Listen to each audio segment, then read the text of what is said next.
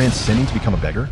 No, I'm a prodigy in alchemy with celestial roots.Zhou Hao, carrying the memories of Earth, finds himself reborn as a beggar in the realm of cultivation, only to discover his innate fire elemental roots and join the esteemed Yuan, Shang Tian sect.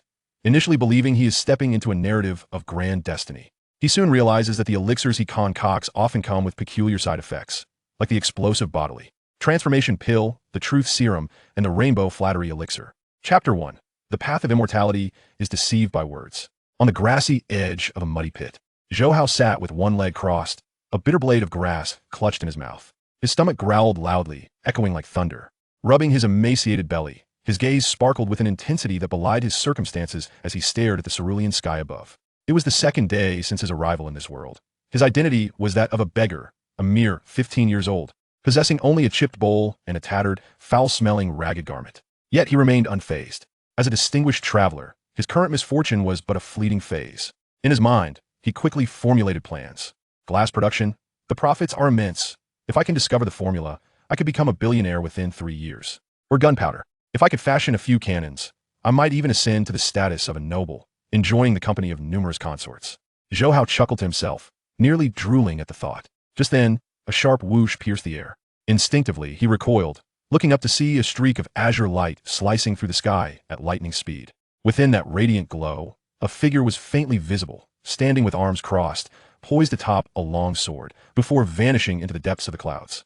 The blade of grass fell from his mouth, and his smile froze, leaving him statue-like, staring blankly at the spot where the light had disappeared.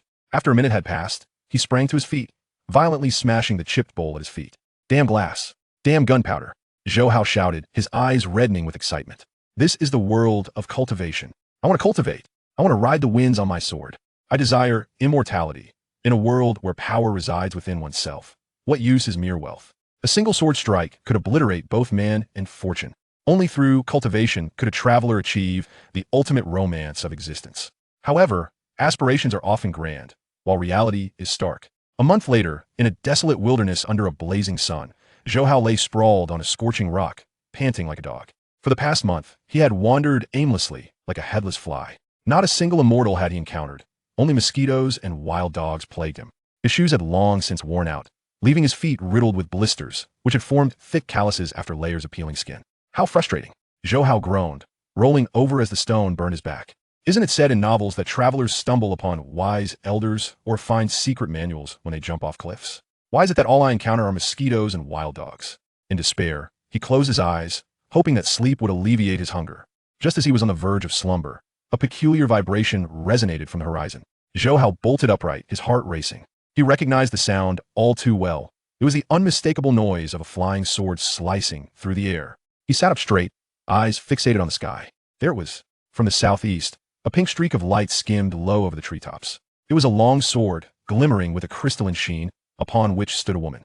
Though her features were obscured, her graceful figure, draped in white, appeared as ethereal as a celestial maiden descending from the heavens. Most notably, she was flying slowly and at a low altitude. This was an opportunity, an unprecedented chance. Zhou Hao's heart raced, pounding as if it would burst from his chest. If he failed to seize this moment, he would remain a beggar for life, ultimately perishing by the roadside, becoming a meal for wild dogs. He had to make her stop. But how? Shouting for help? A lofty celestial being would hardly concern herself with the plight of mere mortals. Calling for mentorship?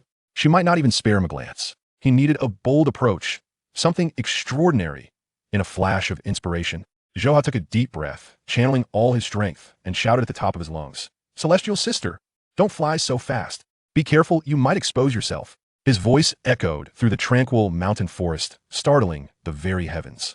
The streak of light abruptly halted in midair. In an instant, the pink glow made a sharp turn, descending rapidly with a fierce gust of wind. Zhou Hao was nearly blown off his feet, landing squarely on the ground, mouth full of dirt. As the dust settled, a gleaming long sword hovered mere inches from his nose, the cold aura emanating from its blade, sending shivers down his spine. Upon it stood the woman, appearing to be in her early 20s, with brows like distant mountains and eyes like autumn waters, breathtakingly beautiful. Yet, at that moment, her enchanting gaze was laced with a dangerous glimmer. Ouch! Before Zhou Hao could fully comprehend, a sharp slap rang out against his forehead. Pain shot through him. He clutched his head, tears streaming down his filthy face, leaving 2 white streaks in the grime. "Do you dare to tease me?" she demanded, looking down at him, her voice melodious yet laced with frost. Are you tired of living? Do you wish to die? As the weight of her words sank in, the sword hummed ominously, poised to pierce his throat at any moment. Fear of death enveloped him, yet Zhou Hao did not plead for mercy. Fortune favors the bold. He lowered his hands, revealing a face that, though dirty, bore a radiant smile. Celestial sister, this is a misunderstanding. Zhou Hao blinked innocently. I had no choice. If I hadn't shouted, would you have stopped to look at me? The woman paused, taken aback by the audacity of this beggar who dared to jest in the face of peril. To draw my attention, you risked your life? She scoffed, pressing the sword's tip slightly closer. Zhou Hao felt a chill at his nose, yet his smile only broadened. Of course I'm afraid, he admitted, but I have faith in the judgment of the crowd. Straightening his back, despite his ragged attire, his tone was unwavering. They say one's appearance reflects the heart. With a celestial being as beautiful as you, surely your heart must be equally kind. A benevolent goddess like you would never hold grudges against us mere mortals, right? Wouldn't you agree? His flattery flowed effortlessly, weaving a tapestry of words that danced gracefully in the air. The woman stood momentarily stunned. Coming from a prestigious lineage, she was accustomed to hearing only the most formal platitudes, such as greetings, celestial maiden, or esteemed Taoist. Please, where have you ever heard such straightforward, unreserved, and down-to-earth compliments? Though fully aware that this young man is merely being glib, why does his flattery resonate so sweetly? The tension on the young woman's exquisite face eased, and the corners of her lips curled into a playful arc. You little beggar, your words are quite sweet. She sheathed her long sword, allowing it to gently descend to the ground, her toes barely grazing the blades of grass, her posture as graceful as a wisp of cloud. Now, speak your mind. After all this effort to lure me down, what do you desire?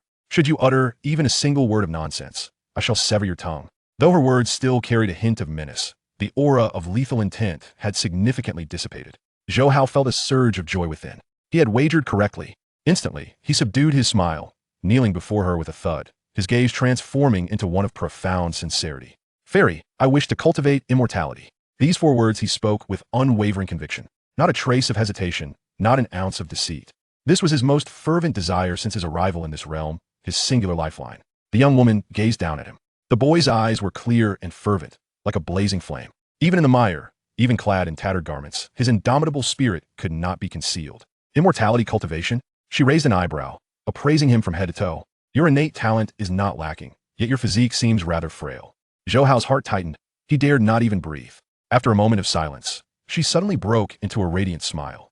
This smile, akin to 100 blossoms in full bloom, left Zhou Hao slightly dizzy. Very well.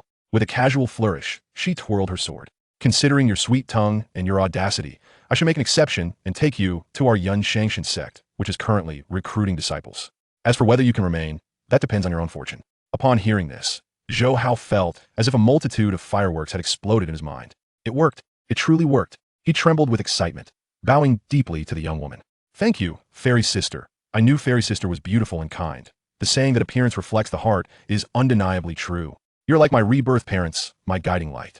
Enough, enough, cease your flattery. Amused, she interrupted his sycophancy.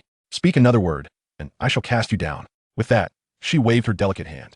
A gentle force enveloped Zhou Hao in an instant. Before he could comprehend what was happening, he was lifted off the ground.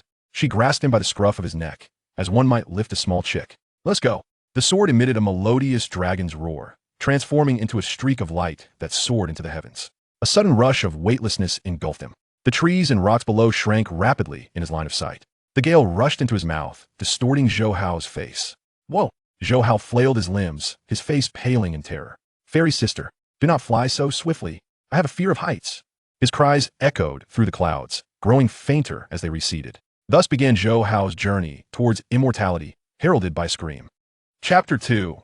Do not underestimate a beggar as a genius. With a muffled thud, dust billowed into the air.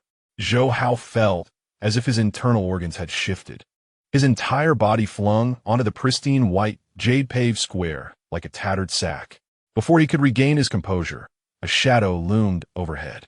It was a man, or more precisely, a towering mountain of flesh resembling an iron tower. The newcomer was bare-chested, his muscles bulging like granite, his bald head gleaming under the sunlight like a freshly peeled marinated egg. Senior sister, you have returned, the bald, burly man said with a foolish grin, not even glancing at Zhou Hao, sprawled on the ground. His voice was so powerful that the stone slabs beneath him trembled.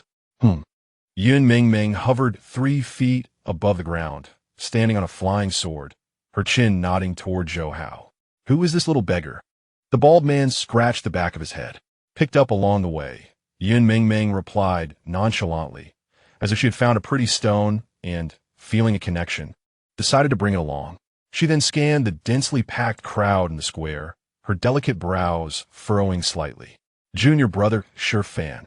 Haven't you begun testing spiritual roots yet?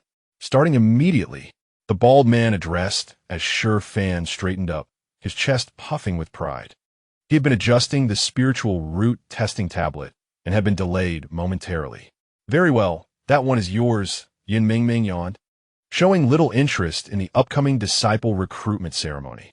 I'm off to catch up on some sleep. Before her words had fully left her lips, a flash of sword light streaked across the air. She was gone, 1,000 meters away in an instant. Only after that white figure vanished into the depths of a sea of clouds did the silent square erupt into a clamorous uproar. Who was that? Such grandeur. Shoo, keep your voice down. That S. Yun Mingming, the #1 prodigy of Yun Shang Tian. What? The legendary witch sword immortal?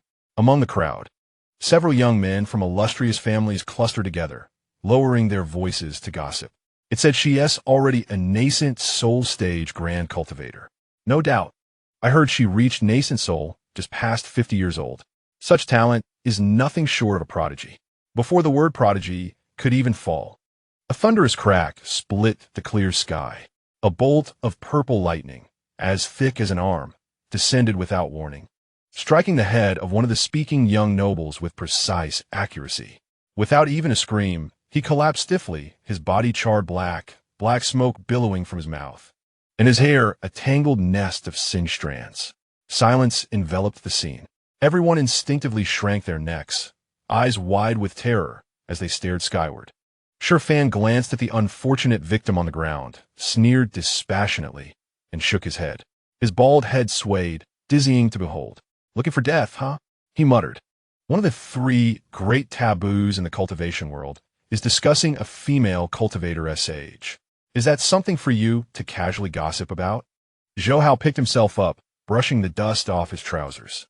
Eyeing the lightning-struck man, he swallowed nervously. Are the people of Yun Shang Tian always this temperamental? Enough gawking. Sure Fan turned his gaze to the crowd, his large eyes like copper bells blazing with authority, his voice booming like a bell. The Yun Shang Tian disciple recruitment ceremony commences now. Those who wish to join must pass 3 trials. He extended a finger as thick as a carrot. The first trial, testing spiritual roots. Those with below mid-grade spiritual roots, mixed or inferior, were to be dismissed immediately. No time was to be wasted on them. Upon hearing this, a murmur rippled through the crowd. In the realm of cultivation, spiritual roots were scarce treasures. Ordinary sects accepted anyone with a spiritual root. Yet here at Yun Shang Tian, only those with mid-grade or higher were considered. Shifan disregarded the crowd as chatter, sneering coldly as he continued. Do not presume that having good spiritual roots guarantees success. Even if you possess the heavenly spiritual root, failing the next 2 trials means you pack up and leave. Begin, line up, and proceed one by one. The queue began to stir. Zhou Hao blended awkwardly among the throng. Around him were mostly well-dressed scions of noble families or dignified wandering heroes. Only he stood out, clad in tattered garments, reeking of filth, his straw sandals exposing his large toes. Where did this beggar come from? A corpulent man ahead covered his nose in disgust, shifting aside. Why does Yun Shang Tian admit anyone? Someone whispered nearby. Shimu Yun Mingming brought him back. So what if she did? The fat man rolled his eyes dismissively, scrutinizing Zhou Hao's shabby appearance. Probably the senior sister took pity and brought him back as a servant. What good can come of testing his spiritual root? Zhou Hao merely scratched his ear, pretending not to hear. Before his transmigration, he was a keyboard warrior. Such petty slights were hardly worth noting. His mind was consumed by thoughts of the heavenly spiritual root. It sounded formidable. If he too possessed it, would he not immediately secure powerful alliances and enjoy a life of luxury? Inferior with spiritual root, eliminated. Mixed spiritual root, eliminated. No spiritual root. Are you here to cause trouble? Begone. Shifan stood before a colossal azure stone tablet, mercilessly pronouncing fates. Most departed with heads bowed in dejection. Occasionally, a few with mid-grade roots merely earned Shifan's faint nod before being led aside to wait. Suddenly, the testing tablet emitted a profound golden radiance, solid as a mountain. Supreme Earth Spiritual Root. Shifan's eyes brightened as he cast a longer glance at a youth clad in brocade robes, jade pendants at his waist, his face brimming with pride. Zhang Fugui pass. The crowd erupted in commotion. This was the prodigy of the Zhang family, their supreme spiritual root confirmed. Before astonishment settled, the testing tablet vibrated again, this time radiating a gentle yet vast blue light, like a surging river shrouded in mist. Supreme Water Spiritual Root. Shifan rubbed his bald head and smiled broadly. Not bad. Several promising talents this year. The figure was a maiden in a blue dress named Shenjing, her expression serene and cold. Even with the supreme root revealed, her face remained impassive as she silently took her place beside Zhang Fugui. The emergence of these two supreme spiritual roots sent the atmosphere soaring. Then it was Zhou Hao's turn. He sniffed, then strode forward with a bold disregard for kinship or sentiment. His beggar-esque attire, juxtaposed against the radiant auras of Zhang Fugui and Shenjing, made him all the more conspicuous. Hurry up, no dawdling. Shifan waved his hand with a hint of impatience, placing it firmly on the stone tablet. Zhou Hao took a deep breath, extending his grimy right hand to press against the frigid surface of the monument. 1 second, 2 seconds. The stone tablet remained utterly unresponsive. A wave of derisive laughter emanated from the crowd below. I told you so. A beggar is just a beggar, sneered the formerly rotund figure, reveling in Zhou Hao's plight. Still dreaming of cultivating immortality? Before he could finish, a thunderous explosion erupted. A terrifying wave of heat surged forth from within the stone tablet. It was not mere light. It was fire. Crimson flames instantly enveloped the entire monument, shooting skyward and transforming into a colossal pillar of fire, piercing the heavens. The surrounding air distorted instantly, and the scorching heat forced those in the front row to retreat hastily, their hair singeing from the intensity. The once clear sky was now awash in a brilliant red, resembling a blazing sunset. Shifan's previous impatience abruptly froze. His eyes widened in disbelief, nearly bulging from their sockets. The firelight illuminated Zhou Hao's grimy face, revealing the astonishment and joy in his eyes with crystalline clarity. The spirit-testing stone trembled violently, emitting a series of strained cracking sounds. Only when Zhou Hao instinctively released his grip did the overwhelming blaze gradually recede, ultimately coalescing into several golden characters, deeply etched into the stone. Fire element, heavenly spiritual root. An oppressive silence enveloped the venue. Even the sound of breathing seemed to vanish. Everyone gazed at the ragged little beggar as though he were a monster. The heavenly spiritual root, a legendary rarity, 1 in 10,000, destined to align with the Tao and become a deity. How could it manifest in a beggar? Shifan swallowed hard, his throat constricting. He strode forward, his hand, as large as a fan, thumped heavily on Zhou Hao's shoulder, nearly toppling him. Well done, lad. Shifan beamed, his smile as radiant as a blooming chrysanthemum. I never imagined such fiery potential resided within your diminutive frame. Remarkable, truly remarkable. Once again, we have a disciple with a heavenly spiritual root. Rubbing his numbed shoulder, Zhou Hao grinned and asked, that tall senior brother, who was the last person with a heavenly spiritual root? Who else could it be? Shifan gestured towards the clouds above, a flicker of reverence in his gaze. It was the eldest senior sister. She possesses a mutated golden spiritual root, also known as the sword spiritual root, an innate talent for a sword immortal. Upon mentioning this, Shifan sighed, his tone tinged with complexity. I entered the sect in the same year as the eldest sister. Now, I am merely at the late stage of golden core, still troubled by the prospect of breaking through to the nascent soul. Meanwhile, she, at 50 years old, has already attained the nascent soul stage. Lowering his gaze to Zhou Hao, his eyes sharpened with intensity. You indeed possess great potential. It is no wonder the eldest sister brought you back. Clearly, she has recognized your innate gifts. At this remark, Zhou Hao straightened his posture instantly. Those who had mocked him moments ago now bowed their heads, too intimidated to meet his gaze. This is the world of cultivation. This is the status bestowed by talent. Zhou Hao's lips curled into a broad smile, preparing to deliver a few words of gratitude, perhaps a phrase about not underestimating the youth due to their poverty. Then, a bucket of cold water was poured over him. However, do not let your arrogance swell too soon. Shang suppressed his smile, crossing his robust arms and casting a cold gaze upon him. Although the celestial root is indeed rare in Shang Tian, we are never lacking in prodigies. There are still 2 more trials ahead. Should you fail to surpass them, even if you possess a celestial root, you shall still be expelled. Shang Tian does not harbor the useless. Zhou Hao's smile froze upon his face. As he beheld the seriousness in Shang's eyes, a chill ran through his heart. More tests?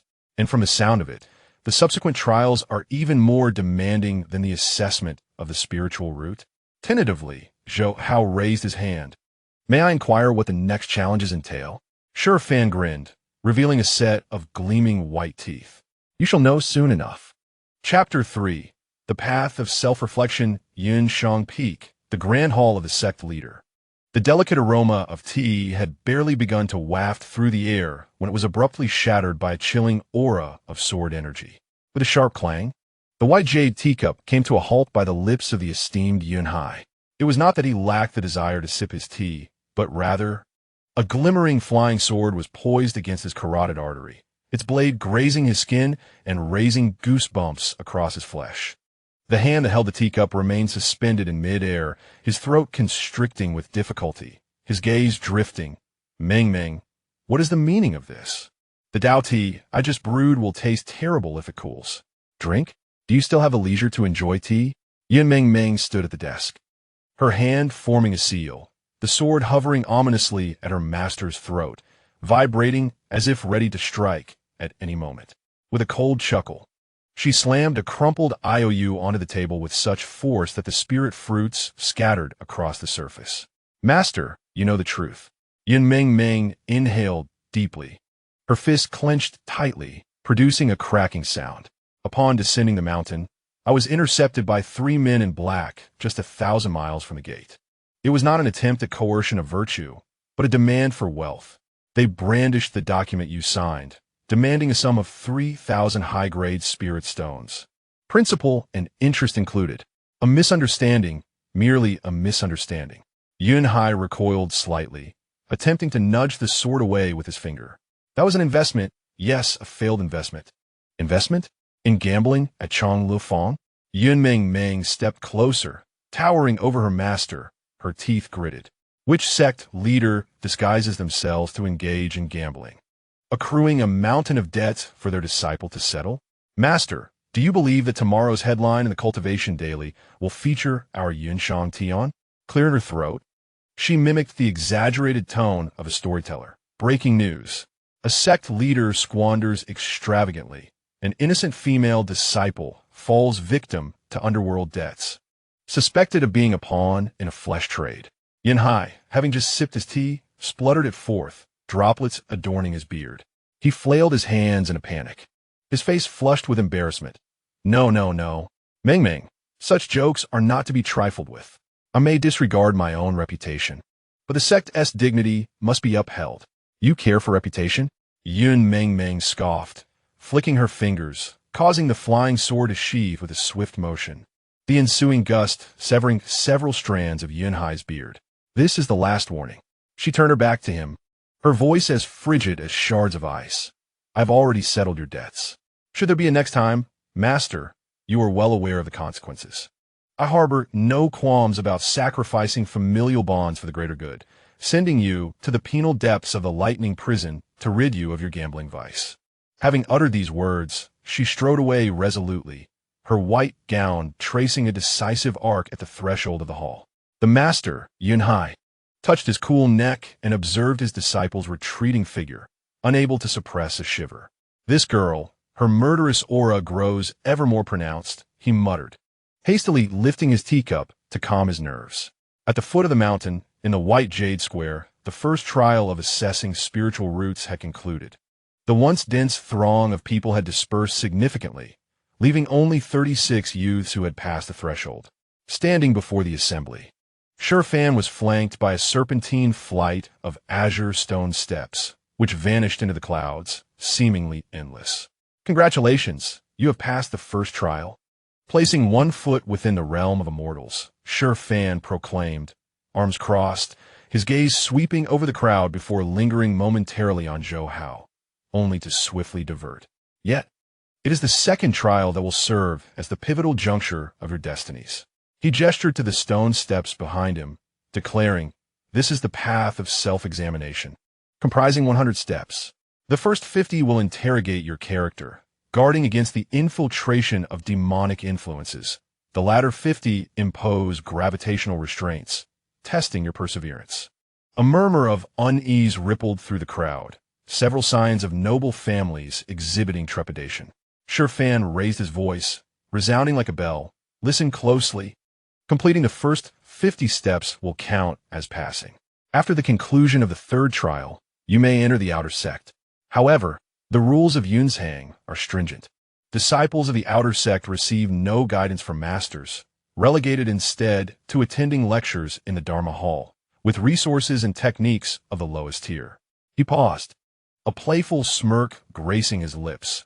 Only those who ascend all 100 steps may directly enter the inner sect.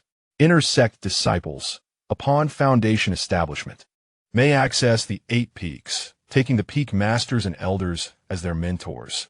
These are the true inheritors of profound teachings.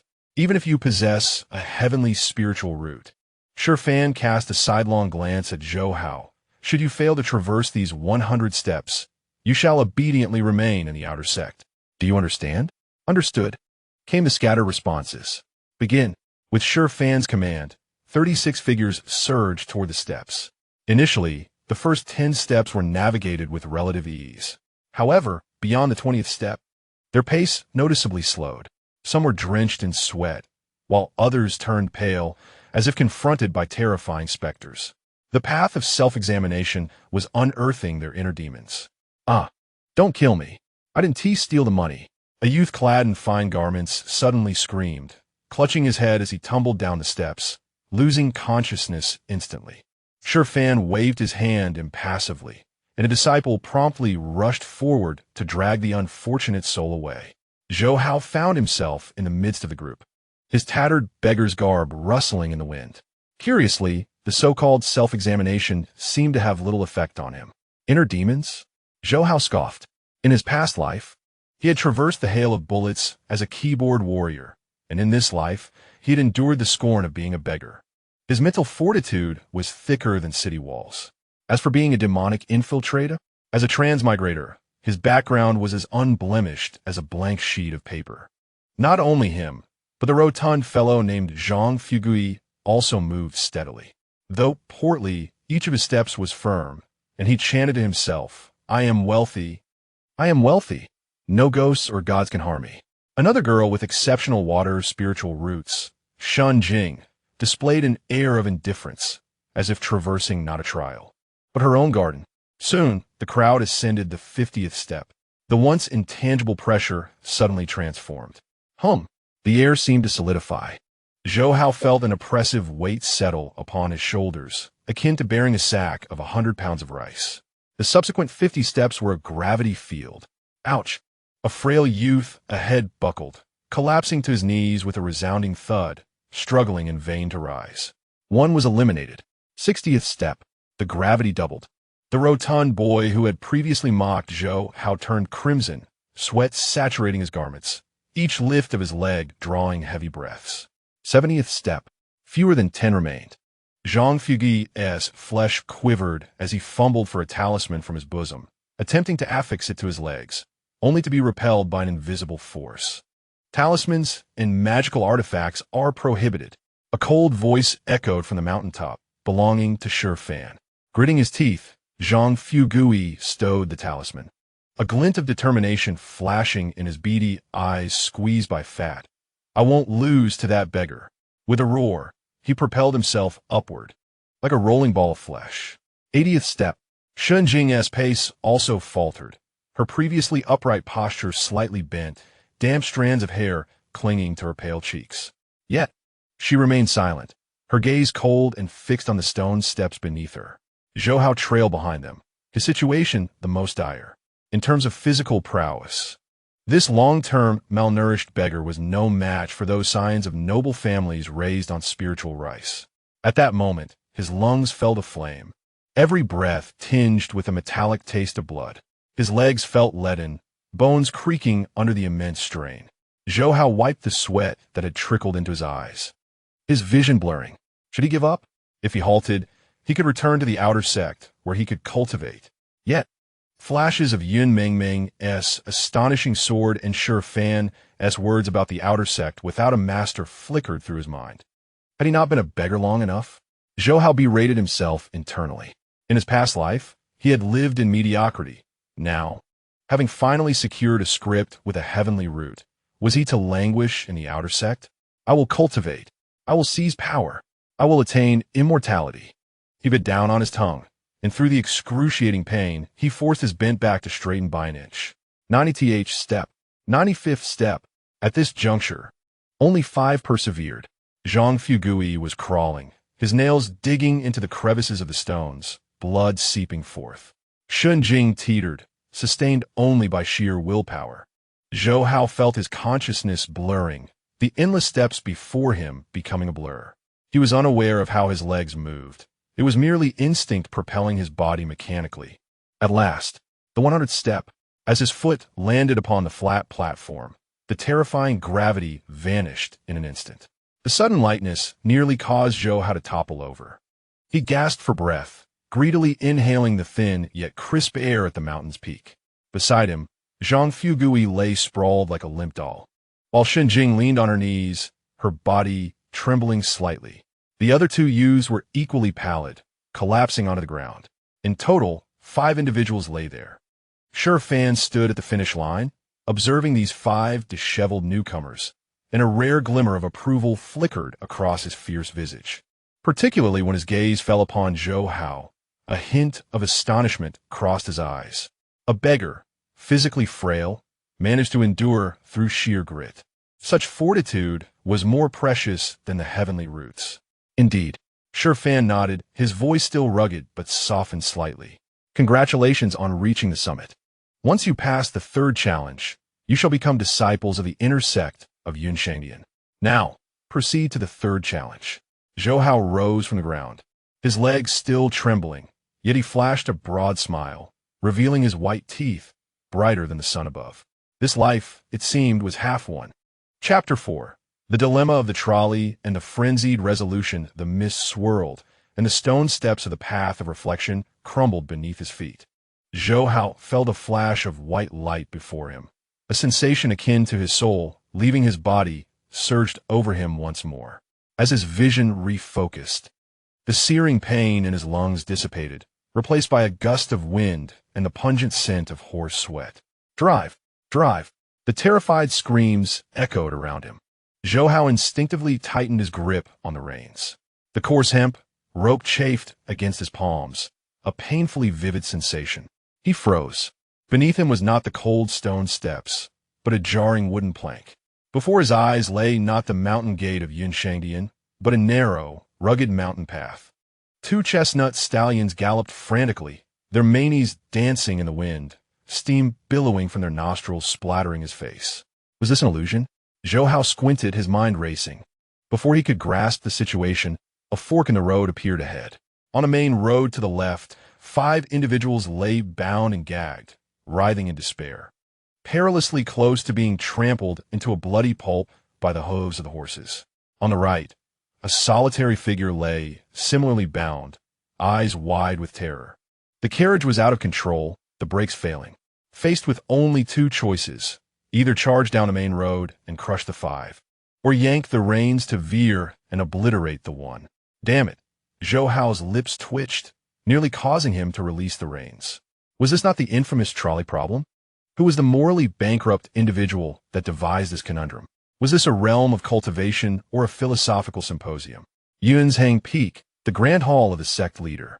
A colossal water mirror floated in the center of the hall, its surface shimmering, reflecting the scenes of the illusion with exquisite clarity. 7 chairs were arranged within the hall, and besides a few elders in secluded meditation, nearly all the prominent figures of Shang Tian were present. This challenge was named the choice. Seated in the principal position, the sect leader, Master Yun Hai, deftly twirled 2 smooth jade walnuts in his hands, gazing at the water mirror with a smile. The path of cultivation is long and fraught with countless dilemmas. To save one or to save the many. To preserve oneself or to sacrifice others. In truth, one could navigate this challenge regardless of the path chosen. He paused, his gaze sweeping over the assembled peak masters. What we are to observe is the immediate response of these little fellows, whether they are indecisive or resolute. As the words fell, the scene within the water mirror shifted. The first to appear was the chubby lad named Zhang Fugui. In the illusion, he was drenched in sweat, the flesh on his face trembling violently with the jolts of the carriage. He clutched the reins tightly, his eyes darting between 5 individuals on the left and 1 on the right. "Please, don't block the way. Move aside. Quickly move aside," Zhang Fugui cried out with a quivering voice, tugging the reins first to the left, then to the right. The horses were thrown into confusion, their whinnies becoming increasingly piercing. Until the very last moment, as the hooves were about to descend, he still could not make a decision. Instinctively closing his eyes and letting out a wail akin to that of a slaughtered pig. Bang! Blood and flesh flew. Inside the grand hall, several peak masters simultaneously shook their heads. Such a poor temperament. The master of the execution peak, Yun Xing, scoffed coldly, his expression as rigid as a corpse. In moments of crisis, he was flustered and indecisive. Were he to enter the execution peak, he would struggle to even wield a knife. Individuals like him ought to be cast into a heap of corpses for years of refinement. The scene shifted once more. This time it was Shun Jing, blessed with an exceptional water spirit root. The young girl, clad in a blue dress, maintained a posture as upright as a pine tree, even amidst the jostling carriage. Faced with the fork in the road and the hostages bound to the ground, her cold, clear gaze betrayed not a hint of wavering. Closer now, 100 meters, 50 meters, 10 meters. Shun Jing held the reins steadily, neither pulling to the right nor attempting to rein in the horses. She resembled an emotionless ice sculpture, allowing the carriage to surge down the main path. Splatter.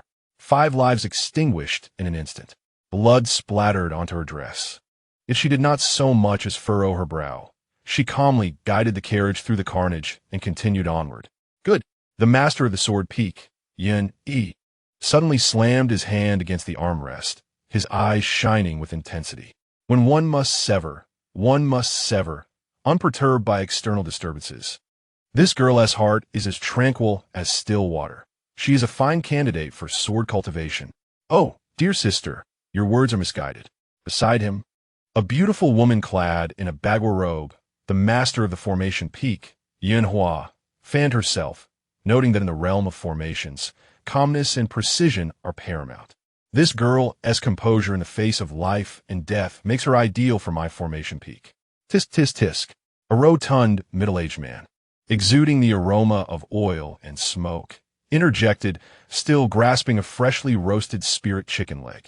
He was the master of the culinary peak, Yun Wei. You brutes truly lack excitement. Taking a bite of the chicken leg, Yun Wei mumbled, "This little girl, so cold-blooded, how will she ever find a husband? It would be better for her to come on my culinary peak, learn to cook, and become a spirit chef. Now, that would be a serious pursuit." Clang! A sharp gust of sword energy instantaneously severed half of Yun Wei's chicken leg. "Fat fool, be gone!" Yun Yi's brows furrowed in anger, her hand resting on the hilt of her sword, exuding an aura of murderous intent. "Speak another word, and I shall slice your tongue to accompany your drink." Yun Wei Jinren gazed at the remaining bones in his hand, wearing an expression of grievance. "Fourth senior sister, your temper is rather explosive." Just as the esteemed Yun Hai Jinren was about to interject and mediate, Yun Yi Jinren abruptly turned, his gaze sharper than a blade. "If it weren't for your tearful lamentations about having no disciples, that girl Ming Ming would have joined my sword peak. Had she studied under me, She would have long been renowned across the 9 provinces, instead of spending her days cleaning up after you. Yunhai Jinren recoiled slightly, awkwardly clearing his throat and raising his teacup to obscure his face. It was truly a situation he dared not provoke. Look, it's that lad with the heavenly spirit root. Suddenly, Yungsu Jinren, the leader of the Tiangong Peak, pointed at the water mirror. Instantly, everyone's attention was drawn to the scene unfolding within. In the image, Zhou Hao sat atop a runaway carriage. Unlike Zhang Fugui, who was in a state of panic, or Shun Jing, who remained cold and unfeeling, this young man was cursing vehemently. I choose your grandpa. Zhou Hao stood on the swaying yoke, hurling insults at the heavens. Testing my humanity with lives? Is the examiner out of their mind? As a traveler who had undergone 9 years of compulsory education, he loathed such black and white moral dilemmas. Choose the left and 5 die. Choose the right and 1 dies. Is this a choice or a death sentence? Regardless of the option, a thorn would remain embedded in his heart. For this illusion sought to plant the seeds of inner demons as his path began. I refused to choose. A fierce glint flashed in Zhou Hao's eyes. With the carriage less than 30 meters from the fork in the road, he did not grasp the reins. Instead, he suddenly released them and leaped from his seat. Lie down, Zhou Hao bellowed, channeling all his strength, twisting his body midair like a top bow, and brought his right leg down with the force of a battle axe. The target was not a person, but the horse. His kick landed squarely on the left horse's hind knee. A resounding crack echoed as the horse let out a pained whinny, its forelegs buckling under the immense inertia, sending its massive frame crashing into the right horse. The 2 horses became entangled in a chaotic tumble. The runaway carriage, now devoid of its lead, violently overturned due to the force of inertia. Boom! Wood splintered and dust billowed. The carriage rolled and skidded for several meters, carving a deep trench into the ground. Ultimately, it came to a halt just 3 feet away from the 5 bound individuals, having collided with no one, except Zhou Hao himself.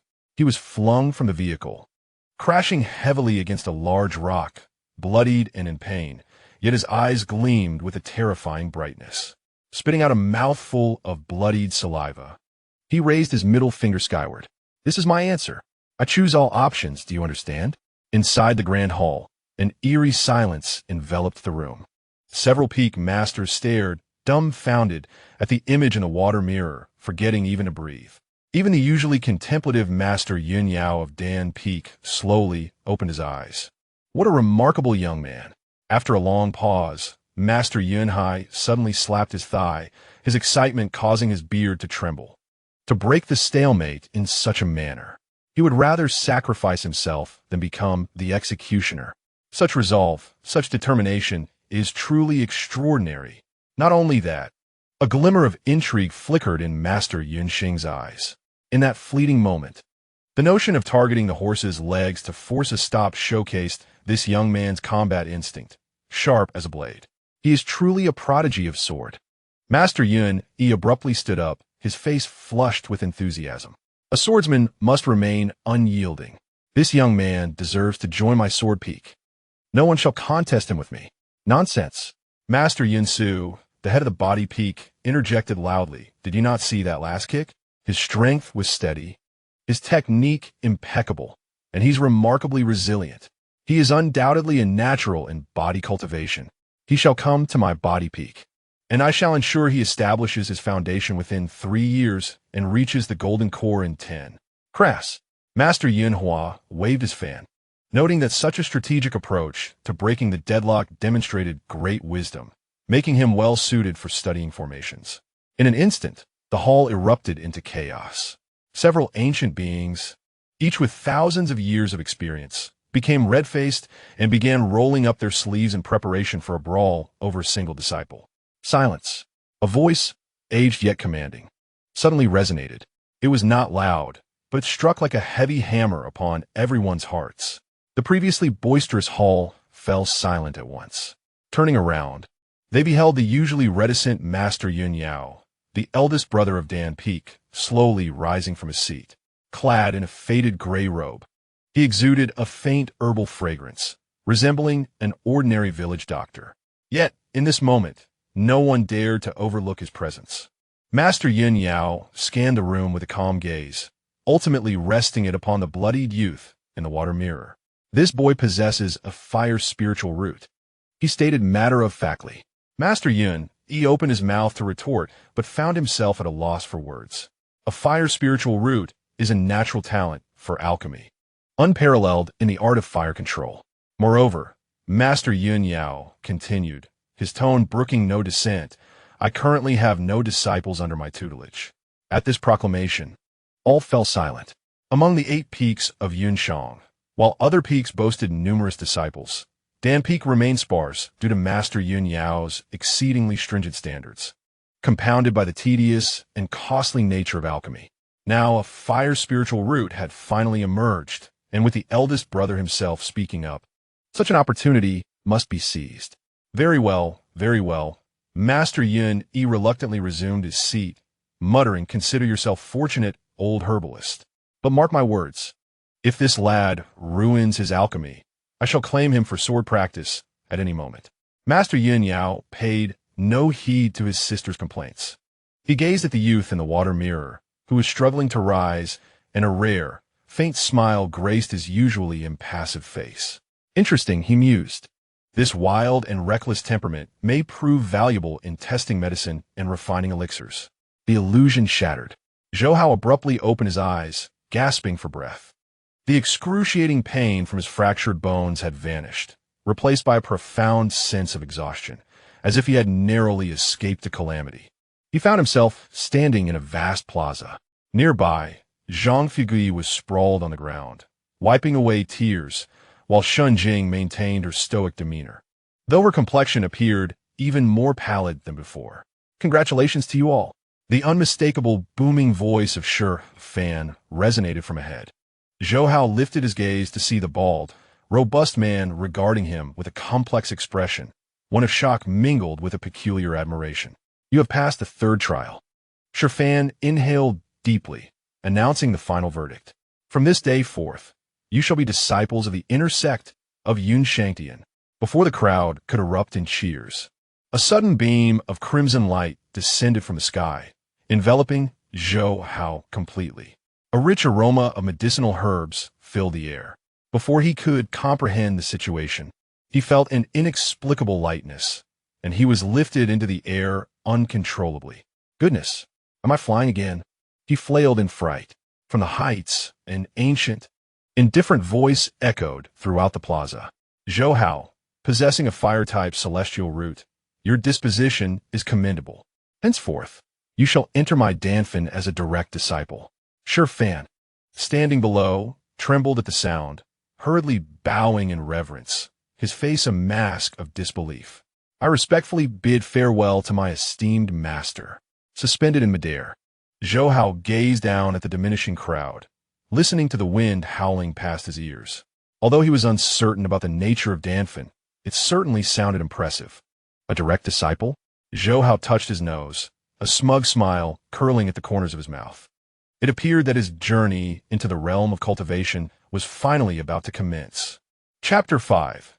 The dawn of the celestial path as the crimson light dissipated and the fragrance of herbs enveloped him. Zhou Hao's feet barely touched the ground before he was gently ushered into the grand hall. The interior was astonishingly sparse. With only a few rows of towering herb racks and a massive bronze alchemy furnace at its center, flames still flickering within, radiating intense heat. Yin Yao Jinren sat cross-legged on a mat, his eyelids unblinking. With a casual wave of his hand, 2 volumes flew toward Zhou Hao, propelled by the wind. Instinctively, he reached out and grasped them. They felt heavy in his hands. The covers bore the titles Yunshinian Qi Cultivation Method, an encyclopedia of the cultivation world. From today onwards, you are my disciple. Yin Yao Jinren's voice was dry and monotonous, as if scorched by the furnace. One book is for cultivation, the other for general knowledge. Study them thoroughly, and tomorrow at the hour of the hare, I shall formally instruct you in your practice. Is that it? No tea for the master-disciple ceremony? No welcome gifts? Not even a storage bag? Zhou Hao was about to voice his desire for some favors, but Yin Yao Jinren had already waved his sleeve dismissively. You may leave now. A young man clad in a blue daorist robe entered the hall, his features refined. Bowing respectfully to Yun Yao Jinren before turning to Zhou Hao with a smile. Junior brother Zhou, please follow me. As they exited the grand hall, the oppressive heat lifted from the air. The two descended along a winding mountain path, surrounded by swirling mists and the calls of ethereal cranes. Zhou Hao tucked two books under his arm and approached the young man, casually inquiring, "What do you go by, senior brother?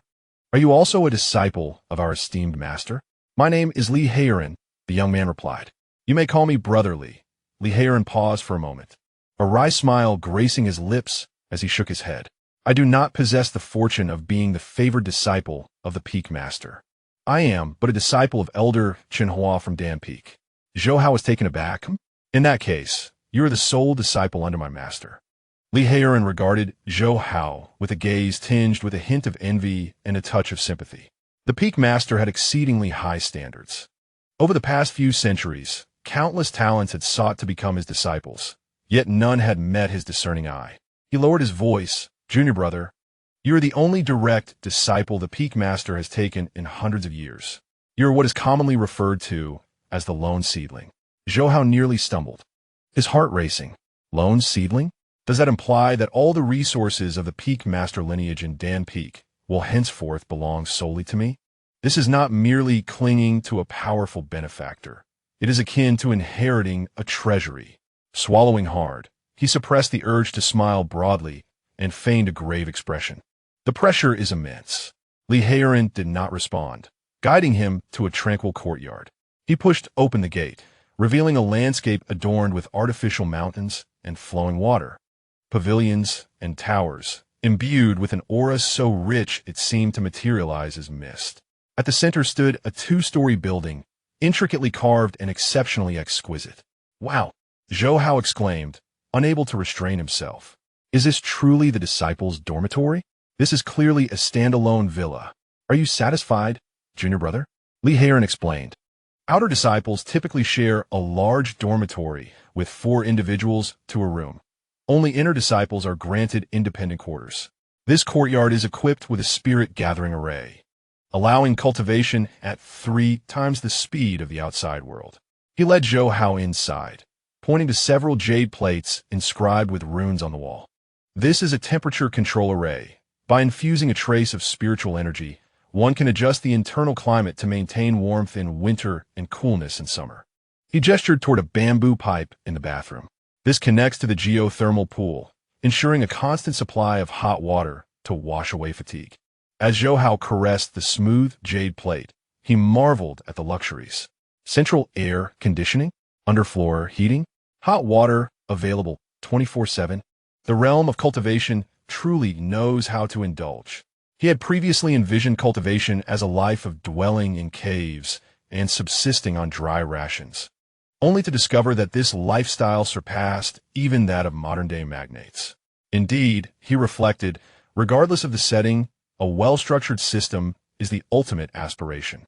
"All right, I shall not intrude further, junior brother," Li Heiren said, producing a token from his sleeve and placing it on the table. "The attire and supplies for inner disciples will be delivered shortly. Please take this time to freshen up and rest." Once Li Heiren had departed, Zhou Hao eagerly dashed into the bathroom.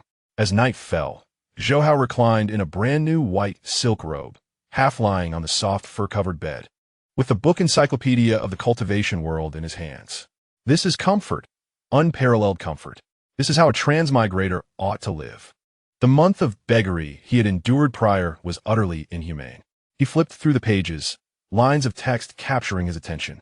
Cultivation realms, chi refinement, foundation establishment, golden core, nascent soul, divine transformation, integration, ascension through tribulation to immortality.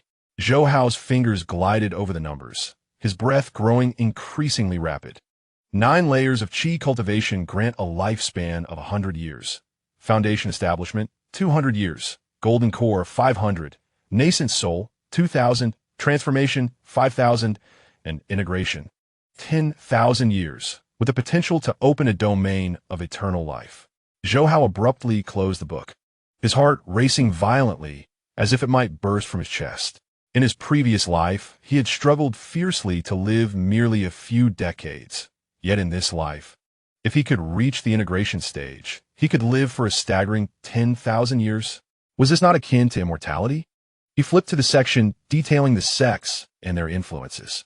Shang Tian is ranked among the 5 great immortal sects, alongside Jinzhou's Wenjian sect, the Zimo's Zhaolian temple, King Zhu's Fixian View, and Lanzhou's Heron Academy.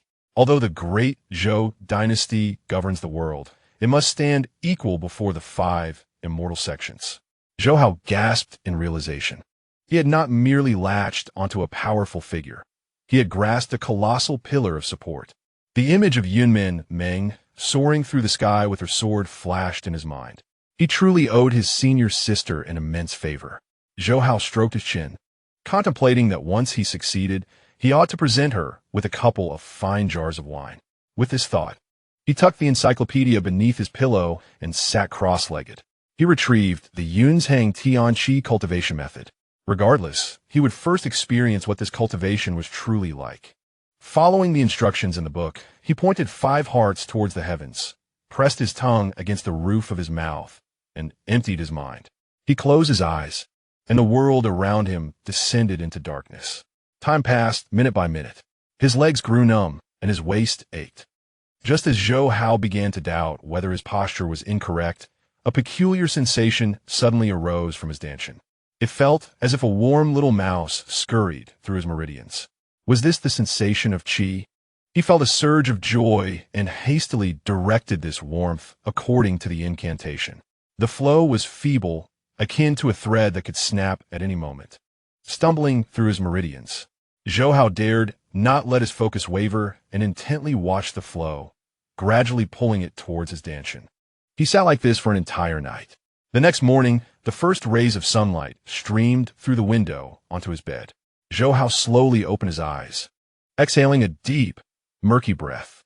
That faint stream of qi had finally settled in his dantian. Though as thin as a hair, it made him feel invigorated, his senses sharp, dispelling even the fatigue from his late-night endeavor. However, Zhou Hao frowned, regarding his hands with disdain. Was this progress not exceedingly slow? He leaped from the bed, stretching his stiff neck. After an entire night, he had barely managed to guide the qi into his body. Were not the prodigies in novels able to have spiritual energy pour into them upon sitting, achieving a layer of qi cultivation in half an hour? He possessed a heavenly spirit root. Why did it feel as if he were constipated? Zhou Hao sighed, a sense of insecurity gnawing at him. Could it be that he was a false heavenly spirit root? If his master discovered this, would he deem him too inept and cast him out of the sect? Burdened with self-doubt, Zhou Hao pushed open the door. Since he could not rely on innate talent, he would have to depend on his thick skin. Today, he still needed to meet his master, hoping to endure less scolding than usual. Chapter 6, I Am a Genius, as the clock struck the hour of the rabbit. The morning mist lingered in the air. The grand doors of the Danfin Hall stood wide open. A wave of heat mixed with a charred aroma rushed forth. Zhou Hao, with dark circles under his eyes, hesitated as he crossed the threshold. His heart raced with anxiety. After a restless night, he had barely grasped the faintest sensation of energy, a far cry from the seamless flow of qi described in the texts, leaving him feeling utterly inadequate. Such talent, he feared, would surely lead to his dismissal. In the center of the hall, Master Yun Yao was lost in thought, staring at the enormous bronze furnace, a withered spiritual herb clenched between his fingers. His brow furrowed deeply enough to crush a fly. Master, Zhou Hao greeted dutifully, his voice somewhat feeble. Without lifting his eyelids, Yun Yao flicked his fingers, reducing the herb to ashes. Have you read the book? Yes. Have you practiced? Yes. Zhou Hao kept his gaze fixed on his toes, acknowledging his own dullness. After an entire night of effort, he had only just managed to draw the qi into his body. Suddenly, the motion of Yun Yao's hand ceased. The hall fell silent, save for the crackling of the fire in the furnace. 3 seconds later, a gust of wind swept through, and Zhou Hao felt a tight grip on his wrist. Unbeknownst to him, Yun Yao had appeared before him, his bony hand clutching Zhou Hao's pulse point. A wave of warm yet forceful spiritual energy surged through his meridians. coursing throughout his body in an instant. Zhou Hao shuddered in pain, about to cry out when he noticed the peculiar twitching of his master's otherwise stoic face. "You said just now." Yin Yao released his grip, scrutinizing Zhou Hao as if he were a rare and exotic beast. "You spent an entire night?" Zhou Hao's heart sank. It was true. He was indeed too slow. He swallowed hard, forcing a smile that was more grotesque than a frown. "Master, please do not be angry. I understand this pace is embarrassing for one with a heavenly root, but I shall certainly strive to improve. Even a foolish bird must take flight early." "Nonsense." A thunderous roar reverberated through the hall, causing dust to rain down from the ceiling. Yin Yao's eyes widened, his beard bristling with indignation. "Who told you it was slow? Who told you it was shameful?" Zhou Hao stood there, bewildered, as specks of saliva sprayed his face. "Huh? Wasn't it said that geniuses comprehend instantly? I've read that in novels. Stop reading those worthless tales." Yin Yao paced back and forth in the hall, his steps quick and agitated. To draw qi into the body is the first monumental hurdle for mortals transitioning into cultivators. It requires attuning to the spiritual energy of heaven and earth, clearing the blockages in the meridians, and taming the wild energy to be stored within the Danshan. Suddenly, he halted, pointing toward the main peak. "Do you know how long your extraordinary senior sister, Yun Ming Ming, with her mutated sword spirit root, took to draw qi into her body?" Zhou Hao instinctively shook his head. 2 days. Yun Yao held up 2 fingers, shaking them in front of Zhou Hao's eyes. "Exactly 2 days. At that time, the sect leader, your second master uncle, was so overjoyed he nearly unearthed our ancestors' graves to celebrate, proclaiming to the world that a prodigious talent had emerged. He pointed to himself. In my time, with a top-tier spiritual root, it took me 7 days." Zhou Hao blinked, processing the information. After a brief moment of mental paralysis, a thought surged forth with fervor. "Does this mean I am not a failure? Am I, in fact, a being even more extraordinary than a prodigy?" Zhou Hao, who was originally hunched over, suddenly straightened his back, and the shame on his face vanished, replaced by a suppressed yet unmistakable air of smugness. He tentatively inquired about his progress as a disciple, wondering if it was truly not slow. "Not slow at all," replied Master Yun Yao, taking a deep breath to suppress the tumultuous waves of emotion within him. He regarded the young apprentice, who had only begun his training a day prior, with a complex gaze. With a fire attribute spiritual root, he had managed to draw in spiritual energy overnight. This was not merely acquiring a disciple. It was akin to discovering a living treasure. If that madwoman from Sword Peak were to learn of this, she would likely storm over to Dan Peak, sword in hand, to seize him. Clearing his throat, Master Yin Yao resumed his enigmatic demeanor, declaring that since Zhou Hao had already drawn in spiritual energy, there was no time to waste. "From today onward, I shall personally guide your cultivation." Zhou Hao's eyes brightened. Learn alchemy? He had read that alchemists were among the wealthiest, able to sell a single pill for exorbitant prices. This was the secret to riches for a transmigrator. Alchemy? Master Yin Yao scoffed, sizing him up. With a meager amount of spiritual energy within you, you couldn't even produce a spark, let alone concoct a pill. You wouldn't even be able to lift the lid of the furnace. He approached the bronze cauldron and casually patted its scorching wall. In the art of alchemy, controlling fire is paramount. Fire is born from the heart, and spiritual energy serves as fuel. Without substantial spiritual power, you won't even pass the purification stage of the medicinal liquid. Turning to Zhou Hao, he held up 4 fingers. You must reach the 4th level of qi refinement. Only when you can externalize your spiritual energy to manipulate fire will I teach you alchemy. Zhou Hao gazed at the 4 fingers, calculating in his mind. If I advance 1 level each night, then 4 levels would take only 4 days. This is a solid plan. All right. Zhou Hao responded decisively. "Master, shall we begin now?" Master Yin Yao nodded, tossing over a cushion. "Sit down." Zhou Hao settled into a cross-legged position, activating his mental techniques and circulating his energy. Master Yun Yao's voice grew low and serious. "Place your hand on my back, focus your mind, and follow my spiritual energy. Remember this path. A single misstep could lead to disaster." A gentle and rich spiritual energy slowly flowed into Zhou Hao's body. Unlike the previous tentative attempts, this time, the energy acted like a patient guide, leading the faint current within Zhou Hao's Danshan to circulate smoothly through his meridians. Zhou Hao dared not be careless.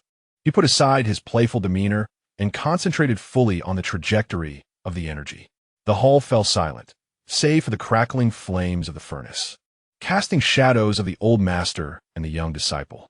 Watching Zhou Hao, who was immersed in his cultivation, a subtle smile curved at the corners of Master Yun Yao's lips.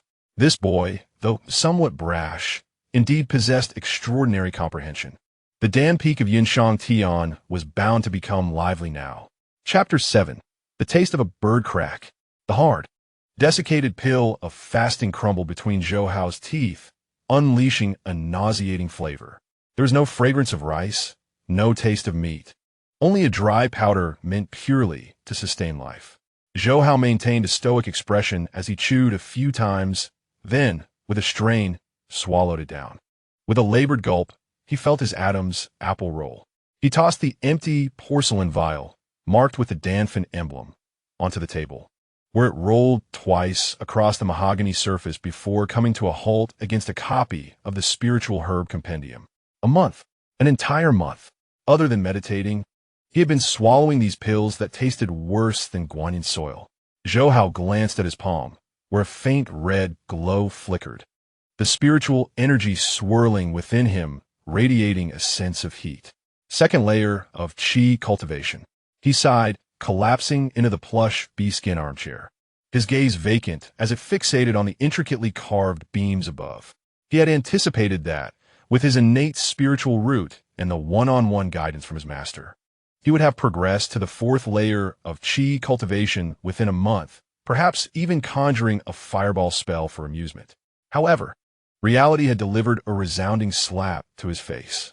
As he advanced, the demand for widening his meridians grew increasingly daunting.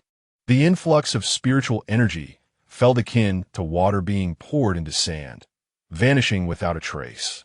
Although the Danfin sect was promising, his days resembled those of an ascetic monk. The entire Danfin comprised merely 20 individuals, including elders and disciples. Their daily activities revolved around alchemy or furnace explosions, relying solely on fasting pills for sustenance. With not even a communal dining hall to speak of. No, this wouldn't do. Zhou Hao suddenly straightened, the insatiable hunger within him overpowering his aspirations for asceticism. If he continued consuming these wretched pills, he'd soon be left with a parched mouth. He snatched the disciple's robe hanging on the rack and haphazardly donned it before pushing the door open. Elder Chun Hua's side hall lay halfway up the mountain. As Zhou Hao navigated the familiar courtyard, he spotted Li Heiren fretting over a cauldron of failed elixirs, fanning himself with a palm leaf, his face streaked with soot and ash. "Senior brother." Zhou Hao's exclamation startled Li Heiren, causing him to nearly drop his fan into the furnace.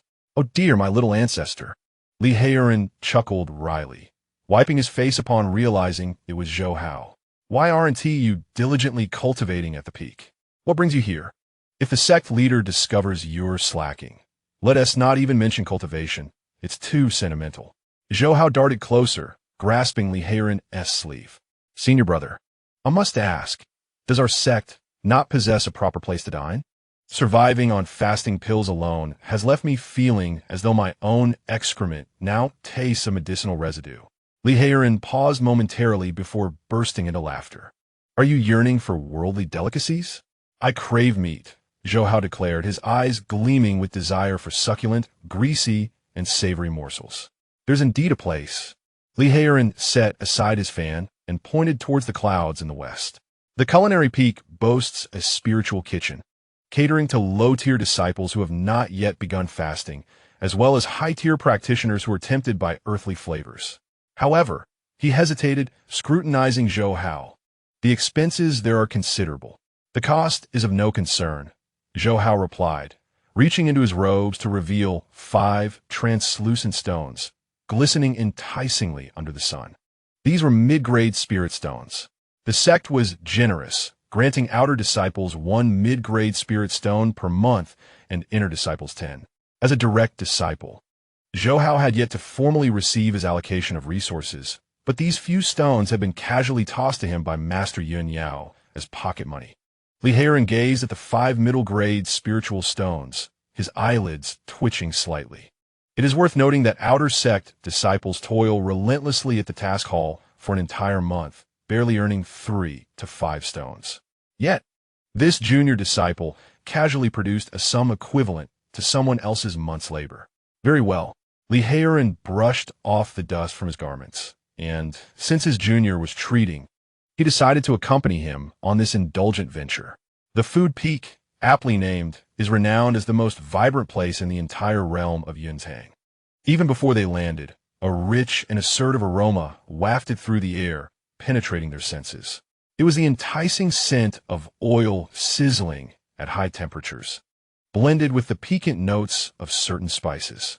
Zhou Hao inhaled deeply, feeling his very soul tremble with delight. This is truly the essence of life. The two descended from the clouds, alighting at a grand pavilion nestled halfway up the mountain. A sign adorned with the characters for 5 Viscera Temple was inscribed in a flowing script, its glossy appearance igniting an insatiable appetite. At this mealtime, the main hall buzzed with the sounds of lively chatter. The young waiters weaved gracefully between tables, their movements so deft that the bowls and cups on their trays remained perfectly still. "Welcome, esteemed guests. Please come inside," a familiar voice beckoned. Zhou Hao instinctively turned, momentarily frozen in place. Approaching them was a waiter clad in a simple gray outfit, with a grease-stained apron tied around his waist and a white towel draped over his shoulder. His once round and prosperous face had slimmed down considerably. Though he still bore some weight, the flabbiness had transformed into a more solid form. Most notably, the air of arrogance he once possessed had vanished.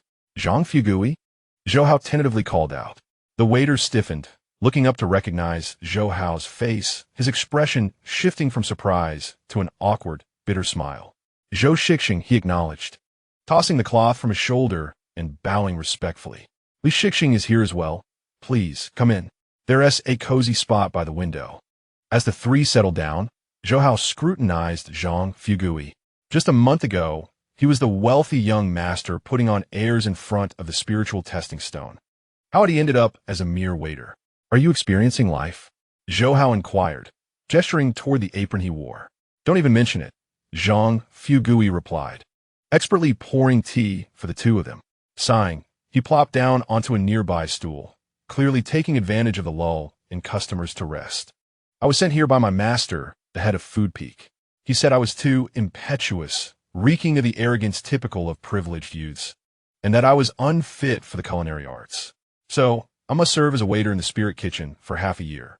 Only when I have shed my pride will I be allowed to wield a chef's knife again." At this point, he glanced at Zhou Hao, his gaze filled with complexity. "To be honest, Zhou Shixing, I once looked down on you as a beggar outside the mountain gates.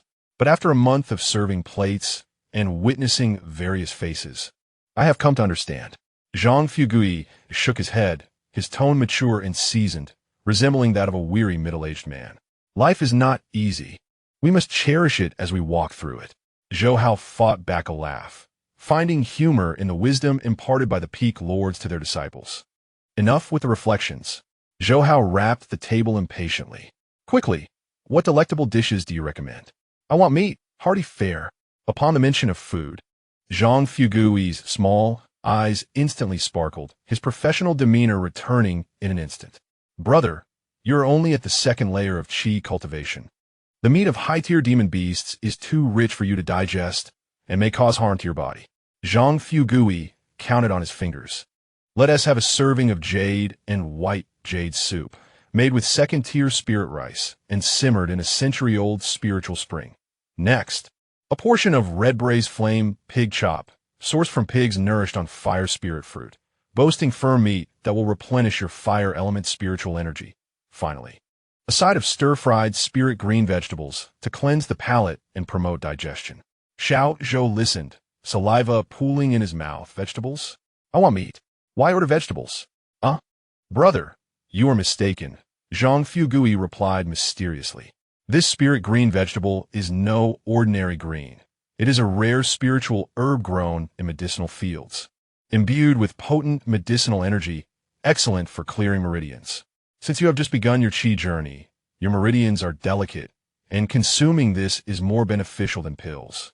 Professional, Xiao Zhou remarked, giving a thumbs up. I'll take 2 servings of everything. Count Li's portion as mine. All right, Zhang Fugui shouted enthusiastically, turning to the kitchen, table 3.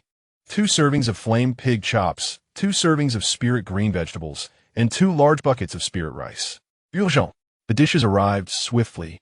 The vibrant red ribs were piled like a small mountain, sizzling and glistening with rich sauce.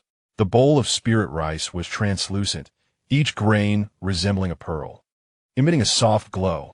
Xiao Zhou, disregarding decorum, grabbed a rib and stuffed it into his mouth. The crunchy exterior yielded to the heat of the succulent meat, releasing a burst of juices. Xiao Zhou's eyes widened in surprise. Delicious. Not only was the flavor exquisite, but a warm current flowed down his throat into his stomach, transforming into pure spiritual energy that spread throughout his body. The previously sluggish meridians showed signs of loosening under this wave of warmth. Aromatic, Li Heiren remarked, his mouth greasy as he gnawed on a rib, mumbling, "This is far superior to the energy-nurturing pill. This is truly living." Xiao Zhou devoured a large bucket of spirit rice in the blink of an eye, feeling a surge of warmth as his pores opened, expelling a month's worth of pent-up energy through sweat. Refreshing. He discarded the last rib bone onto the table and let out a hearty belch. He produced a mid-grade spirit stone and placed it on the table. Time to settle the bill. Zhang Fugui smiled as he collected the spirit stone. A fair price. This meal is just 1 mid-grade spirit stone. Brother, how generous. 1 mid-grade spirit stone for a meal. This will buy half a street in the mundane world. Yet here in the realm of cultivation, it is merely a slightly upscale meal. Xiao Zhou picked at his teeth, gazing out at the drifting clouds, feeling a sense of fulfillment in life. Brother, he turned to Li Heiren, his gaze resolute. Starting tomorrow, I will intensify my training. Li Heiren was taken aback, wondering what had caused this sudden change. Xiao Zhou pointed at the empty plates on the table. To ensure I can savor this red braised pork chop at every meal in the future, I must establish my foundation sooner. Once I do, I can undertake higher-level tasks, earn more spirit stones, and enjoy better meat. This reasoning, simple yet profound, was filled with motivation. Li Heiren, observing his earnest demeanor, couldn't help but chuckle. All right, as long as you're not afraid of hardship, I'll accompany you in your training. Chapter 8. The so-called genius sated in content. Zhou Hao squinted his eyes. The essence of the braised fiery pork chop churned in his stomach, radiating warmth akin to a cozy furnace. Senior brother, Zhou Hao said, using his fingernail to pick at his teeth, glancing at Li Heiren, who was unceremoniously rubbing his belly. That meal was delightful. By the way, where does the senior sister reside? I wish to express my gratitude and, establish a deeper connection. After all, she was the benefactor who introduced him to this path and the most significant ally he could rely on. It would be remiss not to pay her a visit. Li Heiren paused, looking at him as if he were a fool. You want to find the senior sister? He pointed towards the roiling sea of clouds above. Save your breath.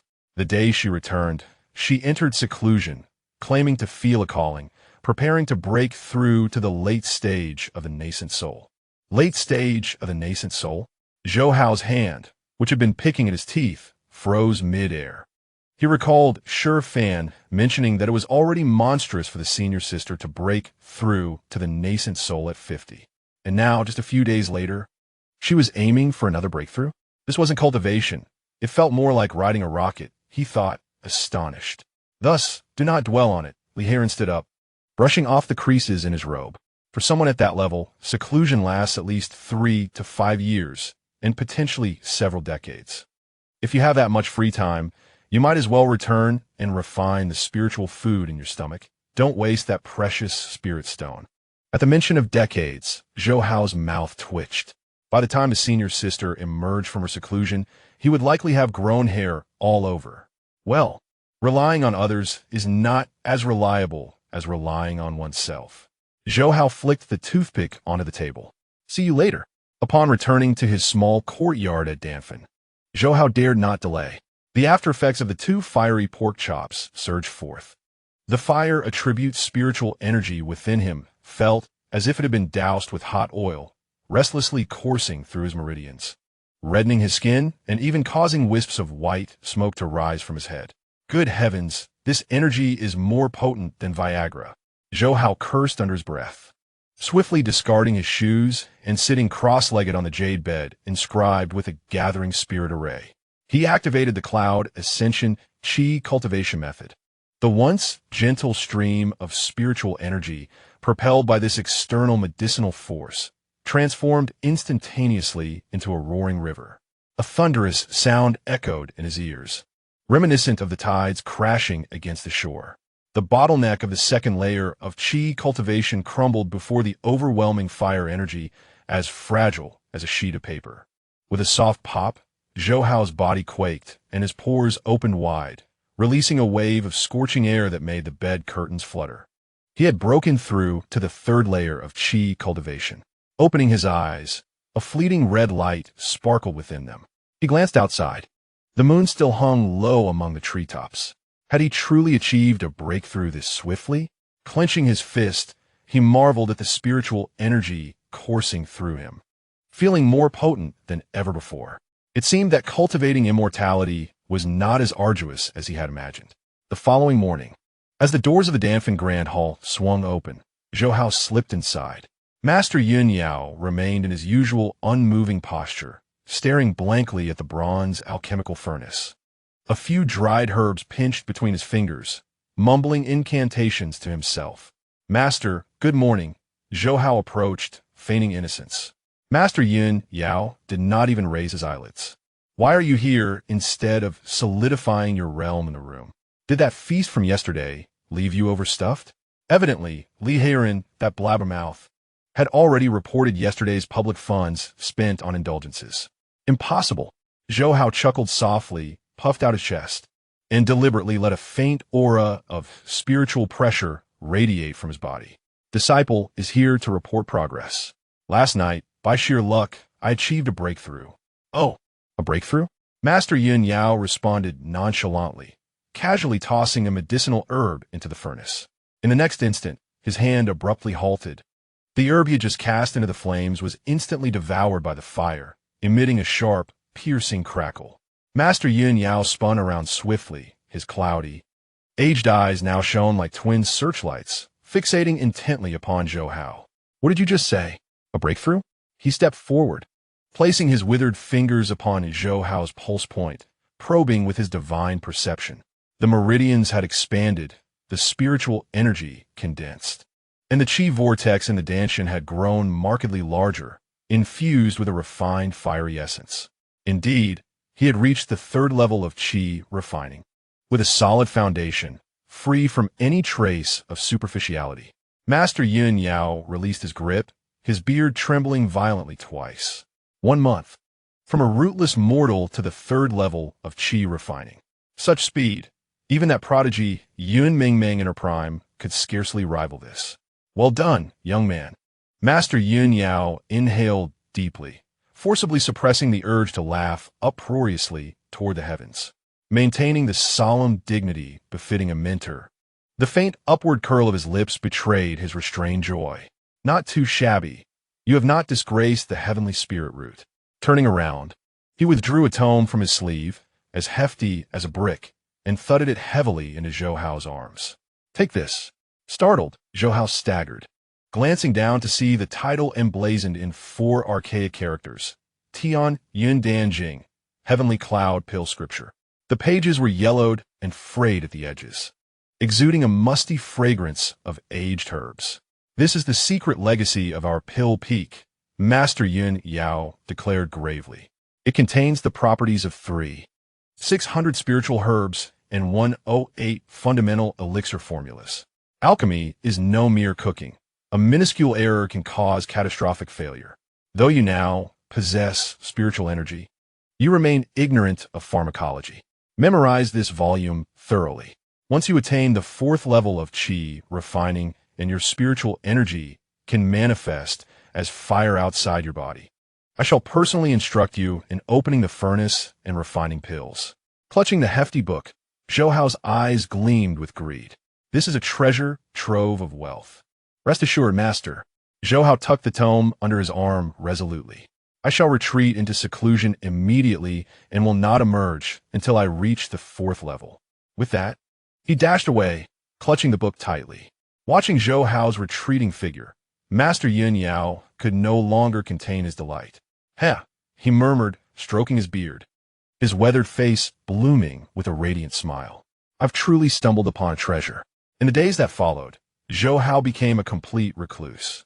The Tian Yundan Jing was abstruse and challenging, yet to Zhou Hao, every character shimmered like a dancing coin. Purple monkey flower, cold in nature, grows on shadowed cliffs. 7 leaves form a cycle of 60 years, capable of dispelling fire poison.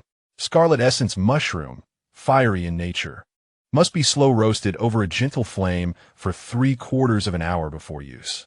As he diligently absorbed the rigid knowledge of spiritual herbs, Zhou Hao relentlessly cultivated his techniques.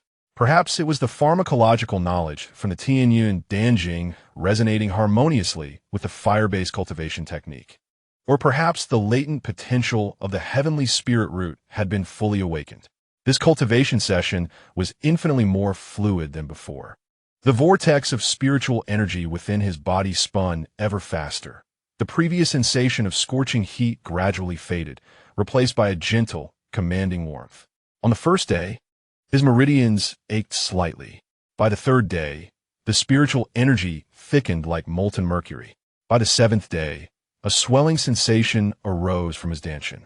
Until the deep night of the 10th day, Zhou Hao sat cross-legged on his bed, eyes tightly shut. The spiritual energy within had surged to its zenith. Like a volcano on the verge of eruption. "Break," he whispered mentally, guiding the overwhelming spiritual force to violently strike the invisible barrier. Boom! It was as if a thunderclap exploded in his mind. The sensation of restraint shattered instantly. Zhou Hao abruptly opened his eyes, instinctively thrust his right hand forward, and snapped his fingers. Snap! A cluster of crimson flames appeared out of thin air, flickering at his fingertips. The flames rose only an inch or so, but were dense and unyielding, radiating an astonishing heat that even distorted the surrounding air. Spiritual energy transformed into fire. 4th layer of Qi refinement. Staring at the dancing flame on his fingertip, Zhou Hao grinned broadly, revealing a row of white teeth. "Master, it's time to teach me how to make money, no, to refine pills." Chapter 9. The Patriarch's tomb is ablaze. A cluster of crimson flames danced on his fingertips, the air around them subtly warped by the heat. Zhou Hao held his fingers aloft beneath the eyes of Yun Yao, Genren, waving the flames like a precious offering. "Master, the fire is here. Is it strong enough?" Yun Yao Genren held a cup of tea, but did not take a sip. Casting a glance at the persistent spiritual fire, his eyelid twitched slightly before he merely responded with an expressionless hum. He was accustomed to it. These past days, he had become numb from the boy's rapid advancement. His heart calloused. If Zhou Hao were to establish his foundation now, he would probably only shatter the teacup in the process. Then, Yin Yao Jinren casually tossed something. A streak of red light traced a parabolic arc, landing heavily in Zhou Hao's arms. It was an object the size of a palm, reddish-brown all over, with 3 legs and 2 ears, its surface intricately carved with cloud patterns. It felt smooth and warm like jade, exuding a faint gentle heat. A pill furnace? Zhou Hao cradled the artifact in his palm, turning it over with furrowed brows. "Master, isn't this a bit too tiny? It's cramped even for boiling a tea egg. Are you sure it can refine pills? You lack experience." Yin Yao Jinren set down his teacup and pointed his finger in the air. Hum! Zhou Hao felt a sudden warmth in his palm as the palm-sized furnace broke free from its bonds and hovered midair.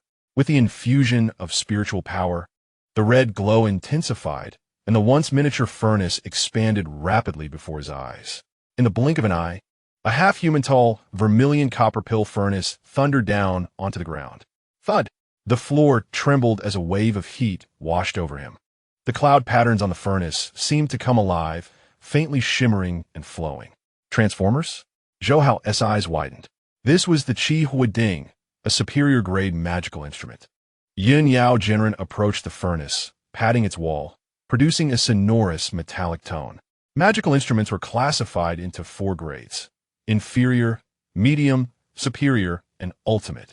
For an ordinary cultivator of qi, possessing a low-grade magical artifact is considered a sign of wealth. High-grade magical artifacts are typically reserved for those in the foundation establishment stage. He cast a sidelong glance at Zhou Hao, remarking, "As for the golden elixir stage, what you require are treasures. Do not harbor such thoughts. This furnace is yours. It will suffice for your foundation establishment." A high-grade magical artifact. Zhou Hao's eyes sparkled with excitement as he reached out to touch it, his gaze more fervent than that of a connoisseur admiring an unparalleled beauty.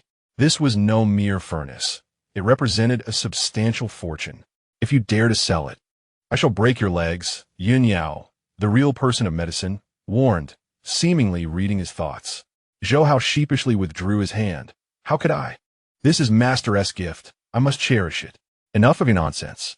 With a flick of his sleeve, Yin Yao conjured a sheepskin scroll and a pile of prepared medicinal materials onto the nearby table. "Since the fire is lit, we shall commence today. This," he indicated the pile of materials, "is for crafting bone-strengthening pills.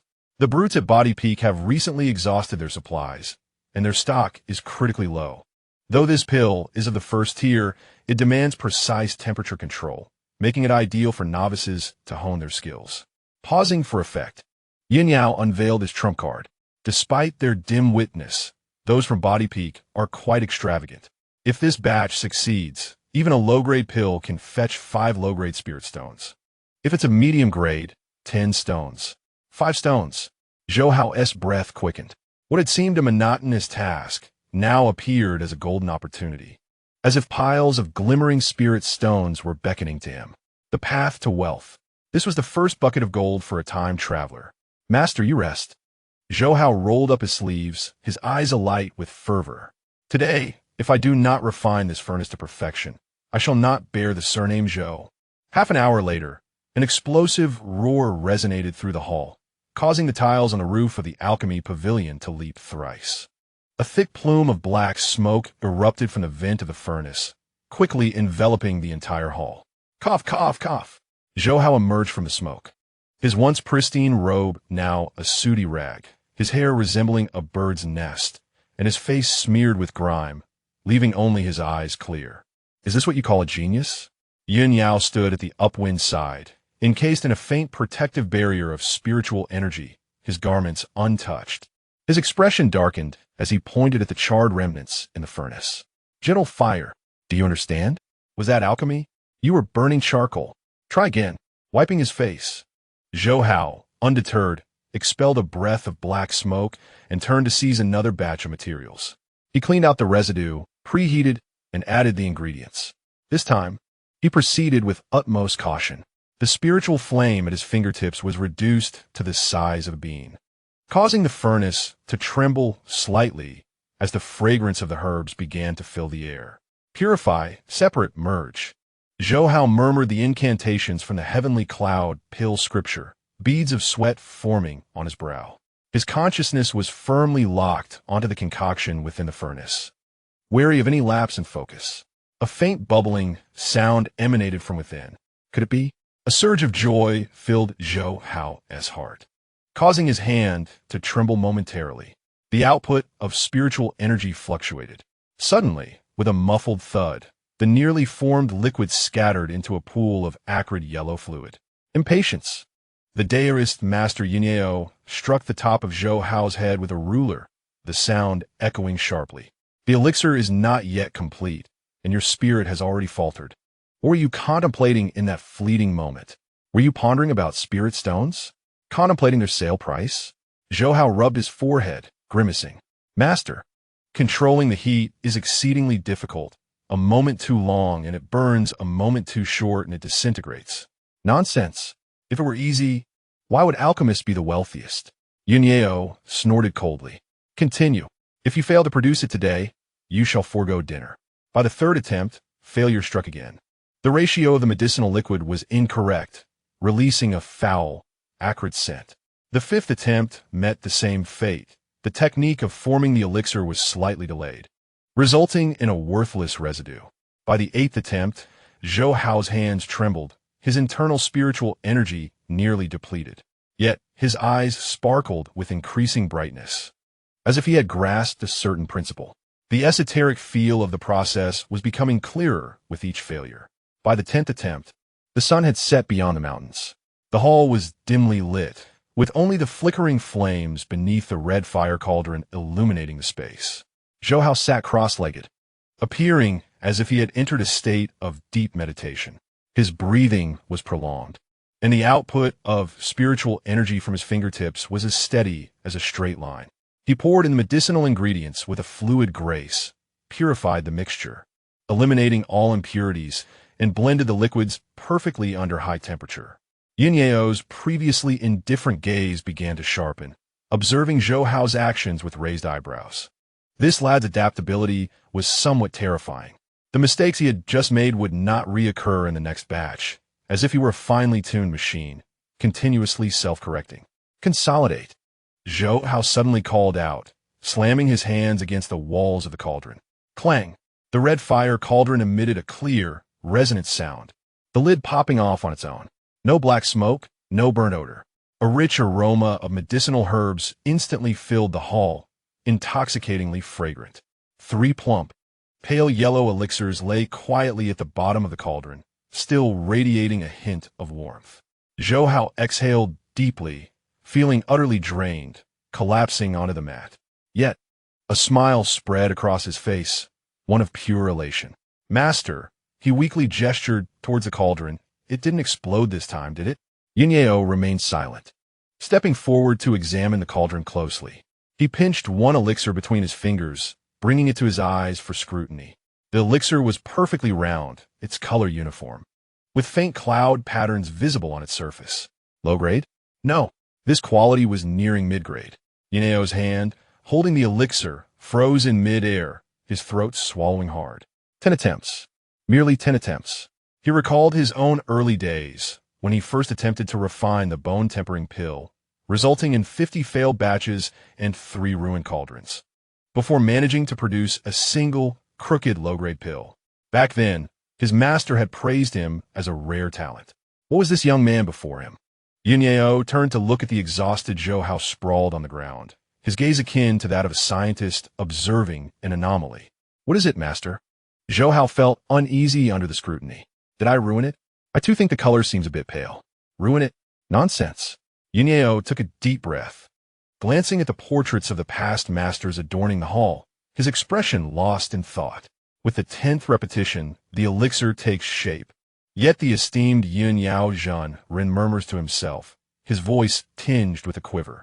This is hardly the ethereal smoke rising from the grave of the ancestral master. It is unmistakably the ancestral master igniting his own tomb, turning it to fiery crimson. Chapter 10. The elixir is poisonous at the Dan Peak within the main hall. The flames of the furnace still flicker, their residual warmth palpable. Yunyao Zhan Ren pinches the still warm bone, refining pill between his fingers, holding it up to the sunlight filtering through the window. The pill is round and radiates a pale yellow hue, with faint cloud patterns adorning its surface, seamlessly flowing as if crafted by celestial hands. A refined product, indeed. The old man smacks his lips, his gaze revealing a hint of scrutiny, interwoven with scarcely detectable pride. Its appearance is satisfactory, yet its potency remains uncertain. Standing at his side, Zhou Hao rubs his hands together, his face alight with anticipation. Master, would you care to taste it? This was painstakingly concocted by your disciple, following your instructions meticulously. Yunyao Zhanren casts a sidelong glance at him, snorts softly, and tosses the pill into his mouth. The pill dissolves instantly. Initially, a subtle fragrance of herbs and wood glides down his throat. Yunyao Zhanren slightly nods, closing his eyes to savor it. The timing is adequate. The cooling properties of the Zhou flower have been effectively removed, but before he could finish his thought, his expression shifted suddenly.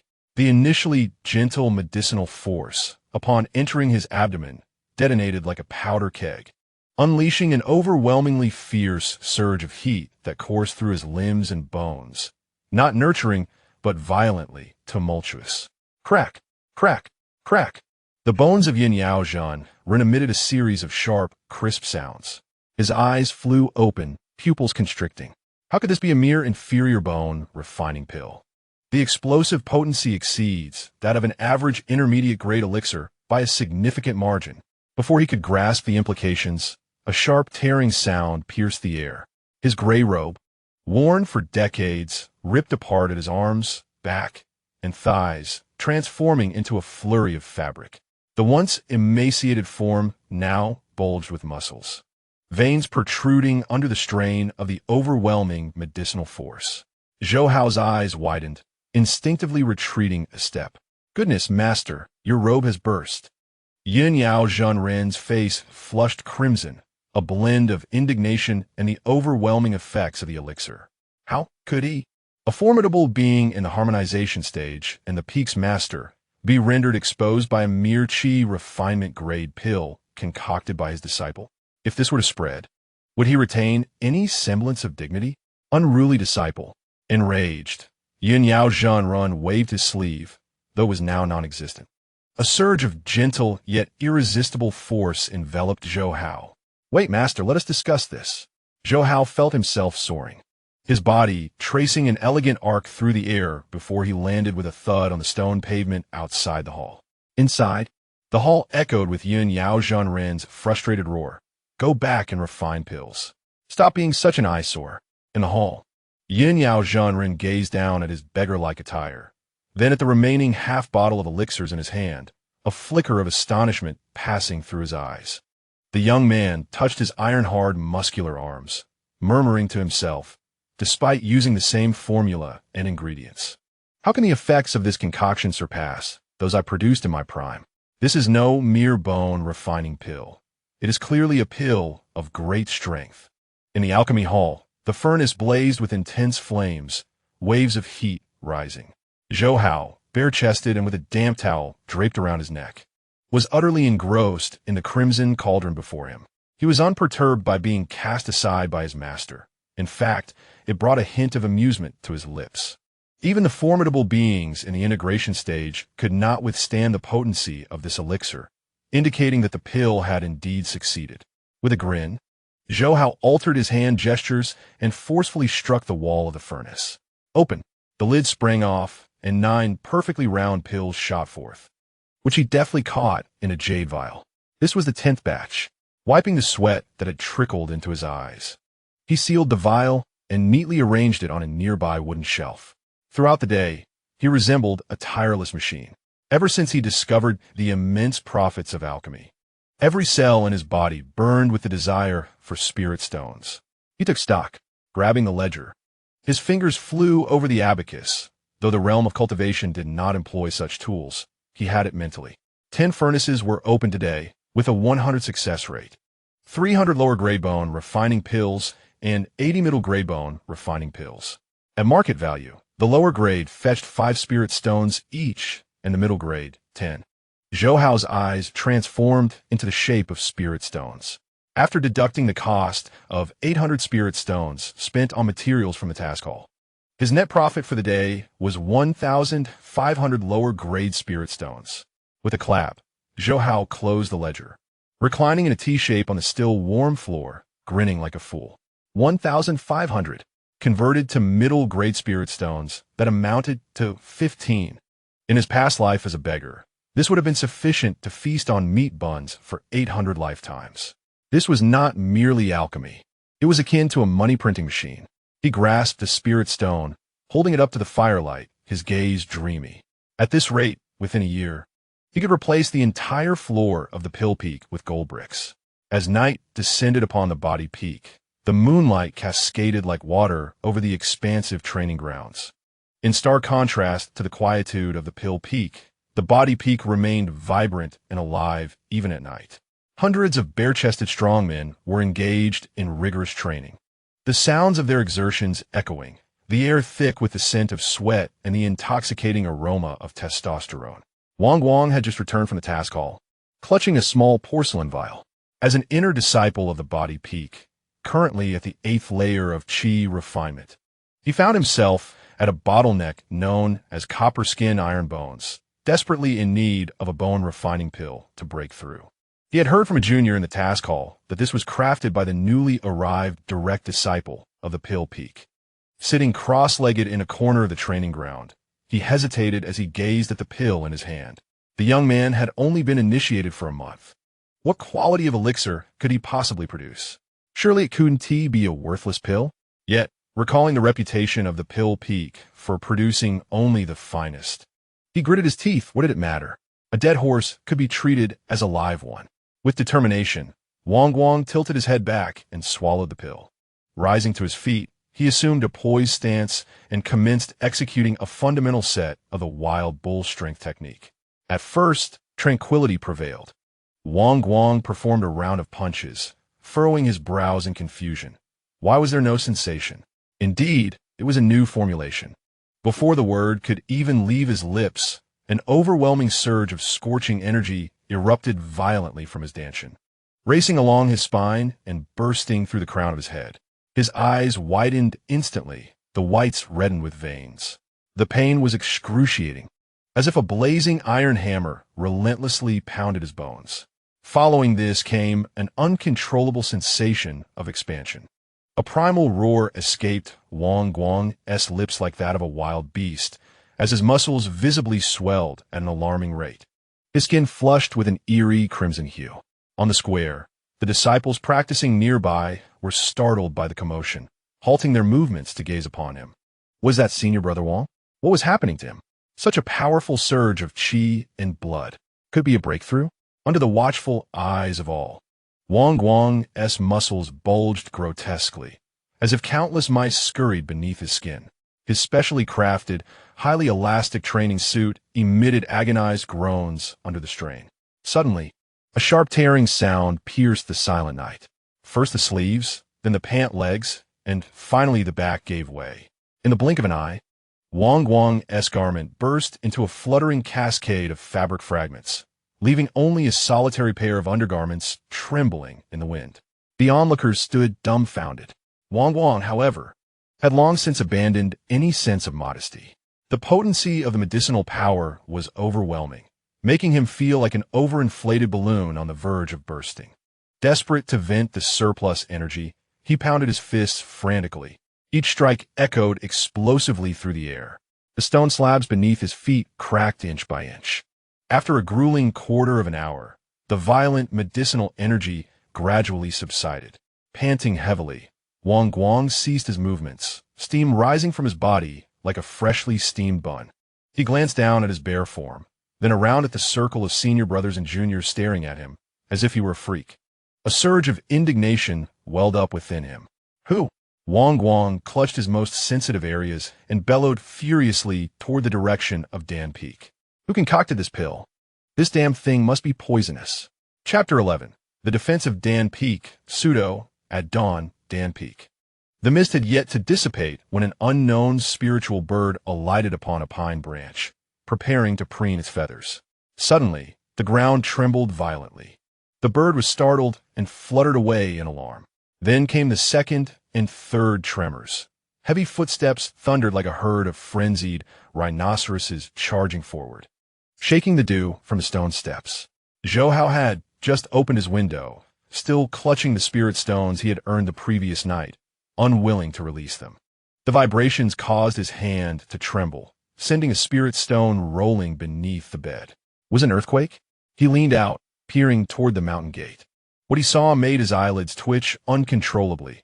A dozen burly men surged upward along the winding mountain path with fierce determination, clad entirely in a snug outfit.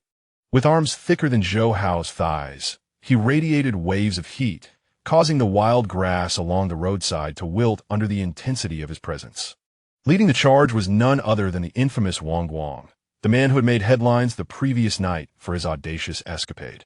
However, today he was somewhat transformed, donning 2 layers of attire, a tight-fitting soft armor beneath a heavy robe, cinched tightly at the waist, as if fearing the fabric might abandon him. Who was the alchemist responsible for the bone-tempering pill from yesterday? Step forward.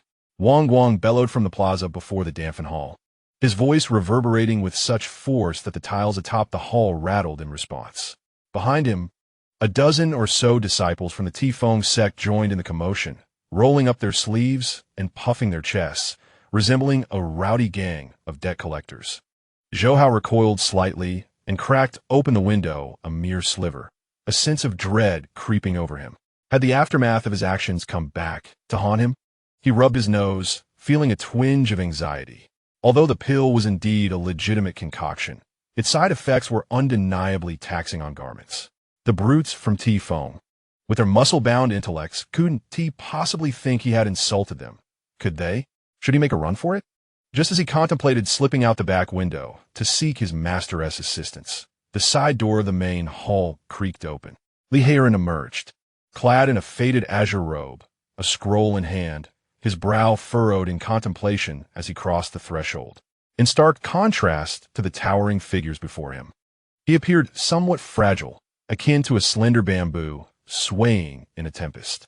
What's all this ruckus at such an early hour? His voice, though soft and languid, pierced the air with clarity. Wang Guang, already irked, found his frustration mounting upon seeing not the alchemist from the previous night, but rather a frail scholar. He stepped forward, the stone slab beneath his feet cracking with the pressure. Li Heiran, mind your own business. Wang Guang spat vehemently, demanding the return of the one responsible for that explosive garment-destroying pill. I intend to have words with him today. Explosive pill? Li Heiran paused, recalling the 10 furnaces of bone-tempering pills Zhou Hao had concocted the night before. Had something gone awry? Yet, he quickly regained his composure, closing the scroll and stepping forward to block the passage to the rear courtyard. My junior brother is in seclusion and cannot be disturbed.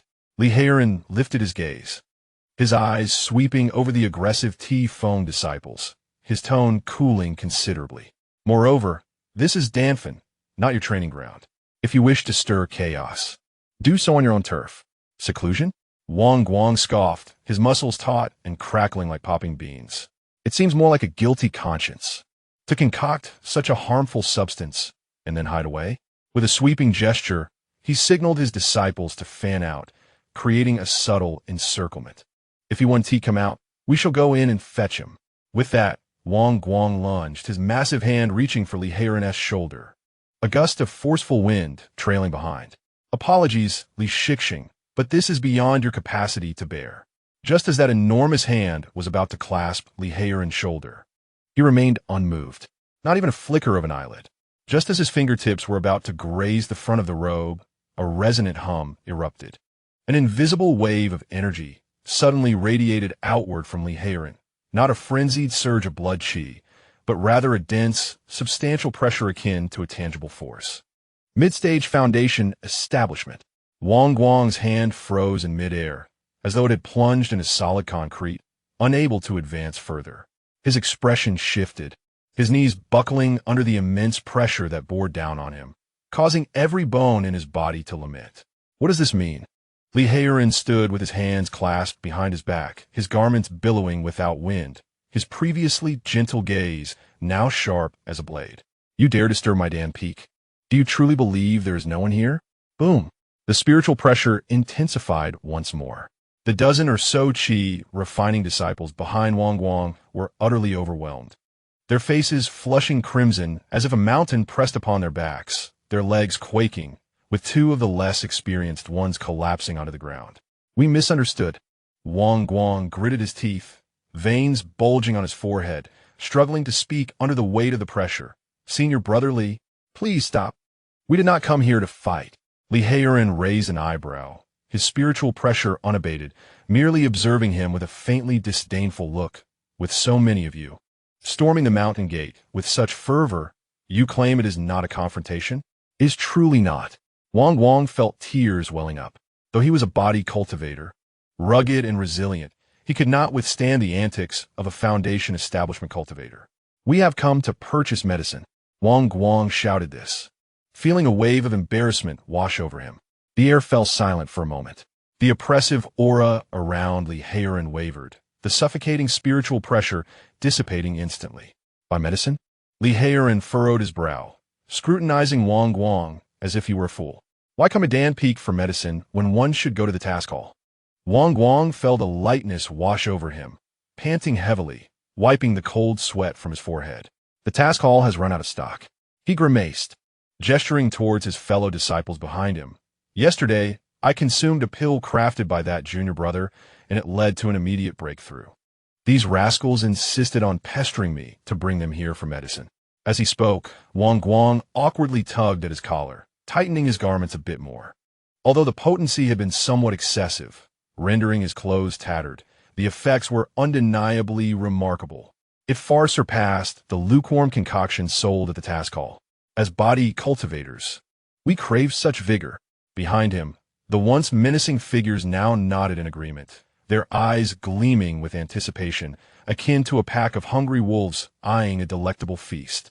Yes, Senior Brotherly, we desire those that can tear through our garments. The more potent, the better. We're close to us. If it means a breakthrough, we would even embrace nudity. We implore you to aid us. We wish to grow stronger. Li Heiren's normally composed expression finally revealed a crack. Indeed, those from the body peak appeared to possess a few loose screws. Ahem. Just then, a somewhat awkward yet self-satisfied voice floated down from the second-floor window. Since you are genuinely here to buy medicine, then we can certainly negotiate. The crowd looked up to see Zhou Hao perched on the windowsill, a handful of sunflower seeds in hand, grinning down at them. Who was at that mention running naked just now? I see in you a remarkable potential, one destined for great achievements. A quarter of an hour later, at the steps in front of the Danfin Hall, the atmosphere shifted dramatically. The two groups, who moments ago were at odds, now squatted on the ground, haggling like vendors at a market. 10 low-grade spirit stones for one? ISNT that rather exorbitant? Wang Guang clutched a warm bone refining pill, his expression pained. Even the medium-grade bone refining pills from the task hall were priced similarly. Senior brother, you failed to grasp the situation, Zhou Hao replied, seated at the highest step, donning the guise of a shrewd merchant. The task hall operates like a communal kitchen. Mass-produced goods. My offering, however, is artisanal, crafted by a master's hands. A bespoke, miracle-inducing bone refining pill. He gestured towards the muscles on Wang Guang's frame. How long have you been stuck at the 8th level of qi refinement? 3 months? 5? 1 pill, and wouldn't your path be instantly cleared? Wang Guang instinctively nodded. Indeed, that bottleneck had tormented him for far too long. Although yesterday's explosion had been embarrassing, it had shattered the barrier. Isn't it clear then? Zhou Hao spread his hands. On one side, you have the stagnation of your progress, and on the other, 10 spirit stones for an immediate breakthrough. Can you not see the value? Given our friendly relations between our two peaks, I'm offering you this friendship price. For anyone else, I wouldn't sell it for less than 15 stones. The cost of this pill is barely a single spirit stone. Yet, Zhou Hao's demeanor remained unperturbed. Monopolizing the technique yielded considerable profits. Wang Guang gritted his teeth, producing a heavy bag from his robes, slamming it onto the ground. Fine, 10 stones it is. Give me 5. With a leader emerging, the other disciples from the body peak could no longer contain themselves. I want 3. I'll take 2. This is all my savings. Junior brother, could I perhaps take it on credit? I'll pledge my iron staff. The scene spiraled into chaos. Li Heiren stood aside, observing the little junior brother being encircled by a crowd of burly men, collecting money with ease, feeling as though his worldview had been somewhat shaken. Was this how business was conducted at Danfin? Previously, alchemy involved supplicants offering lavish gifts, all contingent upon the alchemist's whims. How had it come to this? With this lad, treating it like a roadside stall, selling miraculous pills? Li Shixing, don't just stand there. Zhou Hao called amidst the commotion. Come help collect the payments. I can't break the change. Li Heiren sighed, resigned to assist. Alas, as a master had said, this fellow was a prodigy, and one must not expect conventional behavior from Prodigy. Half an hour later, Wang Guang departed, accompanied by a group of immensely satisfied junior brothers. Each cradled small porcelain vials, walking with an air of triumph, as if already envisioning their explosive muscle growth and the imminent breakthroughs in their realms. Zhou Hao sat on the threshold, a pile of spirit stones in his embrace, grinning widely. He had struck gold this time. A quick count revealed that this batch of group purchases had netted him over 500 low-grade spirit stones. And this was merely the beginning. Once these individuals returned, having truly broken through, they would serve as living advertisements. At that point, the entire body peak, and even those from the sword peak who were battered from their training, would line up to partake. Liheran handed over the meticulously organized ledger to him, his expression a tapestry of complexity. Is this elixir truly without issue? If everyone on the peak of all is coughing and in tatters, I fear that the peak of punishment will come seeking trouble. Such a disgrace. Why be concerned? Zhou Hao retorted, tossing a spirit stone in the air, his eyes gleaming with intellect. Brother, do you believe that in just a few days, the people from the Peak of Artifacts will come seeking our collaboration? The Peak of Artifacts? Liheran was taken aback. Indeed, Zhou Hao chuckled. With everyone's garments in tatters, isn't it about time the Peak of Artifacts introduced a new line of high-elastic, anti-explosive robes? When that happens, we can partner with them, offering elixirs alongside vouchers for robes. The industrial chain would be set in motion. Liheran opened his mouth, gazing at this loquacious junior brother, rendered momentarily speechless. He suddenly felt that bringing this lad into the Alchemy Peak was not merely acquiring a genius. It was akin to inviting a fortune deity, or perhaps a calamity. Enough of that, brother. Here are 50 spirit stones for your services. Zhou Hao generously counted out a heap of spirit stones and stuffed them into Liheran's embrace before rising to his feet. I'm off to seclude myself. No one is to disturb me in the coming days, unless they bear gifts of gold. With that, he scampered into his room, clutching the spirit stones like a rat that had pilfered oil. Liheran stood in the wind, bewildered, holding the pile of spirit stones. Service fee? He mused. As a dignified Foundation establishment cultivator, had he truly just acted as a bookkeeper for a chi refining junior brother for half an hour? The crux of the matter was, he glanced at the spirit stones in his hand. There were far too many.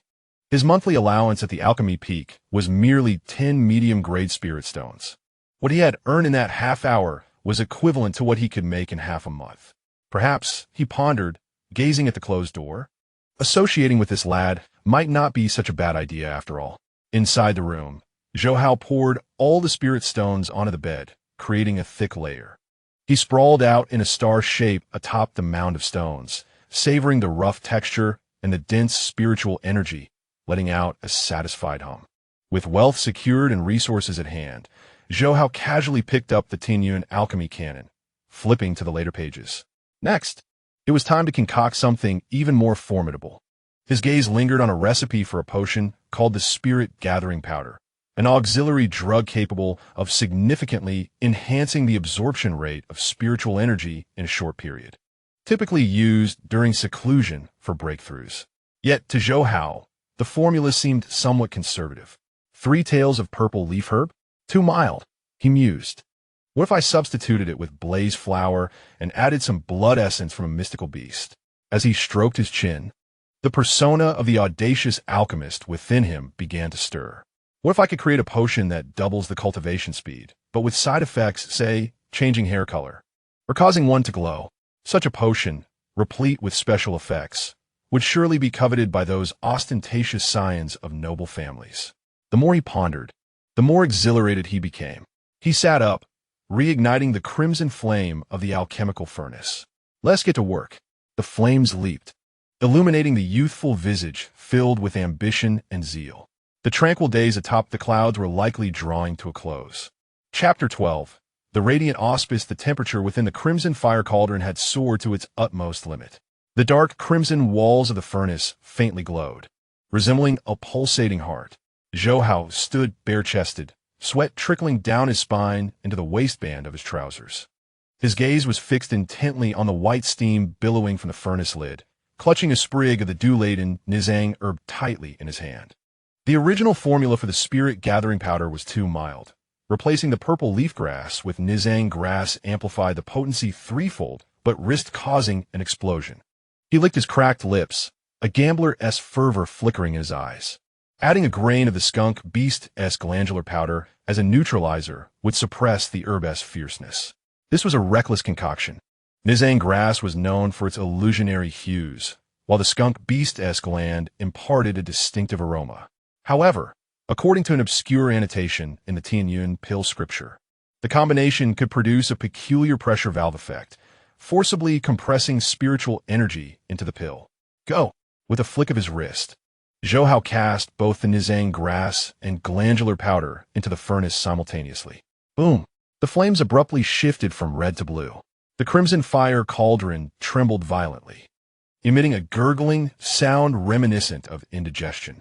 Zhou Hao's hands moved with lightning speed, fingers dancing as he inscribed spiritual incantations upon the furnace walls, forcibly restraining the turbulent medicinal energy. Condense. With the final incantation, the raging currents within the furnace suddenly calmed. A crisp clang echoed. The furnace lid sprang open autonomously, releasing no black smoke nor burnt scent. Instead, an unusual, sweet fragrance akin to fermented fruit permeated the air. 3 thumb-sized pills lay quietly at the furnace's base.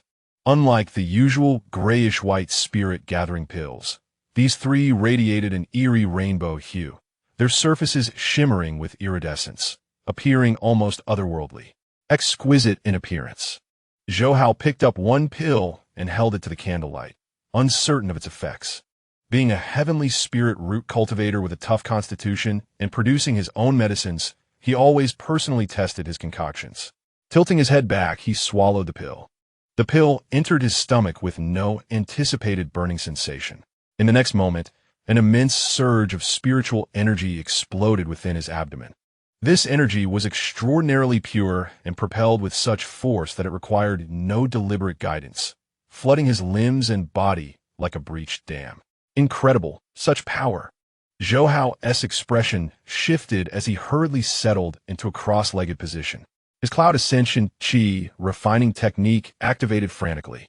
The bottleneck of the 4th qi refining stage was but a paper dam against this torrent. Within the span of a single incense stick, a crisp crack resounded inside him. His meridians expanded anew, the vortex within his dantian instantly doubling in size.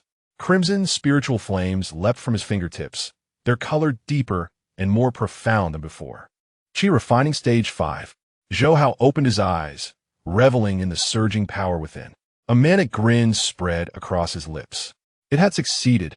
The medicinal effect was at least 30% stronger than the ordinary spirit gathering powder. And as for the side effects of the Nizang grass, he rose to his feet, eagerly examining his hands and hair. According to his design, the pigment sediment from Nizang grass would alter the user's hair color or cause a faint glow to emanate from the body, his envisioned supreme, dazzling feature. Yet, his skin remained unchanged, and his hair was still black. Had it failed? Zhou Hao furrowed his brow, about to lower his gaze for inspection. Suddenly, a violent cramp surged through my abdomen, a remnant of the spiritual energy's rapid cleansing, desperately seeking an escape. A rush of air surged downward, impossible to contain. A prolonged, resonant, and rhythmically nuanced expulsion echoed in the quiet room. Following this, a dazzling array of multicolored gas erupted from behind Zhou Hao, a splendid mushroom cloud of red, orange, yellow, green, cyan, blue, and violet intertwined in the air, lingering beautifully. The room was instantly filled with the sweet aroma of fermented fruit. Zhou Hao stood frozen, turning to behold the slowly ascending rainbow cloud behind him, his expression gradually unraveling. What on earth? He attempted to harness his breath once more. With a puff, another pink cloud erupted, even forming a heart shape in the air. Zhou Hao covered his face. The hallucinogenic hues of the rainbow grass, combined with the gas of the skunk beast, had triggered such a chemical reaction. If this were to be sold, would he not be mercilessly attacked? Wait. Peering through his fingers at the enduring rainbow emission, a nerve belonging to a shrewd merchant suddenly twitched in his mind. An enhancement of 30% in efficacy. The side effect is releasing rainbow gas. This is hardly a side effect. Zhou Hao lowered his hands, his gaze deepening and becoming audacious. This was evidently a manifestation of extraordinary talent, a sign of auspiciousness, a sophisticated display of purging the impure and embracing the pure. In a cultivation world where appearances, effects, and spectacle reign supreme, this phenomenon would undoubtedly become a sensation. The following morning, the square beneath Dan Peak buzzed with even greater excitement than usual. Ever since the explosive fame of the Explosive Bodily refinement pill, the muscular fellows from the Body Peak had become Zhou Hao's ardent admirers. Even though they had to run naked after each consumption, they remained undeterred, even taking pride in who could achieve the most thorough expulsion. Junior brother Zhou, have you got any new stock? Wang Guang, clad in specially made leather armor, squeezed to the front, waving a bag of spirit stones. Is there anything more potent today? Indeed. Zhou Hao settled into a grand master chair at the entrance of the main hall, a wooden sign behind him inscribed with the elegant characters, 7-colored spirit gathering powder. This is a new product? Wang Guang leaned closer, scrutinizing the several bottles of shimmering pills on the table. Why are they colorful? An excellent question. Zhou Hao cleared his throat, lifting a bottle of pills with a solemn expression. This pill is named the 7-colored spirit gathering powder, a result of my research into ancient texts, improved by the phenomena of the heavens and earth. Its efficacy is 30% stronger than the ordinary spirit gathering powder. 30%. A collective gasp rippled through the crowd. For cultivators, even a 1% enhancement is monumental. A 30% increase signifies a qualitative transformation. Yet, this was not the crux of the matter. Zhou Hao shook his head, his demeanor enigmatic. The most remarkable feature of this pill lies in its manifestation. After consumption, it expels the accumulated turbid energy from the body in the form of a rainbow cloud. With the impurities gone, the spirit platform is clarified, accompanied by a delightful fragrance, signifying harmony with the Tao. Wang Guang paused momentarily. Expelling turbid energy? You mean? Indeed, it is the act of flatulence. Zhou Hao stated candidly, but then swiftly shifted his tone. However, it is not mere flatulence. It is rainbow-colored, fragrant, and a symbol of status. Consider, at the moment of your breakthrough, a sky ablaze with colorful clouds and auspicious energies swirling around you. How magnificent is that spectacle? Wang Guang envisioned that very scene. With a single, forceful blow, he imagined a rainbow erupting behind him. Indeed, it seemed quite impressive. How much? Wang Guang felt a surge of excitement. The promotional price for the new product was merely 20 low-grade spirit stones. Zhou Hao held up 2 fingers. I'll buy it, Wang Guang declared without hesitation, purchasing the spirit stones and hastily pouring a pill into his mouth.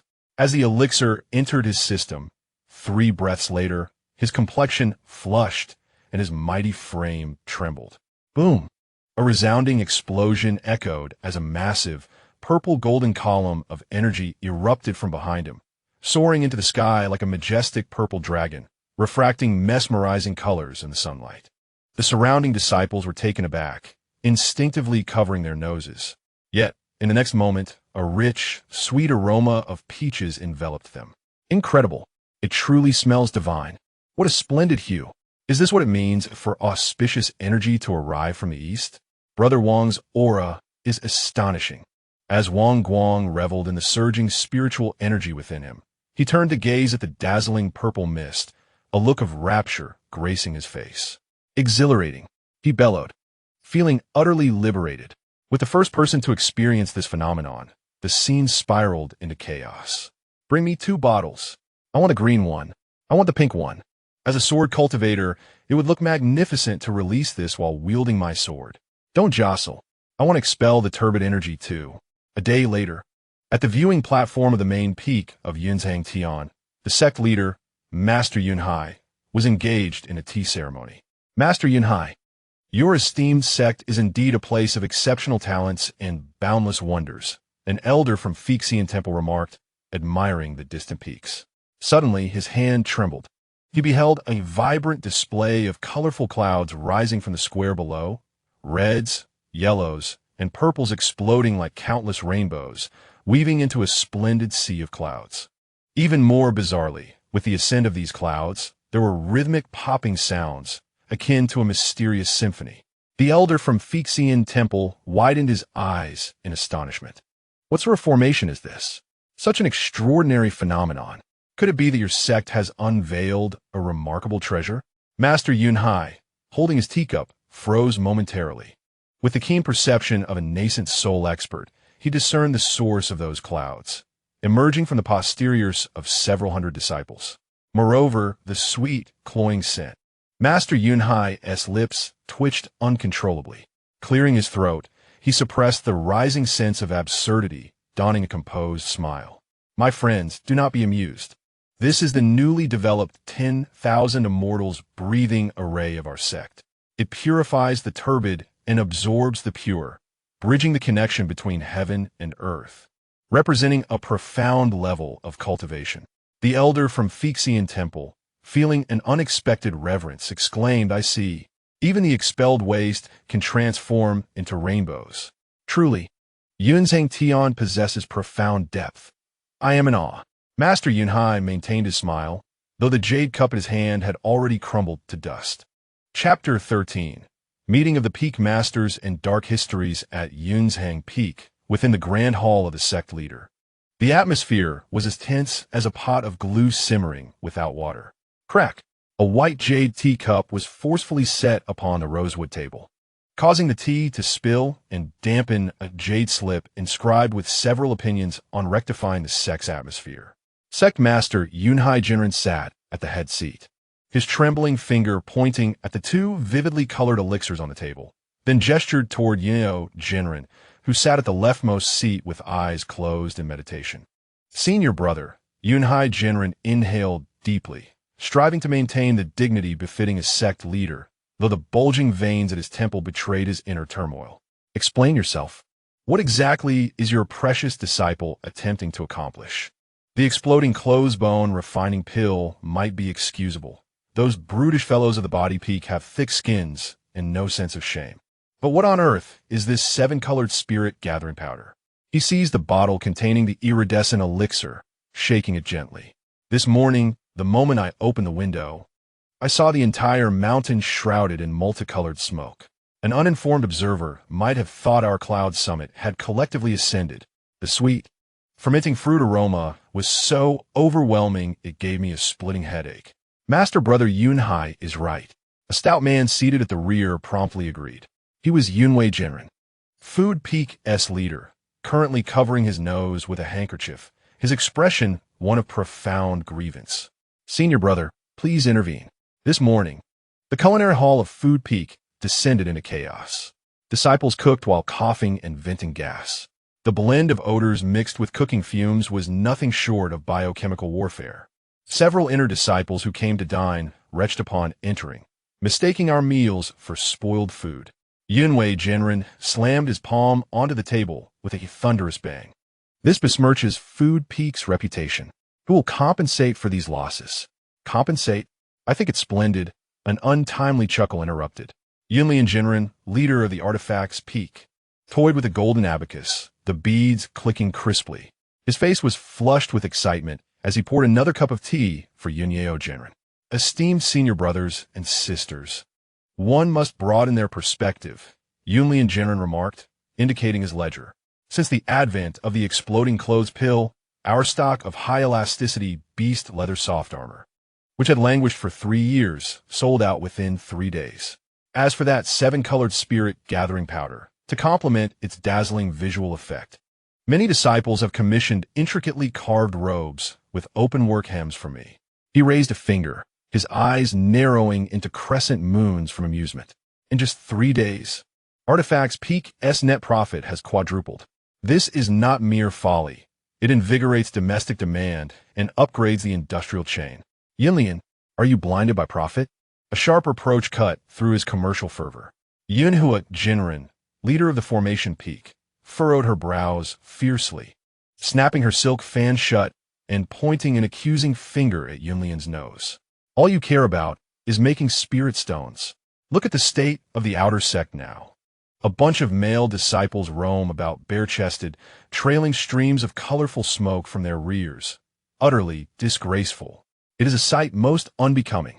She then glanced toward Yunhai Jinren, leader of the Body Peak, who had remained silent thus far, hoping to find an ally. Eighth junior brother, will you not discipline your disciples? What kind of decorum is this rampant nudity? Yunhai Jinren was a muscular man, his physique as solid as granite. At that moment, He was also bare-chested, apparently having just finished training, spinning 2 iron balls rapidly in his hands. Upon hearing himself addressed, he scratched his head sheepishly. Fifth senior sister, you fail to understand. For us body cultivators, clothing is but a constraint. As long as one can grow stronger, I would not hesitate to strip bare, even if it meant shedding my own skin. He gazed at the esteemed Master Yun Yao with admiration, proclaiming, Elder brother, your disciple is a prodigy. The potency of the bone-tempering pill is remarkable. Could you possibly encourage him to develop an enhanced version? Several of my core disciples have already developed a resistance to the current formula. Master Yin Hua seethed with indignation, his chest heaving as he pointed at the group of unreasonable men, rendered speechless for a considerable time. The great hall was instantly thrown into disarray. Yun Lian calculated the profits with an abacus. Yun Wei pounded the table discussing hygiene. Yun Hua lectured on ethics, while Yun Su expounded on physical prowess. Only Yun Yao remained composed, cradling his teacup, seemingly untouched by the surrounding tumult. Enough. Master Yun Hai felt as if his brain might boil over. A surge of pressure from the core formation stage erupted, instantly silencing the assembly. The hall fell into a hushed stillness. Yun Hai rubbed his temples, his gaze sharp as a blade, fixated on Yun Yao. Elder brother, cease this pretense.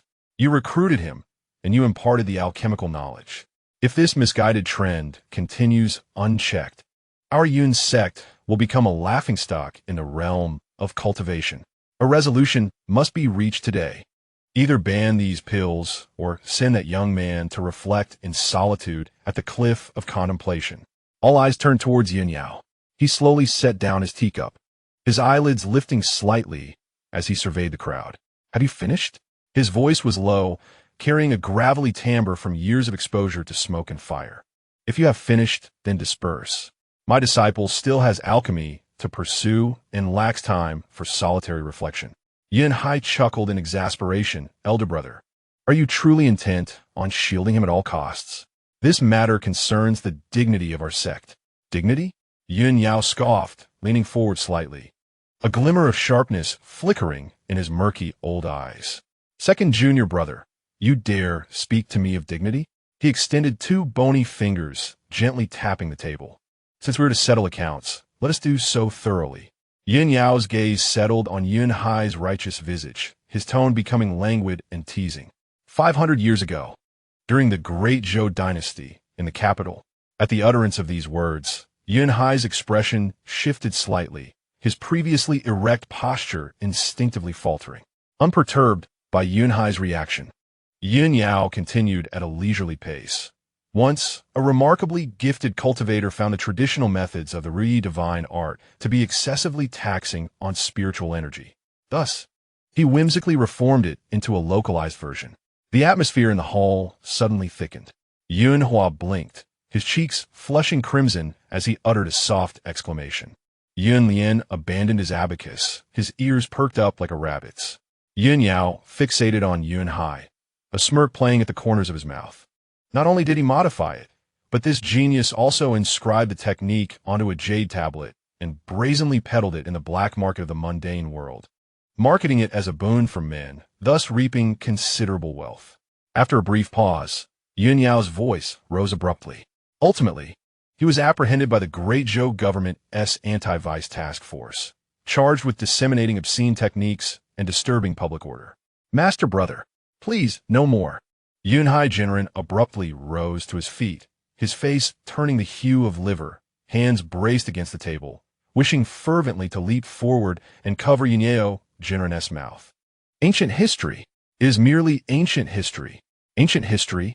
Yun Yao Jinren remained unfazed, even pulling from his sleeve a yellowed note, waving it before Yun Hai Jinren. Who was it that wept and implored me to send a message, urging me to bring 3,000 spirit stones to the courthouse for your bail? Who penned a guarantee in prison, vowing never to engage in the yellow industry again? This bail document bears your name, Yun Hai, in stark black and white. Boom. This shocking revelation left several peak masters present utterly stunned. Yinlian Jinren dropped his abacus onto the ground. Yongsu Jinren gaped in awe at his sect leader, realizing that the leader was, in fact, the ancestral master of side enterprises. Partial size and proportion, this is a divine skill. Yunhai Jinren trembled, both in humiliation and indignation. He felt as though the reputation he had painstakingly built over centuries had shattered into countless fragments in that moment. Enough, Yunyao Jinren said, tucking away the paper that could ruin the sect leader's reputation, lifting his teacup once more, resuming his demeanor of a wise sage. The elixir my disciple concocted, though its side effects are somewhat pronounced, is nonetheless a legitimate pill, aimed at enhancing cultivation. Compared to the partial size and proportion of my second disciple in years past, I find this child rather innocent. He blew gently on the tea foam and remarked nonchalantly, "Does anyone else have objections?" Silence. An absolute silence. Yunhai Jinren dejectedly sank back into his chair, akin to a deflated balloon, weakly waving his hand. Let us adjourn the meeting. The matter of the explosive elixir can be discussed later. Yunhai Jinren nodded in satisfaction, rising, hands clasped behind his back, striding towards the exit. As he passed Yunhai Jinren, he paused, lowering his voice to deliver a final blow. By the way, I have made hundreds of copies of that bail document. If one day I inadvertently slip and post it on the gate's bulletin board, Yunhai Jinren shivered, forcing a smile more ghastly than tears. Senior brother, take care. Rest assured, the matters of the Pill Peak are my responsibility. Whoever dares to trouble Junior Master Zhou, I shall be the first to deal with him. Yunyao Jinren snorted lightly and departed. Within the grand hall, the remaining Peak Masters exchanged glances. Yunlian Jinren retrieved the abacus, leaning forward eagerly towards Yunhai Jinren. That second senior brother, do you still have that jade slip of the partial size and proportion technique? I'll pay a handsome price. Get lost. A roar reverberated, sending tiles flying from the hall's ceiling. Chapter 14. The self-cultivation of the fat sheep within the Pill Peak Grand Hall. The air circulated in an oddly unsettling manner. All the windows stood wide open, and the ventilation formation in the corners was operating at full capacity.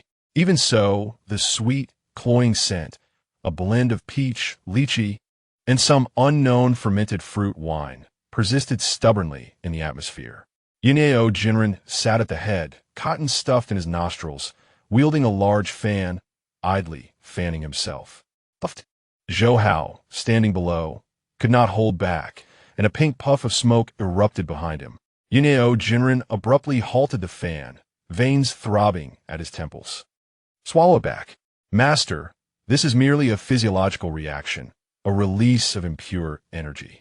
Zhou Hao wore an innocent expression as he casually dispelled the wispy pink smoke, a testament to his diligent cultivation and thorough absorption of medicinal potency. Yunyao, the esteemed alchemist, took a deep breath through cotton, forcefully set his teacup down upon the table. You've reached the 5th level of Qi training? Pure luck, entirely due to your master's adept guidance. Zhou Hao chuckled, producing a bulging storage pouch from his robe and sliding it across the table. This is a token of respect for you. The Rainbow Gathering Elixir sold remarkably well. This is a 20% share of the profits. The pouch thudded heavily on the table, producing a pleasant chime. Yunyao cast a fleeting glance at the bag, but remained unmoved. His murky, aged eyes fixated on Zhou Hao, akin to a butcher eyeing a lamb ready for slaughter. Have you come into wealth? Just a small gain, Zhou Hao replied modestly, though the corners of his mouth betrayed his delight. It's enough to renovate the flooring of our Pill Peak. Quite satisfactory, Yunyao nodded, then abruptly raised his hand and flicked his finger. In a swift motion, a spark, no larger than a fingernail, hurtled toward Zhou Hao, unannounced. Its speed was unremarkable, lacking any grand display, akin to a stray ember escaping from furnace. Zhou Hao instinctively attempted to evade it, yet the spark seemed to possess foresight, predicting his movement. In an instant, he perceived a flash of crimson before a searing heat struck his chest.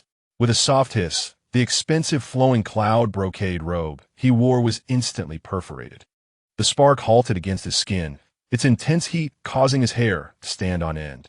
A mere inch closer, and he would have found himself with a gaping hole in his chest.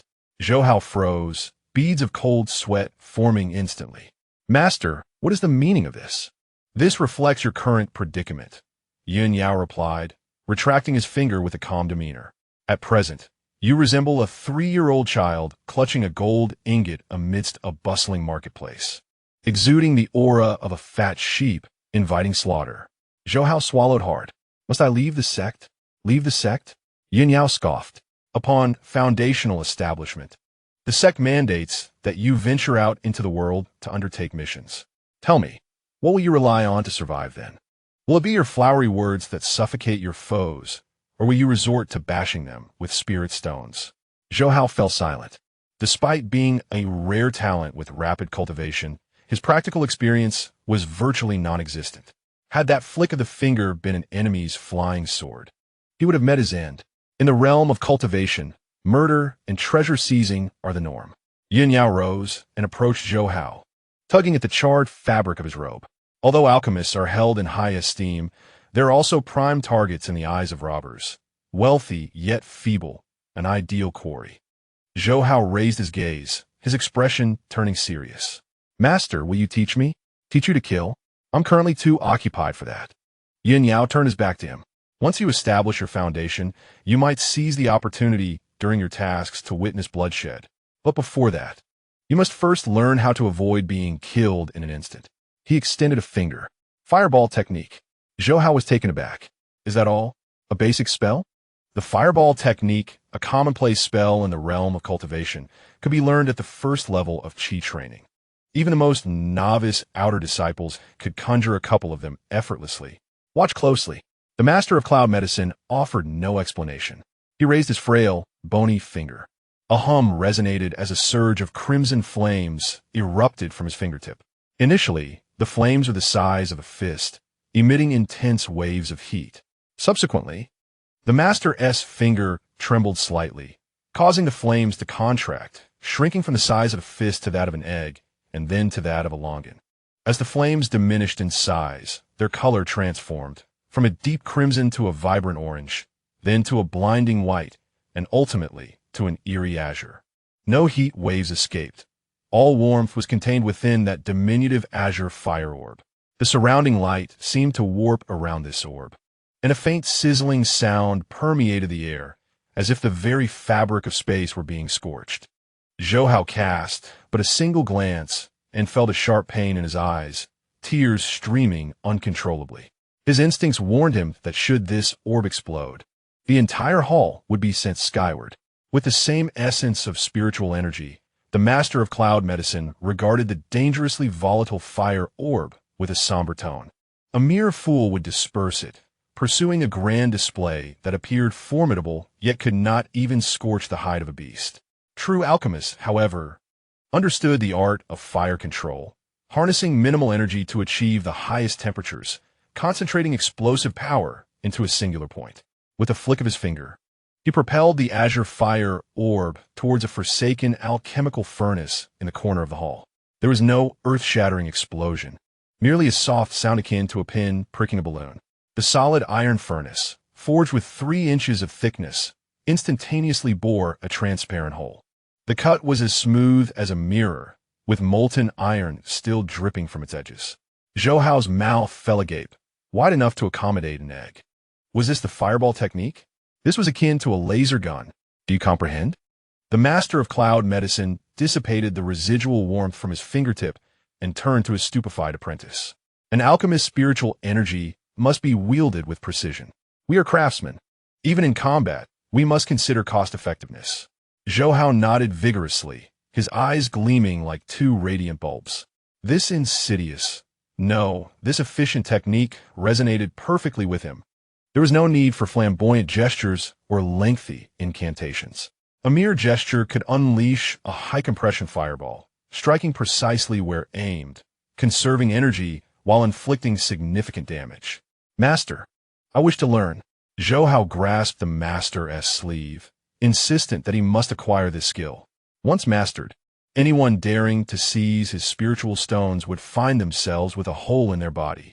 The master of cloud medicine disdainfully withdrew his sleeve.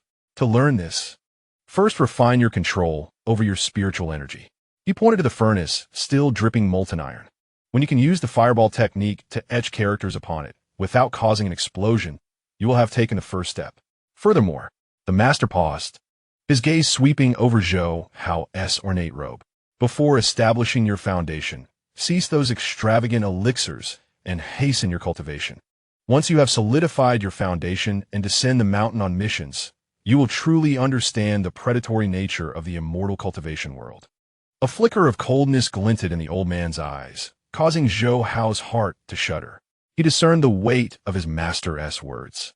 The current scuffles are merely child's play. The true test lies beyond the mountain gate. Indeed, Zhou Hao wiped away his playful demeanor, bowing respectfully. I shall practice at once. He turned towards a corner, already beginning to gather spiritual energy in his hands. Crimson flames danced in his palms. Compress further. Boom! A muffled explosion erupted as the fireball lost control midway through its compression, leaving Zhou Hao's face covered in soot, his hair frizzed, resembling a refugee just returned from the coal mines. Fool! The spiritual energy circuit is in disarray. The roar of Master Yun Yao echoed behind him. Again, if you don't manage to create a hole in this furnace today, don't expect dinner. Zhou Hao wiped his face, spitting out a puff of black smoke. Gazing at the rebellious flames in his palm, he grinned, revealing a set of white teeth. Difficult? Precisely. The harder the challenge, the greater the potential for destruction. To safeguard his spiritual stones, to preserve his millennia of lifespan. Practice. Chapter 15. The Making of a Rabid Dog as Spring Gave Way to Autumn. The red maple forest behind the Dan Peak turned from crimson to green, then to yellow. 10 months. For mortals, 10 months may symbolize the anticipation of a 10-month pregnancy or the harvest of a season's crops. Yet for Zhou Hao, this decade of months was akin to hell. Bang! A dull thud resounded. A figure flew out like a ruptured sack, crashing violently against the hard black rock wall, sending countless fragments tumbling.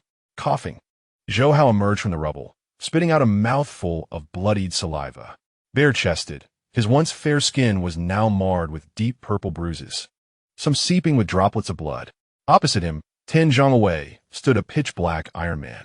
This contraption, known as the Black Iron Guard, was a sparring puppet borrowed from Master Yin Yao at the weapon peak. It felt no pain, possessed immense strength, and was implanted with a close combat technique known as the 18 strikes of the rabid dog. Once more, Zhou Hao wiped the blood from the corner of his mouth, his gaze fierce, akin to a wolf driven to the edge of desperation. His legs slightly bent, the rocks beneath him shattered. Within his dantian, the crimson spiritual energy swirled with the ferocity of a raging river. Though battered daily like a dead dog, the results of these 10 months of grueling training were astonishing. In the morning, he steadfastly absorbed spiritual energy within the gathering array, and under the nurturing of the abundant fire energy here, his cultivation soared like a rocket. In the afternoon, it was this merciless practical training. Zhou Hao roared, his figure leaping into action. This time, he did not charge head-on as before. In the instant he dashed forward, he abruptly pulled his right hand back, fingers curling into claws. Buzz! A fireball, the size of a longan, rapidly formed in his palm. The compression fireball technique. This was the only attack he had mastered over these 10 months, his soul-killing move. The Black Iron Guard's eyes flashed red, its mechanical arm cutting through the air with a howling wind, hurtling towards Zhou Hao's face. Should that punch land, his skull would surely crack. Zhou Hao did not retreat. Instead, he advanced. Just as the fist was about to graze the tip of his nose, he twisted his waist in an uncanny manner, nearly gliding along the ground. Let me show you. As he glided beneath the Black Iron Guardian, a glimmer of ruthlessness flickered in Zhou Hao's eyes. With a forceful upward thrust of his right hand, the highly compressed azure fire orb precisely penetrated the joint bearing at the base of the Guardian's thigh. A muffled yet profoundly resonant explosion ensued. The terrifying heat erupted instantaneously, turning the indomitable iron joints of the Guardian to a molten state. Subsequently, the shockwave from the explosion violently severed one of its legs. With a heavy thud, the now unbalanced Guardian crashed to the ground, its remaining leg futilely thrashing, producing a grating sound of friction.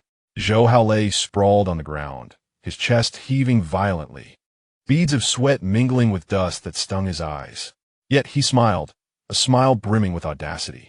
"Old man, this time you have lost." Sparse applause echoed from above the rocky precipice. The revered Yun Yao sat cross-legged atop a prominent boulder, still cradling a seemingly bottomless cup of tea. He gazed down upon his disheveled disciple with a raised eyebrow. This trick of a monkey stealing peaches is executed quite adeptly. Though somewhat unrefined, it proves effective. Struggling to sit up, Zhou Hao grimaced as he rubbed his shoulder. "Master, as you taught me, one must consider cost-effectiveness in combat. Targeting weaknesses often yields greater results with less effort." "Indeed," Yin Yao replied, nodding rarely. With a casual wave of his hand, a gentle azure light cascaded down, enveloping Zhou Hao. This was a high-level rejuvenation technique. Zhou Hao felt a cooling sensation wash over him as the pain from his wounds swiftly dissipated, and the bruises faded at a visibly rapid pace. "How do you feel?" Yin Yao inquired. Zhou Hao clenched his fist, sensing a surge of power within him, teetering on the brink of overflowing. "It's swelling," he frowned, pointing to his dantian, feeling as though a balloon was lodged inside him, ready to burst. Yin Yao set down his teacup, his gaze piercing. "Precisely. After 10 months of rigorous training, your spiritual energy has reached its zenith. That battle was the catalyst for your breakthrough." With a flick of his finger, a bright red pill, subtly shimmering, shot forth and hovered before Zhou Hao. "This is the barrier-breaking pill, freshly concocted last night," Yun Yao stated nonchalantly. "Consume it and push through." Without a moment's hesitation, Zhou Hao seized the pill and swallowed it whole. It dissolved instantly upon contact. Boom!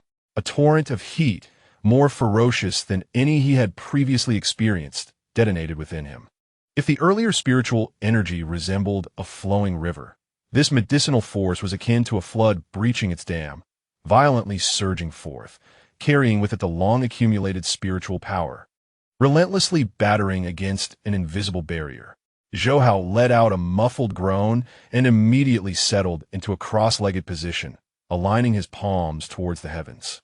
The cloud ascension chi refinement technique reached its pinnacle of operation. The air around him began to warp. A multitude of errant fire spiritual energies were drawn in, coalescing into a visible crimson vortex, wildly gathering around Zhou Hao. His skin flushed a deep red. Wisps of white smoke billowed from the top of his head, and he resembled a scorching iron brand. Pain surged through him. The agonizing pain of the meridians being forcibly expanded coursed through him. Yet, Zhou Hao gritted his teeth, remaining silent. This pain was but a mere tickle compared to the blows endured over the past 10 months. "Breakthrough," he roared inwardly. With a crack, it felt as though a shackle shattered deep within his soul.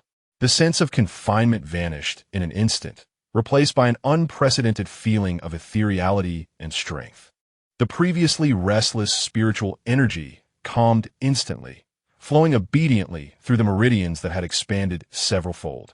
Within the dantian, the swirling energy had coalesced into something tangible, at the center of which a faint image of a red lotus flower rotated slowly.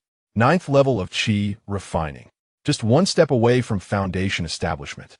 Zhou Hao's eyes flew open, 2 beams of brilliance shooting forth, producing crisp sounds in the air. He rose to his full height, his bones cracking like firecrackers. Exhilarating. Zhou Hao let out a howl that reverberated across the land. He raised his hand, and with a thought, a deep blue flame surged forth from his palm. No longer was it the previous orange red or azure. It was approaching the purity of deep blue. The temperature was contained to the extreme, yet the surrounding space bore faint black fissures from the heat. Excellent. The figure of Master Yun Yao appeared behind him unbeknownst to Zhou Hao. The old man gazed at the flame in Zhou Hao's palm, a trace of barely detectable satisfaction flickering in his eyes, though his expression remained stern. 10 months. 9th level of chi refining.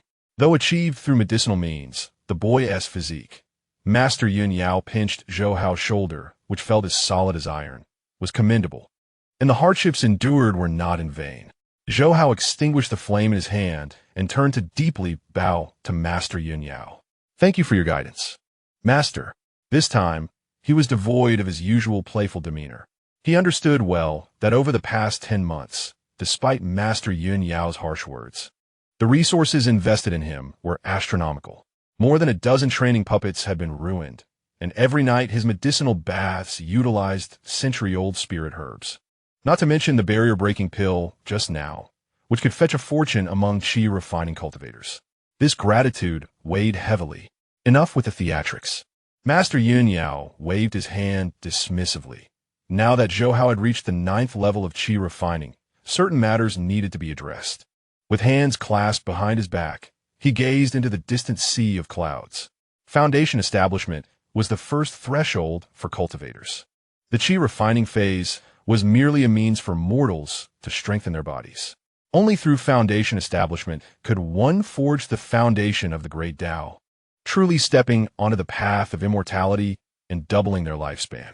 Zhou Hao's eyes gleamed. Master, does the pill peak have any treasures like the heavenly Tao Foundation establishment pill?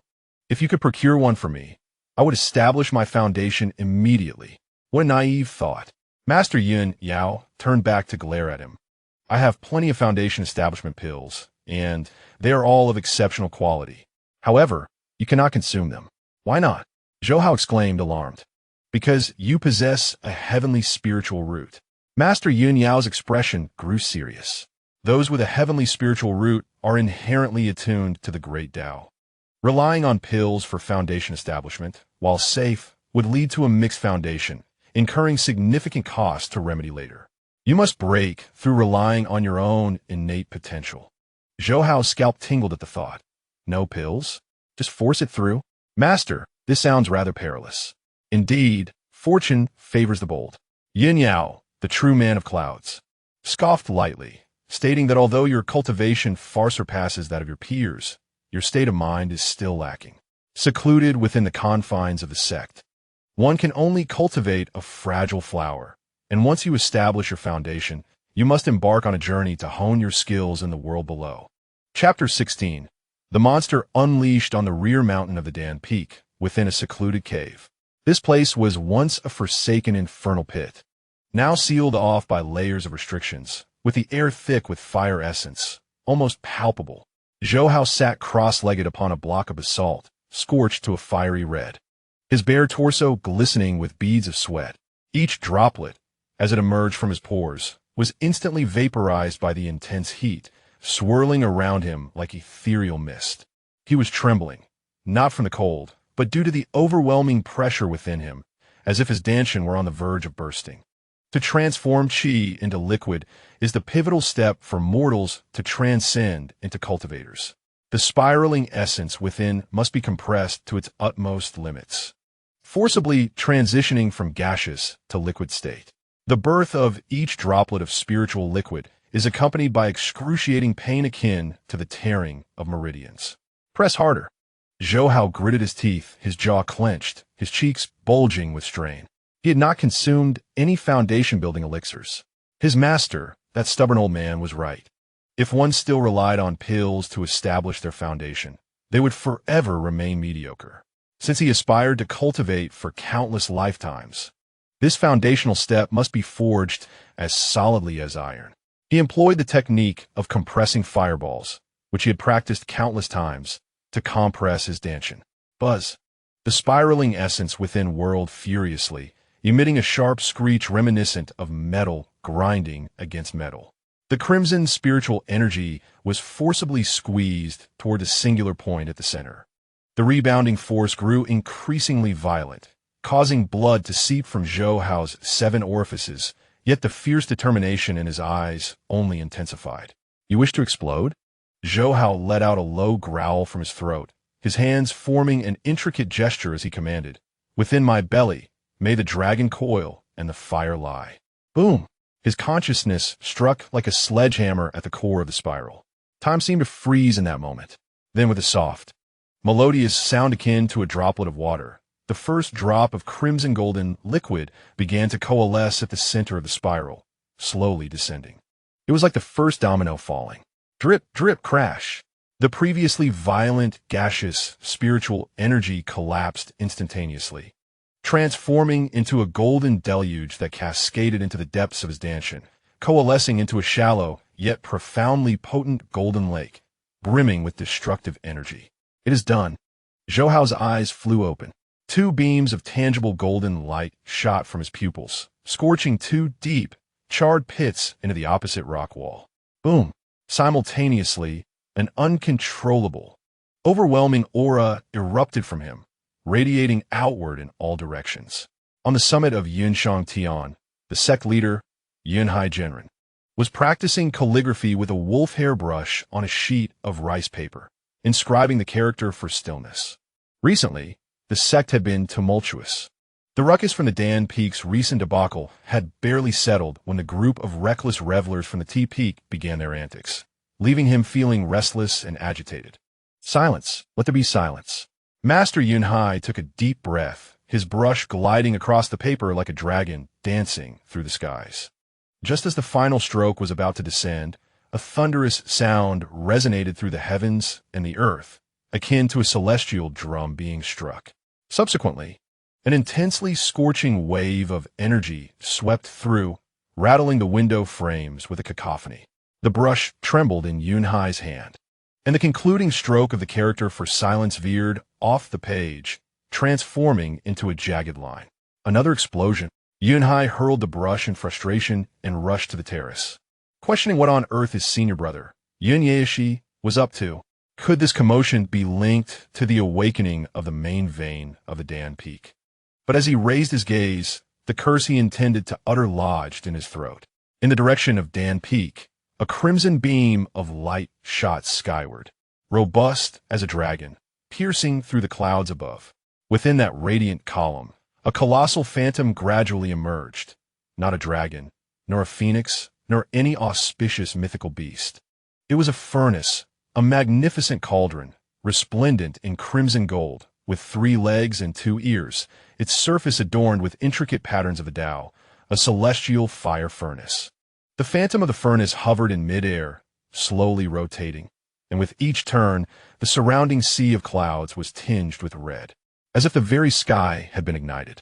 What is this? Yunhai's pupils contracted sharply, his consciousness sweeping across the area in an instant. A foundational phenomenon? A Tao furnace? Whoosh, whoosh, whoosh. Several streaks of light darted forth from other mountain peaks, hovering in the air. What overwhelming intent of fire! Master Yun of Sword Peak stood upon his sword, his white robes billowing, his piercing gaze fixed intently on the furnace's apparition, embodying an aura capable of incinerating the heavens and boiling the seas. Who is cultivating their foundation? Who else could it be? A deep, resonant voice echoed. Master Yun Su of Body Peak, bare-chested and wielding 2 massive stone locks, wore an expression of astonishment. That direction leads to the back mountain of Dan Peak, where his beloved disciple, Zhou Hao, resides. Zhou Hao, Master Yunhua of Formation Peak, fanned himself, his brows furrowing in thought. How long has it been since this lad entered the sect? I recall it being 1 year and 3 months, perhaps. Upon hearing this, the other Peak Masters fell into silence. The atmosphere became palpably still, save for the thundering rotation of the celestial furnace, emanating an unsettling pressure. 1 year and 3 months. Yunhai murmured, feeling a dryness in his throat. He turned to Yun, his expression laden with complexity. Junior sister, how long did it take Meng Meng to establish her foundation back in the day? Yun tightened her grip on the sword hilt, her expression darkening. 2 years and 1 month. She spat out the number coldly. Meng Meng possessed a variant spiritual root and had the guidance of a renowned mentor, with resources aplenty. Then this lad. Master Yun Lian of Tool Peak was fiddling with a golden abacus, producing a crisp clatter. He surpassed Meng Meng by a full 10 months. Moreover, judging by the solidity of this phenomenon, his foundation likely surpasses that of Ming Meng's at the time. A prodigy. Master Yunwei of Food Peak took a bite of the spiritual melon in hand, mumbling a vague assessment. Among this new batch of disciples, apart from him, the fastest one with a premium earth spiritual root, Zhang Fugui, is only at the 6th layer of Qi cultivation. ISN Tihi, in my spiritual kitchen, I am still serving dishes. Cultivating at the 6th level of Qi, refining in comparison to foundation establishment, is truly a dimensional strike. The several peak masters exchanged glances. All ancient beings who have lived for thousands of years and witnessed countless geniuses. However, encountering a prodigy who treats cultivation as casually as drinking water, completing in 1 year what takes others a decade, and manifesting such astonishing phenomena, was indeed a first. The senior brother, Yun Hai, gazed at the slowly dissipating phantom of the furnace with a bitter smile, fearing that he might become overly proud. At the main hall of Dan Peak, the esteemed Yun Yao stood with his hands clasped behind his back, his robes billowing in the heat waves. His face, usually stern as if everyone owed him 200 spirit stones, bore little expression at this moment. Yet, his hands trembled violently behind him, betraying his excitement. The great Tao furnace had indeed manifested the legendary phenomenon of the great Tao furnace. Yin Yao took a deep breath, striving to suppress the impulse to laugh uproariously at the heavens. As an alchemist, he understood all too well what this phenomenon signified: the world as the furnace, and creation as the artisan. A person who possesses such a phenomenon is inherently the monarch of the Tao of alchemy. This was not merely a breakthrough in cultivation, but an acknowledgement of the principles of alchemy. Peak Master Li Heiran stumbled out from the side hall, clutching a ledger, his face a mask of astonishment. The back mountain. Calm yourself, Yin Yao replied with a detached glance, his tone as tranquil as still water. Is only your junior brother establishing his foundation? Is this truly worthy of such alarm? Li Heiran nearly slipped to his knees. Is it not significant? Peak Master, do you hear yourself? A year to establish the foundation, and it has even caused a phenomenon in other sects. This would warrant celebrations with gongs and drums for 3 days. However, Master, this speed is too. Yin Yao interrupted with a cold snort. He possesses a heavenly root and has consumed so many of our Dan Peak's resources. If he cannot even create this much commotion, that would indeed be embarrassing. He turned to gaze toward the main peak, where several powerful auras were floating. The corner of Yin Yao's mouth finally curled into an almost imperceptible smile. Oomph. Those old fellows must have their jaws on the ground now. Do they wish to see me make a fool of myself? Perhaps in their next life. In the back mountain cave, as the golden light faded and the phenomenon receded, Zhou Hao slowly exhaled a breath of turbid air. This breath, appearing faintly golden, scorched the ground upon contact, transforming the rocks into a layer of glazed texture. He rose to his feet. His once slender frame now stood tall and elongated. Beneath his skin, a faint glow swirled, and the lines of his muscles were smooth and firm, containing explosive power. It felt as if he had shed heavy shackles. The world appeared different in his eyes. The ethereal fire, spiritual energy in the air was no longer prey to be captured. Instead, it danced joyfully into his body with each breath, like a docile pet. Is this what it means to establish a foundation? Zhou Hao clenched his fist. A sharp sound echoed as the air in his palm shattered. With a thought, his consciousness instantaneously expanded outward, within a radius of 100 meters. Even the slightest tremor of an ant's antenna is vividly reflected in his mind. Delightful. Zhou Hao grinned broadly, revealing a set of pearly white teeth. Yet, he refrained from rushing out to show off. As a pragmatic transmigrator, his first order of business was to retrieve a small mirror from his pocket. Fortunately, his hair remained intact. He was not balding. Zhou Hao contentedly stroked his thick, dark locks. Having grown stronger without losing his hair, it was indeed perfect. Soon after, he began to contemplate more significant matters. In the foundation establishment stage, one could expect a lifespan of 200 years. He could soar through the skies on a sword, no longer requiring others to haul him about by the collar. He could undertake advanced missions from his sect and venture into the world. Most importantly, a glimmer of gold shone in Zhou Hao's eyes. He could finally concoct second-tier elixirs. The value of these second-tier potions far exceeded that of the first, by at least tenfold. Foundation elixirs, beauty elixirs, and marrow-cleansing elixirs. Wealth was imminent. This time, he was truly destined for fortune. At that moment, a sound transmission talisman pierced through the restrictions, hovering before him. The dry voice of Master Yin Yao echoed, "Come out.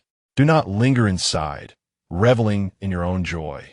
Zhou Hao chuckled, stowing away the mirror and adjusting his tattered robe, which had become little more than rags.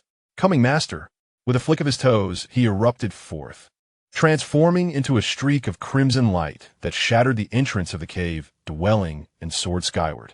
There was no flying sword, no magical artifact, merely the wind beneath his feet propelled by his physical form. Such was the privilege of a Foundation establishment cultivator. In midair, Zhou Hao gazed down at the mountains and rivers shrinking beneath him, reveling in the exhilarating rush of the wind against his face.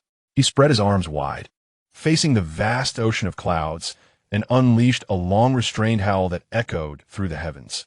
In the clouds, it is I, Zhou Yi, who has officially arrived. In the main hall of the Pill Peak, Master Yunye sat on a mat, holding a teacup and observing his disciple, who darted through the air like a monkey. The corners of his eyes twitched. This lad remained as impetuous as ever. Though he voiced such sentiments, he casually retrieved a pre-prepared storage bag from his sleeve and placed it on the table. However, as Master Yunye watched the approaching figure, his gaze grew profound. Now that Zhou Hao had established his foundation, it was time for him to venture out into the world. Flowers nurtured in a greenhouse cannot thrive. It was time to unleash this peculiar creature upon the world. Chapter 17. The wolf walks 1,000 miles in the main hall of the Pill Peak. The fire still burned low, and a faint, charred aroma lingered in the air. Next, without lifting his gaze, Master Yeo nonchalantly tossed a dusty storage bag. The bag traced a heavy arc through the air, whistling as it hurtled toward Zhou Hao's face. Zhou Hao raised his hand to catch it. The weight was substantial, and his fingertips brushed against the coarse fabric of the bag, still warm to the touch. "Master, what is this?" Zhou Hao inquired, weighing it in his hands, his eyes gleaming. "Your lifeline," Master Yunye replied, seated on the mat. His tone was dry, yet within the bag lay a top-tier flying sword. 3 bottles of second-tier middle-grade revival elixirs, 2 bottles of breathing elixirs, and a golden shield talisman capable of withstanding a full-force strike for a late Foundation establishment cultivator. As Zhou Hao's consciousness probed within, a broad smile stretched across his face, reaching his ears. Evidently, despite his verbal disdain, the old master diligently prepared the equipment when the time came for his disciple to embark on his arduous journey. Truly, the master is magnanimous. Zhou Hao tucked the storage pouch into his bosom and patted his chest, assuring, "Rest assured, master, this time I shall not bring shame to dampen. If I encounter an opponent beyond my capability, I shall retreat. Enough of your banter. Remember, outside the sect, you are no longer the prized spirit root, the cherished disciple under protection. Beyond these mountain gates, you are merely a walking feast for predators." He lifted his eyelids, and a flicker of cold light glimmered in his murky old eyes. Though alchemists may be affluent, their lives are fragile. When danger arises, do not hesitate to use talismans or elixirs. Material possessions can be forged anew, but once life is lost, I possess neither the skill nor the means to retrieve you from the netherworld. I understand, master. Zhou Hao, setting aside his playful demeanor, bowed respectfully 3 times. Rising, he turned on his heel and strode forth with purpose.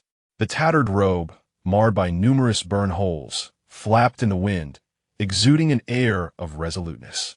Watching the empty doorway, Master Yun Yao paused, his hand holding the teacup momentarily stilled, followed by a deep sigh. May the fledgling return alive. In the task hall, a massive luminescent screen hovered at the center of the hall, displaying a multitude of task notifications, interwoven with crimson, amber, and azure hues, reflecting the throng of people below. Zhou Hao bypassed the crowded low-level task area, making his way directly to the counter designated for the Foundation establishment stage. "I wish to accept a task." He slapped his identity jade token down on the counter. The middle-aged attendant behind the counter, a late-stage Foundation establishment cultivator, was yawning and jolted awake at the sharp sound. As he prepared to scold, he glanced up to see the jade token inscribed with the alchemical furnace mark and the words "direct disciple," causing the expletives to die on his lips. "Ah, it is Junior Brother Zhou." The attendant's face brightened into a smile as he accepted the jade token with both hands. "What kind of task does Junior Brother wish to undertake?" Seeking herbs? Slaying monsters? Or perhaps escorting? I seek someone. Zhou Hao pointed to the upper right corner of the screen, highlighting a task notification bathed in deep crimson, the vanishing case of the Wanjing mountain range. The attendant's expression shifted slightly as he followed Zhou's gesture. Junior brother, this task is rather ominous. He lowered his voice and leaned in closer. In the past 3 months, 3 groups have already ventured into the Wanjing mountain range, located at the border of Yunzhou and Qingzhou. Initially, it was a few qi refining cultivators, but even 2 family cultivators at the early foundation establishment stage have vanished without a trace. No signs of life or death remain. The local lord's manor and the cultivation families have been unable to uncover any leads, suspecting the interference of malevolent cultivators or some unknown beastly anomaly. The attendant hesitated, attempting to dissuade. Though the contribution points are as high as 500, the risks are immense. Junior brother, you have just established your foundation and are an alchemist. Perhaps you might consider a safer task? In his view, alchemists are delicate flowers nurtured in sheltered environments, while they may excel at refining elixirs. Encountering a place that devours its victims whole might leave them without even remnants. Fortune favors the brave. Zhou Hao lightly tapped his fingers on the counter, producing a rhythmic sound. This one will suffice. 500 contribution points. In the sect's exchange rankings, this amount would be enough to procure a second-tier premium core of earth fire or a high-level fire control technique. For him at present, methodically refining elixirs to accumulate contribution points, while steady, is far too sluggish. He craves battle, the crucible of life and death, to thoroughly solidify his cultivation. The attendant disciple, seeing their counsel unheeded, could only sigh and swiftly handle the registration. The task is accepted. Junior brother, here are the task documents and the local map. A jade slip of azure hue was presented. Zhou Hao accepted the slip, allowing his consciousness to sweep over it. Task: investigate the disappearance cases in the Wanji mountain range. Location: Western Yun Prefecture. From the periphery to the mid-level of the Wanji mountain range. Objective: ascertain the cause of the disappearances, if encountering evil cultivators or demonic beasts. Eliminate or report to the sect as deemed appropriate. Reward: 500 contribution points. Additional rewards for slaying the culprit. With that, Zhou Hao stowed the jade slip and turned to depart. In the skies above, at the ferry of the flying vessel, a greenwood airship measuring 100 feet in length hovered above the sea of clouds, its body inscribed with defensive array patterns, while its massive spirit sail billowed in the wind, emitting a deep, resonant hum. This was a regular flight service for the sect, connecting various states. Though slower than flying on a sword, it was favored for its ease and safety. Zhou Hao exchanged 2 spirit stones for his ticket and stepped onto the deck. A considerable number of cultivators had already gathered there, most in groups of 3 or 5, either sitting cross-legged in meditation or conversing in hushed tones. It was rare to see someone alone, like Zhou Hao. He found a corner against the ship's railing, leaning against it, his gaze cast downward at the gradually diminishing peaks of the sect's mountains. Amidst the swirling clouds, the crimson main hall of the Pill Peak flickered into view. Farewell, cozy nest. Zhou Hao retrieved a fasting pill from his robe, tossing it into his mouth like a candy, crunching it with a sharp bite. The bitter flavor spread across his palate, yet rendered his mind extraordinarily alert. From this moment forth, he was no longer the mischievous troublemaker sheltered under his master's wings, nor the petty beggar merely skilled in banter. He was Zhou Hao, a direct disciple of the Pill Peak of Shang Tian, a foundational cultivator. He was also akin to a wolf, freshly sharpened, preparing to descend the mountain and feast upon flesh. In the Wanji mountain range, Zhou Hao squinted, his fingers unconsciously brushing against the storage pouch at his waist, his fingertips grazing the hilt of the flying sword named Liawo. A chill coursing through him. He hoped that whatever entity was responsible for the disappearance of dozens had a substantial bounty. Otherwise, this journey would be a loss. A long, sonorous horn echoed from the vessel, its body trembling slightly as it broke through the clouds, akin to a colossal beast roaring towards the western horizon.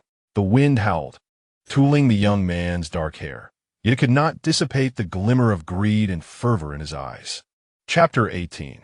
The rules of Haishi Town, the airship hovered in midair, casting a vast shadow over the small town nestled at the mountain's foot, resembling a loathsome toad. They had arrived at the Wanji mountain range.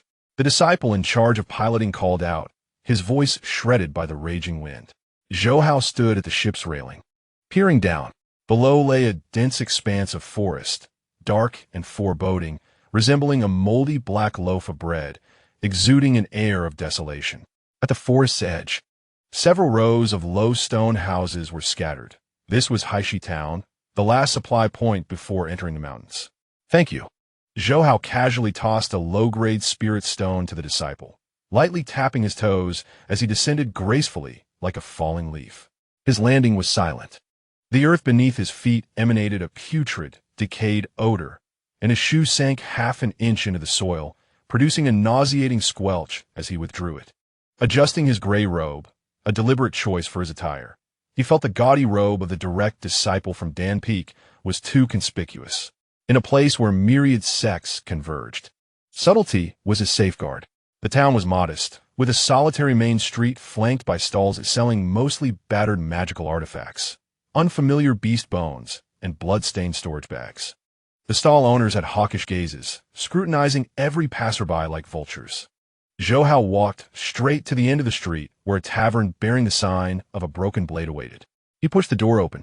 The hinges creaked sharply, piercing the previously boisterous atmosphere of the tavern, which fell silent in an instant. Dozens of eyes turned towards him, filled with scrutiny, greed, and malice. Zhou Hao remained expressionless as he chose a corner table against the wall. A pot of strong liquor and 2 gin of spiced beef, he ordered, placing a shard of spirit stone on the table, his fingers rhythmically tapping the surface. The server, a one-eyed man with a clouded gaze, glanced at the spirit stone and grinned, revealing a mouthful of yellowed teeth. You seem unfamiliar. First time in Blackstone Town? Just passing through, Zhou Hao replied tersely. The server chuckled and, without further inquiry, retreated to the kitchen.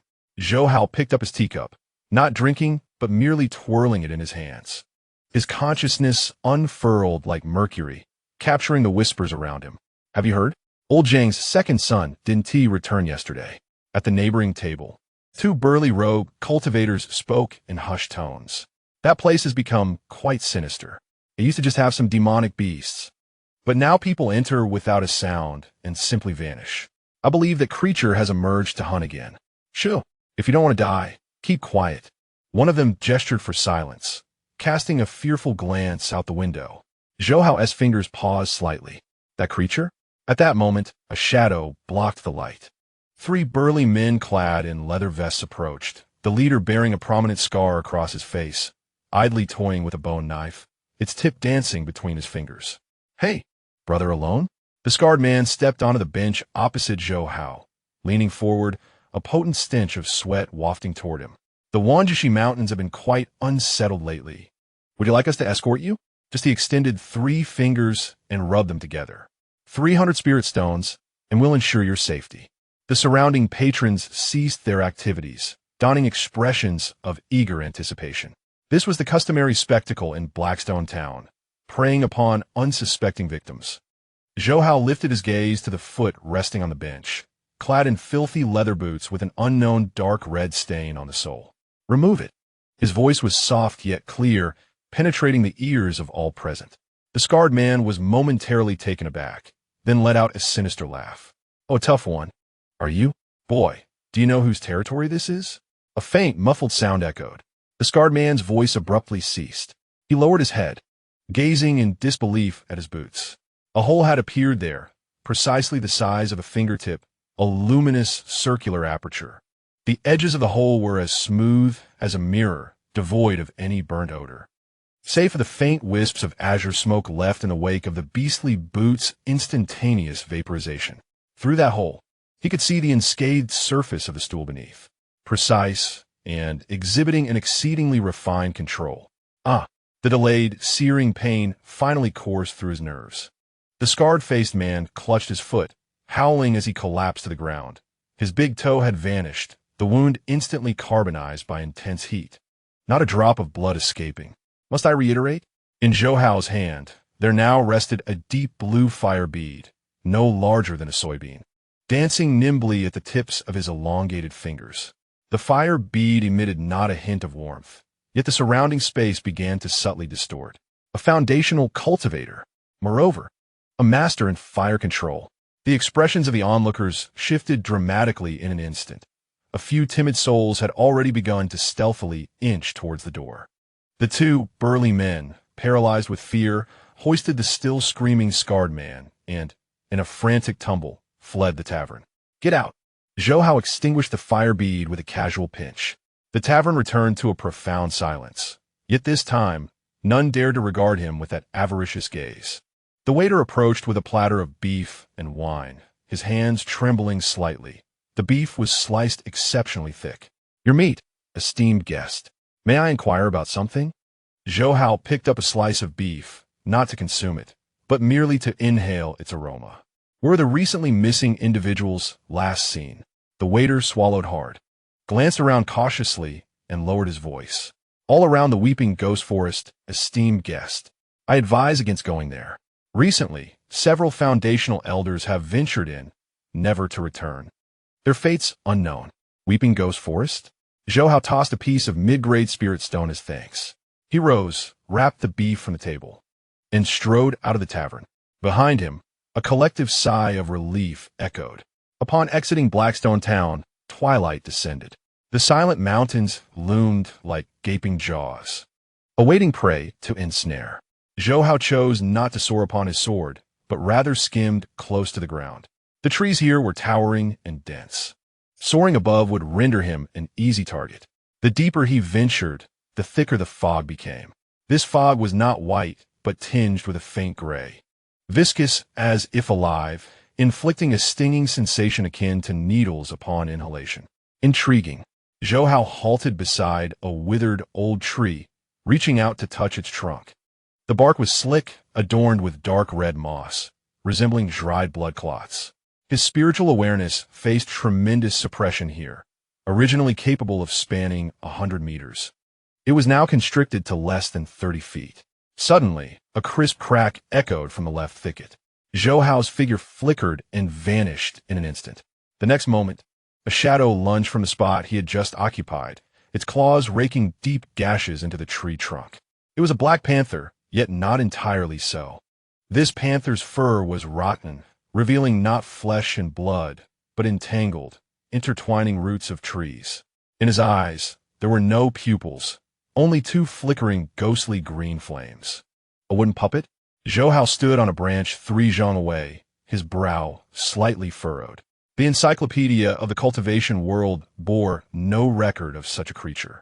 The black panther, having missed its strike, emitted a low growl reminiscent of wood scraping together, its hind legs propelling it forward once more, swift as the wind, carrying with it a stench of blood.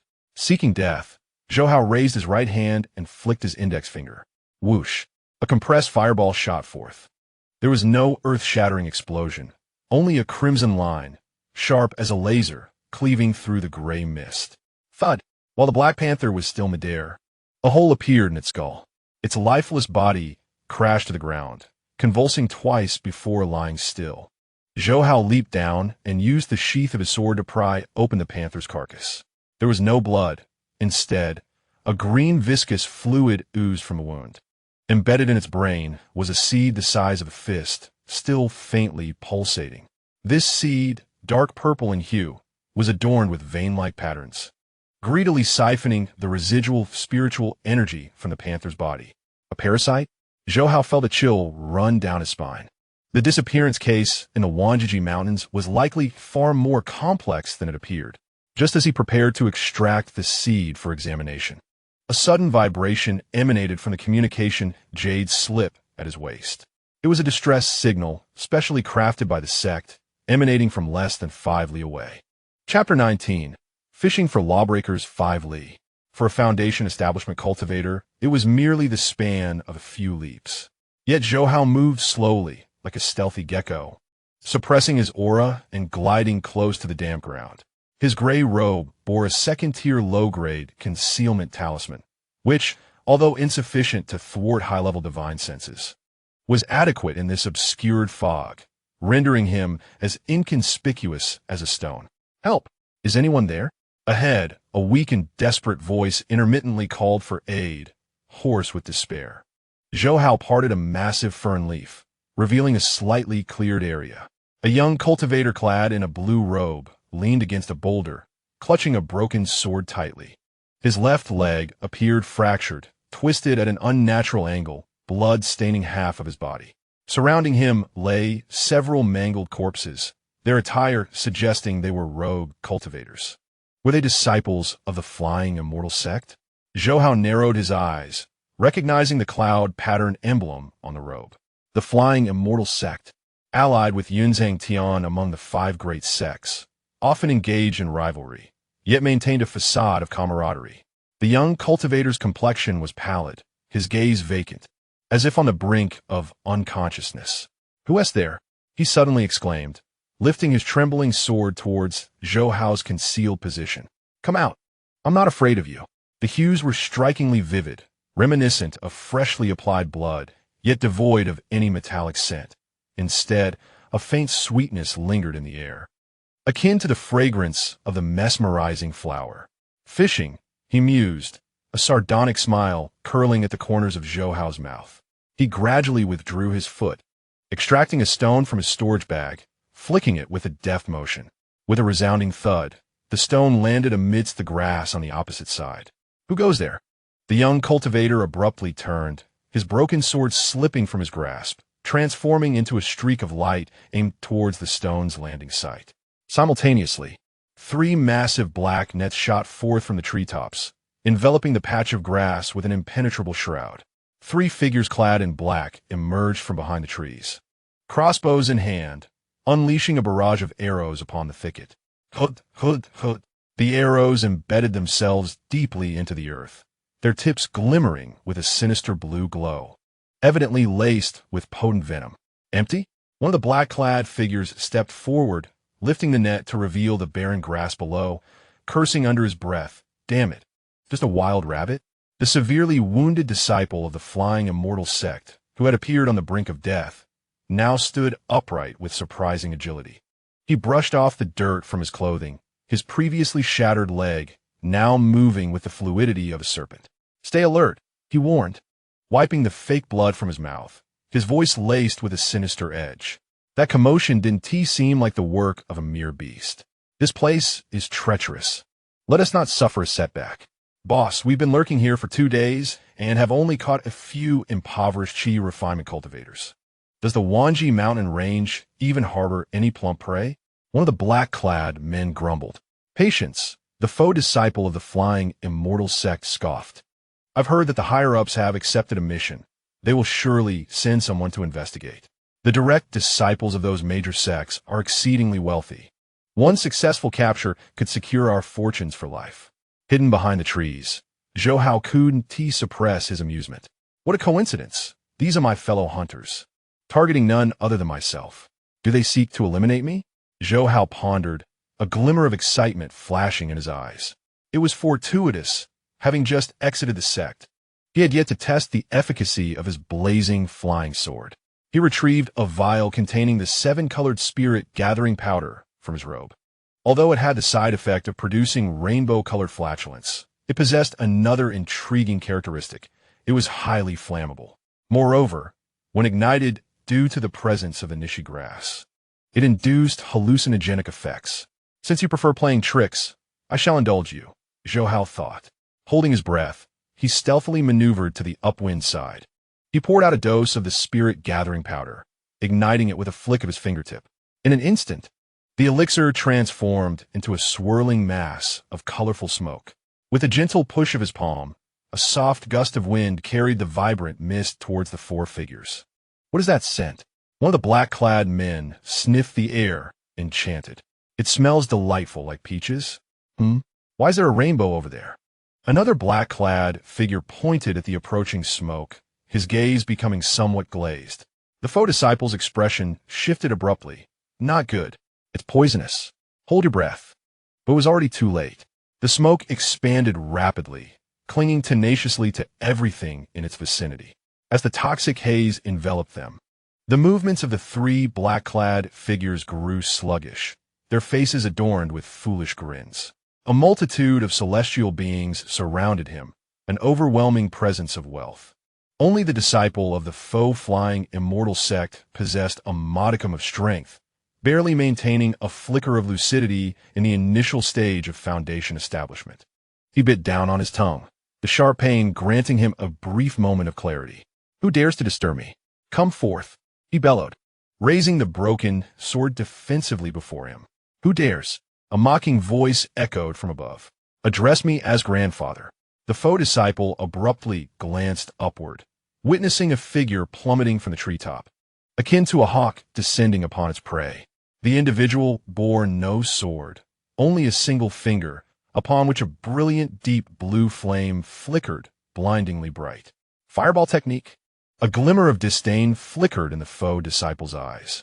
A mere fireball dares to breach my protective spiritual light? He raised his hand to conjure a yellowish light shield. Yet in the next moment, his expression froze. The diminutive fireball, upon contact with the shield, did not explode. Instead, it penetrated through the barrier effortlessly, akin to a heated iron chopstick piercing through tofu. With a soft thud, the fireball precisely burrowed into his forehead. This was no ordinary fireball. It represented his final thought tethered to this realm. Boom! The highly compressed fireball detonated within his cranium. There was no grotesque display of flesh and blood. The intense heat instantaneously vaporized all liquids. His head deflated as if punctured, leaving behind a headless corpse that collapsed to the ground. A swift execution. Zhou Hao descended lightly, dusting off his hands. Indeed, it was no mere fireball. Observing the lifeless body below, he grinned widely. This was Zhou's ingenious method of cognitive expansion. The remaining three black-clad individuals continued to chuckle foolishly, oblivious to their leader's demise. Zhou Hao refrained from killing them. Instead, he approached, delivering a swift chop to each, rendering them unconscious. Then came the most delightful phase, searching the bodies. A pauper indeed, and another pauper. Yet this one is decent, possessing 200 spirit stones. Zhou Hao adeptly scavenged the spoils, ultimately resting his gaze upon the headless corpse. He rummaged through the storage pouch of the body, retrieving a black token. The token bore a skull on one side, and a complex array on the reverse. Zhou furrowed his brow. He had encountered this pattern in the Encyclopedia of Cultivation. The Blood Slaughter Sect? This infamous organization was notorious for murder, theft, and the crafting of corpses. What business did they have here? Why were they specifically targeting disciples of the major sects? Zhou Hao sensed that matters had escalated significantly. The disappearance case in the Wanji mountain range was likely not the work of beasts, but rather a scheme directed against the 5 great sections. Just then, one of the unconscious black-clad men began to convulse. Something writhed beneath his skin. Suddenly, a purple vine pierced through his flesh, slithering out of his mouth like a venomous serpent, heading straight for Zhou Hao's face. A resurrection? Zhou Hao reacted with lightning speed, retaliating with a swift stroke of his sword. Clang!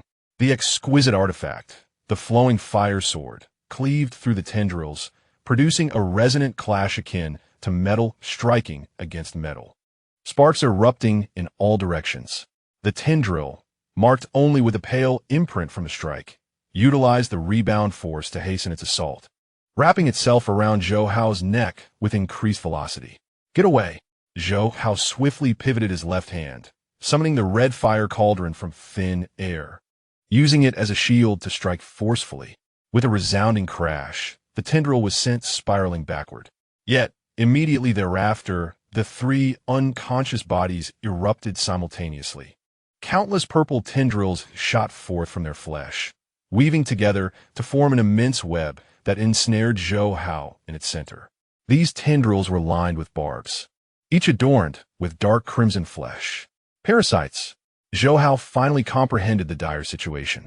These individuals had long been infested by that peculiar seed, normally dormant. The seed would seize control of the host's body upon loss of consciousness or death, converting the host into sustenance.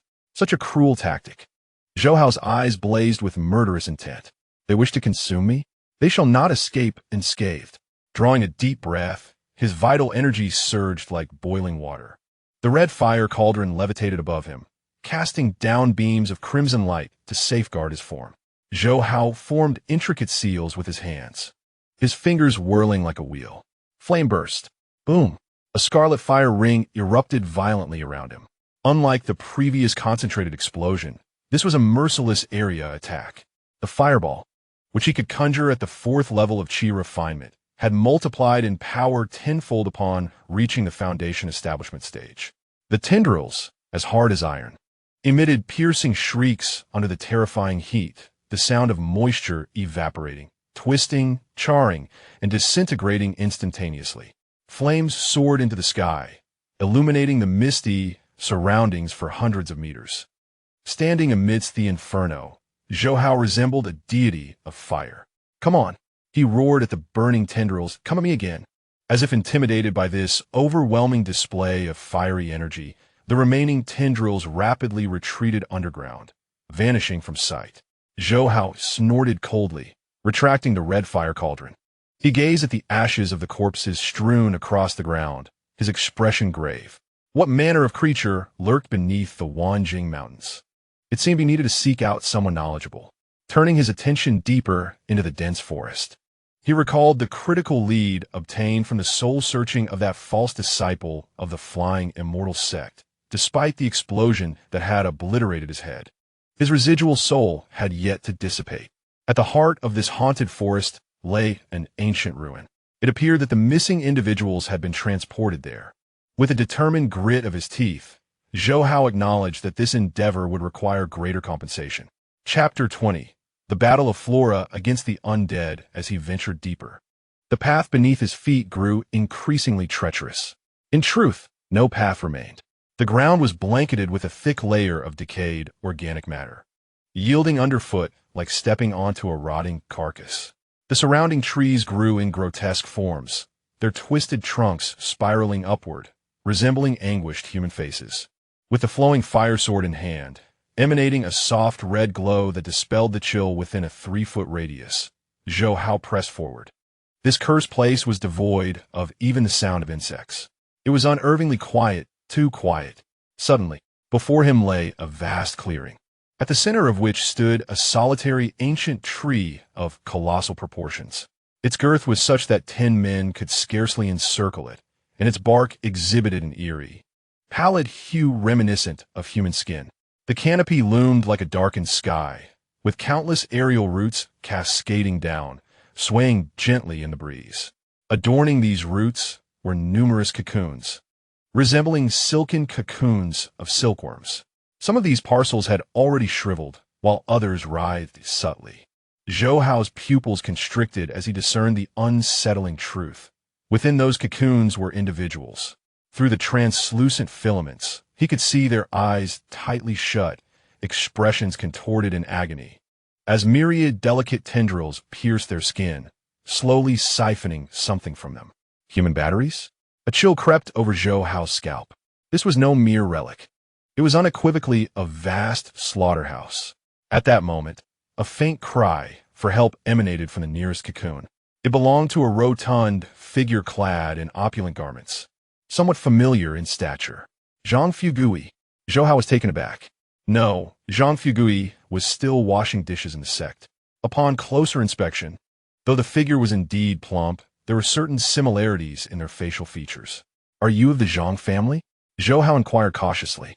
The rotund man struggled to open his eyes, and upon seeing Zhou Hao, a glimmer of desperation ignited within them.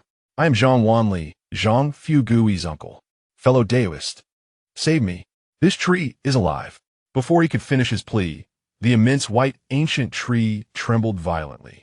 With a rustling sound, countless aerial roots shot up like awakening serpents, all aiming directly at Zhou Hao.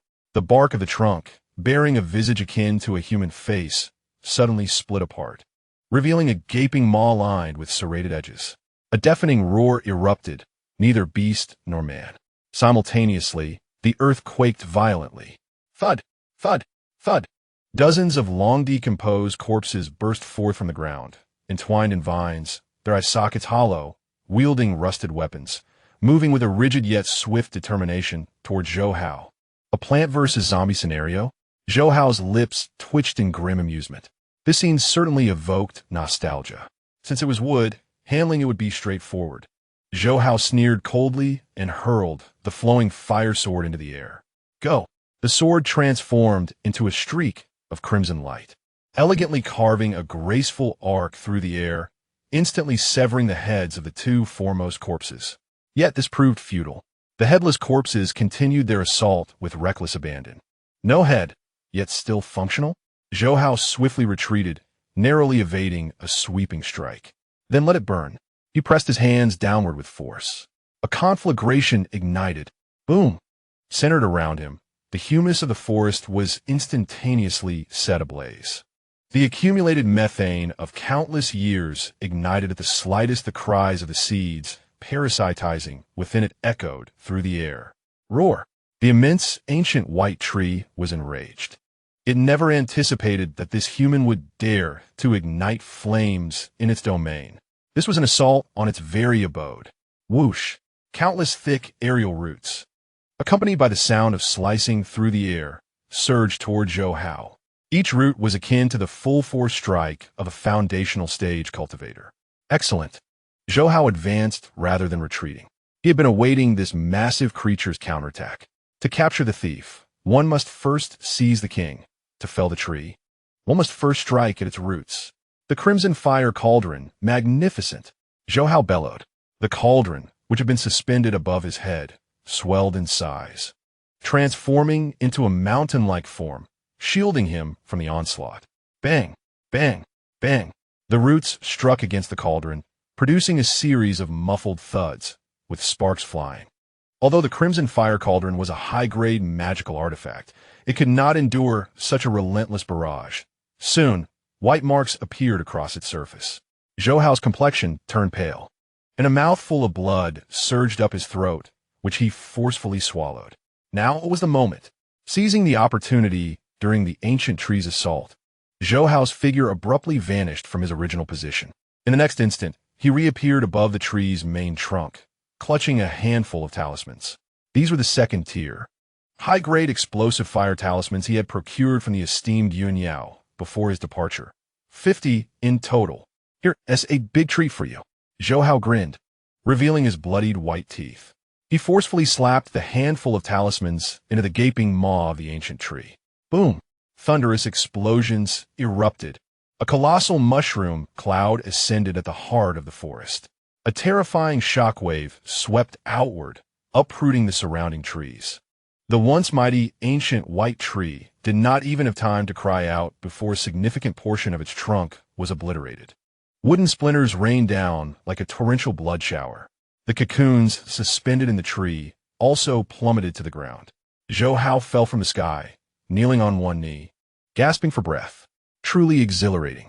He wiped the blood from his face and gazed upon the ancient tree, now reduced to a charred stump. At the core of that stump, a flickering green light caught his eye. It was a heart, a crystalline, translucent heart exuding a vibrant life force. Zhou Hao's eyes gleamed. The demon core of a 1,000-year-old wood spirit.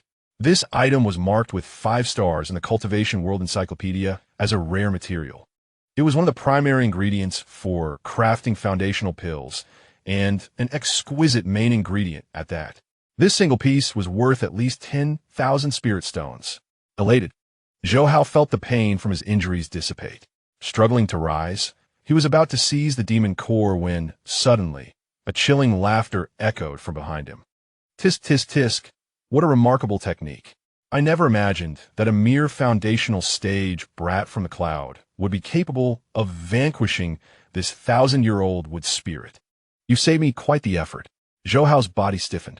He slowly turned around, only to find Zhang Wanliang, who should have been lying on the ground awaiting his demise, now standing unharmed.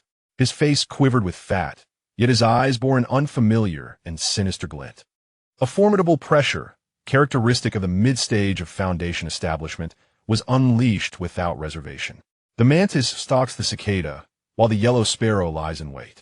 Zhang Wanli licked his lips, gazing greedily at Zhou Hao and the demon essence. Hand over the demon essence and your storage pouch, and perhaps I may grant you a complete corpse. Zhou Hao narrowed his eyes, his fingers discreetly curling around a pill, the seven-colored gathering spirit powder. Want it? Zhou Hao laughed, the brilliance of his smile radiant. Sure, consider it a gift, old man. Catch this. With a thunderous roar, Zhou Hao hurled the jade vial containing the seven-colored gathering spirit powder into the air, tracing a parabolic arc. Zhang Wanli, or rather the monstrous entity occupying the human skin, instinctively waved its tendrils. Crack! The jade vial shattered midair. Contrary to expectations, there was no toxic smoke or hidden weapons.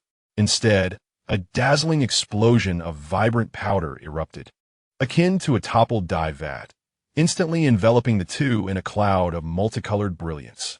The fine powder, delicate as dust, swelled in the wind, transforming within moments into a rainbow-hued cloud, engulfing the creature entirely. Almost immediately, an overwhelmingly sweet aroma of ripe peaches, mingled with a rich, fermented fruit wine scent, surged into the monster's nostrils and pores.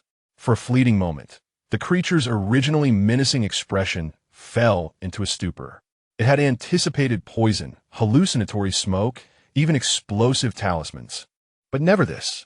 As a parasitic being acting on instinct, its mind was instantly bombarded by the potent psychedelic effects of the substance. The hallucinogenic properties of the rainbow grass, catalyzed by the skunk beast's gland, erupted exponentially in potency. In the creature's vision, the once eerie and terrifying ghost cry forest vanished, replaced by a sky filled with fluttering fairies, rivers flowing with spiritual essence, and countless vibrant, naked humans beckoning to it. What an enticing fragrance! The creature's emerald eyes lost their fierce glint, replaced by an eerie obsession. Its waving tendrils softened, resembling drunken serpents languidly writhing in the air. Now is the moment. A glint of cold light flashed in Zhou Hao's eyes. Without a hint of hesitation, he plunged into the colorful mist, his feet creating two deep craters in the decaying soil beneath. He surged forward, not retreating, but advancing into the kaleidoscopic fog. Raising his right index finger, he compressed the fire attribute spiritual energy within him to a frenzy, the deep blue light at his fingertips shining as brightly as the coldest star in the night sky. Take this. With barely 3 inches between him and the creature's brow, Zhou Hao pulled the trigger. Whoosh! A thread-thin line of blue flame, imbued with terrifying heat, pierced through the air, slicing through the thin layer of colorful mist. Puff! A soft sound, reminiscent of a heated iron rod piercing a slab of butter. The creature hardly had time to awaken from its delightful hallucinations before a charred hole appeared in its forehead, transparent from front to back. The intense heat instantaneously vaporized the brain matter within the skull, along with the purple seed parasitically lodged within, reducing them both to ashes. A terse gasp escaped from the monster's throat. The verdant flames in its eyes were extinguished in an instant. The vines that had been writhing, as if possessed, suddenly lost their backbone, crackling as they fell to the ground, swiftly withering, blackening, and dissolving into foul-smelling pools of dark liquid. With a thud, the corpulent body of Zhang Wanliang toppled backward, stirring a cloud of dust. Zhou Hao landed gracefully, rolling to dissipate momentum before settling into a half-kneeling stance. He panted heavily, his fingers trembling slightly. That single strike had drained nearly 30% of his spiritual energy, the sudden surge of exertion causing a dull ache along his meridians. Wiping the cold sweat from his brow, Zhou Hao cast a triumphant smirk upon the fallen corpse. No matter how cunning you are, you still have to drink from my foot bath, he sneered. 7-colored spirit gathering powder, hallucinogenic and highly flammable. Do you even comprehend what chemical warfare means? Rising, he brushed the dust from his clothes, his gaze shifting instantly from battle mode to looting mode. Now came the true prize. A late Foundation establishment stage heretic cultivator, albeit a parasitic one, could boast a considerable fortune. Zhou Hao deftly peeled back the shredded clothing with his toes, retrieving a blood-stained storage pouch from the corpse's waist. Forcing his divine sense through the residual seals, he poured out the contents. Approximately 2,000 low-grade spirit stones, a pittance. A mid-grade, soul-cutting blade, chipped and tarnished, worthless. What was this? The blood-refining great technique? A forbidden art. Not even dogs would practice such evil. Zhou Hao scornfully flipped through the items, disdain curling his lips. The creature's wealth was far more meager than he had anticipated. Aside from the spirit stones, the rest were merely unspeakable, sinister trinkets, until his fingers brushed against a cold metallic token. Palm-sized and forged from an unknown black metal, it was uncommonly heavy. The front bore a ferocious azure demon face, while the reverse displayed a complex crimson blood formation at its center inscribed with two archaic characters. Agent. Azure sect? Zhou Hao furrowed his brow. He had seen this emblem on the blacklist of high-risk organizations in the Cultivation World Encyclopedia. The Azure sect, one of the three great demonic sects, was notorious for its secretive operations and brutal methods. Unlike the blood-killing sect's overt slaughter, the Azure sect specialized in infiltration, assassination, and subversion. An Azure sect agent had ventured so far into Shang Tian's territory, orchestrating such a grand scheme merely to nurture a tree? Zhou Hao clenched the token, sensing that something was amiss. Further rummaging through the miscellany, he uncovered a crude map drawn on human skin. The map roughly depicted the Wanji mountain range, yet at its center, the area beneath the ghostly wailing forest was heavily circled in vermilion cinnabar. Adjacent to it was a small inscription. Cultivation Vessel Number 1, estimated maturation, 3 months. Cultivation Vessel? Zhou Hao turned his gaze to the now-destroyed ancient white tree, then back to the shriveled corpses sprawled about. A chill crept up his spine. Could it be that this ghostly wailing forest was merely the first? In other words, places like this slaughterhouse may have second and third sites. This is certainly the precursor to chaos. Zhou Hao felt the token in his hand becoming increasingly warm.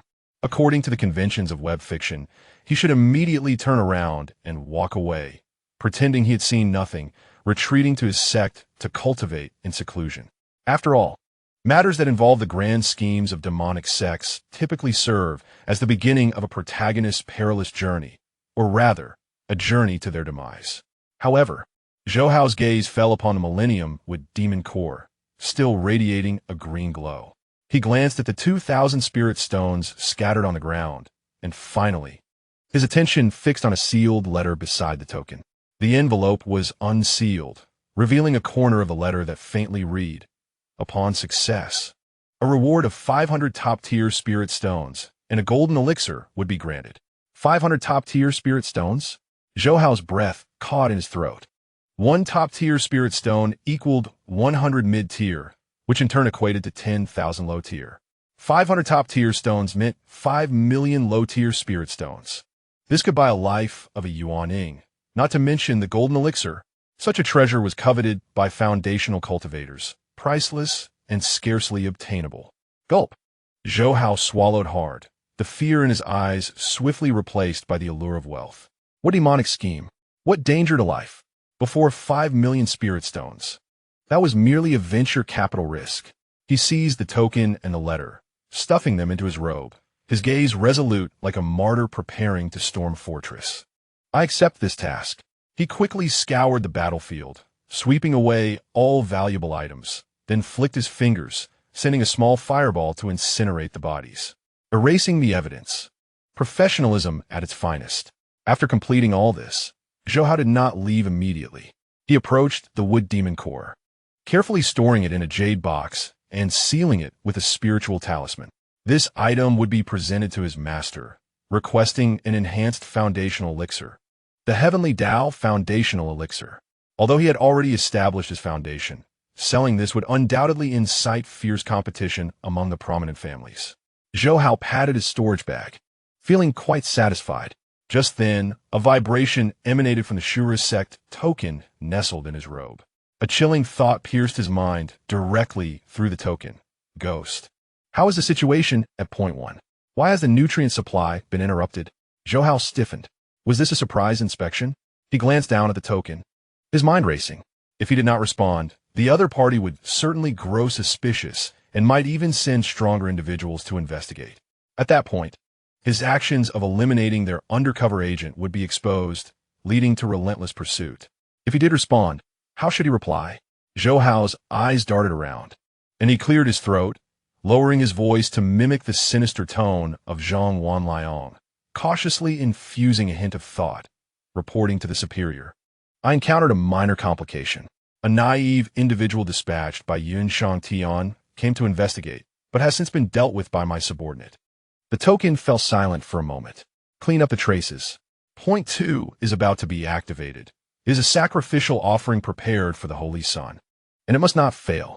Since you have completed the task at point 1, proceed immediately to Soul Break Valley and join forces with Bloodhand to assist in activating point 2. After the task is accomplished, the promised golden elixir will surely be delivered. Once that divine thought concluded, the connection was severed. Zhou Hao, clutching the token, stood stationary, his countenance shifting from astonishment to surprise, ultimately transforming into a twisted form of exhilaration. The Valley of Broken Souls?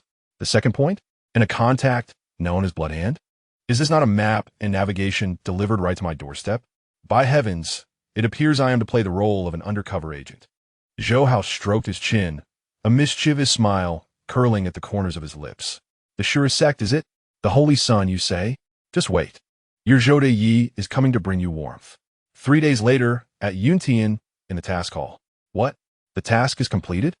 The attendant disciple gazed at the vibrant wooden demon elixir on the counter, his eyes nearly bulging out. You truly verified this? Naturally. Zhou Hao leaned against the counter, exuding nonchalance. It was merely a millennium-old wooden demon causing trouble, now slain by me. This elixir serves as proof. He withheld the details regarding the surest sect. Such a significant revelation, reporting it directly would yield only a meager salary. To maximize benefits, one must dig deeper. This is indeed a high-difficulty task. The attendant disciple scrambled to document the details. As per regulations, slaying the culprit incurs an additional reward of 1,000 contribution points, along with the recovery price of this elixir. I shall not sell the elixir. Zhou Hao firmly pressed down on the jade box. This item holds value for me. Just settle the contribution points. Very well. The attendant disciple's gaze towards Zhou Hao underwent a complete transformation, shifting from contempt to reverence. To single-handedly slay a millennium-old wooden demon at the foundational stage, this direct disciple of the Pill Peak is indeed a prodigy. By the way, Zhou Hao tucked away his identity, jade, token, and casually inquired, Brother, does our sect possess any spells capable of altering one's aura or disguising oneself? Disguise? The attendant disciple pondered for a moment. The second floor of the scripture pavilion houses a technique called Thousand Illusions, which can change one's appearance and aura. However, it is quite challenging to master and easily discerned by high-ranking cultivators. Thank you. Zhou Hao waved his hand and turned to leave. Difficult to practice? For a transmigrant endowed with creativity and spiritual roots, there exists no spell too challenging to master, only inadequately audacious maneuvers. At the Pill Peak in the Alchemy chamber, Master Yun Yao regarded the wooden demon elixir on the table, then glanced at the eagerly expectant Zhou Hao. You wish for me to use this to concoct a transformation elixir? The old man huffed, furrowing his brows in disapproval. What a waste. This is the primary ingredient for foundational elixirs. You intend to use it for a transformation elixir? Have you lost your senses? Master, think big. Zhou Hao leaned closer, massaging the old man's shoulders. The foundational elixir is meant for lower-tier disciples. Does our Pill Peak lack funds? I am about to undertake a significant venture. He lowered his voice, speaking mysteriously. I plan to execute a grand scheme that necessitates a complete transformation. Once this is successful, our Pill Peak shall become the wealthiest in Yuntian. Master Yun Yao cast him a sidelong glance. Although uncertain of the mischief this lad was concocting, the influx of revenue to the Pill Peak had indeed multiplied several-fold over the past month. Very well. Master Yun Yao sighed deeply, concealing the demonic pill. Since you retrieved it, do as you please. But heed this warning. Should anything go awry, do not mention my name. Understood. Zhou Hao exclaimed with delight. Master, you focus on your work? I shall go to the Sutra Pavilion to borrow some books. 7 days later, an unassuming gray flash of light silently departed from Shang Tian. Within it was a middle-aged rogue cultivator, his visage grim and fierce, exuding a faint aura of bloodlust. Clad in a tattered black cloak, with a token inscribed with a secret mark hanging at his waist, his eyes were cold and sharp, yet a discordant, malicious grin played upon his lips. Sure as sect, tremble. Your nightmare has arrived. Zhou Hao fingered the several vials of specially enhanced 7-colored spirit-gathering powder, now dubbed Shura Bewitching Smoke, nestled in his bosom, along with a stack of freshly inscribed compressed fireball talismans. Destination: Soul-Severing Valley. Mission: acquire wealth, sow chaos, wreak havoc, and, incidentally, deliver a substantial gift from Shang Tian to that so-called Holy Sun.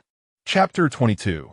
The Artistry of Acting and Self-Cultivation. Soul-Severing Valley, straddling the border between Yun Province and the Wildlands, was perpetually shrouded in poisonous miasma, never seeing the light of day. The stones were blackened, the waters foul, and even the roadside weeds bristled with thorns, emanating an unmistakable hostility toward strangers. Bah! What a wretched place!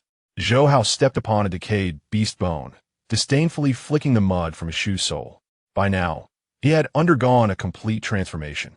The Thousand Illusions technique, combined with his master's specially concocted disguise pill, had altered him from a delicate youth into a middle-aged, rugged villain. His face marred by a grotesque scar slashing across his left cheek, resembling a fugitive burdened with countless lives taken. According to the token's guidance, this must be the place. Zhou Hao halted before a narrow valley entrance.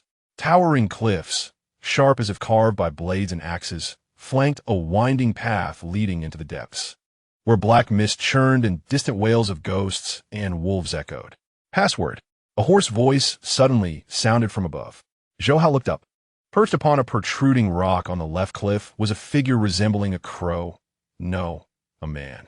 A hunched, bird-like creature cloaked in black feathered robes dangled beneath the rock, its dead fish eyes fixed unwaveringly on Zhou Hao, clutching 2 bone-piercing spikes glowing with an eerie green light. Mid-stage Foundation Establishment. Zhou Hao's heart skipped a beat, though his expression remained composed.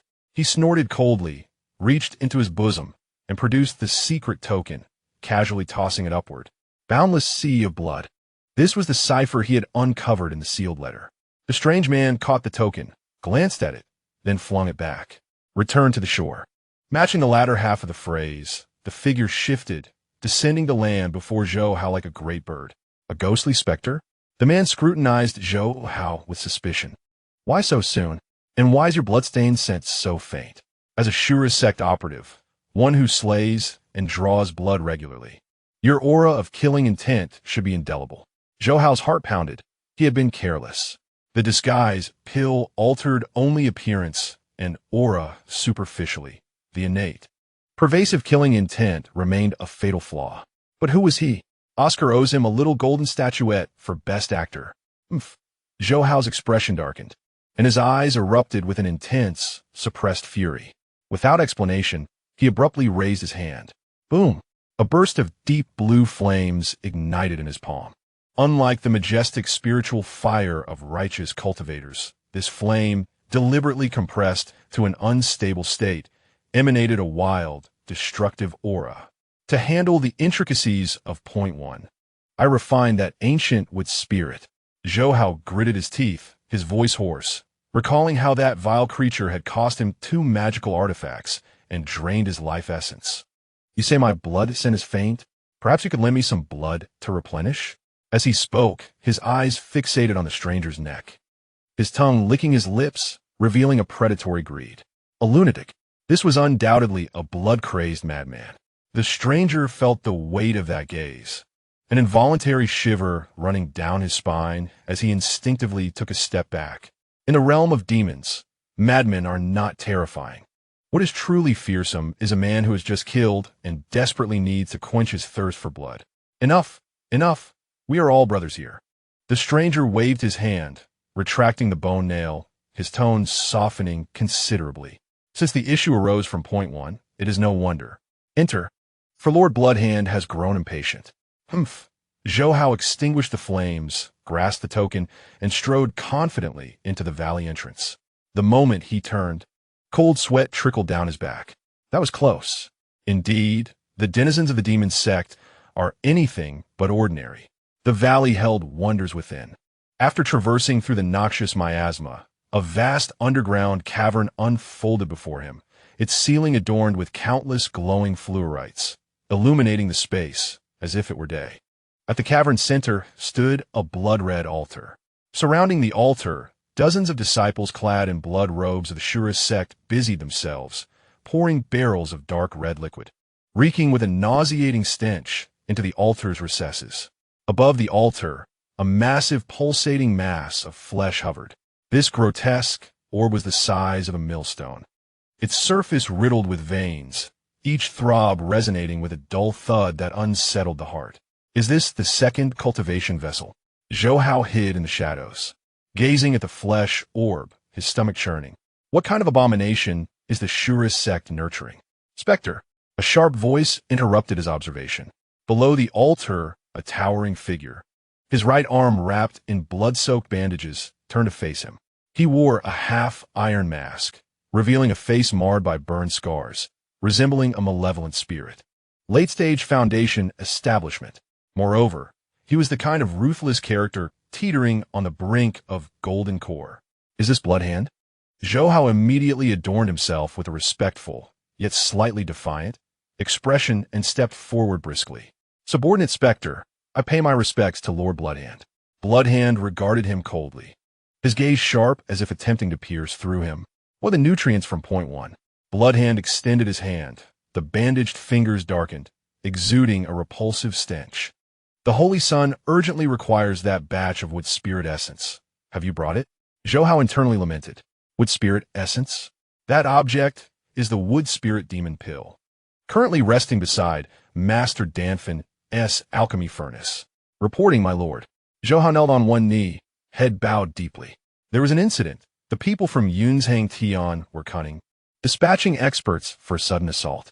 Your subordinate risked everything to destroy the wood spirit, preventing it from falling into orthodox hands, yet its essence was lost as well. Useless. Bang! Bloodhand delivered a heavy kick to Zhou Hao's chest. The force was immense. Zhou Hao slid across the ground for over 10 meters, only stopping when he collided with the rocky wall. Coughing out blood, chicken blood he had long concealed in his mouth, he clutched his chest, pain etched across his face. Yet he dared not resist. Your subordinate is incompetent. Please punish me, my lord. Yet inwardly, he cursed. Old man, I've taken note of that kick. When the time comes, I shall forge your rotten hand into a pig's trotter. Humph. Were it not for the current need for capable men, I would have crippled you already. Bloodhand withdrew his foot, his gaze dark and fierce. Since the wood spirit's essence was lost, another substitute must suffice. The activation of the second point is imminent, but blood sacrifice is insufficient. He gestured toward a deep iron cage within the cavern. Inside were a group of recently captured itinerant cultivators, more than 20 ragged men and women, young and old alike, all wearing expressions of despair and trembling with fear. Kill them and drain their blood? Zhou Hao's eyes hardened. Though he was greedy and mischievous, he had his limits. Slaying demon cultivators was righteous, an act of justice. Killing innocent passers-by was bestial. What? Reluctant? Bloodhand narrowed his eyes, raising his decayed right hand slightly. A crimson glow pulsed in his palm. Or have you softened your heart? A palpable aura of murderous intent fixed upon Zhou Hao. Should he utter a single refusal, death would be instantaneous. Slowly, Zhou Hao rose from the ground. Wiping the blood from the corner of his mouth, he lifted his head, revealing a grimace more hideous than tears. My lord Jesteth, Zhou Hao said, drawing a rusty dagger from his waist, a tool procured from the black market, and licking its blade. Your subordinate felt the prior killing was insufficiently satisfying. Now, he would let them bleed. With dagger in hand, he approached the iron cage step by step. His back faced Bloodhand, yet his eyes gleamed with extraordinary clarity. Kill? Certainly not. But without killing, this hurdle could not be overcome. It seemed a grander scheme was required. Zhou Hao's fingers slipped quietly into his sleeve, clutching a 7-colored spirit concentrating powder. No, an enhanced version of the Azura bewitching smoke. This concoction, modified by his master, not only induced hallucinations but bore a side effect: arousal, specifically targeting beastly creatures. His gaze swept over the cavernous corner, where several massive blood-tusk boars, demonic beasts employed by the Azura sect for transport, were tethered. An utterly unscrupulous yet undeniably effective plan took shape in his mind. Gentlemen, Zhou Hao approached the iron cage, gazing upon the despairing cultivators within. His lips moved silently, conveying a voice only they could hear. Do you wish to live? When the time comes, no matter what you see, cover your rear and run for your lives.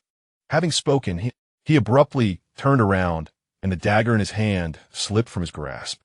Not aimed at the scattered cultivators, but instead severing the iron chain that bound the blood-fong boar. Immediately after, a vibrant elixir was flicked into the trough.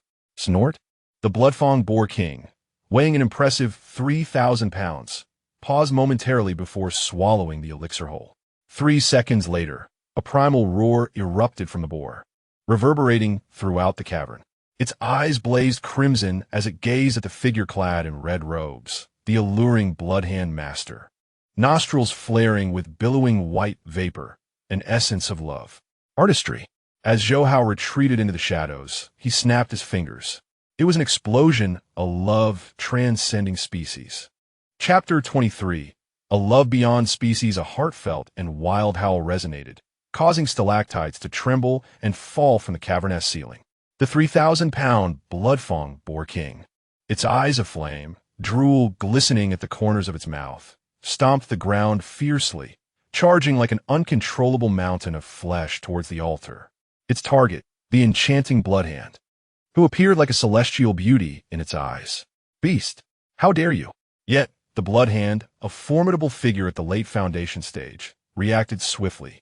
Although the sudden burst of colorful smoke fogged his mind, instinctively he conjured a blood-red shield in response to the impending danger.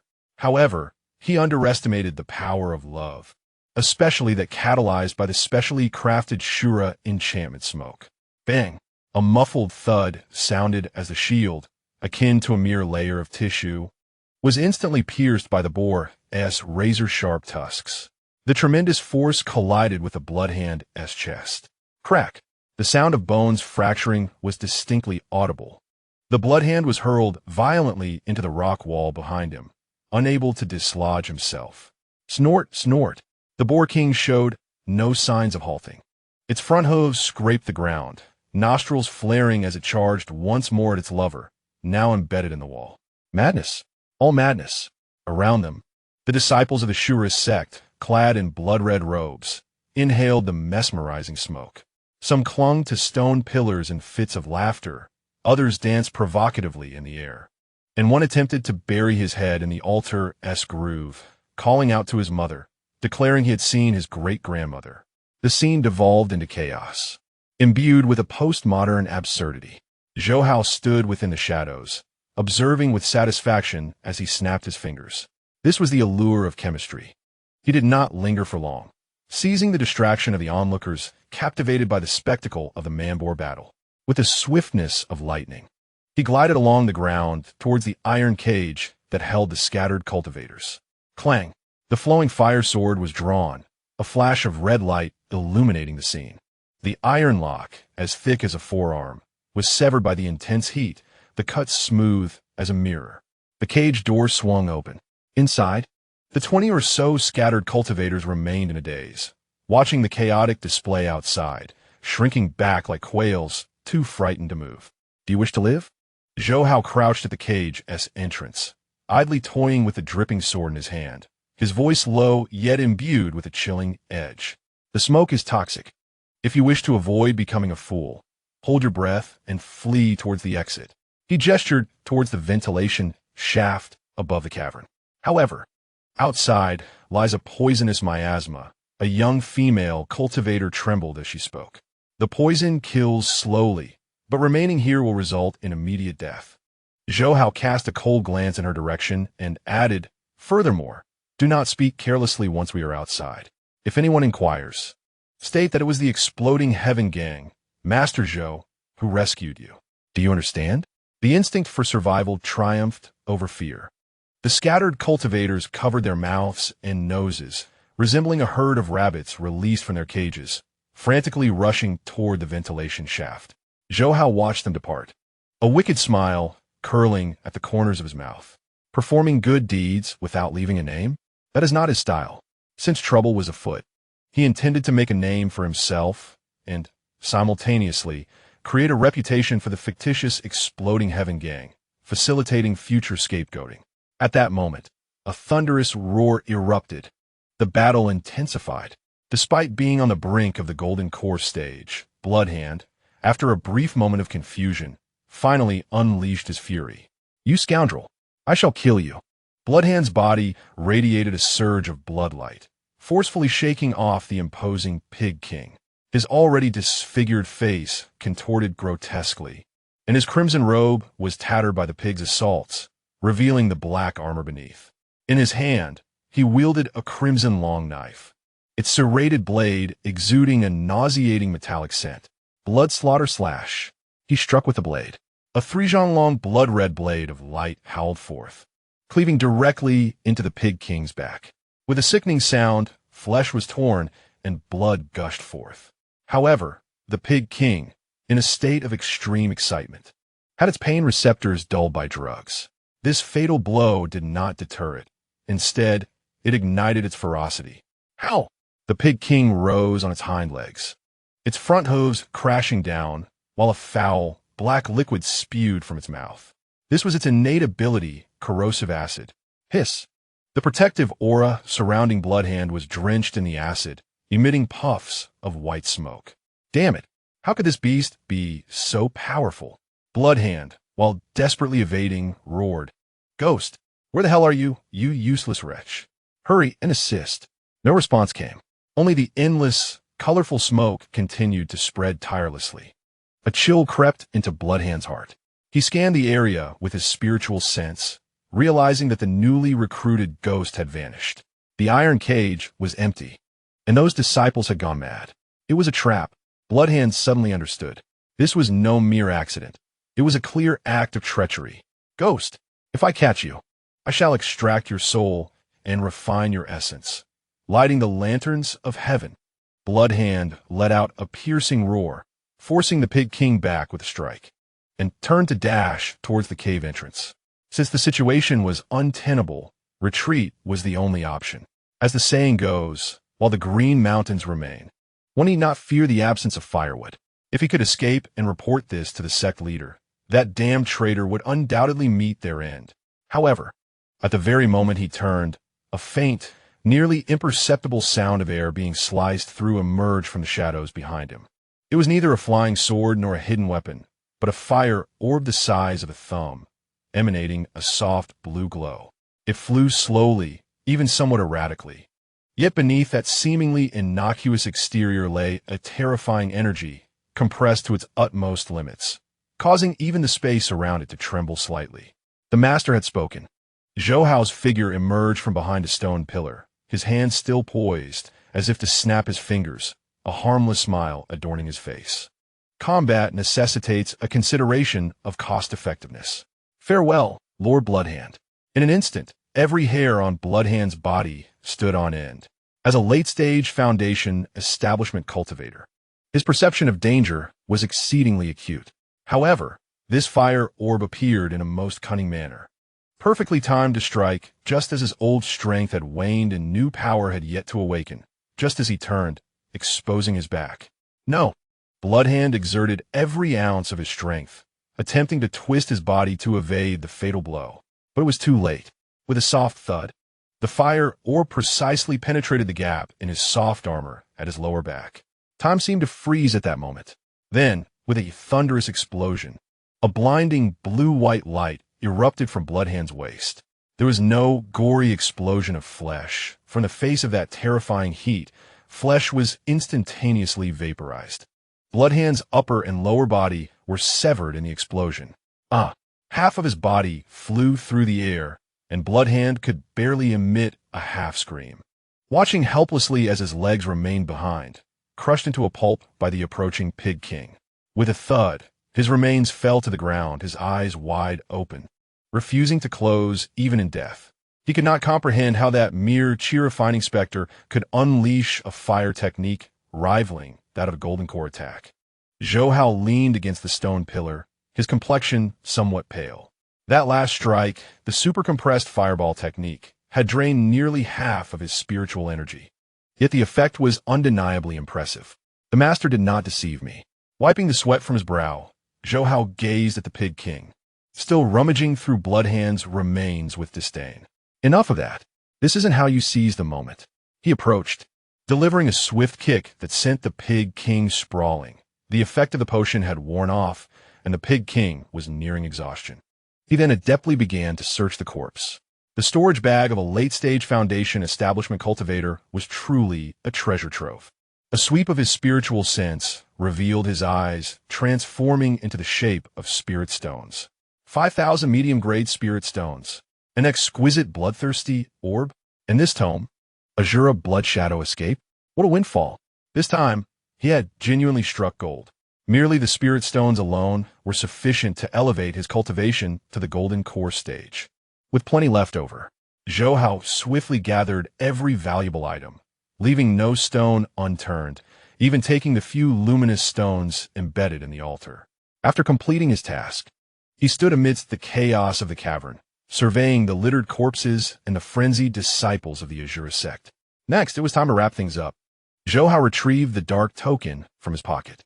He cleared his throat, adjusting his expression, instantly switching from greedy bandit to the mode of a loyal martyr. Infusing his consciousness into the token, he spoke with urgency, indignation, and a hint of resolute bravery. Calling headquarters.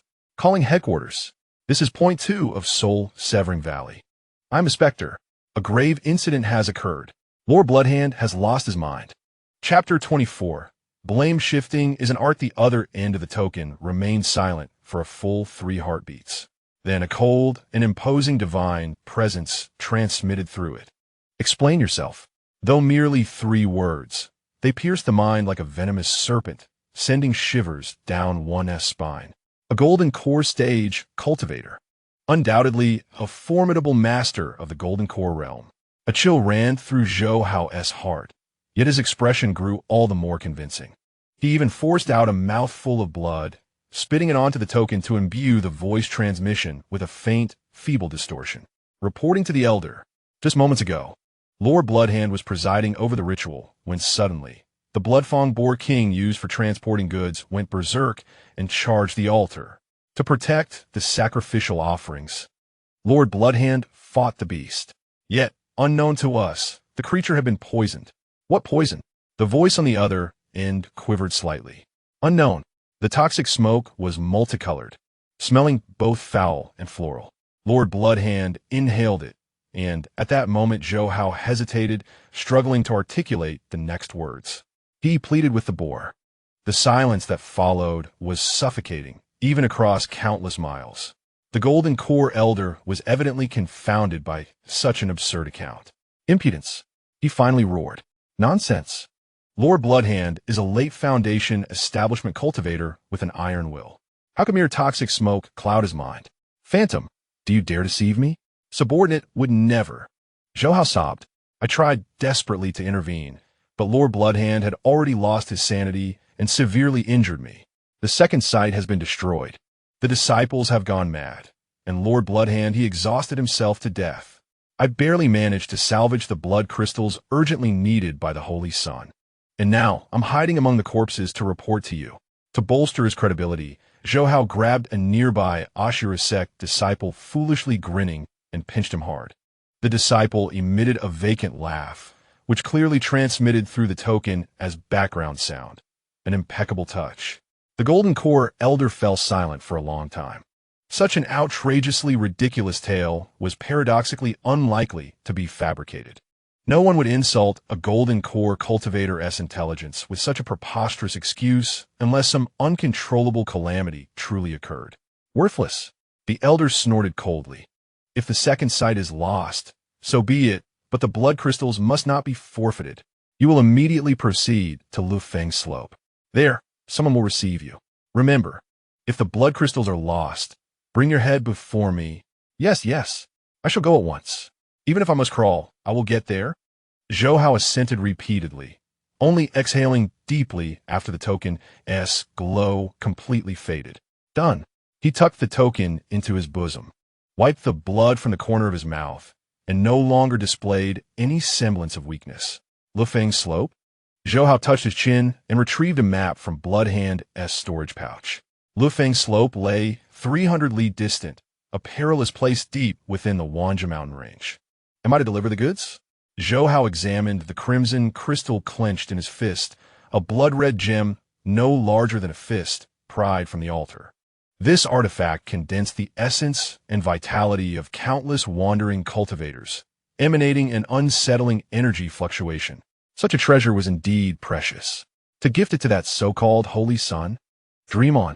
Zhou Hao carefully enclosed the blood crystal within a specially crafted jade box, sealing it with 3 layers of spirit-binding talismans. This relic, once delivered to his master, would be refined into a potent blood energy pill. Whether consumed personally or sold, it would be a supreme product. As for the Azura sect's mission, to hell with it. The blood hand was already dead, leaving no witnesses. Upon reaching Lu Feng's slope, he would contrive some excuse that the item had been stolen, or simply eliminate the contact person, thus washing his hands clean of the entire affair. But before then, Zhou Hao surveyed his surroundings. Though the cavern had been largely ravaged, ample remnants remained. The deranged disciples carried storage pouches. Materials from the altar included rare metals. Even the Pig King's hide was remarkably tough, capable of withstanding a late Foundation establishment strike, making it an excellent raw material for forging defensive magical implements. Its tusks could be fashioned into daggers. As for the pork, although medicated, a braise might render it palatable. Embracing a scrupulous tradition of leaving no grain behind, Zhou Hao commenced a ruthless pillage. Half an hour later, the once magnificent subterranean cavern was swept so clean it was more desolate than a dog's lick. Even the ground's blue bricks had been pried away in 3 layers. Zhou Hao patted the bulging storage pouches now hanging from his waist, 5 in total, and belched contentedly. Time to depart. Casually, he tossed a blazing explosion talisman onto one of the cavern's supporting pillars. With a thunderous roar, the entire underground cavern collapsed utterly, burying all evidence and that forbidden interspecies romance deep beneath the earth forever. 3 days later, at Lu Feng's slope, a vast, crimson-hued wasteland where legend held that a phoenix had perished. Leaving the land barren and heat oppressive, Zhou Hao sat cross-legged behind a massive weathered rock, a withered blade of grass clenched between his lips. Clutching the covert token in his hand, he awaited someone, or rather, the ill-fated contact. According to their arrangement, the time was near. Narrowing his eyes, Zhou Hao extended his divine perception. Since breaking through the Foundation establishment stage, his spiritual acuity rivaled that of a late Foundation establishment cultivator, bolstered by his heavenly spirit root. No slightest rustle within 5 miles escaped his notice. Suddenly, a faint spiritual fluctuation arose from the southwest. They had arrived. Zhou Hao spat out the dry grass, his form flickering as he melded seamlessly into the rock's shadow. Activating the 1,000 illusions technique, his presence vanished entirely, rendering him as lifeless as the stone. Moments later, a dark silhouette swept low over the ground, a diminutive elder draped in a drab cloak, leaning upon a staff topped with a skull whose eye sockets flickered with green flames. A cultivator of late Foundation establishment. The elder halted before the rock, warily scanning the environs before drawing the token from beneath his cloak and infusing it with spiritual energy. The token in Zhou Hao's grasp vibrated faintly. A phantom? The raspy voice of the elder resonated. Since you have arrived, why hide in the shadows? Step forth. Zhou Hao remained motionless, keenly observing.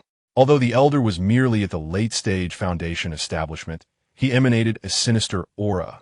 Particularly unsettling was the cane he wielded, which evoked a discomforting sensation within Zhou Hao.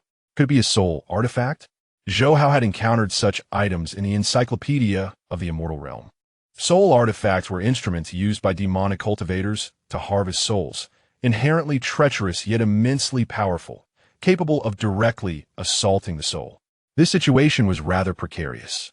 Zhou Hao stroked his chin thoughtfully. A direct confrontation would undoubtedly yield victory, yet should this elder possess any desperate measures or self-destructing soul artifact, it could lead to dire consequences. Subtlety was required. A mischievous grin curled at the corners of Zhou Hao's mouth as he devised a plan. He retrieved a jade vial from his storage bag. It was not the ostentatious rainbow gathering spirit powder, which would attract unwanted attention. Instead, it contained the drunken immortal softening powder, colorless and tasteless, specifically designed to break through protective spiritual barriers, rendering Foundation establishment cultivators limp and powerless for a quarter of an hour. He had discreetly taken it from his master's private collection before departing. It was reputedly crafted by the esteemed Master Yun Yao to subdue a particularly unruly core formation demon. The craftsmanship of his master was assuredly exquisite. Zhou Hao uncorked the vial, releasing a subtle infusion of spiritual energy. An invisible zephyr enveloped the powdered medicine, wafting towards the elder amidst the rising heat. Ghost, the elder, growing impatient, struck his cane against the ground with force. If you do not reveal yourself, I shall treat you as a traitor. Cough, cough, my lord, forgive my intrusion. Zhou Hao's voice emerged from the other side of the rock, tinged with frailty and trepidation. He slowly stepped into view, appearing disheveled and bloodied, limping as he clutched a jade box containing blood crystals, exuding an aura of imminent collapse. I am gravely injured, and I fainted moments ago. Zhou Hao collapsed to his knees, raising the jade box high. The elder's vigilance waned as he beheld Zhou Hao's pitiful state. A Foundation establishment cultivator surviving the chaos and managing to retrieve the item was already miraculous. Injuries were to be expected. You are somewhat sensible, the elder scoffed, beckoning with his hand. A force surged forth, attempting to draw the jade box into his grasp. However, at that precise moment, the familiar sensation of stagnated spiritual energy assailed him. The energy in his dantian felt like a still pond, no matter how he tried to mobilize it. It remained as slow as a snail. Not good. It's poisonous. The elder's expression shifted dramatically, his reflexes sharp as he raised his hand to summon his cane. Yet Zhou Hao was swifter.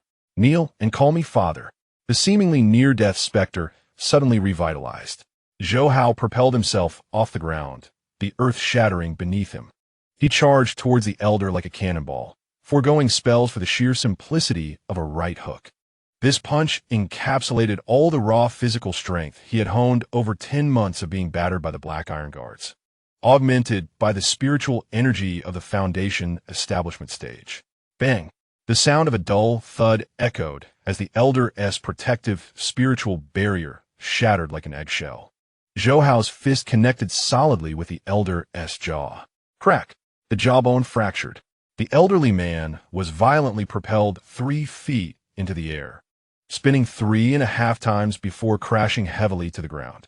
He clutched his contorted jaw, his eyes filled with terror. How can you not be at the Foundation establishment stage? Zhou Hao flicked his wrist, placing a foot on the old man's chest, looking down at him from a height. Allow me to reintroduce myself. Shang Tian, a direct disciple of Danfeng, part-time bandit. Zhou Hao. The old man's pupils constricted sharply. Shang Tian, the leader of the righteous path? You are an undercover agent? Correct. Zhou Hao grinned, revealing a set of white teeth, though regrettably, there would be no reward. He raised his hand, a deep blue fire orb dancing joyfully at his fingertips. In your next life, remember to steer clear of Dangzuan. We, who toy with drugs, have tainted hearts. Boom! Flames engulfed the old man's wretched screams.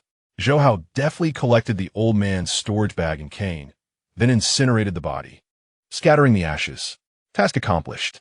He dusted off his hands, gazing at the newly acquired token in his possession. This token was more advanced than the previous dark token, inscribed with the word steward. With this, he should be able to infiltrate the more central areas of the Shura sect. Zhou Hao's gaze turned toward the distance, where the wilds lay deep, the stronghold of the demonic sect. The Holy Sun, is it? The Shura sect, is it? He affixed the token to his waist and strode purposefully into the depths.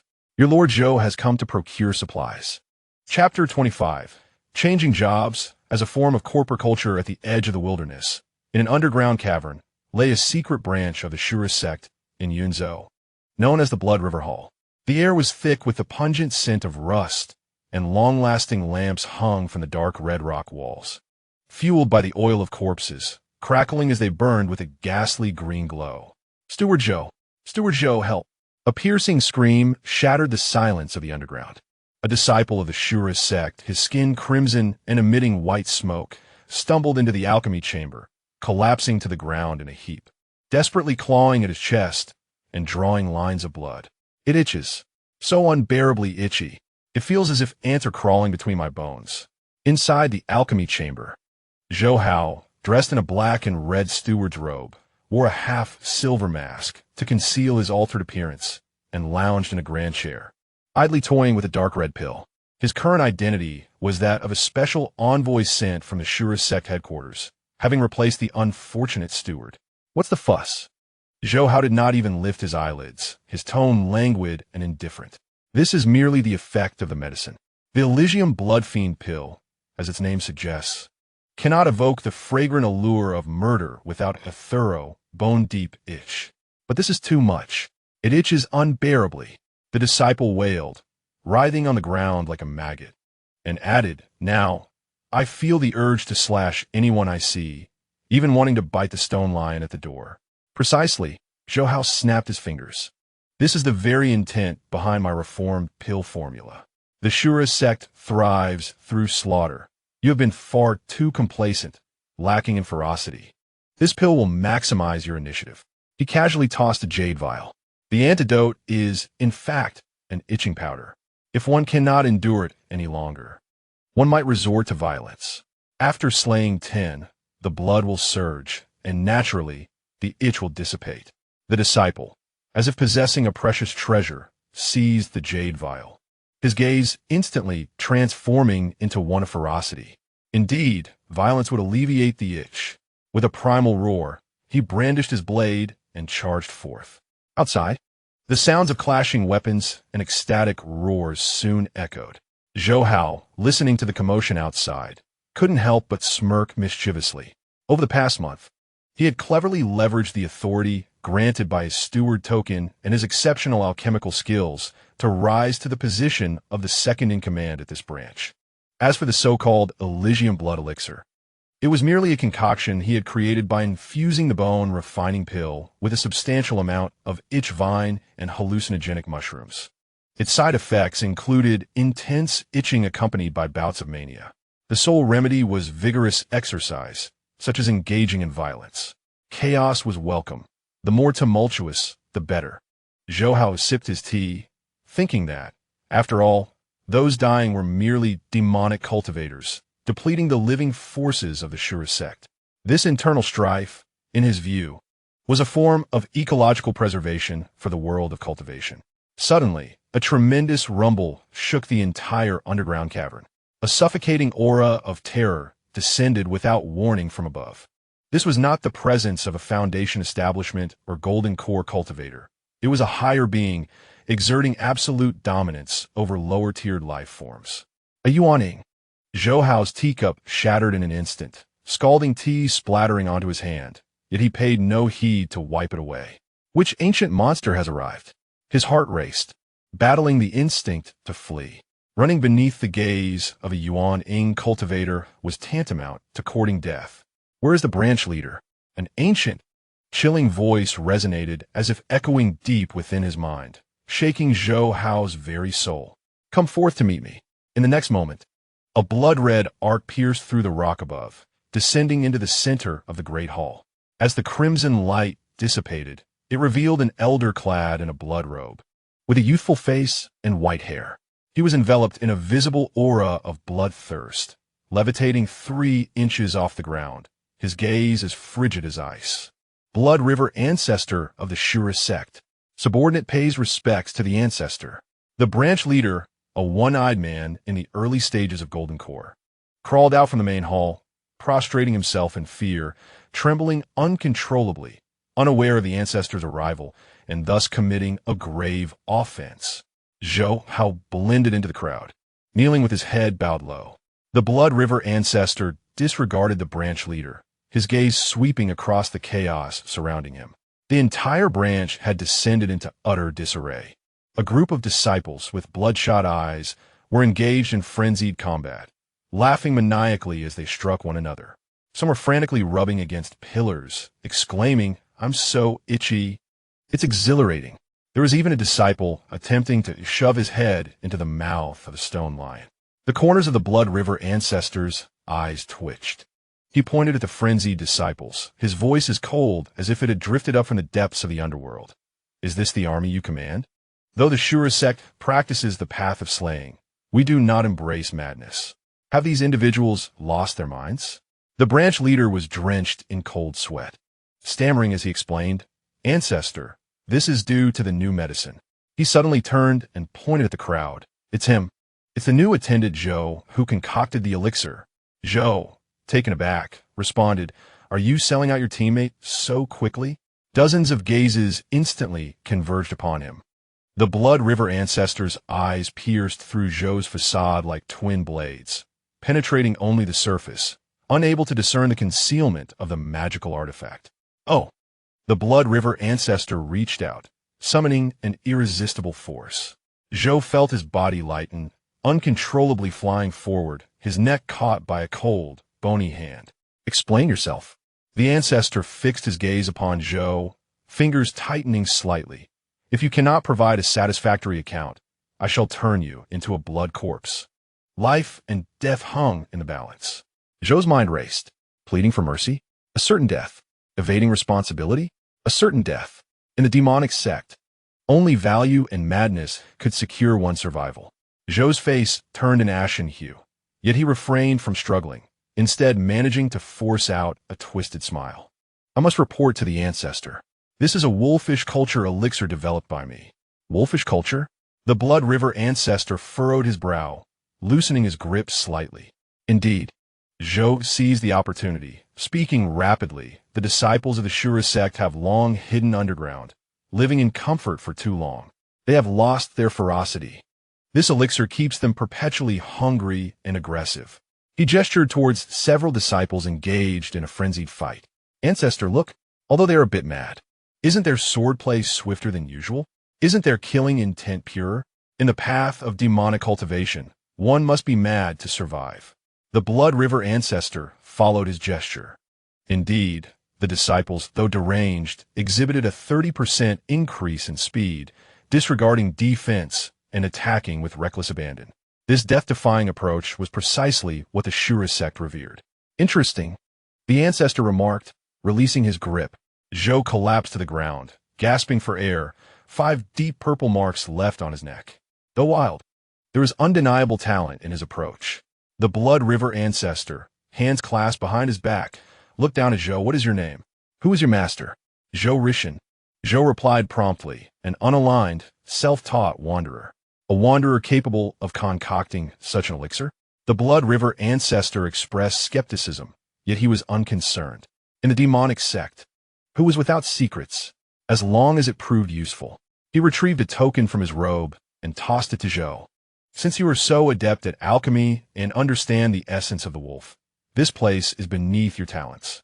A peculiar smile appeared on the ancestor's face. "I have a more suitable task for you. Go to the Eternal Life sect." Chapter 26. The pinnacle of undercover work is job-hopping the Eternal Life sect. Zhou held the green wooden token inscribed with the words Eternal Life, somewhat bewildered.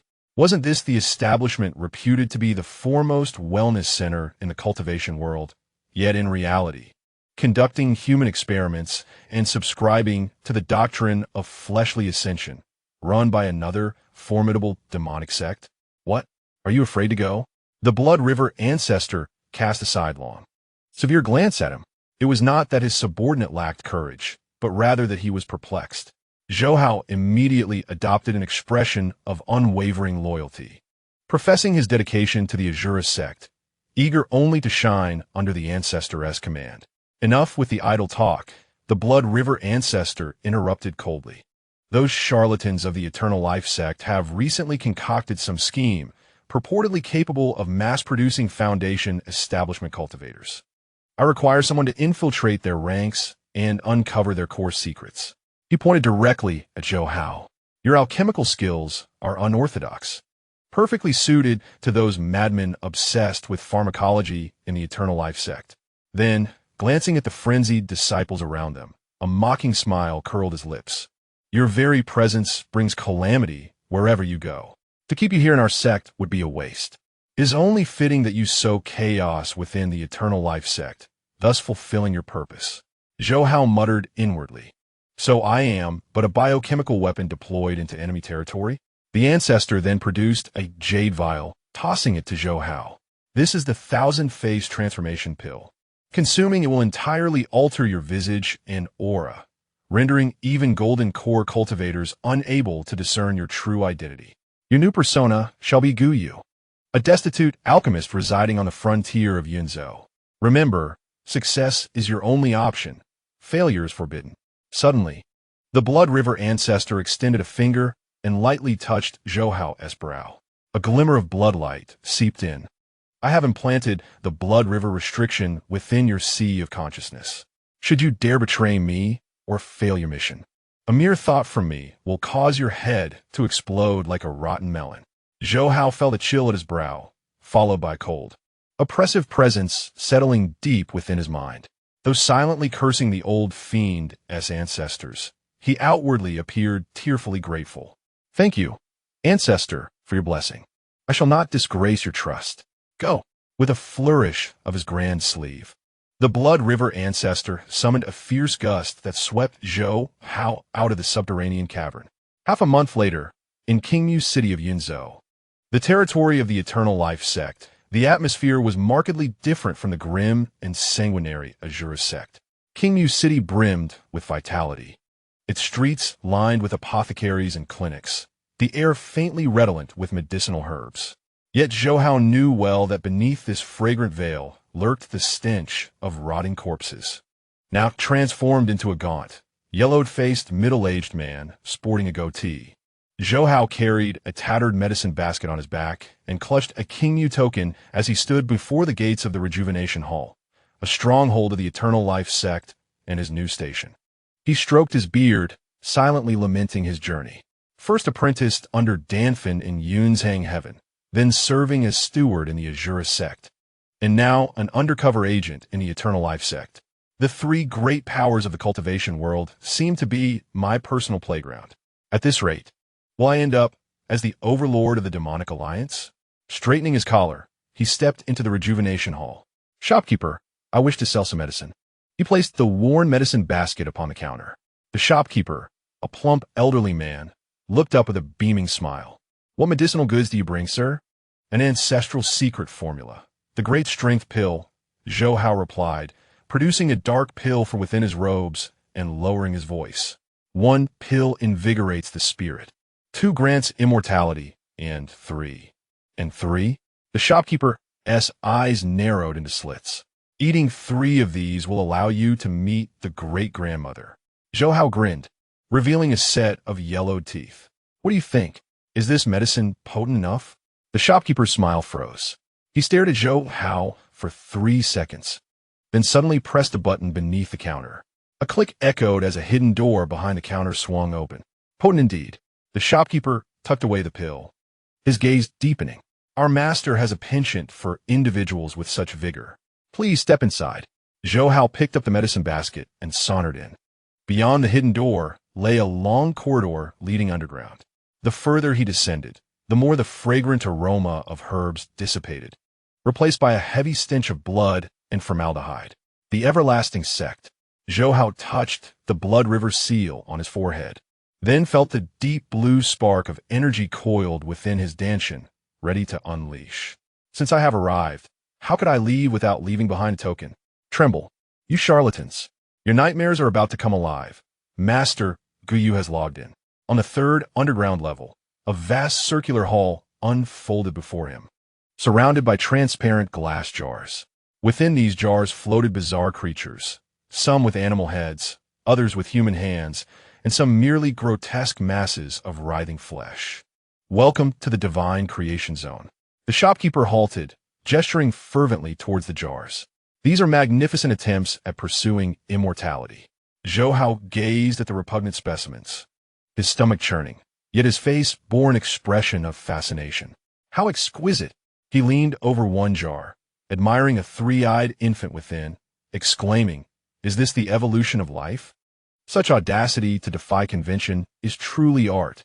The shopkeeper nodded in satisfaction. It appears that Gu Yu is a natural deviant, perfectly suited for the everlasting sect. Master Gu Yu, I hear you excel in concocting potent elixirs? A cold voice resonated from the depths of the hall. Zhou Hao turned to see a young man in a white lab coat, adorned with gold-rimmed glasses, emerging. He appeared genteel, yet wielded a blood-dripping scalpel. Li Changsheng, the leader of the Qingyu branch of the everlasting sect, a consummate master in the late stage of foundation establishment. I cannot claim to possess such prowess. Zhou Hao replied with a slight bow. Merely some trifles that can induce an ecstatic state. Care try? Li Changsheng gestured towards a nearby dissection table, where a massive demonic bear was bound, thrashing violently, its chains rattling. This ironback bear has been fed a berserk pill, its effects unrelenting, and its heart is on the verge of exploding. Do you have any means to pacify it? This is your challenge. Zhou Hao stepped forward, examining the bear. A berserk pill? This is a familiar subject. Back at the body peak, that group of seniors exhibited the same behavior after overindulging in bone refinement pills. Simple enough. Zhou Hao retrieved a jade vial from his pocket, pouring out a pink pill. This is my improved version of the Philosopher's Time pill, originally designed to suppress inner demons. However, its side effect is inducing an extreme state of depression, leading the user to perceive the futility of worldly desires. Open wide. Zhou Hao grasped the bear's jaw and flicked the pill into its mouth. 3 breaths later, the ironback bear, which had been roaring furiously moments before, abruptly ceased its movements. The crimson glow in its eyes swiftly faded, replaced by a profound melancholy, as if it had glimpsed the cold indifference of the world. It no longer struggled, instead slowly collapsing onto the dissecting table. Its bare paws crossed upon its chest as it sighed deeply. Roar, translated from bear language. I am weary. Let destruction come to this wretched bear life. Silence enveloped the chamber. Li Changsheng adjusted his glasses, a glint of icy resolve flashing across the lenses. What kind of potion is this? The enlightenment pill, Zhou Hao replied earnestly, spinning a fanciful tale, a concoction that grants instantaneous comprehension of life's ultimate truth, which is nothingness. Since all is void, why continue to rage? Better to surrender. Excellent. Li Changsheng applauded, eyes brimming with admiration. Such a soul-piercing pharmacology is precisely what our reincarnation hall requires. Approaching Zhou Hao, he extended his hand. Welcome to the Eternal Life Sect. From this moment forth, you shall serve as the chief alchemist of the reincarnation hall's B-grade laboratory. Zhou Hao grasped the cold hand, a subtle smile playing upon his lips. It is an honor indeed. The first step accomplished, infiltration. Next, to unravel the enigma of the so-called reincarnation hall project, to discern its true nature, and then to transform this place into a magnificent spectacle akin to a grand fireworks display. Zhou Hao's gaze swept over the glass jars filled with flammable liquids. Deep within his eyes, a flicker of azure flame quietly danced. Just wait. Art is, after all, an explosion. Chapter 27. Scientific Cultivation, Boundless Sorcery. On the 3rd subterranean level, within the B-grade laboratory, the air was suffused with a grotesque mixture of formalin, decaying flesh, and a peculiar saccharine fragrance. The scent invaded the nostrils like a rusty spoon scraping one's crown. Zhou Hao trailed behind Li Changsheng, his eyes scanning the rows of incubation tanks. Verdant liquid bubbled and hissed as half-formed human figures floated within, some sprouting scales, others bearing bony protrusions along their backs, and some mere pulsating masses of flesh. These were the sect's preliminary creations. Li Changsheng pushed up his gold-rimmed spectacles, his tone as indifferent as if describing rotting cabbage from his own garden. We extract the essence and blood of demonic beasts, infusing them into humans or low-tier cultivators. attempting to breach the reproductive barriers between species and forge new beings endowed with the physique of beasts and the intellect of men. Yet, the success rate remains dismally low. He gestured toward a tank convulsing violently ahead. Most specimens succumb to rejection, dissolving into a quagmire of decay. Zhou Hao leaned closer for a better look. Within the tank lay a burly man, mouth agape in a silent scream. His skin cracked like overcooked dumpling dough, the red muscle fibers writhing frantically as if striving to peel away from his bones. Tisk! Zhou Hao shook his head, a look of regret etched across his face. Too crude. Crude? A sinister voice hissed from the side. An elderly man clad in a black robe, a grotesque tumor bulging from his back, approached, clutching a bone staff. His murky eyes locked on Zhou Hao with palpable hostility. From whence arises this pretentious charlatan, daring to impiously critique the sacred endeavor of our divine creation? Li Changsheng introduced with a measured tone. Master Gu, this gentleman is Elder Mo, the chief alchemist of Laboratory B. The rejection antidotes for these beast-transformed soldiers were all concocted by him. Ah, so. It is Elder Mo. Zhou Hao bowed slightly. A sly merchant-esque grin playing upon his lips, an honor indeed. But forgive my candor.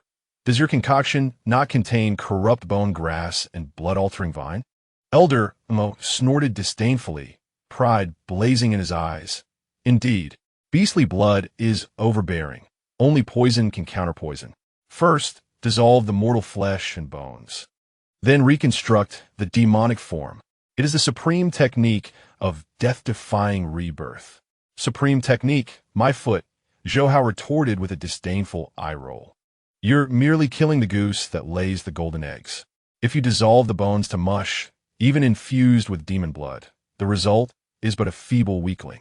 Such trash is not even worth wasting on cannon fodder. You, Elder Mo's fury caused the flesh tumors on his back to tremble. He slammed his bone staff heavily upon the ground. Ignorant whelp. Do you understand the science of life? The transcendence of flesh and blood? If you are so capable, then prove it. He pointed to a failing experimental subject, a black-armored crocodile hybrid on the verge of collapse. If you can stabilize it, I shall relinquish my chief position to you. If not, a murderous glint flashed in Elder Mo's eyes. You shall be the next experimental fodder. Li Changsheng said nothing, arms folded, his glasses reflecting light, obscuring his expression. Clearly, he was eager to gauge the mettle of this newly recruited Gaiyu. Relinquishing the position is unnecessary. Zhou Hao stepped to the cultivation tank and tapped the suffering subject's glass with his finger. Leave these dirty, grueling labors to you. Elder Mo, I am here to create miracles. With that, he produced from his bosom a crimson fire cauldron. May I borrow a flame? He snapped his fingers. Poof! A deep blue flame ignited in his palm.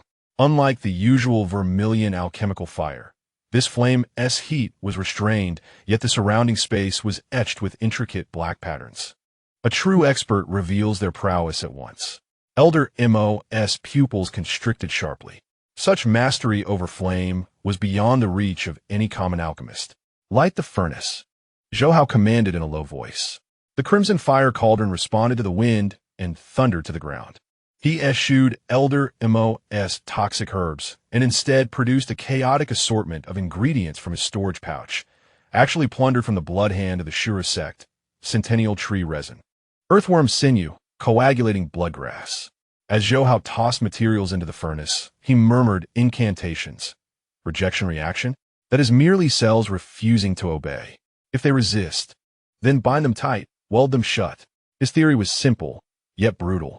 Since flesh and demon blood repelled each other, he would employ a potent biological adhesive to forcibly bind them together. Then, add a stimulant to induce extreme cellular excitement. Before the cells could reject, they would be compelled to fuse. This was his extension of the wolfish culture he had gleaned at the Shura sect, applied to alchemy. If you cannot crush them, then crush them to death. Congeal for me. Zhou Hao's hands moved with remarkable speed, casting a series of incantations upon the walls of the furnace.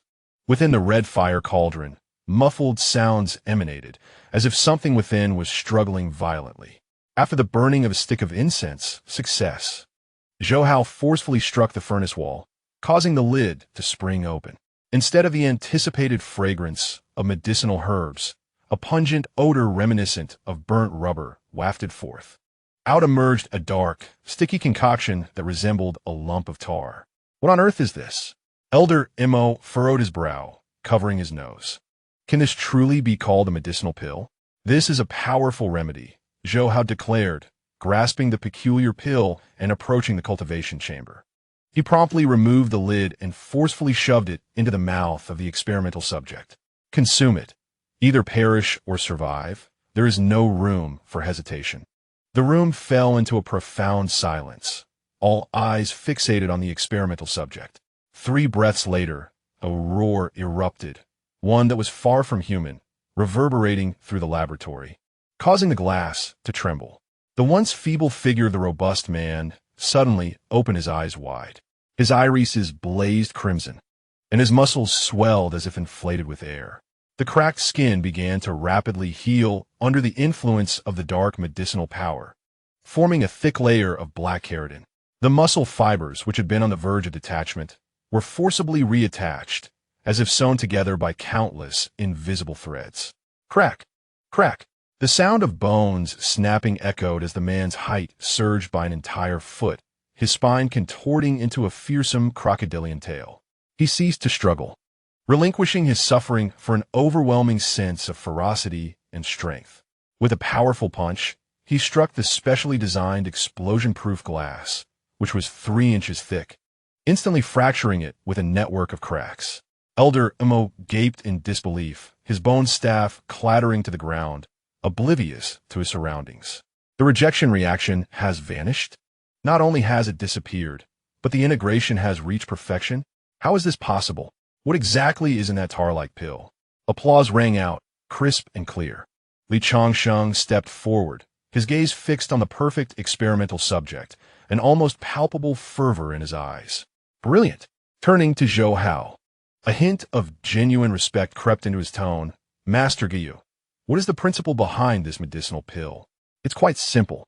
Zhou Hao replied nonchalantly as he wiped his hands. Cells possess inertia. Elder Mo's method was to destroy them into submission, whereas my approach is to deceive. Deceive? Indeed.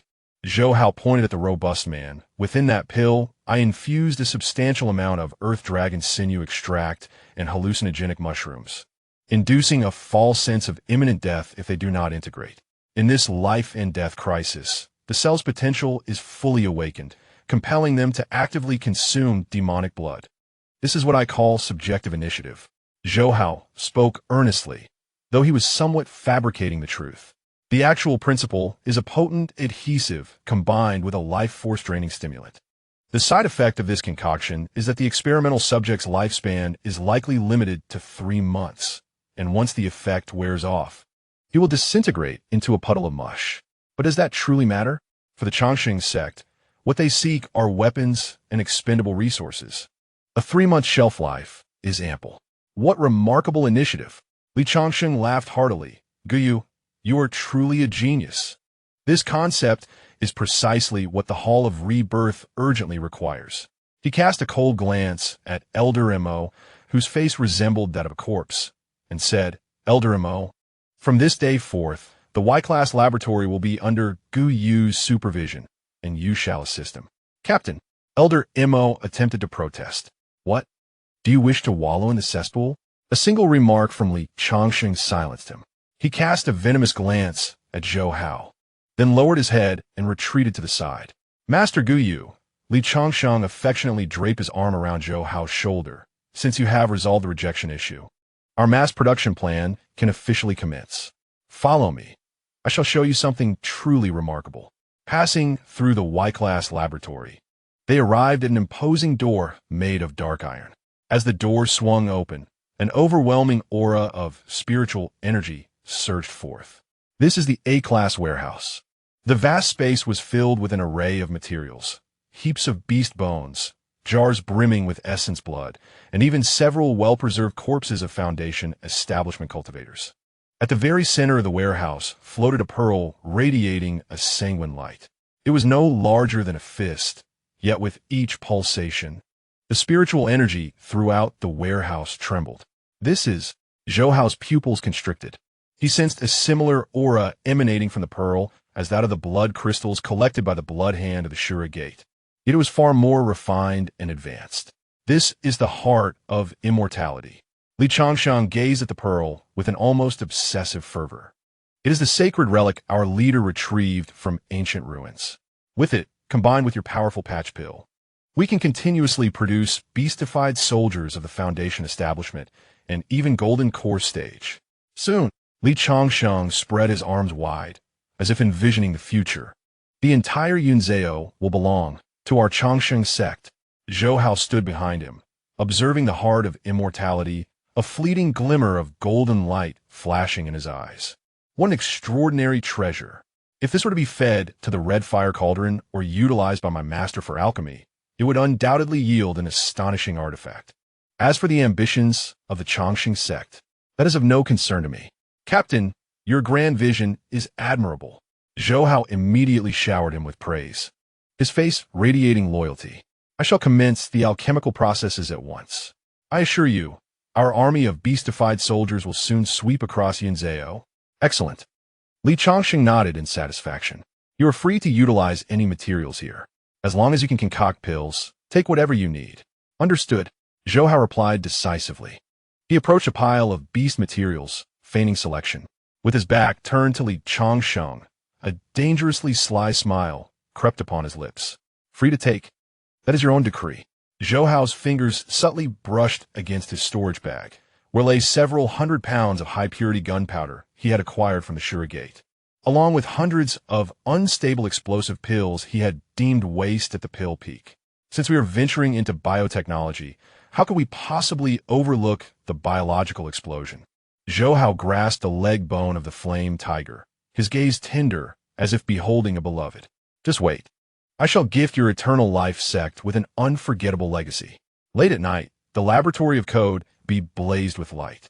Zhou Hao stood alone before the colossal alchemical furnace. Elder Mo had already been dispatched to scrub test tubes. Scarlet Fire Cauldron, come forth and work, Zhou Hao commanded. Tapping his waist, the cauldron hummed as it floated midair, surveying the storeroom brimming with exquisite materials. He refrained from concocting any powerful patch pills. Such trifles would merely placate Li Changsheng. His priority now was personal enrichment. The spinal bone of the thunder leopard would be fashioned into an artifact by senior brother Wang Guang, fetching a handsome price. The vial of wind wolf's essence could be utilized for talisman crafting and was duly collected. The corpse of a Foundation establishment stage cultivator was deemed inauspicious and consigned to the flames. Like a mouse in a granary, Zhou Hao greedily stuffed his storage pouch until it brimmed to bursting, then paused, satisfied. That suffices. He glanced at the half-emptied warehouse and applauded his haul. Next, a surprise awaited Lord Li. From his bosom, he retrieved a jade bottle containing his latest alchemical innovation, the time version of the 7-colored spirit concentrate. Though its effects remained unchanged, still showering the recipient with flattering illusions, he had infused it with trace amounts of delay herb and fire spirit crystal powder. The user would experience no abnormalities for 1 month. Thereafter, any slight fluctuation of internal fire spirit chi would trigger a spectacular human fireworks display. If you seek to forge beast soldiers, then I shall create a battalion of self-detonating infantry, Zhou Hao chuckled, blending the special powders into the raw ingredients for the potent patch pills. Come then, consume in abundance. The more you ingest, the louder the explosion. The furnace-esque glow illuminated his visage, the smile more demonic than that of a fiendish cultivator. Thus, on this night, the nightmare for the eternal life sect was sown. Chapter 28. Gratitude for Nature's bounty within the laboratory of Code B. The air was thick with suffocating agitation. Inside a massive reinforced glass tank, 30 fully beastified hybrid bodies writhed in extreme excitement. Some bore tiger heads, others sprouted wings upon their backs. Their musculature resembled inflated steel plates, veins bulging with a sinister dark red hue. Each breath expelled scorching white vapor, striking the glass with a dull thud. Perfect. Holding a notebook, Zhou Hao stood atop the observation platform like a farmer admiring his crops. His heart raced 300 beats per minute, body temperature soared to 60 degrees, and his spiritual energy fluctuated wildly. These were no mere bee soldiers. They were living bombs primed to detonate. For half a month, he had fed these specimens the specially enhanced patch pills laced with fire spirit crystal powder and delay herb, which had now accumulated within them to a critical threshold. They were like tightly compressed springs, awaiting the slightest spark to unleash a cataclysmic performance of destruction. Master Gaiyu, a voice tinged with impatience, interrupted Zhou Hao's moment of appreciation. Li Changshang strode into the laboratory, his face, usually adorned with a peculiar smile, now shadowed with an ominous gloom. He adjusted his gold-rimmed glasses, and the gaze behind the lenses bore a chilling intent. "What troubles you, master?" Zhou Hao inquired, closing his notebook with a look of concern, though it was laced with curiosity. "Is it a matter of insufficient funding? If you require financial assistance, I have managed to save quite a bit from my recent alchemical endeavors. It is not a matter of money." Li Changsheng waved his hand dismissively, tugging at his collar in agitation. "Is the arrival of personnel from the headquarters." "Headquarters?" Zhou Hao's heart skipped a beat. Those lethargic old relics," Li Changsheng scoffed, his eyes filled with resentment.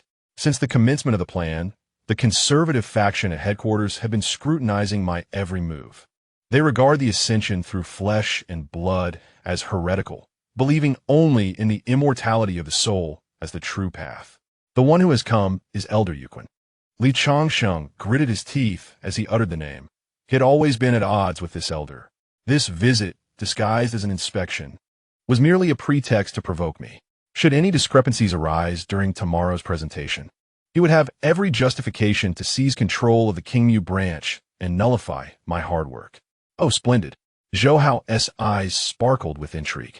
Workplace rivalry? Factional strife? This narrative was all too familiar to him.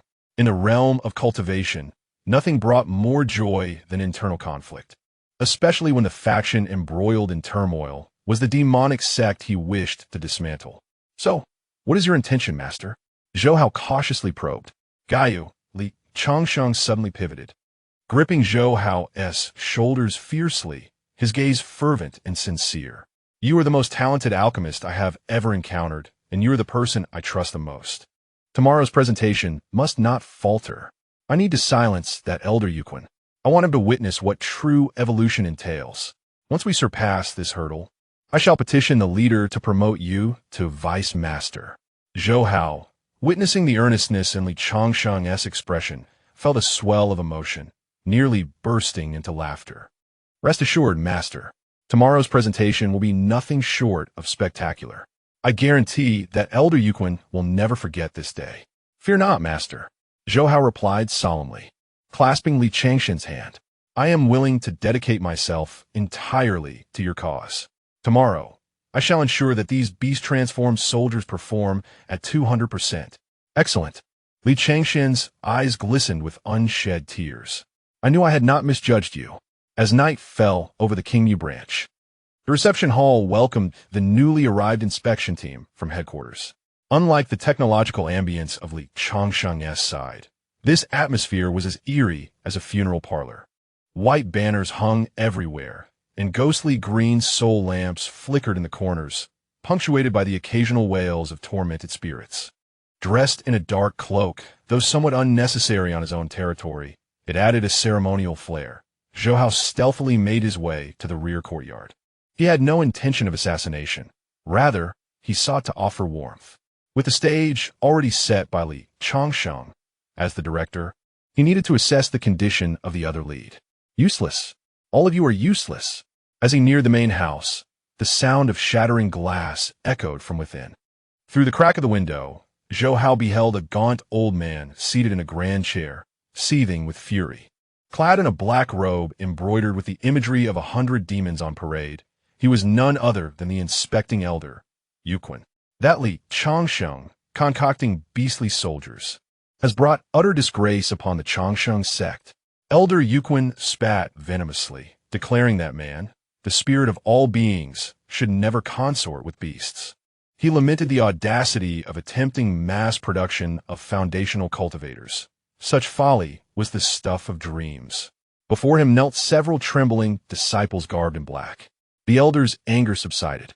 A trusted disciple cautiously lifted his gaze, acknowledging that while Li Changshan's methods were wild, the newly arrived alchemist, Gu Yu, possessed genuine skill.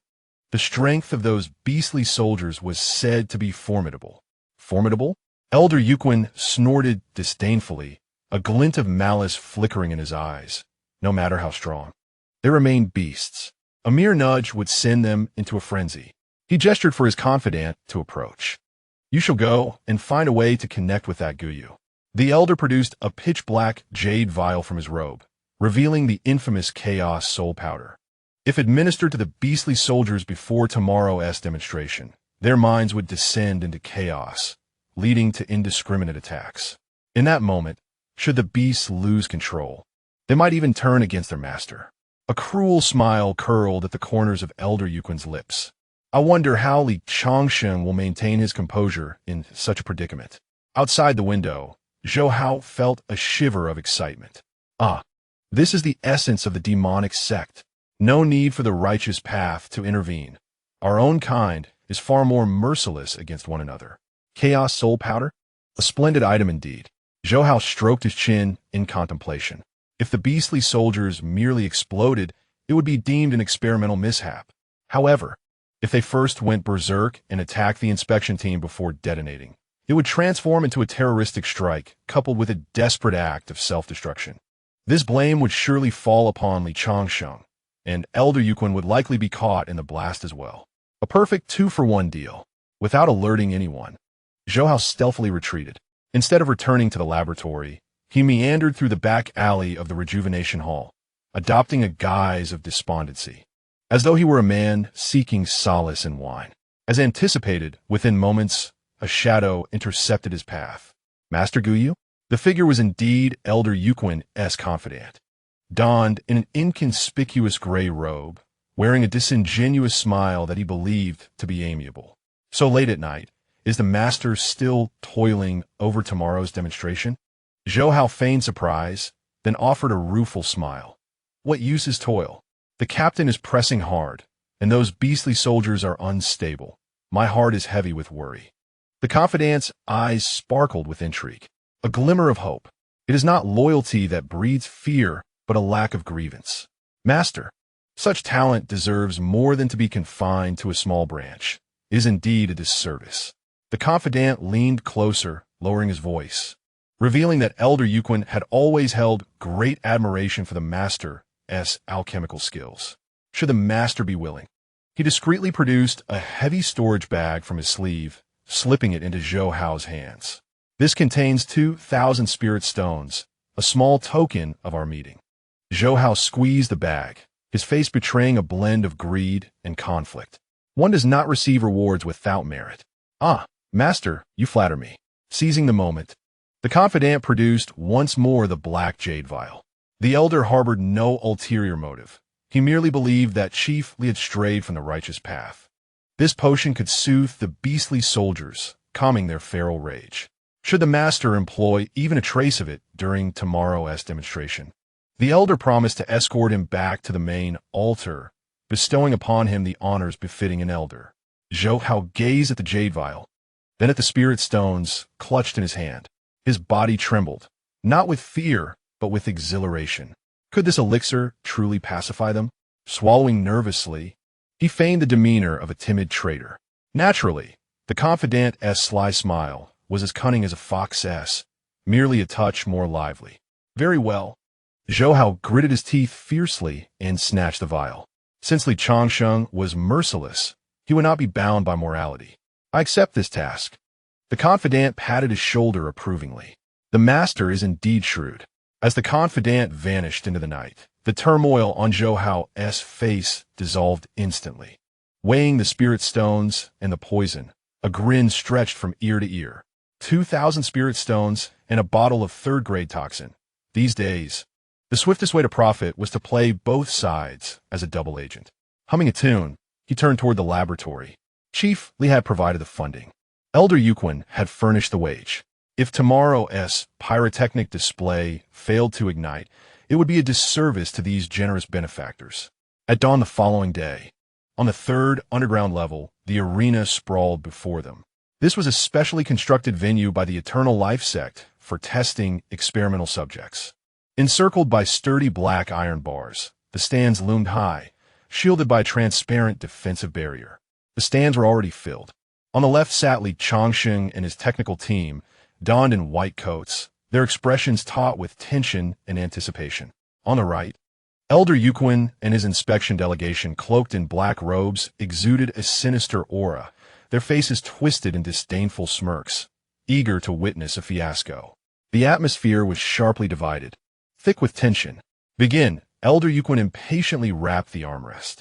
"I am eager to see the true caliber of your so-called ultimate weapon." Li Changsheng inhaled deeply, rose with spirited resolve, and gestured grandly. "Release the beast soldiers." A thunderous rumble echoed as the heavy iron gates slowly ascended. 30 towering figures, each 3 meters tall, cloaked in obsidian carapace and radiating a terrifying presence, lumbered forth. Unlike previous occasions, they did not roar but remained unervingly silent, eerily so. Before their entrance, Zhou Hao had administered to each a special tranquilizer, a concoction blending the soul disperser given by Elder Yuquin with the 7-colored spirit gathering powder. "Gaiyu." Li Changsheng turned to Zhou Hao behind him, whispering, "What is happening? Why are they motionless?" "Rest assured, Chief." Zhou Hao held a remote control, actually a detonator for a bomb talisman, with a confident smile. "This calm is merely the prelude to a far fiercer eruption." Tricks and theatrics. Elder Yuquin sneered contemptuously. "I suspect they are simply too frightened to move. Guards, unleash the monstrous beasts." The gate on the opposite side creaked open. The 10 hungry, peak second-tier demonic beasts, the ironback howlers, charged forth after 3 days of starvation. Their crimson eyes locked onto the beastified soldiers in the arena, and they lunged forward, drooling in anticipation. Just as the wolf pack was about to pounce, Zhou Hao's finger gently pressed a red button. "Art," he murmured softly. In the arena, the previously motionless beastified soldiers suddenly raised their heads in unison. The whites of their eyes vanished, replaced by a swirling vortex of vibrant, frenzied colors.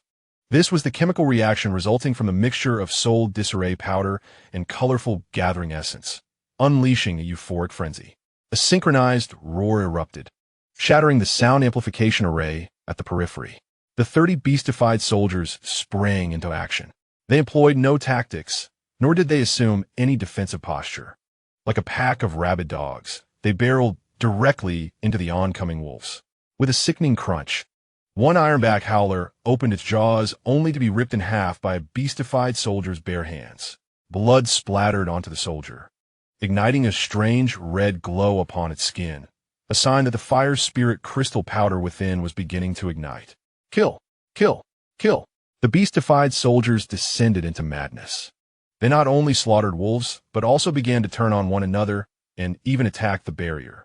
Boom! Boom! Boom! Massive fists rained down upon the defensive barrier of the viewing platform, causing the entire subterranean space to tremble. What on earth is happening? Li Changshen's expression shifted dramatically. "Guyu, how did they lose control?" "Captain, this is bad." Zhou Hao, feigning terror, pointed towards Elder Yuquin. "I found traces of soul disarray powder in the food given to the beastified soldiers. Someone has poisoned them." "What?" Li Changsheng whipped his head around, glaring intently at Elder Yuquin. "You old scoundrel, are you betraying me?" Elder Yuquin appeared equally bewildered. Although he had indeed ordered the use of soul disarray powder, his intention was merely to induce a frenzy for amusement, not to unleash such ferocity. Their combat prowess was nearing that of late-stage Foundation establishment. "Nonsense." Elder Yuquin slammed his hand down, asserting, "This is clearly your failure to control them." "Li Changsheng, is this your grand achievement? A pack of rabid dogs?" "You'll find out soon enough whether they are rabid dogs," Zhou Hao muttered from behind Li Changsheng, counting down quietly. 3. The beastified soldiers began to swell violently, their skin splitting open to reveal blinding red light within. 2. The spiritual energy within them became utterly unbalanced, a volatile force suppressed for a month. 1. Zhou Hao abruptly covered his ears and, in a swift motion, kicked Li Changsheng beneath the table. "Captain, be careful." In the next instant, an earth-shattering explosion ensued. 30 beastified soldiers. 30 Foundation, establishment-level, self-destructing infantry. At that moment, they detonated collectively. This was no ordinary explosion. It was a cataclysmic amalgamation of colorful, gathering essence. Soul disarray powder and fire spirit crystal powder. A brilliantly vibrant, multicolored mushroom cloud ascended within the enclosed underground space. The terrifying shockwave instantly shattered the defensive barrier. No! Elder Yuquin barely had time to emit a scream before he was hurled away by a wave of heat carrying the sweet scent of peaches. Immediately after, the entire underground level 3 collapsed. Half an hour later, amidst the ruins of the Qingyu City branch, Zhou Hao emerged, his face covered in dust from a crevice. Although he appeared grimy, he was largely unscathed, having affixed 3 golden shield talismans to himself and hidden within the Shuo Ding at the moment of the explosion. Coughing, he brushed off the dirt from his clothes and surveyed the vast pit before him, nodding in satisfaction. The power was even greater than I had anticipated. At the bottom of the pit, Li Changsheng lay bloodied, his gold-rimmed glasses shattered around him, gasping for breath against the stone. Not far off, Elder Yuquin fared worse. Half of his body charred, while his trusted disciple had completely vanished. Guguyu! Li Changsheng trembled as he extended his hand, bewildered. Zhou Hao immediately donned a mask of sorrow and indignation, stumbling over to assist Li Changsheng. "Captain, it's utterly tragic," Zhou Hao exclaimed, his voice choked with emotion.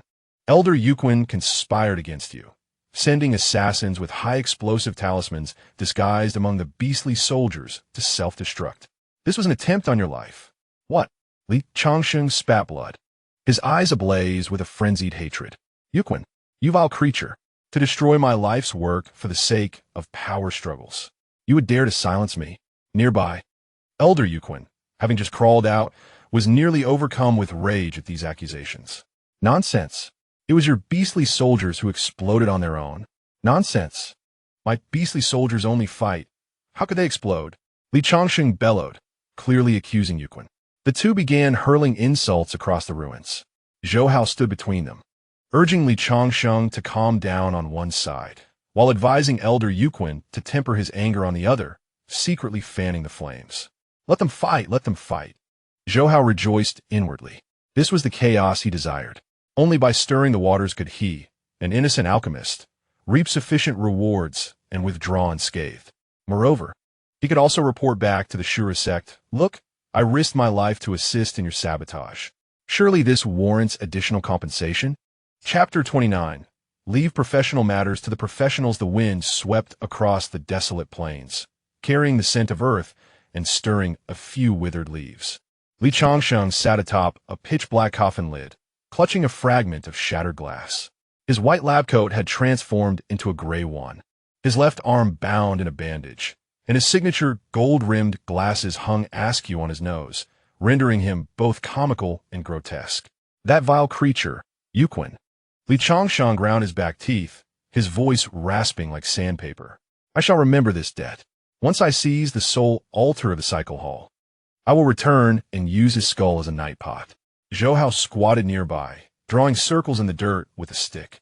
His appearance was hardly better than Li Changshen's. His hair was deliberately singed and curled, his face smeared with soot, portraying himself as a victim who had narrowly escaped death. "Captain," Zhou Hao tossed aside the stick, feigning outrage, though stifling laughter. "Elder Yuquin has gone too far. The beastly soldiers we painstakingly created have been utterly destroyed by him. This grievance is insufferable. Yet I must endure it." Li Changsheng took a deep breath, forcefully suppressing the murderous intent simmering in his heart. The pressing matter at hand is not infighting. With the branch destroyed, those ancient relics will surely seize the opportunity to strike. I must present a substantial achievement to silence their tongues. He abruptly turned his head, his lone eye gleaming with a frenzied light. "Guyu, have you heard of the Thousand Souls Festival of the Reincarnation Hall?" Zhou Hao shook his head. "I only comprehend alchemy, not those mystical matters. That is a closely guarded secret of the Reincarnation Hall." Li Changsheng scoffed, gesturing towards the western skyline. where the specters of the reincarnation hall revere the immortality of the soul. Recently, they have established an altar at the Cliff of Severed Souls, attempting to manufacture ghost generals en masse through the sacrifice of living souls. Ghost generals? Zhou Hao raised an eyebrow. They are merely spiritual puppets at the foundation building stage. Li Changsheng elucidated, akin to our beastly soldiers, both being mass-produced cannon fodder. However, they are far more repugnant, lacking a physical form, rendering physical attacks largely ineffective. If we can destroy that soul altar before they complete their ritual. He paused, his gaze fervently fixed on Zhou Hao. This would not only be a monumental achievement, but would also sever the reincarnation hall's fortune that has persisted for a decade at its roots. Moreover, Li Changsheng lowered his voice, his tone laced with temptation. The core of that soul altar is a soul-gathering pearl, a treasure that nourishes the spirit. Should you manage to obtain it, combined with your alchemical skills, you might even concoct the legendary soul-nourishing pill. Zhou Hao's eyes instantly sparkled with enthusiasm. This was no mere pretense. They truly gleamed. A soul-gathering pearl? A soul-nourishing pill?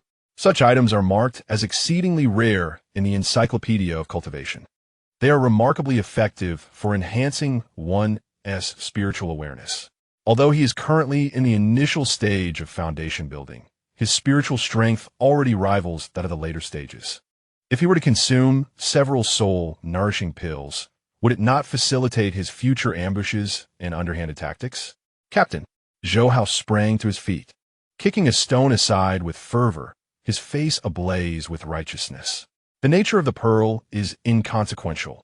I cannot abide those pretentious individuals of the reincarnation hall. I accept this mission. Excellent. Li Changsheng nodded in satisfaction. He patted the coffin lid beneath him. We are short-staffed for this operation, as our elite forces have been depleted in the recent incident. However, I have prepared a batch of special death soldiers for you. Creak. The coffin lid slowly slid open, releasing a pungent odor that assaulted the senses. Zhou Hao leaned in to look, his brow furrowing. Inside the coffin lay not corpses, but a collection of grotesque aberrations. They possessed human torsos, yet bore the limbs of beasts. Some had heads swollen like gourds, while others were covered in grotesque tumors. These were failed experimental specimens. They exhibited vital signs, but lacked consciousness, merely roaring like wild beasts. This is the failed specimen recovery program. Li Changsheng adjusted his monocle, his tone devoid of warmth. There are a total of 50 units. Though their combat capability is lacking, they possess tough hides and have accumulated a significant amount of chaotic spiritual energy. He gazed at Zhou Hao, his expression laden with meaning. Master Guyu, since you can make the beastly soldiers explode with artistry, these discarded materials in your hands should also be able to serve a purpose, correct? Zhou Hao gazed at the coffin filled with explosive packages, a cruel yet exhilarated smile gracing his lips. These are far from mere scraps. They are clearly the makings of a self-destructive assault team. Rest assured, Captain. Zhou Hao retrieved several jade vials from his pocket, containing his last stock of enhanced 7-colored gathering spirit powder, along with a few compressed firebombs he had yet to use. My subordinates will ensure that they illuminate the sky with the most resplendent brilliance in their final moments, making the ghostly practitioners of the reincarnation hall aware of their impending doom. With a snap of his fingers, blue flames flickered at his fingertips. This is what one might call physical transcendence.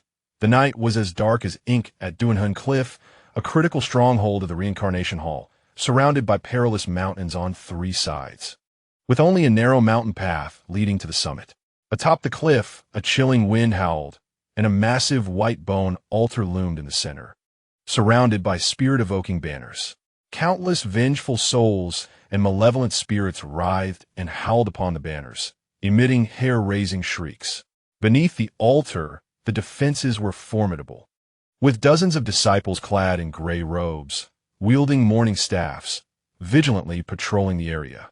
Concealed in the shadows were even more obscure auras, suggesting that formidable experts at the Foundation establishment stage were stationed there. The defenses are quite stringent. Zhou Hao crouched behind a massive rock a kilometer away, peering through a specially customized monocular telescope he had commissioned from the Tool Peak, observing the situation atop the cliff. Behind him lay 50 oddly shaped death warriors, now eerily silent.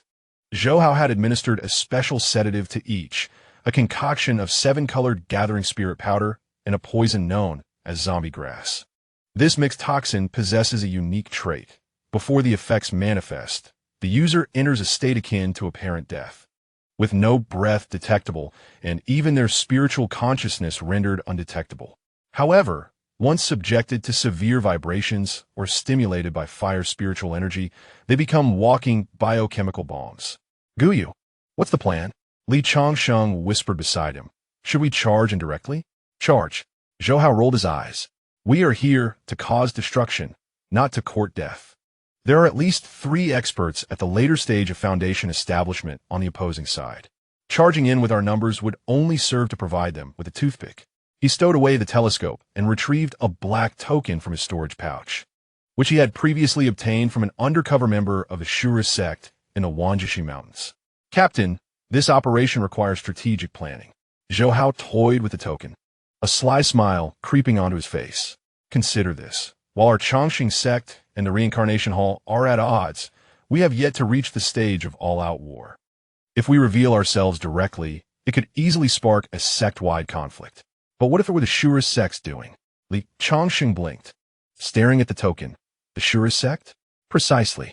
Zhou Hao gestured towards the death warriors. In a moment, I will have them charge in for a self-detonation. However, just before the explosion, I will instruct them to shout a slogan. What slogan? The Shura sect is on the move. Bystanders, stand clear. Li Chongqing observed his subordinate, who grinned like a cunning fox, and suddenly felt a shiver run down his spine. This young man harbored a malevolent heart. Not only did he intend to destroy the altar of others, but he also sought to rain down disgrace upon them. Very well. Li Chongsheng gritted his teeth and resolved to follow his instructions. As long as the soul altar could be obliterated, it mattered not who executed the deed. Splendid. Zhou Hao chuckled mischievously. He turned around to face the drooling monstrosities behind him, his gaze turning steely. With a flicker of his mind, the rudimentary restraints he had implanted in the creature's consciousness were instantly activated.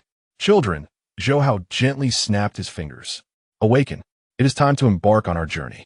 At the cliff summit, beside the altar, stood an elder of the Reincarnation Palace, known as Ghost Hand, clad in a black robe embroidered with 100 demons in procession. He was as gaunt as a wisp of smoke, seated in meditation at the altar's center, inhaling the dense energy surrounding him. Suddenly, he opened his eyes wide, a flicker of confusion flashing in his eyeless gaze. What is that scent? A faint, sweet aroma of peaches wafted through the air. In this place, rife with the stench of decay and energy, how could such a fragrance exist? Before he could ponder further, a heavy thundering sound echoed from below the mountain path. Thud, thud, thud. The ground trembled. An enemy assault. The patrolling disciples outside screamed in alarm. A horde of grotesque creatures surged forward. Elder Ghost Hand sprang to his feet, his consciousness sweeping outward. In the dim light of night, he beheld 50 bizarre monsters, each emanating an eerie, kaleidoscopic glow, charging up the mountain path with reckless abandon. They wielded no spells and bore no weapons. They simply ran. As they sprinted, vibrant plumes of smoke erupted from their rears. What manner of fiends are these? Having lived over a century, Elder Ghost Hand had encountered zombies, vengeful spirits, and even demonic beasts besieging cities. Yet, he had never witnessed a legion of creatures that released rainbow-colored gas while charging forth. Stop them. Elder Ghost Hand barked. Do not let them near the altar. Kill. Dozens of disciples from the Reincarnation Palace brandished their morning staffs, summoning wraiths to meet the oncoming tide. However, just as the two sides were about to clash, the foremost creature, sporting a pig's head, suddenly came to a halt. It opened its drooling maw and bellowed in a garbled yet thunderous voice, proclaiming the singular line it would ever utter in its life. The Azura Gate is on the job. Non-combatants, step aside. With that, its belly swelled dramatically, resembling an overinflated balloon. A blinding red light shone through its skin. That was the fire thunder Zhou Hao had embedded within them, now detonated. Not good. It's a self-detonation. The leading disciple of the Reincarnation Palace turned pale and attempted to flee. But it was too late. Boom! The first explosion reverberated, followed swiftly by the second, then the third. 50 foundation-level biological bombs detonated on the narrow mountain path, triggering a chain reaction. This was not merely an explosion of spiritual energy. A mesmerizing chemical reaction ensued as the seven-colored spirit-gathering powder mingled with the zombie grass. A colossal, iridescent mushroom cloud ascended above the soul-severing cliff.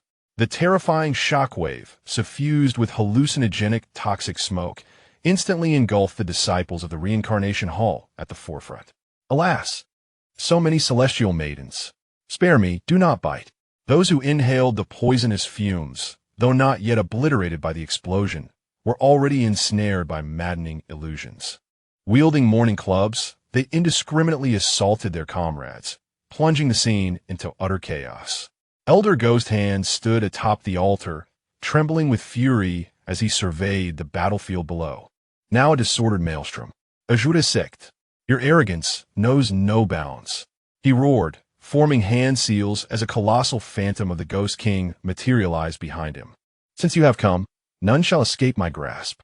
The ghostly apparition howled, summoning a gigantic spectral claw that descended ruthlessly upon the self-destructing monstrosities. Yet, at the very moment the claw struck, an exceedingly sinister and cunning whistle sliced through the air from the cliffs behind and to the side, not aimed at Elder Ghost Hand, but at the spirit-gathering pearl atop the bone altar. Who dares? The elder reacted with lightning speed, attempting to defend, but the attack was swifter still. A thumb-sized orb emitting a faint azure glow hurtled forth. Devoid of grandiose fanfare, it bore only extreme compression and searing heat. Puff! The orb struck the altar's protective light barrier with pinpoint precision. The defensive formation, once resilient enough to withstand a golden core strike, now resembled fragile parchment in the face of this intensely compressed fire orb, which burned a small hole. The orb slipped inside, refraining from destroying the spirit-gathering pearl. Instead, it transformed into a blazing net, ensnaring the pearl and tugging it backward.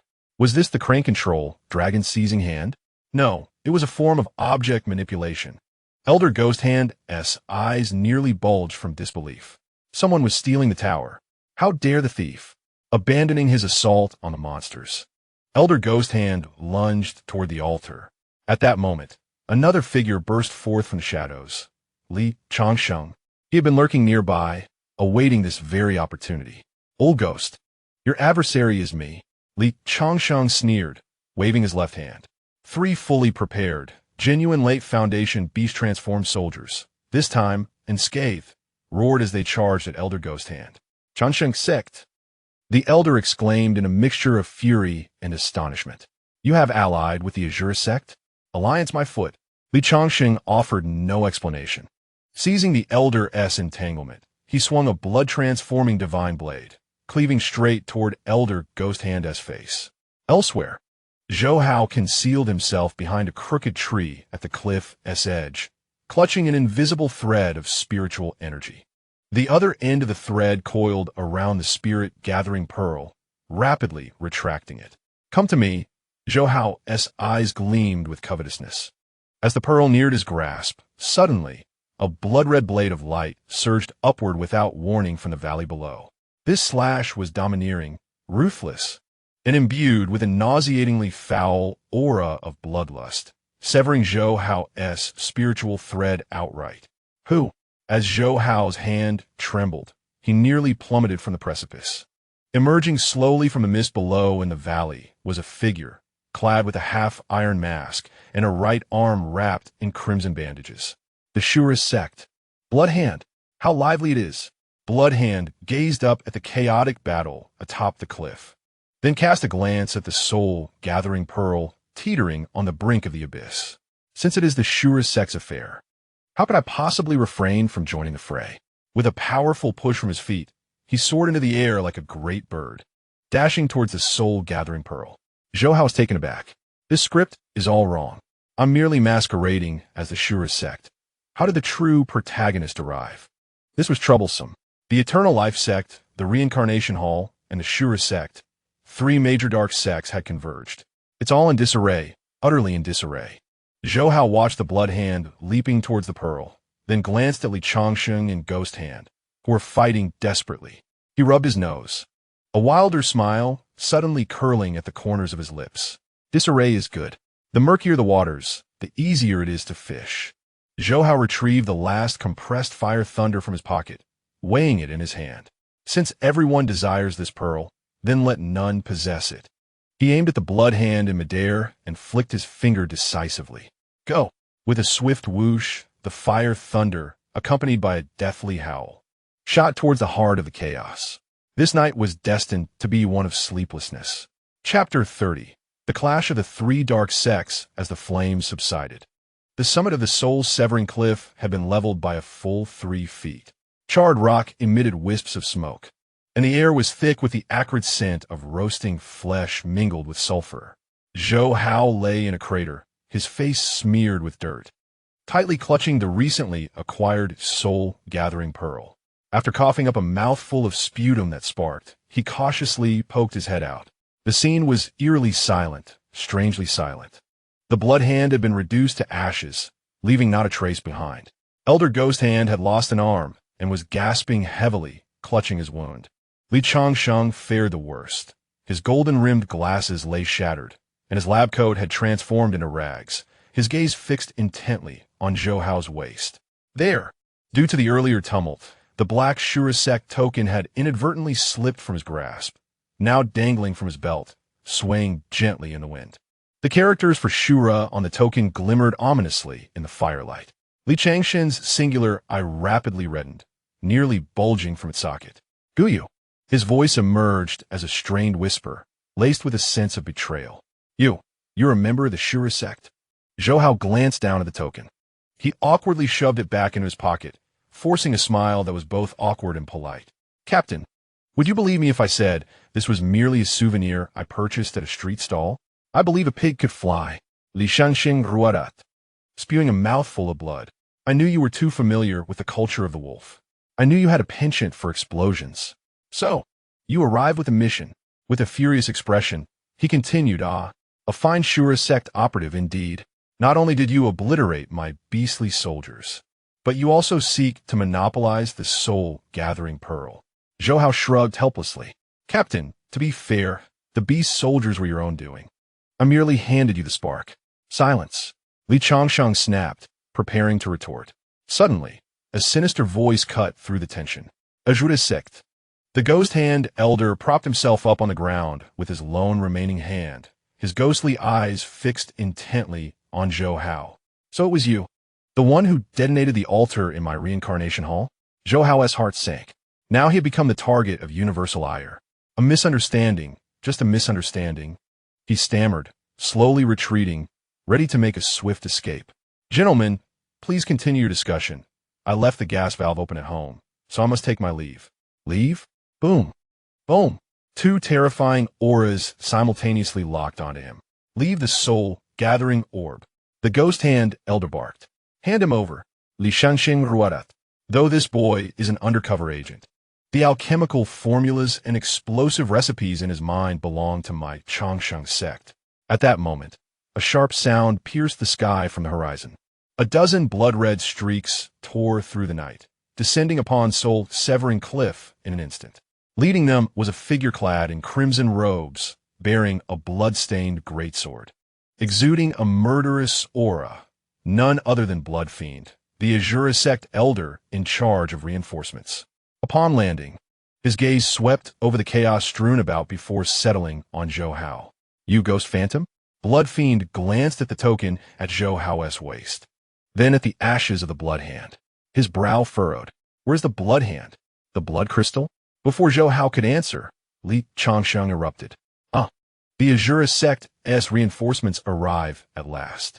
Li Changsheng pointed at Bloodfiend. Your sect's spies infiltrated my teachings, stole secrets, bombed our branch, and now you come to silence witnesses? Do you think the Changsheng sect is defenseless? Whoosh. Several green lights streaked in from the west. Changsheng sect reinforcements had also arrived. Then, A howling northern wind, accompanied by ghostly mists, heralded the arrival of the reincarnation hall as elite. The small soul-severing cliff instantly brimmed with formidable warriors from the three great demonic sections. What was once Zhou Hao's solitary stage became a battleground for the triad factions. "Hand him over," an elder of the Changshang sect demanded, pointing at Zhou Hao. "This traitor must be brought back to be executed by the heavenly lamp." "Nonsense."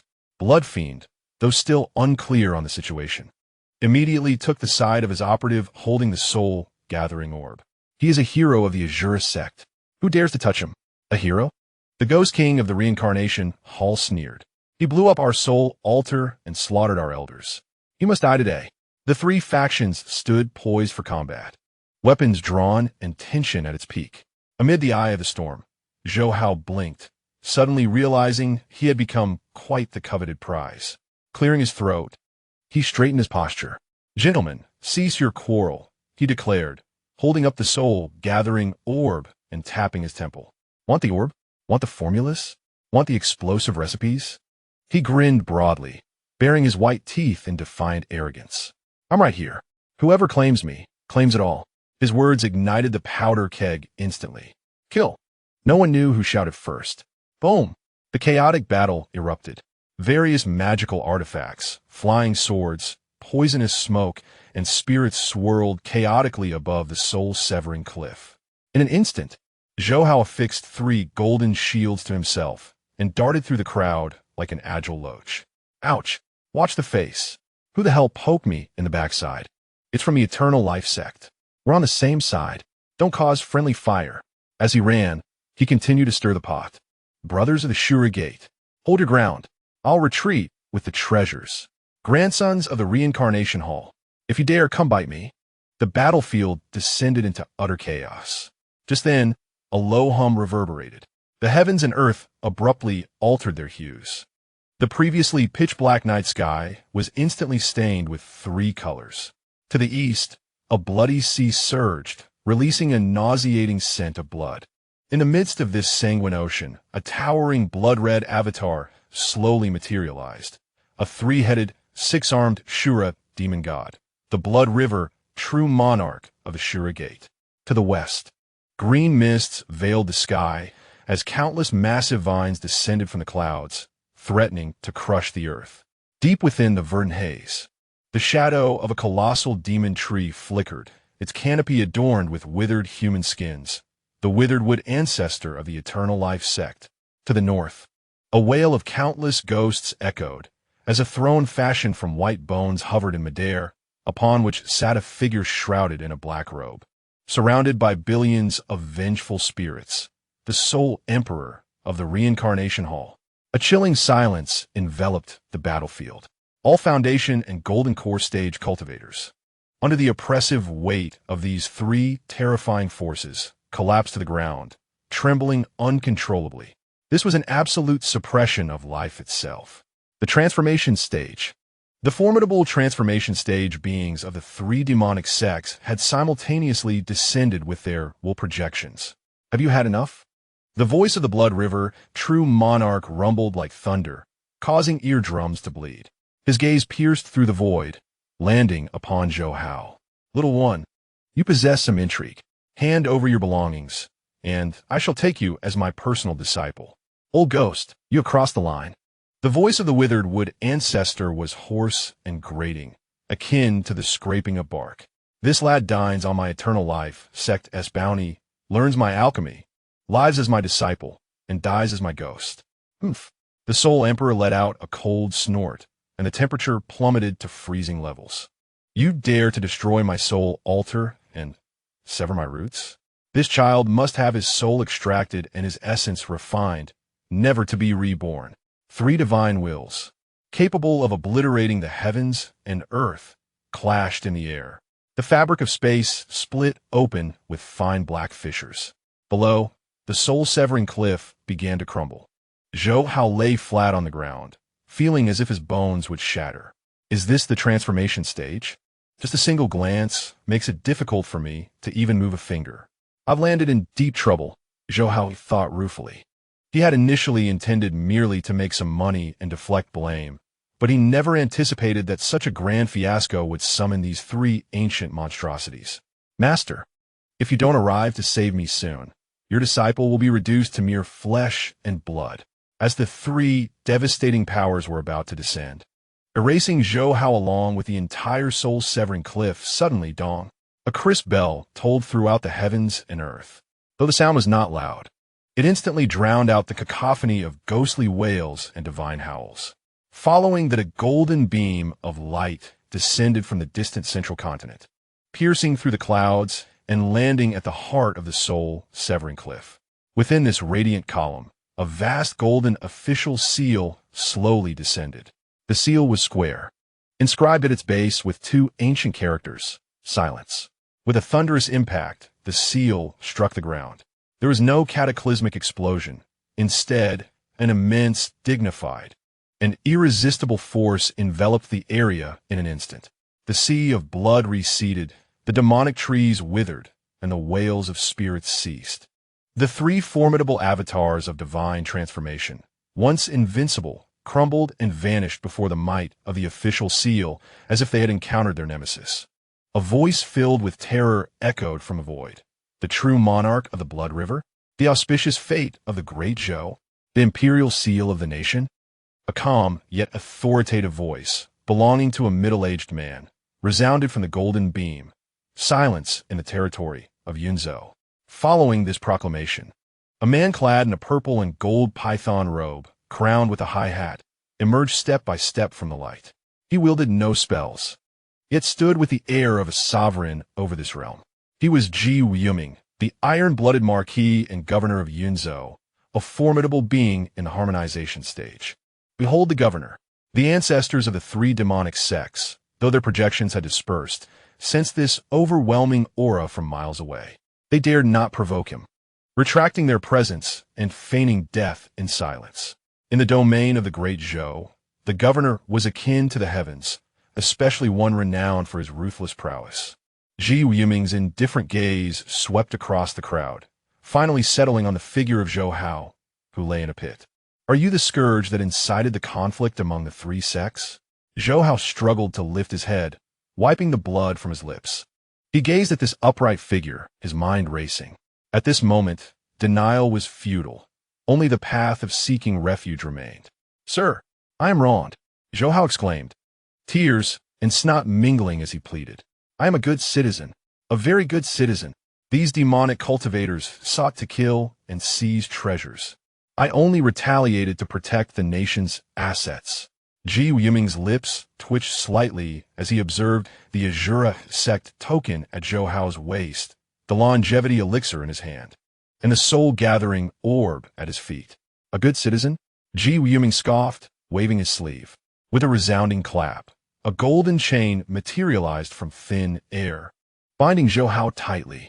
Regardless of whether you are a good citizen or a scourge, having caused such a commotion, you shall accompany me. The charges were unlawful assembly, destruction of public property, and Ji Yuming glanced at the soul-gathering orb possessing contraband. Take him away. In a flash of golden light, Zhou Hao and the soul-gathering orb were enveloped within a beam. Master, save me. His cries echoed above the soul-severing cliff, leaving the members of the three demonic sects staring at one another in bewilderment. Where did he go? Is he truly captured? The following day, the front-page headline of the Cultivation Daily read, Shock. A peerless, ruthless figure emerges in Yunzhou. One man incites a conflict among the three demonic sects, triggering a battle of divine transformations. Exclusive revelation. Who is the man that has simultaneously provoked the wrath of the three giants of the demon path? The official announcement from the Great Zhou. The governor of Yunzhou has personally intervened to suppress the terrorist Zhou, who is now imprisoned in the Celestial Dungeon. Accompanying this is a blurred screenshot of a captured image. In the photo, Zhou Hao is drenched in blood, brandishing a soul-gathering pearl, and defiantly gesturing towards the camera with a brazen yay. Dan Peek's Yin Yao Jinren glanced at the newspaper in his hand, his fingers trembling, causing a freshly refined batch of pills to explode with a pop. Rebellious disciple. The old man clutched his chest, nearly succumbing to shock. I sent you down the mountain to train, not to create chaos. Chapter 31. Demolition with Special Local Products, Enlightenment Achieved. The resplendent golden light tore through the heavy cloud sea with reckless abandon, crashing down upon the white jade plaza of Yunzhang Peak like a meteor from the heavens. Boom! A violent wave of energy surged, stirring the dust into a frenzy. A towering figure clad in a purple-gold robe stood imposingly in mid-air, nonchalantly waving a sleeve, unceremoniously tossing a youth bound by spiritual energy onto the white jade bricks. "The goods have arrived," announced Ji Yuming, the governor of Yunzhou, with an expression devoid of emotion, not even bothering to lift his eyelids, before transforming into a streak of dazzling light, vanishing into the sky. His speed was akin to that of a primordial beast in pursuit, or perhaps a desperate attempt to evade any dire consequences. On the ground, Zhou Hao struggled to move like a bloated maggot, finally lifting his head, which was covered in dust. The first sight to greet his eyes was the magnificent and imposing main hall of the sect, radiating an aura of grandeur. Following that were rows of formidable sect leaders standing at the entrance, exuding an overwhelming pressure. The sect master, Yunhai Jinren, stood in the center, his face as dark as the bottom of a pill furnace. To his left was his master, Yun Yao Jinren, who was gazing up at the sky, feigning concentration as he counted clouds. To his right was the peak master of the punishment peak, Yun Xing Jinren, weighing a legendary staff said to have shattered countless rebellious disciples, his gaze icy enough to freeze the air. Scanning further, all the peaks were represented: Sword Peak, Artifact Peak, Formation Peak, and Food Peak. Everyone was present, not a single one missing. This spectacle was even more bustling than the sect's grand ceremony. Zhou Hao's heart sank as he realized the gravity of the situation. This was no grand welcome for a hero's return. It was clearly a trial in the halls of the underworld. "Master, save me," Zhou Hao cried out with desperation, his voice piercing like a night owl with its tail stepped on. "I'm wronged. I was bullied mercilessly outside.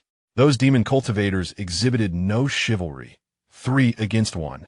I was merely defending the honor of our Yunzhang Tian." Silence. Yunhai Jinren huffed coldly.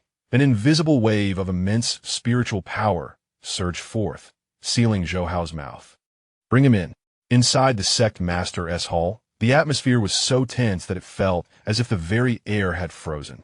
The heavy doors and window frames were tightly shut, isolating them from the outside world. At this moment, the golden spiritual chains binding Zhou Hao had already dissipated. He knelt earnestly at the center of the grand hall, not daring to breathe, for he could acutely sense the intertwining aura of impending doom around him, particularly the piercing gaze of the cloud executioner, whose sharp eyes roamed over him like a scalpel, seemingly assessing the most advantageous point to strike.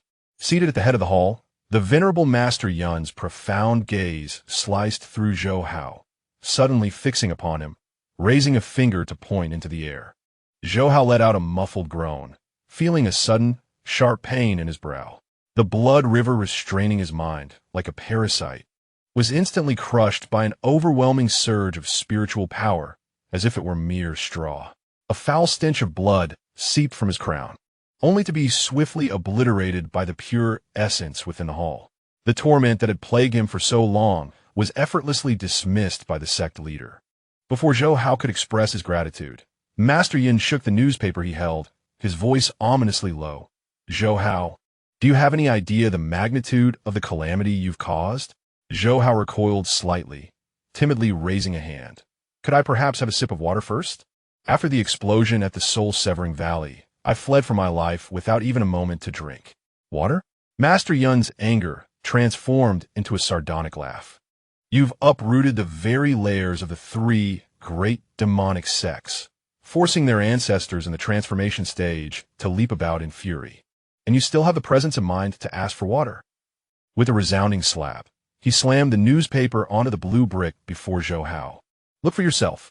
What utter nonsense is written here?" Zhou Hao glanced down. The headline of the cultivation news blared in bold, blood-red letters. "Unparalleled ruthlessness. Mysterious maniac takes on the 3 giants of the demonic sect." Beneath the title was a striking close-up of him posing triumphantly amidst the ruins of the soul-severing valley. Despite his bloodied visage and tattered clothing, the audacious spirit he exuded seemed to leap off the page. As he continued reading, the article's content was even more sensational, according to insiders.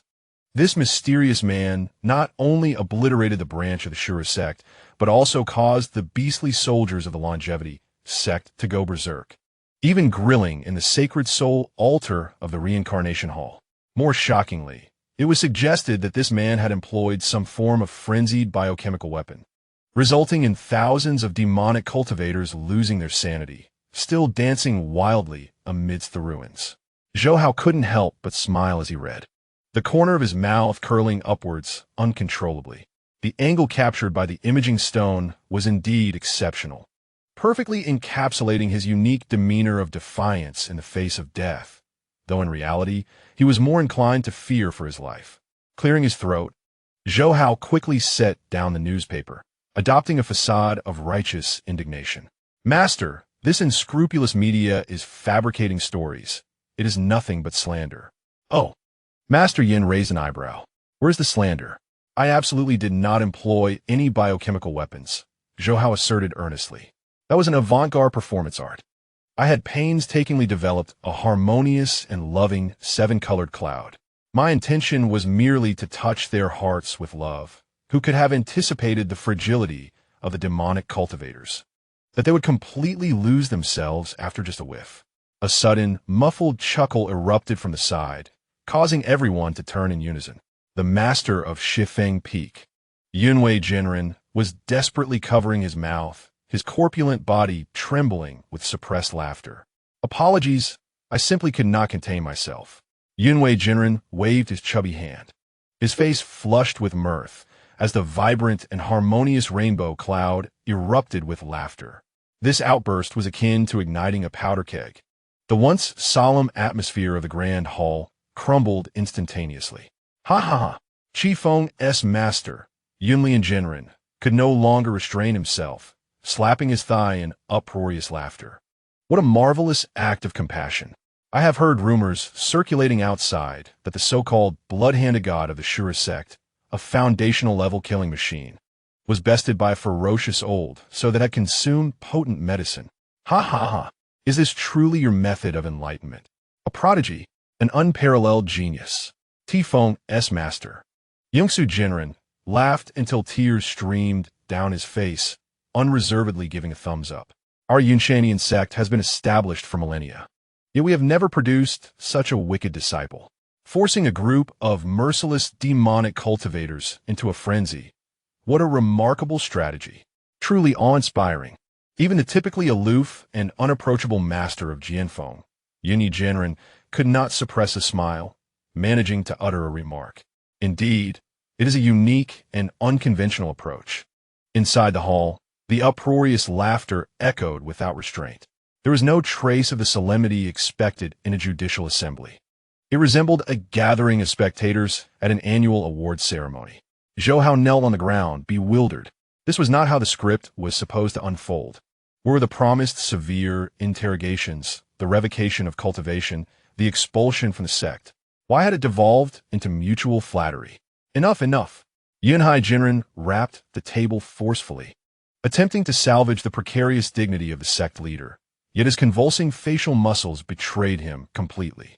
To speak candidly, he too wished to laugh heartily. It was incredibly satisfying. For centuries, the 5 righteous sects and the 3 demonic sects have engaged in both overt and covert competition. Although the righteous side generally held the upper hand, they had never dealt such a significant blow to the demonic faction as they did this time, leaving them with no choice but to swallow their grievances. Not only was their branch uprooted, but their elite forces suffered heavy casualties, and their reputation was utterly tarnished. Particularly for the Shura sect, it was said that the entire demonic path was madly circulating the record of that interspecies romance, infuriating the Blood River ancestor to the point of executing several inner disciples for spreading rumors. Zhou Hao, Yunhai Jinren inhaled deeply, forcing his face into a stern mask. While you have indeed significantly undermined the arrogance of the demonic sect this time. Your actions were excessively reckless and thoughtless.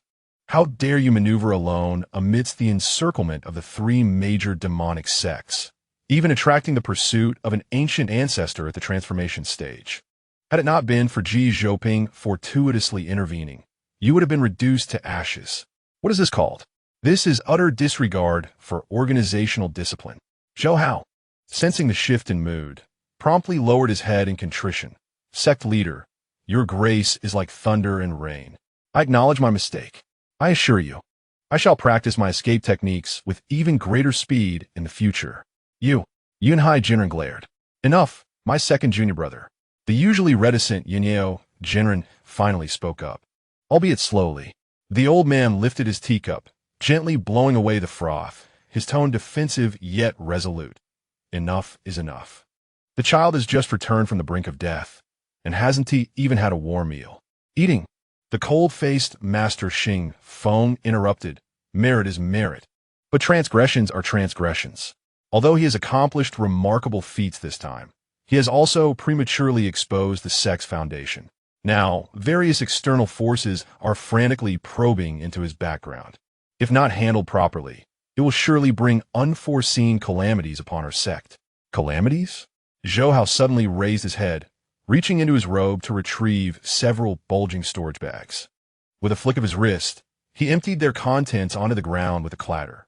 Esteemed elders, we shall discuss calamities later. I was in a hurry during my recent travels and didn't bring much, but I thought to bring back some local specialties for my elders. A dazzling array of treasures cascaded onto the floor.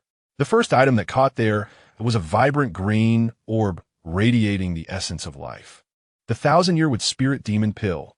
Master Yun Yao's hand trembled, scalding tea splashing unnoticed. He sprang from his chair, seizing the demon pill in his grasp. An extraordinary elixir, an excellent primary ingredient for refining top-tier foundation-building pills. Judging by its quality and Tao essence, it must have been cultivated for at least 2,000 years. Next was a black ice jade box covered in a myriad of sealing talismans. Zhou Hao casually peeled back one corner of the talisman. Boom! A tempestuous wave of violent blood energy surged through the hall, overwhelming to the point of causing one's blood to boil. The blood Azura's life crystal? Master Yun Su's eyes widened, his breath coming in heavy gasps like an enraged bull.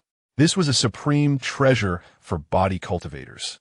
Just a nail-sized fragment mixed into a medicinal bath could elevate the strength of one's golden body by a third. Lastly, there was a bead emitting a faint blue light, seemingly capable of devouring one's soul. The soul-gathering pearl from the reincarnation hall. Master Yun Lian inhaled sharply, the golden abacus in his hand clattering to the ground, striking his foot without eliciting a sound of pain. This was a top-tier material for crafting exceptional soul artifacts. It had long been in high demand on the black market. The hall fell into an instant silence.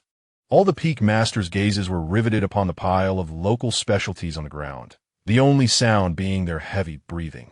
What on earth are these so-called local specialties? This is clearly a direct heist of the treasures from the three major demonic sects' vaults. This rascal Zhou Hao has returned from his wanderings, having swept away the treasures hoarded by the demonic sects. Coughing, Zhou Hao rubbed his hands together, revealing an innocent and earnest smile. I thought, since I've stirred up trouble, I ought to bring back some gifts as an apology.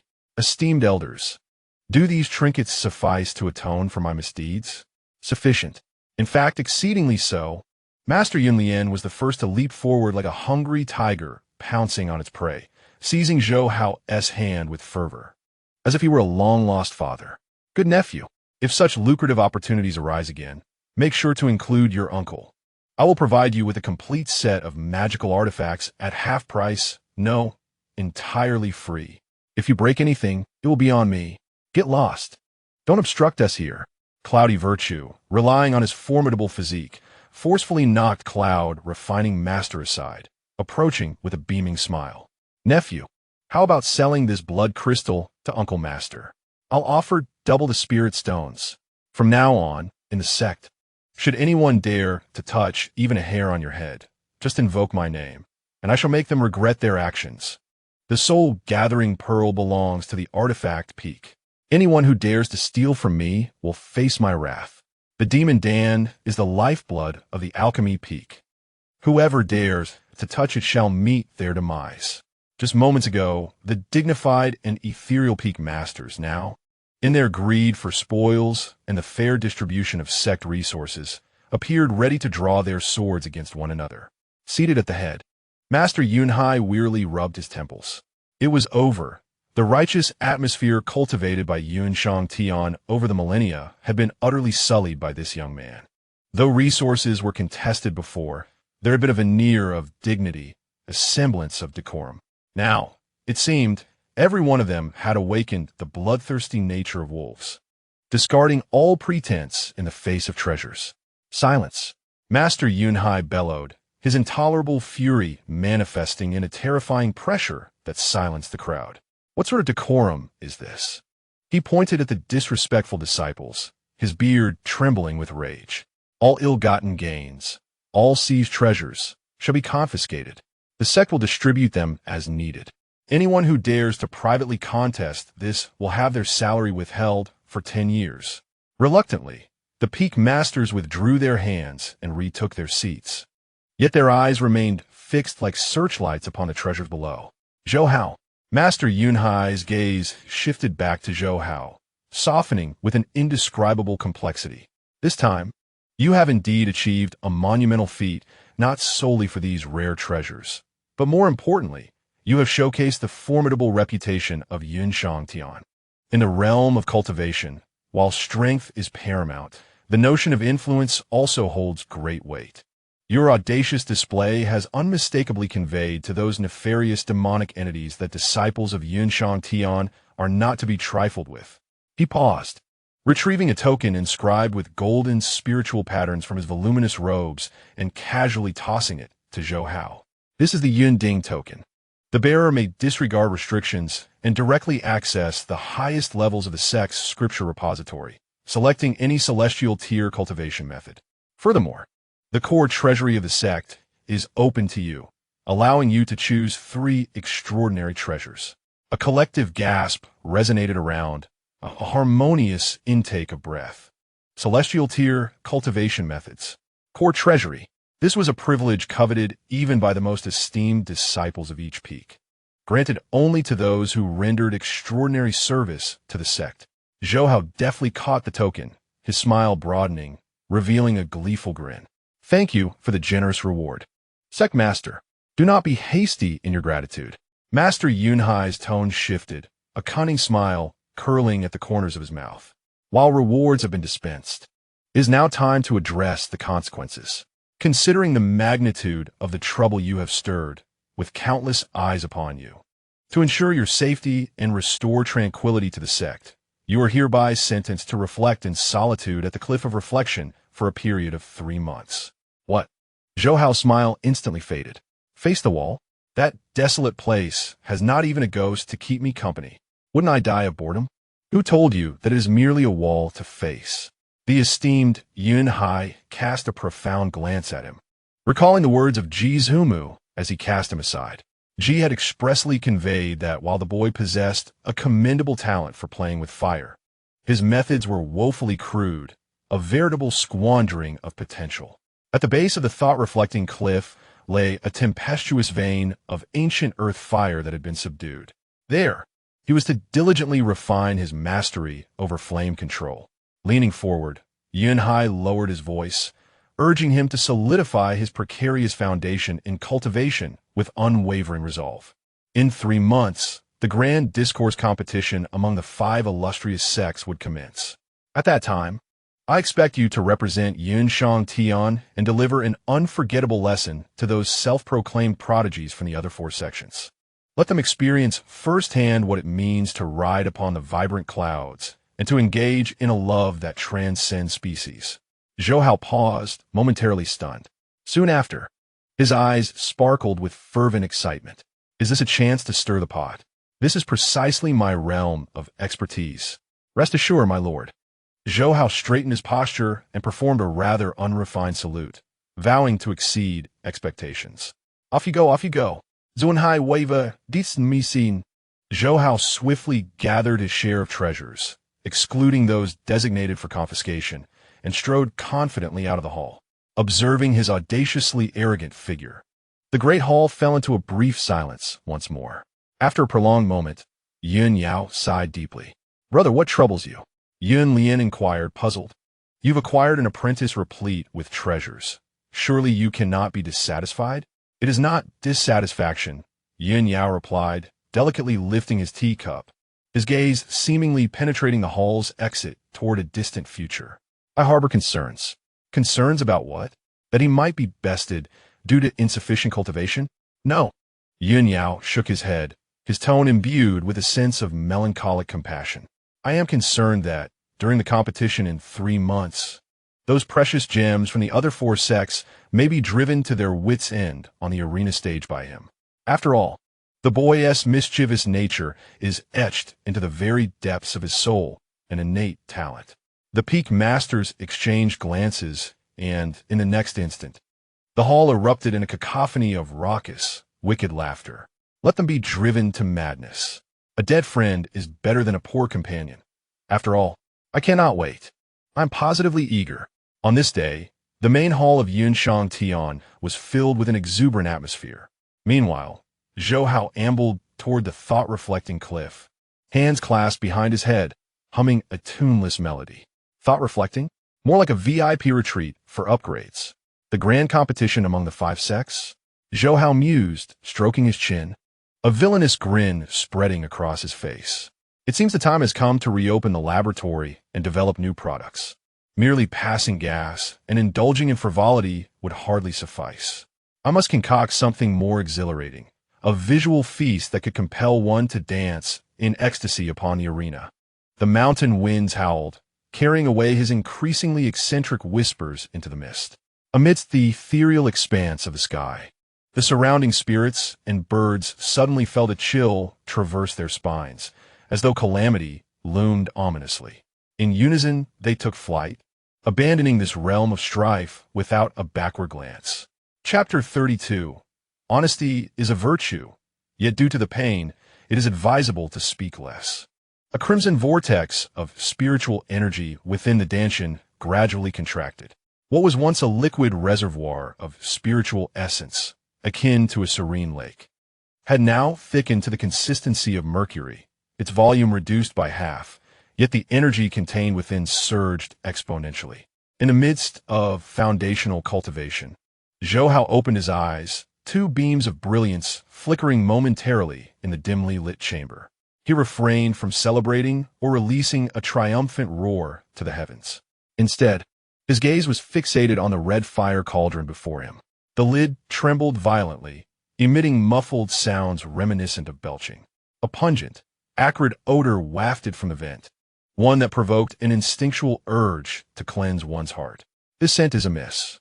Zhou Hao furrowed his brow, pinching his nose. According to the records in the ancient alchemical compendium, the Harquery pill should bear a minty essence designed to evoke a refreshing coolness. This was a byproduct of his half-month retreat. With his cultivation breakthrough achieved, as an aspiring alchemist and part-time instigator, it was only natural to develop new concoctions. He had initially intended to refine a Harquery pill capable of rendering its taker incapable of deceit, aimed specifically at those obstinate adversaries or to gain leverage at the negotiation table. However, it was evident that his hand trembled while adding the bewildering grass, resulting in an excess of 3 taels of agitation flower. "Open." Zhou Hao struck the side of the cauldron. Bang!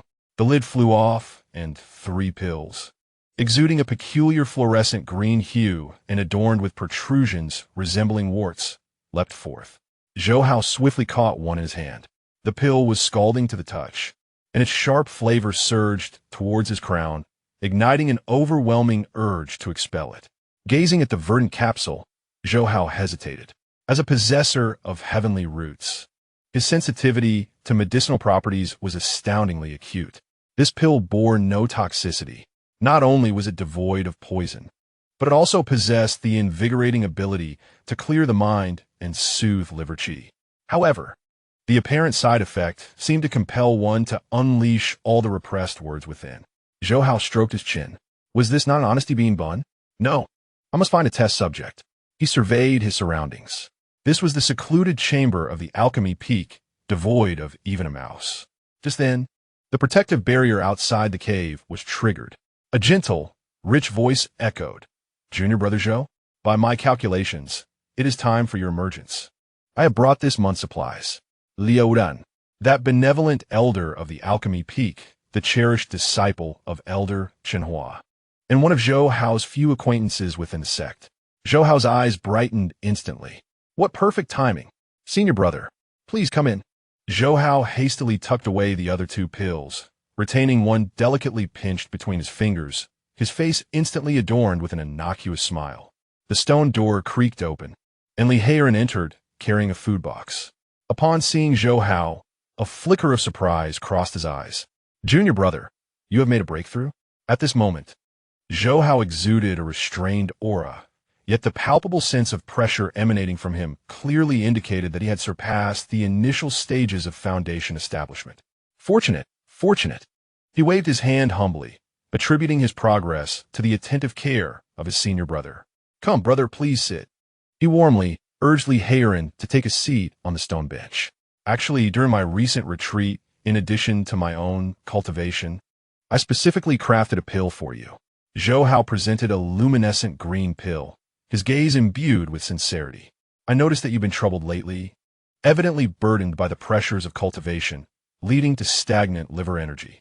This liver-soothing pill is meticulously concocted from 49 types of spiritual herbs I painstakingly sourced from ancient texts. It is specifically designed to alleviate discomfort and emotional distress. Li Heiran regarded the glowing green pill with a flicker of skepticism. Its hue certainly did not resemble that of a conventional medicinal pill. Had it been offered by anyone else, he would have likely discarded it without a second thought. Yet this was Zhou Hao, the prodigious disciple cherished by the Peak Master for his innate spiritual roots. Although his demeanor was often eccentric, his alchemical skills were beyond reproach. You are truly considerate. Junior brother, Li Heiran felt a warmth in his heart.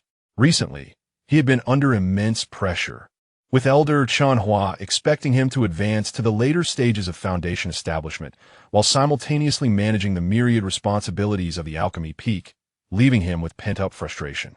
Shall I give it a try? Li Heiran inquired, lifting the pill and swallowing a whole. The moment it touched his tongue, it dissolved instantly. Boom! A sharp, fiery sensation surged through his throat, exploding into his mind. Li Heiran's body trembled as his face flushed crimson, his eyes widening with a fiery intensity. Blood vessels visible in the whites of his eyes. An unprecedented desire to express himself erupted from within him like a volcanic eruption. His mouth felt unbearably itchy, and his tongue burned. If he did not say something soon, he felt he might burst. Brother, how do you feel? Zhou Hao inquired, leaning in with a look of concern and anticipation. Li Heiran took a deep breath and turned to Zhou Hao. The usually gentle expression on his face now bore traces of ferocity and excitement. Zhou Hao, Li Heiran began, speaking at a rapid-fire pace akin to a machine gun. Your clothes are absolutely hideous, reminiscent of a nouveau riche. And your hair, can't you get it trimmed? Always obscuring half your face in a pretentious manner, when in reality, we all know you're just too lazy to wash it. Zhou Hao was taken aback. Was this truly the gentle Li Heiran he knew? He seemed possessed by a torrent of words.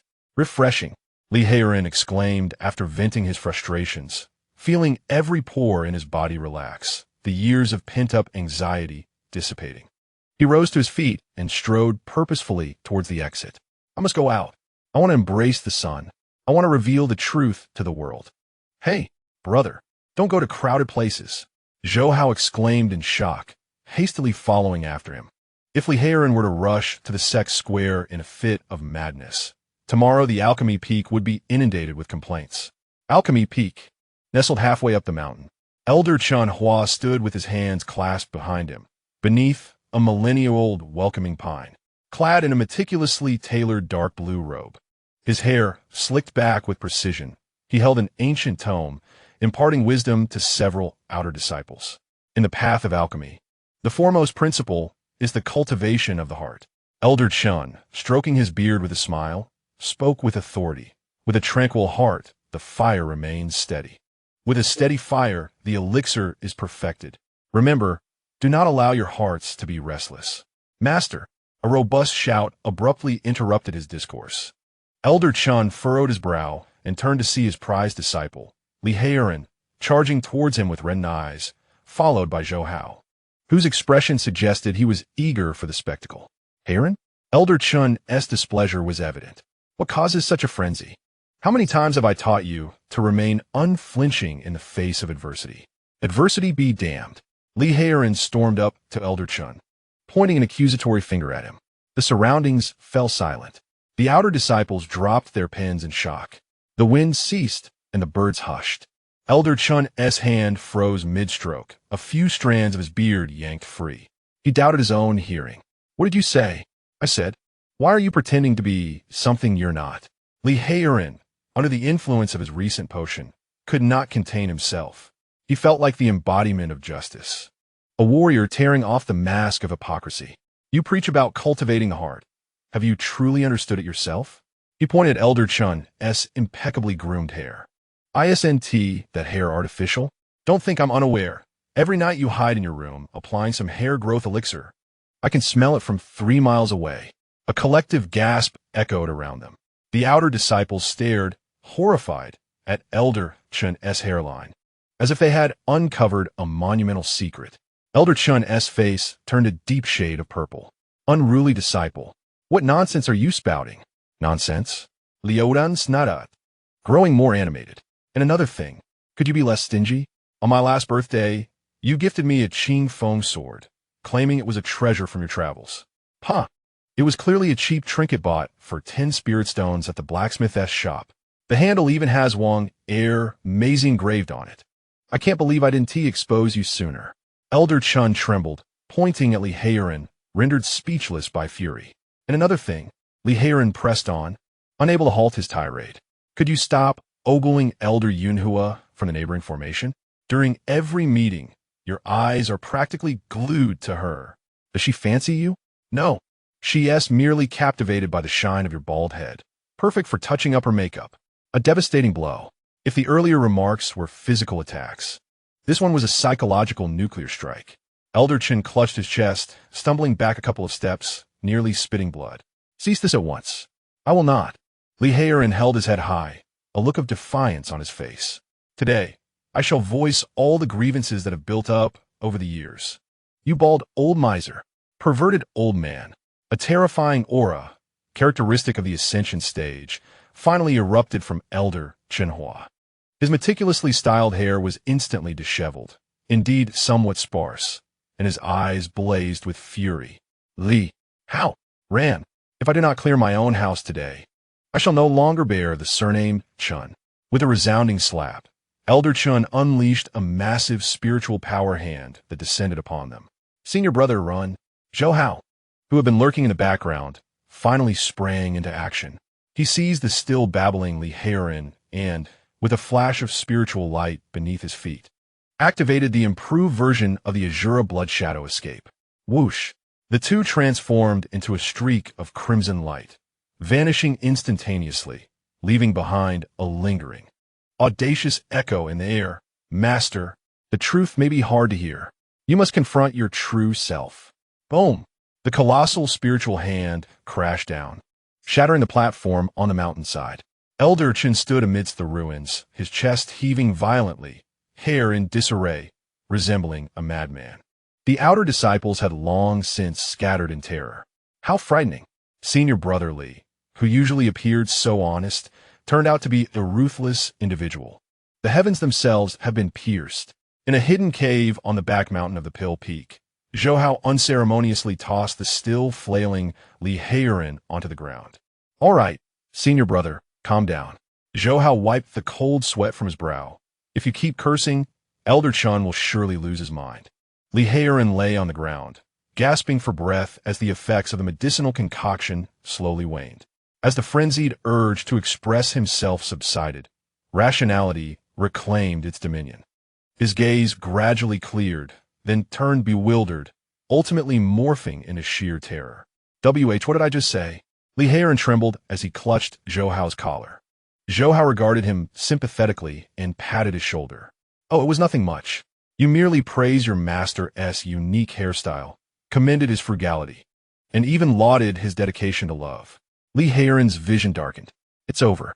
This lifetime, he believed, was finished. The persona he had cultivated for decades, of respecting one's teachers and adhering to virtue, collapsed in an instant, leaving not even a remnant. Junior brother, Li Heiran's voice quivered. What exactly did you give me? Zhou Hao's gaze wandered. Originally called the Heart's Reflection Pill, I now think Truth Serum Pill is more fitting. Or perhaps Social Oblivion Pill? Li Heiran closed his eyes in despair. Yet, unbeknownst to him, deep within his Danshan, the long-accumulated frustration dissipated, and the bottleneck that had confined him for so long began to loosen. With the heart demon vanquished, clarity of thought emerged, albeit at the cost of social demise. Senior brother, do not lose hope. Zhou Hao crouched beside him, a gleam of entrepreneurial mischief in his eyes. Consider this. Although the side effects are considerable, the results are remarkable. Do you not feel an overwhelming sense of ease now? Liudan pausa. Indeed, he felt lighter, despite his morose thoughts. Furthermore, Zhou Hao produced the remaining 2 green pills from his pocket, a sly smile creeping across his lips. Imagine if this were used against an enemy. Perhaps at the negotiation table between 2 rival sects, or perhaps at the grand banquet of a prominent figure. Once a single pill is consumed, the spectacle is guaranteed to be nothing short of extraordinary, effortlessly leading to the opponent's utter disgrace and internal collapse. Li Heiran gazed at the 2 pills, his previously despondent eyes suddenly taking on a peculiar glint. He recalled the inexplicable thrill he felt when he had just scolded his master. Junior brother, Li Heiran swallowed hard. Are there more of these pills? Indeed, Zhou Hao grinned broadly. Plenty go around. However, we must first lay low. Zhou Hao gestured towards the cave entrance, from which echoed the furious bellowing of Elder Chun, reverberating for miles. Elder Chun was likely scouring the mountains for them at this moment. For the time being, we shall hide here, and in the meantime, Zhou Hao produced the Crimson Fire Cauldron. Let us enhance this social death pill. The current version is still too mild. If we could incorporate an amplification effect or involuntary physical responses, that would truly be an art form. As Li Heiran observed his junior brother, who wore a mischievous grin akin to that of a little devil, he suddenly felt that, despite the dangers of following him, it was undeniably exhilarating. Chapter 33. The alchemical explosion that unveiled my nuclear refinement technique, the cliff of reflection. Rather than a mere cliff, it resembled a colossal, open-air steamer. Situated at the weakest point of the Dan Peak's geological formation, the dark red rocks radiated heat year-round, and the air shimmered like crumpled cellophane. An ordinary foundational practitioner could scarcely endure a quarter of an hour here before their protective spiritual light would be depleted. Yet for Zhou Hao, whose affinity lay with the fire element, this was paradise, a complimentary 5-star spiritual energy buffet. As a bead of sweat fell from his chin, it transformed into a wisp of white smoke before it even touched the ground. Zhou Hao, bare-chested, sat cross-legged upon a slab of red-hot basalt. He held no sword nor performed any hand gestures. Instead, he cradled 2 orbs of deep blue flames as one would a walnut. Too slow, Zhou Hao muttered, his brow furrowed as he scrutinized the fireballs in his hands. Since the battle at the soul-severing valley, where he had dispatched his foe with the super-compressed fireball technique, he had discovered a critical flaw. The preliminary motion took too long. Although that technique possessed the destructive power equivalent to a full-force strike from a late-stage foundational practitioner, it required a full 3 breaths to compress the spiritual energy in a life-and-death struggle. 3 breaths were ample time for an adversary to slice him into sashimi and present him on a platter. Was there a method to store this power in advance? Zhou Hao dispelled the fireballs and rummaged through his storage pouch for a useless pill, tossing it lightly in his hand. Alchemy encapsulates medicinal potency within the pill's coating. What a spells! If I treat fire elemental energy as a medicinal herb and my consciousness as the furnace Could I not refine the fireball technique into a pill? This notion took root in his mind, proliferating like wild grass. If successful, there would be no need for intricate gestures in battle. He could simply toss handfuls of fireball pills, transforming himself into a human bombardier. With fervor in his gaze, Zhou Hao leaped from the rock. He did not utilize the crimson fire cauldron, for it was meant for material refinement. To refine such pure energy, one must use the heavens as the furnace and oneself as the cauldron. The first step, purification. Zhou Hao inhaled deeply. The tumultuous earth-fire spiritual energy surged into his body like a great whale swallowing water. His meridians throbbed with pain, yet he did not flinch. Within the Dan Tian, that pool of golden liquid spiritual energy began to bubble. Zhou Hao, wielding his consciousness, meticulously eliminated the muddled earthy and golden essence from the spiritual energy, leaving only the purest, most violent fire element. The second step was compression. He extended his right hand, palm facing upwards. A ball of spiritual fire, the size of a fist, materialized. Compress. Zhou Hao gently curled his fingers. His consciousness transformed into an invisible furnace wall, tightly constraining the flame.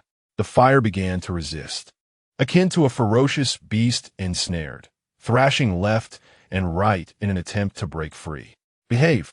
A fierce light flickered in Zhou Hao's eyes as he intensified his mental output. The flame was compelled to contract, shrinking from the size of a fist to that of an egg, and finally to a dragoness eye. Its color shifted from crimson to deep blue. This step was one he had mastered. However, the critical ceiling lay ahead. A typical fireball would explode upon release due to the loss of mental restraint. I must provide it with a shell. With a wave of his left hand, he summoned a wisp of wind-based spiritual energy. Though thin, it was barely sufficient. The wind ignited the fire, yet simultaneously confined it. Clothed in wind and with fire as its core, he meticulously manipulated the wisp of wind energy, attempting to envelop the extremely unstable deep blue fireball as one would wrap a dumpling. Sizzle. The moment the wind met the fire, a jarring friction sound filled the air. It was exceedingly unstable, much like attempting to encase a mass of magma in a sheet of paper. Steady, steady. Zhou Hao's temples throbbed, sweat pouring down his face. The thin membrane of wind energy gradually closed in, almost sealing the ball. Suddenly, the fireball seemed to sense its confinement, swelling violently. Crack! The shell of wind energy shattered. Zhou Hao's pupils dilated. Oh no! Boom! A tremendous explosion reverberated, shaking the thought-reflection cliff. A small mushroom cloud rose from the cliff's base. Moments later. As the dust settled, Zhou Hao was embedded in the rock face, his body charred, hair resembling a wild explosion, and smoke billowing from his mouth. Coughing, he pried himself from the wall and spat out a mouthful of embers. The force was commendable. Wiping his face, Zhou Hao revealed a bright smile. His gaze not dimmed by defeat, but rather illuminated with determination. The direction was indeed correct. The prior explosion occurred due to the shell being too fragile to contain the internal fire energy. This was akin to the mishaps in alchemy, conflicting medicinal properties. If wind energy was ineffective, then perhaps earth energy? No, that would suppress the fire, diminishing its potency. Zhou Hao paced restlessly, his mind fervently flipping through the heavenly cloud Alchemy Sutra. Suddenly, his gaze fell upon a crimson stone at his feet. It was a fire element stone, a byproduct of earth fire forged over the years. Eureka! Zhou Hao slapped his thigh. Alchemy emphasizes the roles of monarch, minister, assistant, and envoy. Since a shell of pure energy proved unstable, I shall incorporate some auxiliary materials. He seized the fire element stone, allowing his spiritual fire to surge, instantly melting it into a pool of crimson liquid. Using the liquid from the fire element stone as a base, he blended a trace of earth energy to craft a protective alchemical coating. This coating could withstand high temperatures, and its hardness was sufficient. A mischievous smile curled at the corners of Zhou Hao's mouth. When detonated, these fragments serve as the finest shrapnel. Once more, this time, Zhou Hao learned from his previous mistakes. He initially used spiritual fire to purify the fire essence stone liquid, crafting it into a hollow sphere no larger than a fingernail. Then he meticulously injected the deeply compressed deep blue fireball into this sphere, a task requiring extraordinary precision akin to carving intricate designs on a grain of rice or dancing upon the tip of a needle. Any slight miscalculation could result in utter annihilation. Zhou Hao held his breath, his consciousness like a delicate thread, entwining the surface of a sphere to maintain its fragile balance. After a stick of incense burned, he commanded, "Consolidate." With a low exclamation, he unleashed the final sealing incantation. A soft hum emanated as the crimson sphere quivered slightly. Then its radiance dimmed. It lay quietly in the palm of Zhou Hao's hand, entirely crimson, smooth and rounded, adorned with a naturally formed flame pattern. To the untrained eye, it resembled an ordinary healing pill, but only Zhou Hao understood that within it resided a terrifying energy capable of shattering a massive boulder. It was complete. Zhou Hao grasped the pill, grinning like a cunning fox that had pilfered a hen. This creation was both a pill and a balm. He decided to name it the Crimson Lotus Explosive Pill. Though the name might seem somewhat juvenile, it aligned perfectly with his aesthetic. However, one was insufficient. Zhou Hao surveyed the scattered fire essence stones and rubbed his hands together. Since he was a pill cultivator, mass production was essential. 3 days later, at the Cliff of Reflection, Li Heiran arrived, carrying a food box and soaring on a sword. Before he could land, a wave of oppressive heat struck him. "Junior brother Zhou?" Li Heiran called out, feeling a twinge of unease. "Do not approach." A stern voice echoed from the pile of rocks. Startled, Li Heiran halted his flying sword, hovering midair. Below, Zhou Hao crouched behind a massive stone, wielding a peculiar slingshot-like device. Before him, a row of black iron heads lay scattered, remnants of the puppets he had previously damaged. "Brother, step back a bit. You might get splattered with blood," Zhou Hao shouted without turning. "Junior brother, what are you?" Li Heiran began, but was interrupted as Zhou Hao retrieved a vibrant crimson pill from his robe and stuffed it into the slingshot's pouch. "Launch!" With a twang, the elastic snapped.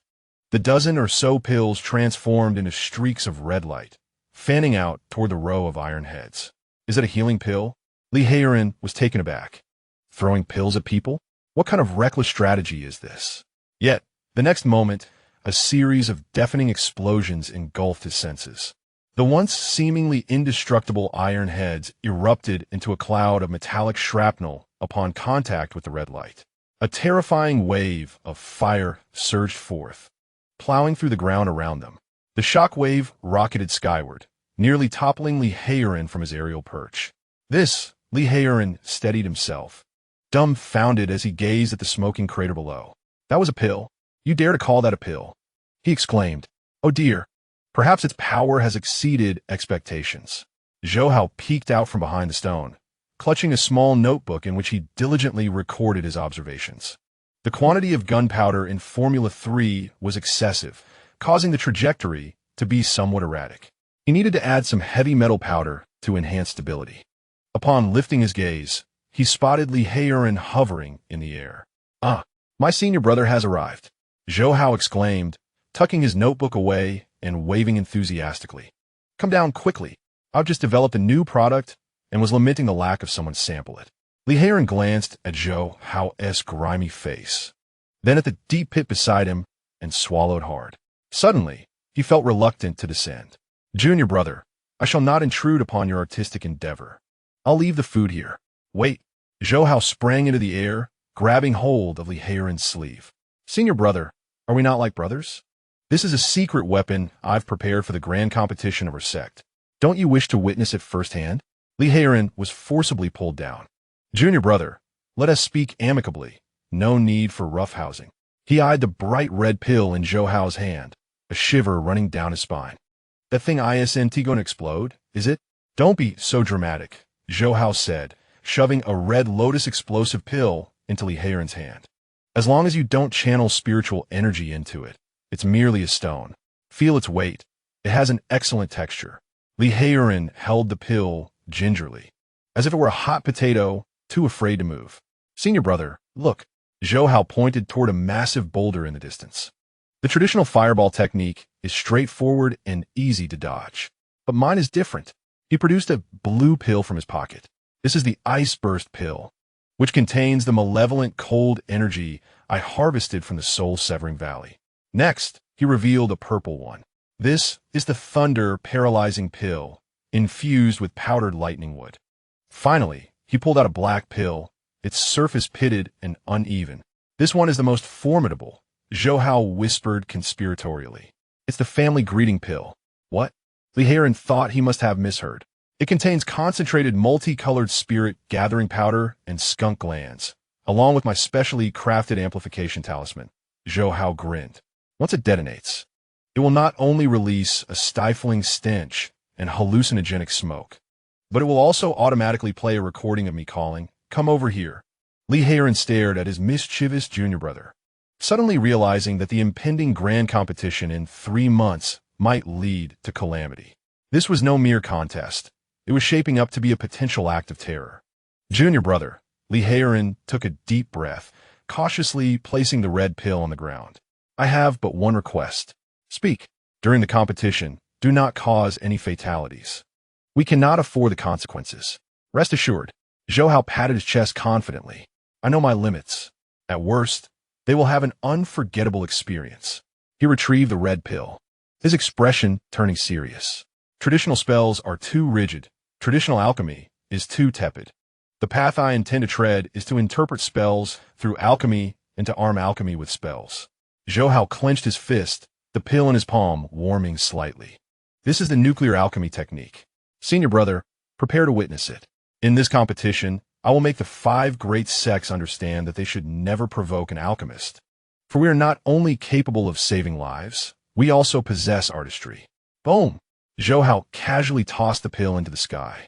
A magnificent firework exploded above the cliff of reflection, illuminating the young man's audacious and untamed face. Li Heiran gazed at the spectacle, sighing helplessly. The winds of the celestial cloud were bound to grow more tumultuous. By the way, junior brother, Li Heiran suddenly recalled something. The Peak Master instructed me to convey to you not to be solely preoccupied with playing with fire. Have you memorized the Celestial Cloud pill scripture? If, during the grand competition, you cannot even concoct a basic elixir, the Peak Master said he would toss you into the furnace himself. Zhou Hao's smile froze on his face. That senior brother, where did you say the food was? I suddenly feel a bit hungry. Watching Zhou Hao flee in a panic, Li Heiran shook his head. Yet a smile curved upon his lips. Although this junior brother was somewhat eccentric, one could not deny that this vibrant celestial cloud was rather delightful. Chapter 34, Thunder Rolls. I wholesale at the cliff of reflection, the winds at the cliff of reflection ceased. The once howling, sulphurous hot winds now seemed to be throttled by an invisible hand. The air became stifling, making it difficult to breathe, and the once crimson clouds above had transformed into a swirling mass of darkness. A low rumble echoed from deep within the clouds, causing the basalt beneath to tremble slightly. Zhou Hao sat cross-legged upon a prominent boulder, clutching a recently wasted chi recovery pill. Gazing skyward, the sky was intriguing. He tossed the failed pill behind him, accurately landing it in a pit already filled with refuse. Before him, the high-grade artifact, the Crimson Fire Cauldron, floated in midair. However, the cauldron now appeared rather pitiful. Its once smooth and lustrous walls were plastered with haphazard lightning talismans, and a long iron spear, removed from the body of a black iron guard, protruded from the lid, pointing skyward. It resembled not a cauldron, but rather an altar for rain-seeking rituals. Junior brother, are you certain you wish to proceed like this? Liu Dan, crouched behind a boulder 100 meters away, revealed only his eyes, his voice trembling. That is heavenly thunder. We alchemists adhere to a gentle simmer. You are courting divine retribution. He had come today to deliver food, but before he could set it down, Zhou Hao had commandeered him to help monitor the wind direction. Senior brother, you are thinking too small. Zhou Hao rose, brushing off the dust from his trousers, his gaze fervent. Gentle simmering is for mere mortals. Were we now? Foundation, establishment, cultivators. We are beings who defy the heavens. He pointed at the dark clouds descending ominously. Traditional alchemical fire removes impurities too slowly and lacks thoroughness. I was pondering, since thunder governs destruction, yet also fosters rebirth, could we not use heavenly thunder to refine pills? Refine pills? Li Heiran swallowed hard. Indeed, Zhou Hao grinned widely, revealing his white teeth. With the most violent lightning, we can shatter the stubborn impurities within the herbs, leaving only the purest essence. This is known as the electrolytic purification method. Though Li Heiran did not comprehend the term electrolytic, he understood the meaning of violent. But junior brother, what if the furnace explodes? The Crimson Fire Cauldron is indeed a superior artifact. Should it explode, even selling you would not suffice to cover the loss. Fear not, I possess the requisite discernment. Zhou Hao retrieved a spirit stone from his bosom, casting it into the spirit-gathering formation at the base of the cauldron without a glance. Rise! At the utterance of his command, the cauldron emitted a deep hum, spinning with a burgeoning crimson light. At that very moment, a crack. A silver serpent of lightning rent the dark clouds, illuminating Zhou Hao's face, which bore the unmistakable mark of reckless determination. It has arrived. Zhou Hao's eyes sparkled with fervor as he formed a decisive seal with his hands, pointing at the iron spear. Dun de summonant technique, Swift. This was merely a basic technique of the chi refinement stage, typically employed to conjure a light drizzle for mortals or to intimidate wild dogs. Yet, amidst this tempestuous storm, atop the towering cliffs of the regretful thought abyss, combined with the specially crafted lightning rod, it served as a mere match to ignite a powder keg. Boom! The lightning, which had previously danced within the clouds, seemed to succumb to an irresistible allure, abruptly altering its course, descending with an earth-shattering force, targeting the Crimson Fire Cauldron. By heavens! Li Heiran shrieked, retreating behind the stone in terror. A blinding white light instantaneously engulfed the entire abyss. The colossal roar reverberated, causing one's eardrums to ache, as if 1,000 bronze gongs were being struck in unison. Zzzzzzet. The current surged down the spear into the cauldron. The once sluggish flames, now confronted by the ferocious thunder, were swiftly subdued to a mere flicker. The Crimson Fire Cauldron trembled violently, emitting a mournful cry under the immense strain. The cloud patterns upon its walls flashed erratically, as though on the brink of disintegration. Contain it! Zhou Hao stood at the edge of the lightning, his long hair swirling, his robe billowing in the tempest. He did not flinch. Instead, he stepped forward, bracing himself against the cauldron's wall. His foundational consciousness poured forth unabashedly, weaving an invisible net within the cauldron, desperately taming the rampaging force of the thunder. Painful, tingling. Although most of the lightning was directed into the cauldron, the residual arc still surged through his arms and into his meridians. It felt as though countless heated needles traversed through his veins. Yet Zhou Hao smiled, for he perceived the transformation. Within the cauldron, the previously murky concoctions were undergoing a marvelous metamorphosis under the thunderous onslaught. The black impurities were vaporized, leaving behind a liquid that shimmered with clarity, even tinged with faint blue arcs of electricity. Now, Zhou Hao's eyes gleamed with intensity. Congeal! He struck the cauldron's wall with fervor. Thud! A resounding echo reverberated. The storm clouds above seemed momentarily cowed by the sound, rolling slightly before gradually dissipating. The regretful thought abyss returned to tranquility. Only the air was thick with the acrid scent of charred residue, a remnant of the lightning talisman's combustion. Is it dead? Li Heiran cautiously peered from behind the stone. Before him lay the clearing, where the Crimson Fire Cauldron still emitted wisps of azure smoke, its surface now a charred black, marred by several fine cracks. Zhou Hao maintained his posture, clapping the furnace with both hands, his entire body occasionally convulsing, his hair standing on end like a hedgehog struck by lightning. Junior brother, Li Heiran was terrified, scrambling over anxiously. Are you all right? If you need money, just tell your senior brother. There's no need to despair like this. Coughing, Zhou Hao exhaled a plume of black smoke and slowly turned his head. His face was as dark as coal, save for his eyes, which gleamed with a terrifying brightness. Senior brother, Zhou Hao grinned, revealing 2 rows of dazzlingly white teeth. Help me up. I can still refine. Before Li Heiren could respond, a crisp clinking emanated from the furnace, like pearls falling onto a jade plate. Zhou Hao struggled to stand upright and waved his hand. Open. The furnace lid sprang open, revealing not the anticipated slag and smoke, but 9 deep blue pills, each entwined with faint arcs of electricity, slowly ascending. They emitted no medicinal fragrance. Instead, a palpable aura of devastating power radiated from them. What is this? Li Heiren widened his eyes and reached out to touch one. Don't! Zhou Hao shouted fiercely, but it was too late. The moment Li Heiren's fingers brushed a pill, a blue electric arc shot forth, striking his fingertip with a searing sting. Li Heiren screamed, recoiling as his entire right arm tingled, his hair standing on end. Are these pills? Li Heiren clutched his hand in horror. These are clearly thunder orbs. Swallowing them would tear your intestines apart. Not at all. Zhou Hao produced a specially crafted insulated jade bottle, essentially a thick stone box, and carefully stored the 9 pills inside. These are Sky Thunder body tempering pills. He gazed at them tenderly, as if beholding his own children. Ordinary tempering pills merely strengthen muscles and bones, but mine not only refine the body, but also harness residual thunder power to stimulate vitality. They can even grant the consumer a temporary resistance to lightning. Of course, Zhou Hao paused and added, the side effects include numbness during ingestion, possible temporary slurred speech, convulsions, and even loss of bladder and bowel control. Li Heiren's face turned green. You call that numbness? That is torture by electricity. Moreover, Zhou Hao pointed skyward. That was only the first furnace. The previous thunder was too mild, insufficiently potent. I believe I can improve it further. Again, Li Heiren glanced at the furnace, now riddled with cracks, then at the lingering storm clouds overhead, feeling his heart nearly stop. Junior brother, please desist. Elders are everywhere outside.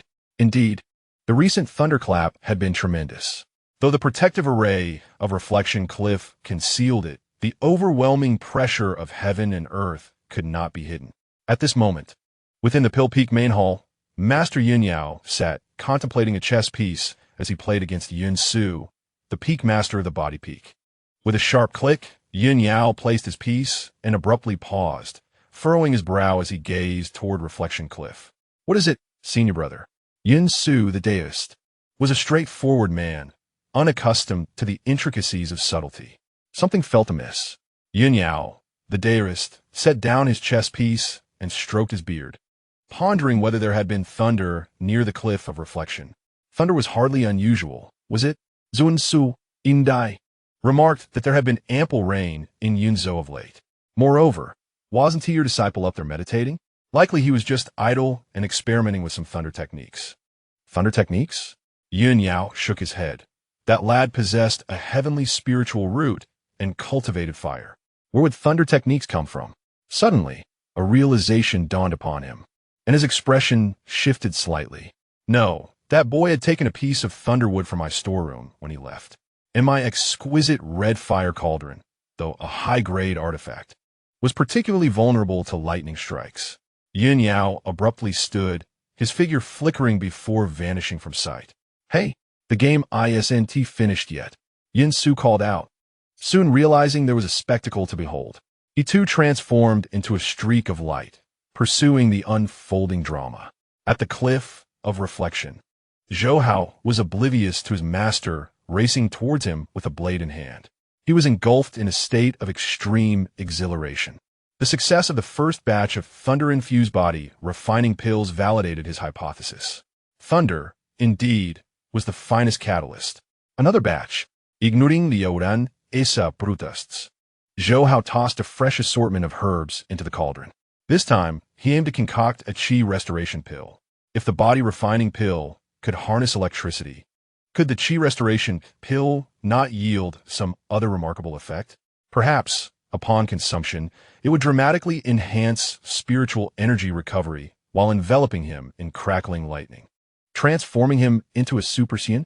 With this thought ignited, Zhou Hao could no longer contain himself. Summon the lightning. He cast another incantation. Boom! This strike was louder and thicker than the last. A lightning column, as wide as a barrel, descended, incinerating a crooked tree atop the cliff of reflection into charred remains. Come on, let the storm rage even fiercer. Zhou Hao stood amidst the lightning, arms outstretched, laughing maniacally. Yet, just as the thunder was poised to strike the red fire cauldron, a cerulean light barrier materialized from thin air, shielding the cauldron above. Bang! The lightning struck the barrier, erupting into a flurry of silver serpents, yet failing to harm the cauldron in the slightest. Who? Zhou Hao thundered, enraged. Who dared to interrupt his lightning? I. A chilling voice resonated from the air. Zhou Hao's entire being froze, his neck creaking as he slowly turned. There, suspended in midair, stood Yun Yao with arms crossed, his countenance as dark as the bottom of a pot. Beside him, Yun Su appeared, arms folded, relishing the unfolding drama with an air of mischief. Master? In an instant, Zhou Hao's earlier bravado evaporated, and he shrank back, forcing a docile smile. What brings you here? Have you dined? Dined? Yun Yao gestured towards the nearly ruined red fire cauldron and the scattered thunder talismans on the ground. I instructed you to reflect here, and yet you are conducting a tribulation? Do you seek to court death? Unjustly accused, Master. Zhou Hao immediately began to defend himself. Disciple is merely exploring the path of alchemy, contributing to the sect. Look, he proudly presented the stone box, as if showcasing a prized treasure. This is the heavenly thunder body refining pill just developed by my disciple. Its efficacy is remarkable. Oh, the esteemed Master Yungsu has taken an interest. In a flash, he appeared before Zhou Hao, reaching out to seize a blue pill. A pill infused with electrical energy? Quite intriguing. Those who cultivate physical strength are least afraid of being struck by lightning. In fact, many practitioners deliberately seek out lightning strikes to refine their bodies. Be cautious, Master. This thing is somewhat dangerous, Li Heiran timidly advised from the side. Dangerous? Master Yungsu scoffed. I have cultivated the indestructible body. Mere lightning is nothing to fear. He tossed the pill into his mouth. Crunch. In an instant, crackling blue electricity erupted visibly from the orifices of Master Yungsu, his hair standing on end, transforming into a wild, frizzy mane. His muscles began to convulse violently, as if engaged in a breakdance. Master Yungsu's eyes rolled back, smoke billowing from his body as he pointed at Zhou Hao, attempting to speak, but only emitting sounds akin to electrical discharges. Such power! The room fell into a profound silence.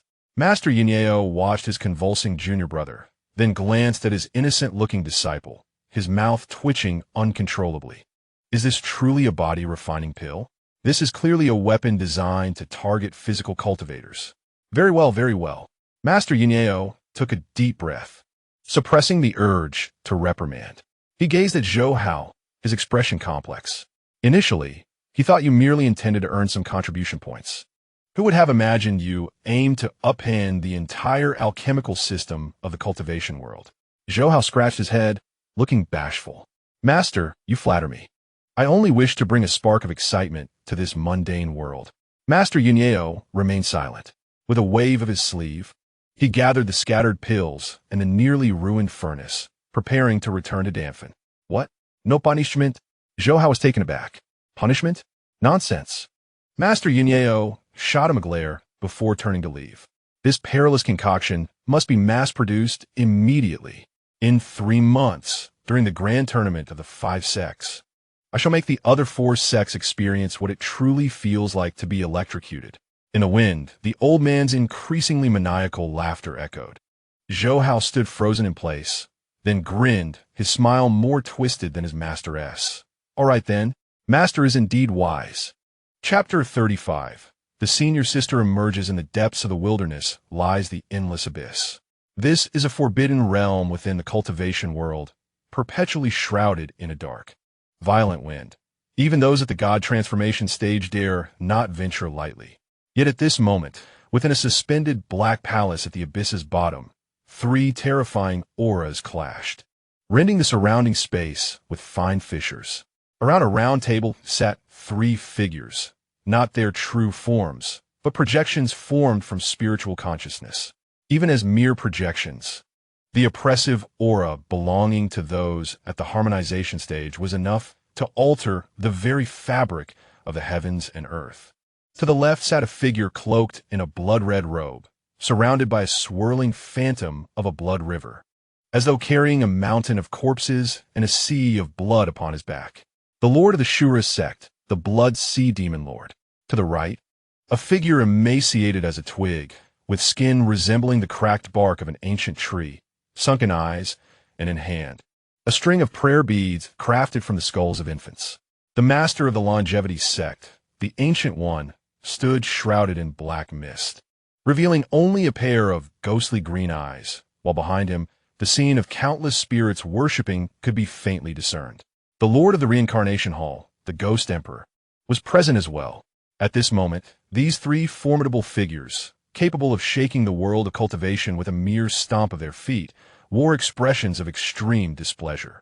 Particularly, the Blood Sea Demon Lord gripped the armrest of his chair with such intensity that the ancient iron forged into it contorted under his grasp.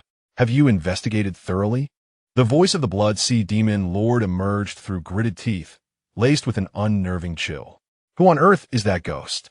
"Humph," the Ancient One scoffed, his voice gravelly and piercing. "Who else could it be?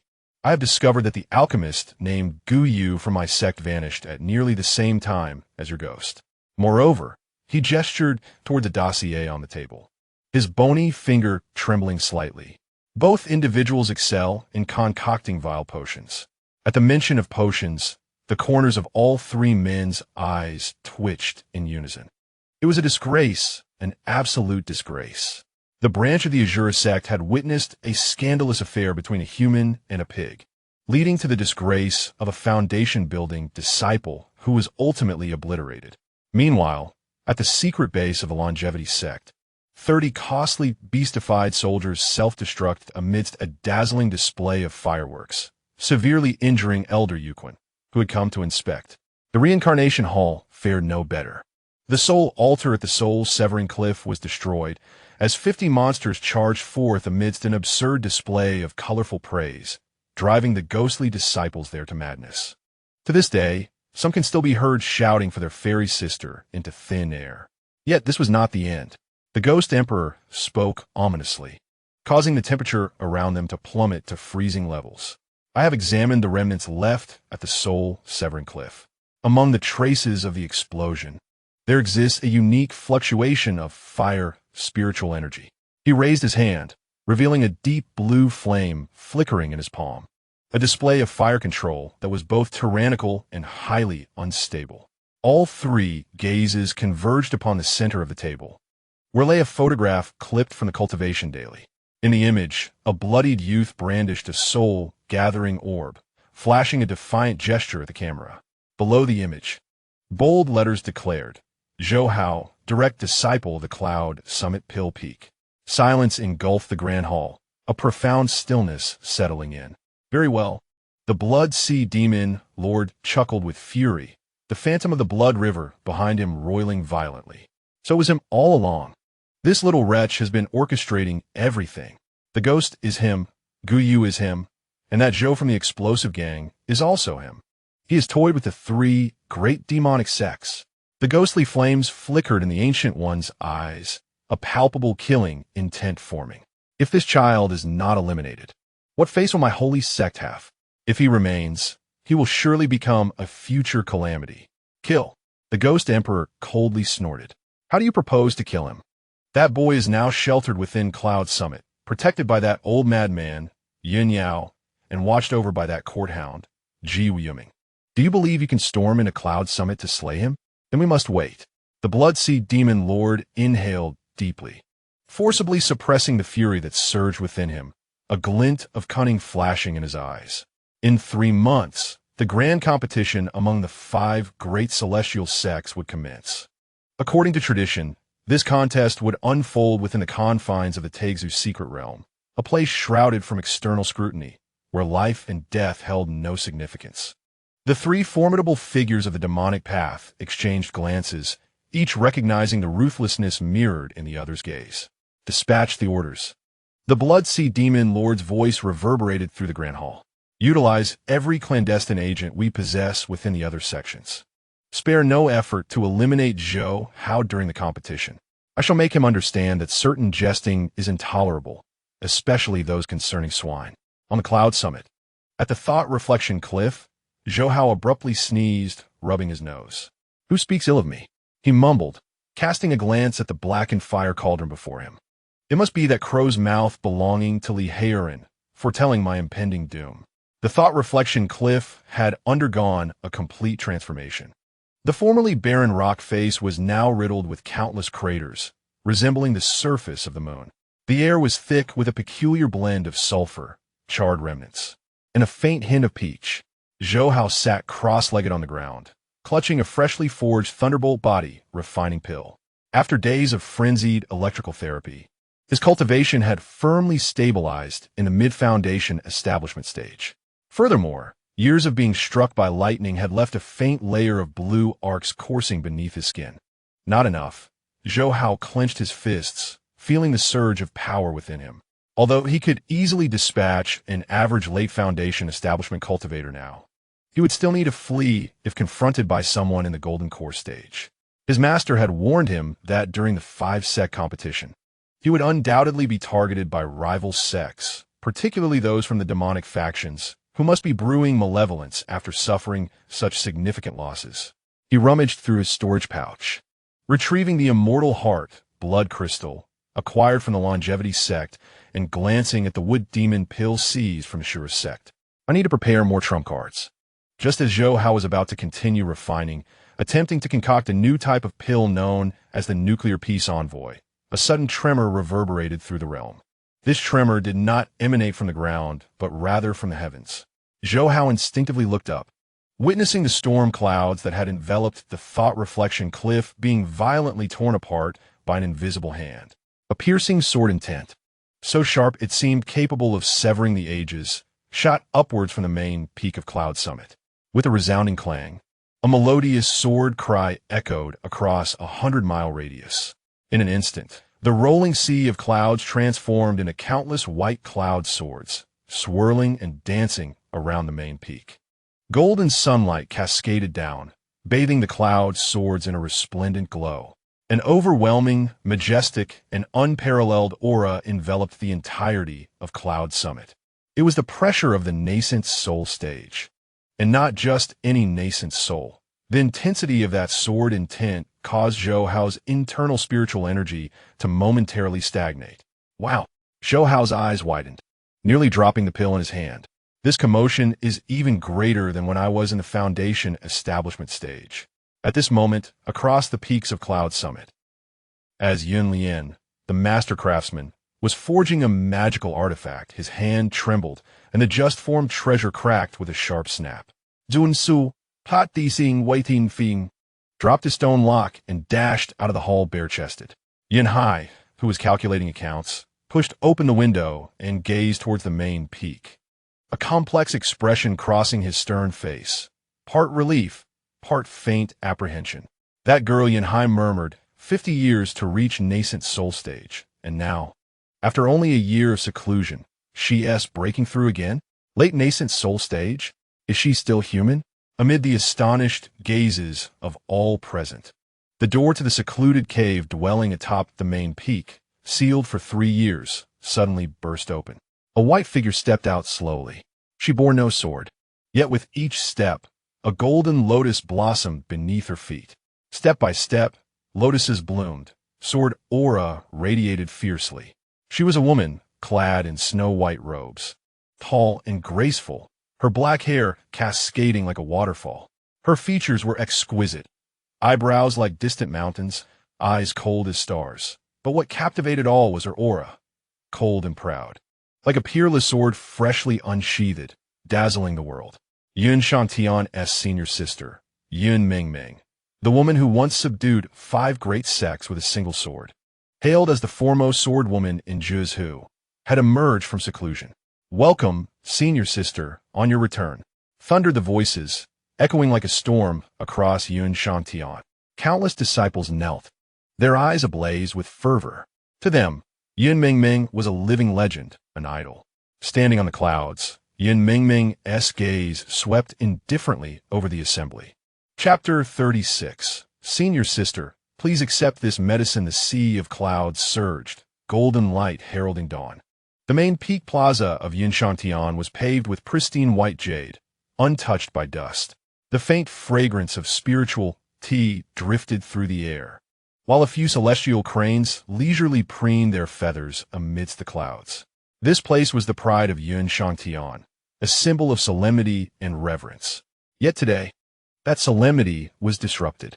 A grimy figure was clambering up the 999 steps of white marble, using hands and feet, humming an unfamiliar tune. The king sent me to patrol the mountain, to catch a monk for supper. Zhou Hao dusted off his robe. Having just emerged from the contemplation cliff, he and T had time to change. His clothes still reeked of smoke and soot, starkly contrasting with the ethereal ambience of the main peak. He was here to pay his respects.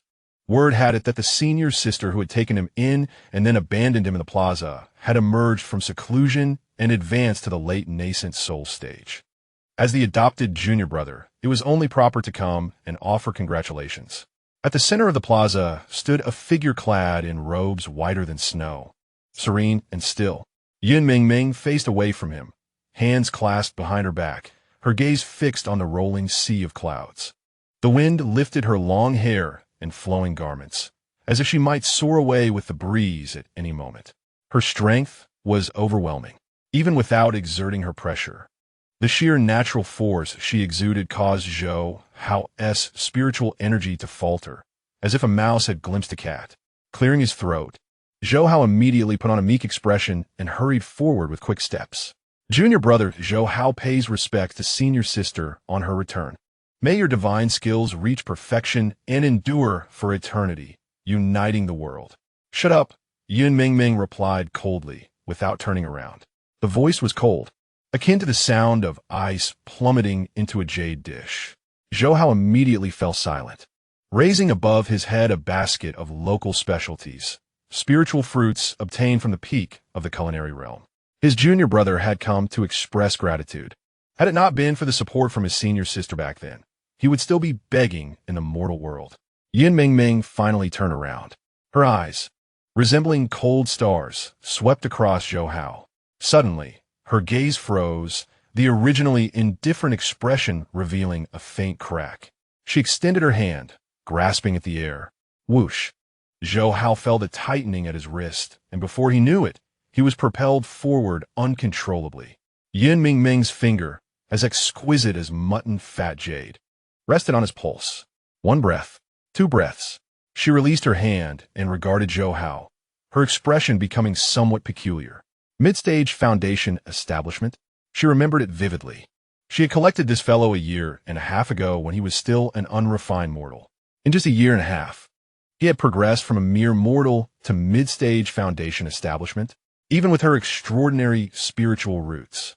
It had taken her 3 years to reach foundation establishment and 5 years to attain mid-stage. Had this fellow been nourished with hormones? How fortunate, indeed. Zhou Hao rubbed his hands together, wearing a humble expression, attributing his progress primarily to the excellent cuisine at the Dan Peak, his master's guidance. And a slight bit of effort on his part. A slight bit? Yin Mingming raised an eyebrow. A sharp sword intent suddenly surged from her, causing the surrounding air to drop in temperature, a thin layer of frost forming in the crevices of the white jade tiles beneath. Very well. With a flick of her wrist, a long sword, radiant and exuding a pink luminescence, materialized in her hand. It was her life-bound flying sword, Falling Cherry. Since you have worked so diligently, I, as your senior sister, have the duty to assess your progress. Yin Mingming twirled the sword, its tip pointing directly at Zhou Hao's nose. Cool me. Fight me. Zhou Hao. He stared at the flying sword, merely 3 inches away from him, swallowing hard. Senior sister, please don't jest. He stepped back slightly, aware that she was a nascent soul powerhouse while he was but a novice at foundation establishment. If she struck him, it would not be a sparring match. It would be akin to bullying a novice. Such news would tarnish her reputation as the foremost sword in the 9 provinces. I want to bully you. The terrifying spiritual pressure emanating from Yin Mingming receded like a tide. The aura within her diminished layer by layer, finally stabilizing at mid-stage foundation establishment. A battle among equals.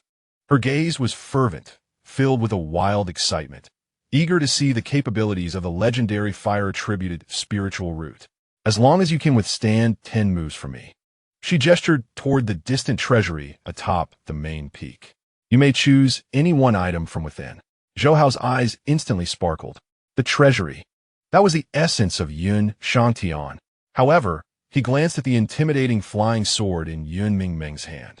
Sword cultivators are invincible among their peers. That is an ironclad rule in the realm of cultivation. Moreover, this individual was the pinnacle among sword cultivators. Even if she suppressed her cultivation, her battle instinct and sword intent could not be contained. To fight her? That would be akin to lighting a lamp in a toilet, an invitation to disaster. What? Afraid? A flicker of disappointment crossed Yun Mingmeng's eyes.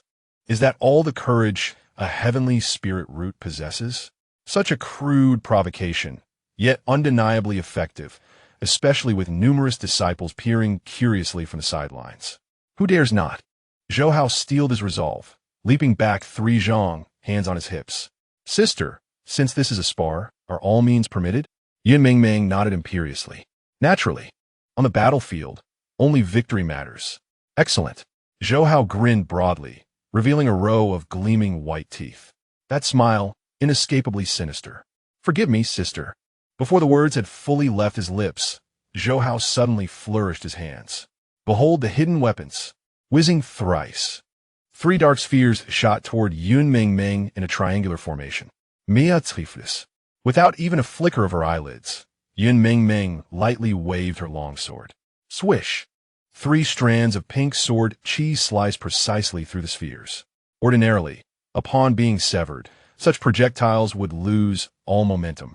Yet these were Zhou Hao's weapons. Puff, puff, puff. 3 muffled explosions ensued. The spheres burst, not with flames nor poisonous needles, but releasing dense, impenetrable yellow smoke. A suffocating stench erupted, a vile concoction of rotten eggs, decayed salted fish, and socks fermented for 3 years, instantly pervading the plaza. Ugh! Even disciples hundreds of meters away gagged uncontrollably. Yun Mingmeng's expression darkened. Instinctively, she held her breath and retreated swiftly, yet the smoke proved peculiarly tenacious, clinging like bone maggots. What sorcery was this? Frowning, she wielded her sword to summon a fierce gust, striving to disperse the miasma. Melancholic soul smoke. Zhou Hao's voice emerged muffled behind the veil, his mouth shielded by a specialized damp cloth mask. Sister, this is far from over. Once more, 5 crimson pills were hurled forth. This time, Yun Mingmeng was cautious. Instead of cleaving them, she struck with the sword's spine, attempting to deflect. Yet the moment her blade touched a pill, boom, the pill detonated spontaneously, unleashing a blinding flash of dazzling white light. Magnesium powder of extreme purity had been added to this blinding pill. Instantly, Yun Mingmeng's vision was engulfed in a snowy whiteness, tears streaming uncontrollably. Though her spiritual awareness remained intact, this physiological blindness caused a momentary falter in her movements. A golden opportunity. Zhou Hao's eyes gleamed with malice. Yet rather than pressing the attack, he produced a handful of green powder. Sister, watch your footing. He scattered the powder onto the ground. Sizzle. The once coarse, anti-slip white jade floor transformed into a surface 100 times more slippery than an oiled mirror. This was an ultra-lubricating powder refined from earth dragon saliva. Just as Yun Mingmeng sought to regain balance, her feet slipped with a hiss. A grand nascent soul cultivator, the foremost sword of Zhou, staggered violently, nearly splitting her legs in a dramatic sprawl. Zhou Hao! At last, Yun Mingmeng's fury ignited. She forcibly steadied herself, unleashing a piercing sword intent that shattered the surrounding stench and blinding light. So these are your methods? Although she suppressed her cultivation, the sword intent was undeniably genuine. Despicable. Yun Mingmeng unleashed a sword strike. This stroke was devoid of any flourish, embodying sheer swiftness. It was so rapid that Zhou Hao had no opportunity to toss a batch of pills. The sword's edge instantly halted before his throat, A mere inch further, and it would have drawn his blood. Will you submit? Yun Mengmeng gazed coldly at him, her eyes still red from the dazzling light. Her body tinged with a faint yellow stench, appearing somewhat disheveled. Zhou Hao raised his hands innocently. Senior sister's swordsmanship is divine. Junior brother admires it. Yet, he pointed at Yun Mengmeng's sword. Senior sister, do you feel your hand a bit weak? Yun Mengmeng was momentarily stunned. She suddenly sensed a numbness in her fingers gripping the sword, and a slight lag in the circulation of her spiritual power within. An inexplicable urge to laugh surged from deep within her Danshan. Ah! The corner of Yun Mengmeng's mouth twitched uncontrollably. She covered her mouth in terror. What is happening to me? I want to laugh. In such a solemn duel, I actually want to laugh. The foul stench just now contained a trace of half-step laughing madness. Zhou Hao retreated 2 steps, ready to flee at any moment. The quantity was scant, barely enough for senior sister to laugh for half an incense stick's duration. Yun Mengmeng struggled to compose herself, striving to maintain the dignity of a senior sister. Yet the medicinal power surged into her sea of consciousness, specifically stimulating the laughter points. Damn scoundrel. She laughed while her sword trembled in her hand. The once fierce sword intent vanished amidst the demonic laughter. Silence engulfed the entire arena. The onlooking disciples gaped, jaws dropping to the ground. What had they witnessed? That icy, merciless senior sister was laughing uncontrollably at Zhou Hao in the square, her body shaking with unstoppable mirth. What manner of technique was this? A disciple murmured, laughing the opponent to death? Terrifying indeed. Another disciple trembled, questioning if this was the power personally imparted by Elder Danfan, killing not just the body but the spirit. At the center of the square, Yun Mengmeng was bent over with laughter, tears streaming down her face. Pointing at Zhou Hao, she wished to curse, but only laughter escaped her lips. Never before had she lost composure so utterly, nor desired so fiercely to tear someone limb from limb. Zhou Hao, observing his senior sister laughing until nearly collapsing, felt a chill down his neck. This grudge seemed monumental. Senior sister, you keep laughing. Junior brother must remember to collect the laundry at home. Farewell. Zhou Hao vanished with lightning speed, rivaling teleportation. Zhou Hao. Yun Mengmeng bit her teeth and forced out a phrase amidst laughter. Just you wait. Her crisp and infectious laughter echoed through the main peak of Shang Tian, lingering for a long while. That day, the disciples of Shang Tian recalled the dread of being dominated by Dan cultivators. Zhou Hao's name was etched atop the list of the most untouchable figures in Shang Tian, surpassing even Elder Xingfeng. There exists but a singular reason. He is exceedingly filthy. So filthy that it renders one defenseless. So filthy that it extinguishes laughter. Chapter 37. The secrets are in disarray. Monsters emerge. This cohort of novices is rather resilient. At the Tianji Valley, on the star observation platform, one finds the highest altitude in the realm of cultivation. Elevated to the point where the clouds lie beneath one's feet, and one could reach out to pluck the stars. The air is so rarefied that it induces suffocation. Apart from the whisper of the wind, no sound of living creatures can be heard. An elderly man, clad in a robe adorned with the yin-yang and 8 trigrams, sits cross-legged atop a massive meteorite. His hair and beard are as white as snow, and the deep creases on his face could easily trap a fly. In his hands, he cradles a millennia-old, cracked black tortoise shell. He is the elder of Tianji, the most esteemed fortune-teller in the cultivation world, a formidable being in the harmonization stage. It is said that with a mere glance, he can discern the color of your undergarments and even predict whether you will reincarnate as a pig or a dog in your next life. Suddenly, a mouthful of dark blood, reeking of charred flesh, erupts unexpectedly onto the pristine tortoise shell. Master, a young acolyte, startled, drops his whisk and scurries over. What has happened? Did last night's hot pot fail to cook? Get lost, the elder of Tianji mutters, wiping the blood from his lips. His once murky eyes now widen in alarm, fixating intensely on the shattered shell in his grasp. The shell has not merely cracked, it has disintegrated into dust. Moments ago, He had attempted to divine the outcome of the grand competition among the 5 great sects set to unfold in 3 months, hoping to ascertain which faction would claim the mantle of fortune's favored one, while also seeking to earn some extra income for Tianji Valley. Yet, as he delved into concentration, he was met with a chaotic mosaic. Indeed, a mosaic. The previously clear trajectory of the heavenly principles had been stirred into a disordered slurry by an unseen hand. Amidst the chaos, he vaguely perceived a flying pig, a vibrant cloud drifting, and a blurred figure gesturing in a peculiar manner. Following this, an absurd yet overwhelmingly forceful backlash surged through the threads of causality.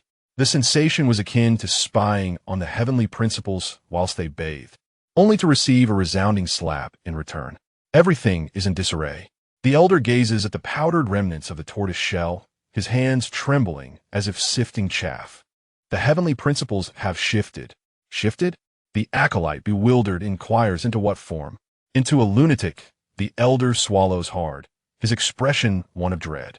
The former heavenly principles were meticulous, cold, and predictable. The current principles resemble a drunken man, careening wildly without logic, as if under the influence of counterfeit spirits. Master, or the upcoming competition? The acolyte cautiously inquires. The competition? The elder of Tianji draws a deep breath and produces a heart-saving pill from his robe, swallowing it whole. Issue a decree. For this grand competition, Tianji Valley shall cease all operations and accept no wagers. Moreover, his gaze shifts towards the eastern region of Yunzhou, his eyes reflecting a complex mix of emotions. Inform those below to maintain their distance from the celestial beings above, particularly that unpredictable variable that eludes my grasp. If we cannot confront it, we shall evade it. In the central plains at the Wanjian sect lies the sword-washing pool. In a frigid pool, the water is unfathomably deep, perpetually emanating a bone-chilling coldness. It is said that within this water lie the remnants of 13,000 severed swords belonging to the ancestral masters of the sword-asking sect. A young man clad in black stands bare-chested in the center of the icy pool. The water reaches his waist, yet within a 3-foot radius around him. The surface remains as tranquil as a mirror, devoid of even the slightest ripple. The water in proximity to him is frozen, not by ice, but by the intent of his sword. The young man, known as Jian Shun, is a disciple of the sword-asking sect at the late stage of foundation establishment. He remains motionless, waiting. A withered yellow leaf drifts down from the ancient tree above, spinning gracefully as it descends toward the water surface. The moment the leaf touches the water, a faint yet thunderous sound resonates, clang. No one can discern how Jian Shun unsheathed his sword, nor can they see how he sheathed it again. The leaf continues to float on the water, appearing unscathed. Yet in the next instant, a gentle breeze sweeps by, causing the leaf to disintegrate into 1,080 minuscule particles, each identical in size and shape. Jian Shun exhales slowly, a puff of white breath escaping his lips. It crystallizes into ice shards 3 inches from his mouth before plummeting into the pool. 1,080 swords. He gazes at the long sword in his hand, its ancient blade devoid of luster, resembling a lifeless fish. Still too slow. A frown creases Jian Chen's brow, his eyes reflecting an obsession with perfection. Compared to the legendary figure who could shatter myriad laws with a single strike, Yun Mengmeng, he feels he is yet to reach that level. On the shore, an elder bearing twin swords nods slightly, his eyes filled with admiration. Chinner, your formless sword intent has reached a transformative state. In this competition among the 5 sects, there is no peer who can rival you. A cold, proud smile curves Jian Shen's lips as he raises his gaze, his eyes sharp as swords, piercing the heavens. They are merely insignificant beings. The title of champion in this grand competition is assuredly mine, for the sword-asking sect. In Qingzhou, at the pinnacle of the Fixian Temple, a sacred domain for talismanic practitioners, the walls are adorned with a myriad of talismans, each radiating a palpable surge of spiritual power. A young girl clad in a blue Daoist robe, named Lu Ruyan, is bent over a large desk, diligently crafting talismans. As the holy maiden of Fixian Temple, She possesses an innate spiritual physique, her affinity for spiritual energy astonishingly high. Rise. Lu Rian flicks her brush, and a pale golden talisman soars into the air, hovering gracefully. Thunder come, she commands, her fingertip punctuating the moment. Boom! The talisman detonates, not as one bolt of lightning, but as 9 purple bolts of wild thunder, erupting within the narrow space, intertwining into a dense web of electricity. Zzz. The surrounding defensive formations flicker violently, emitting a mournful cry under the strain. Oh dear, I've exceeded the limit again. Lu Rian sticks out her tongue, hastily casting several incantations to forcibly suppress the raging thunder. Holy Maiden! An elder steward rushes upstairs, surveying the charred room, teetering on the verge of tears. This is the 3rd talisman array you've destroyed this month. Could you perhaps exercise some restraint? This cannot be blamed on me. Lu Rian blinked her large, innocent eyes, exuding an air of naivete, attributing the failure of the talisman to its inferior quality, which could not accommodate her formidable spiritual power. She grasped the nearly bald talisman brush and twirled it. Rumor had it that a certain Zhou Hao from Yunzhuanin was also a master of pyrotechnics, having even obliterated the 3 great demonic sections. A competitive glimmer flickered in Lu Rian's eyes. Explosive play. While he was still playing in the mud, I was already mastering thunder. In this grand competition, I shall demonstrate to him what true artistry entails. In the western desert, at the Little Thunder Sound Temple, there lies Copperman Alley, a corridor extending 100 meters, flanked by 108 bronze effigies. Each effigy possesses the strength of a mid-stage foundation establishment practitioner, tireless and immensely powerful. The sound of heavy impacts reverberates through the alley, akin to the ringing of iron being struck. A bald young monk, bare-chested, charges recklessly among the bronze figures. His name is Yunian, the chosen disciple of the Little Thunder Sound Temple, cultivating the indestructible body of the Vajra. Each iron fist of the 108 bronze figures rains down upon him, producing merely a resonant clang without leaving a mark.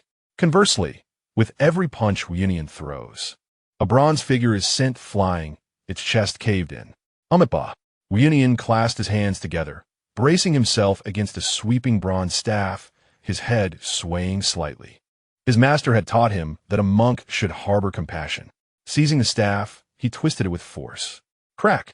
The thick iron rod was contorted into scrap metal as easily as twisting a strand of dough. However, his master had also imparted that physical transcendence is a form of compassion as well. Yunian grinned, revealing a set of pearly white teeth, his eyes reflecting a blend of innocence and fierce determination. It is said that the upcoming grand competition will take place in the Void Secret Realm. The beasts there should be more resilient than these bronze lumps. Shouldn't they? In Lanzhou, at Heron Academy, in the ink pool, a youth clad in scholarly attire sat by the edge, diligently washing his brushes. The water was dark, stained by the inks of countless literati. The young man's name was Su Qing, the foremost disciple of Heron Academy, practicing the art of Confucianism where words manifest as laws. He washed each brush slowly and meticulously, ensuring every bristle was perfectly aligned. As Confucius said, a gentleman who is not dignified cannot command respect, Su Qing murmured softly. As his words fell, a tremendous force seemed to press down on the ink pool before him, causing the water's surface to plummet 3 feet instantaneously. The air around him thickened, rendering even the birds that flew overhead as if caught by an invisible hand, which caused them to plummet into the water with a splash. With resolve, Su Qing lifted his brush and inscribed the character for town in the void. The character shimmered with golden light, suspended and undissipated. Looking at his reflection in the water, he adjusted his glasses, an artifact of sorts, and spoke with a voice as gentle as jade. It is said that Zhou Hao is a rogue who disregards rules. How fortuitous!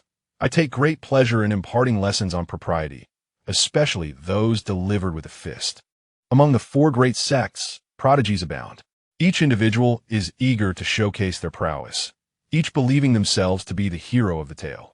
Meanwhile, at this moment, in Yunzhuanin, at the Cliff of Reflection, a sudden sneeze echoed.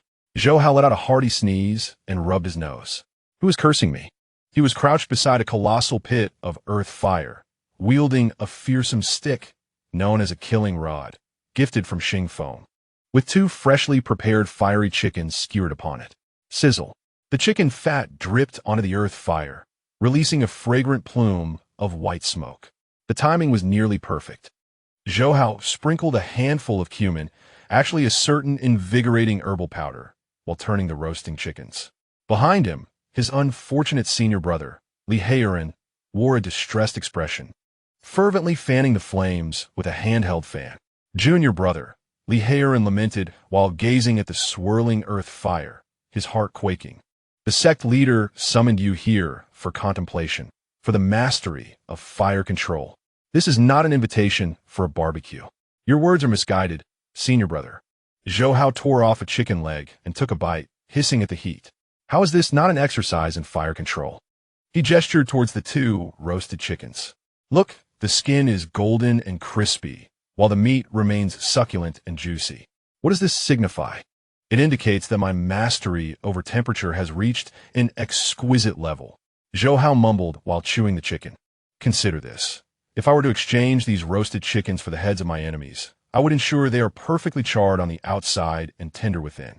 Li Heiren shivered at the vividness of the metaphor. By the way, senior brother, Zhou Hao said after finishing the chicken leg and tossing the bone into the earth fire, wiping the grease from his hands. I hear that the prodigies from other sects are secluding themselves, preparing to eliminate me during the grand competition. Just as well that you know, Li Heiren sighed. Rumors are rampant outside, claiming you are the bane of the demonic path, that you alone can take on the three major demon sections. Those righteous geniuses, with their lofty ambitions, view you as the greatest stepping stone to elevate themselves. A stepping stone? Zhou Hao chuckled. He retrieved a jade vial from his robe, a new concoction he had been experimenting with at the Cliff of Reflection. The vial contained a pink powder, shimmering with an eerie glow in the firelight. They wish to tread over me? Let them come, Zhou Hao said, shaking the vial, his eyes deepening with mischief. I have prepared a grand gift for them. I've even thought of a name, Dance of All Villains in Youth, just a touch of it. Zhou Hao snapped his fingers. Whether they are sword cultivators or Buddhist disciples, scholars or talisman masters, they will all be compelled to dance a jig of pure bliss right where they stand. Li Heiren glanced at the vial, then at his little junior brother, who wore a devilish grin.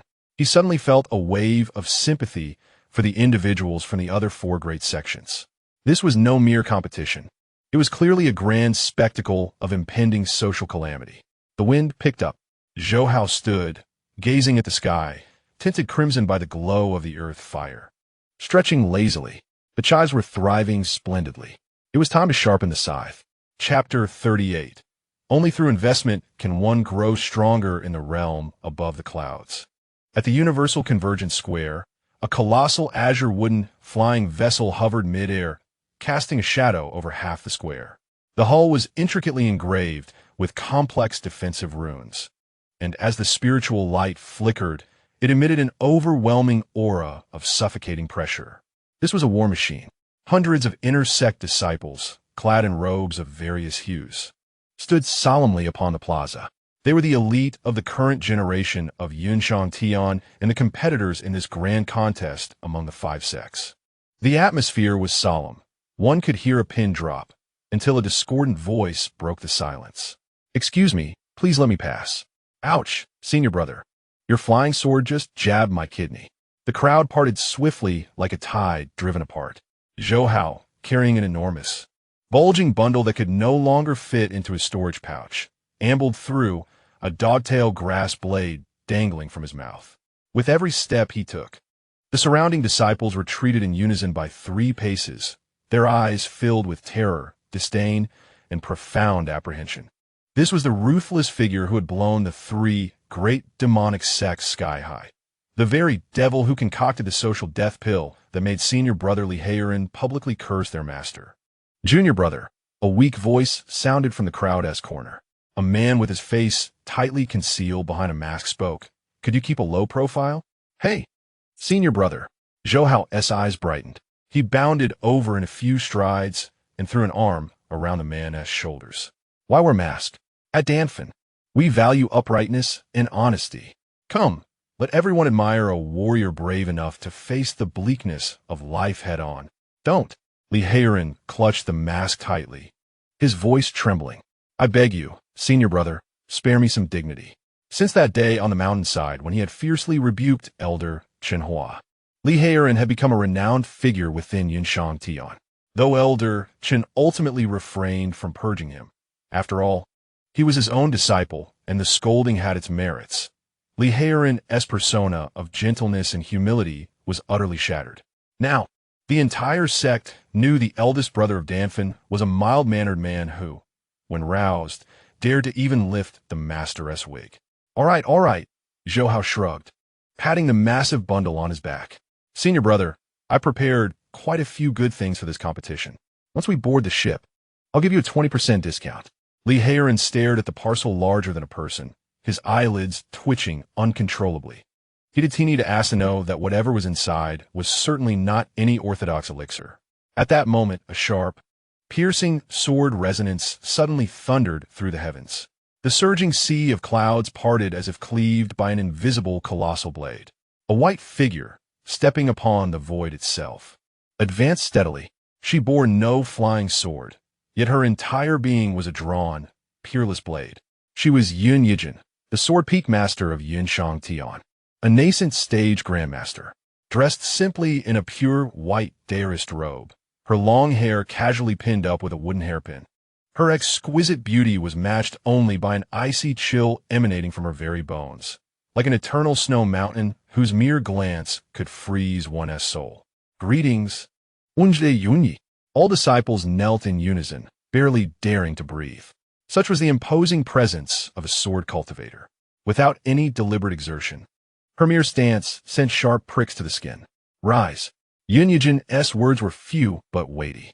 She cast a detached glance over the entire scene, her gaze finally lingering for a fleeting moment on Zhou Hao's enormous package. Her brow furrowed ever so slightly. Boarding commenced. There were no superfluous words, no motivational speeches. With a graceful wave of her sleeve, the esteemed Yun Yi transformed into a beam of white light, swiftly alighting on the upper deck of the flying vessel. Let us proceed. On board. Zhou Hao was the first to leap up, dragging his package as he rushed to secure a window seat. I want to enjoy the scenery. The flying vessel pierced the sky, soaring like a comet chasing the moon. The clouds below receded rapidly, while the fierce winds were kept at bay by protective formations. On the deck, hundreds of disciples sat cross-legged, clearly delineated in their activities. The Sword Peak disciples were busy honing their blades, their faces cold and imbued with a palpable aura of ferocity.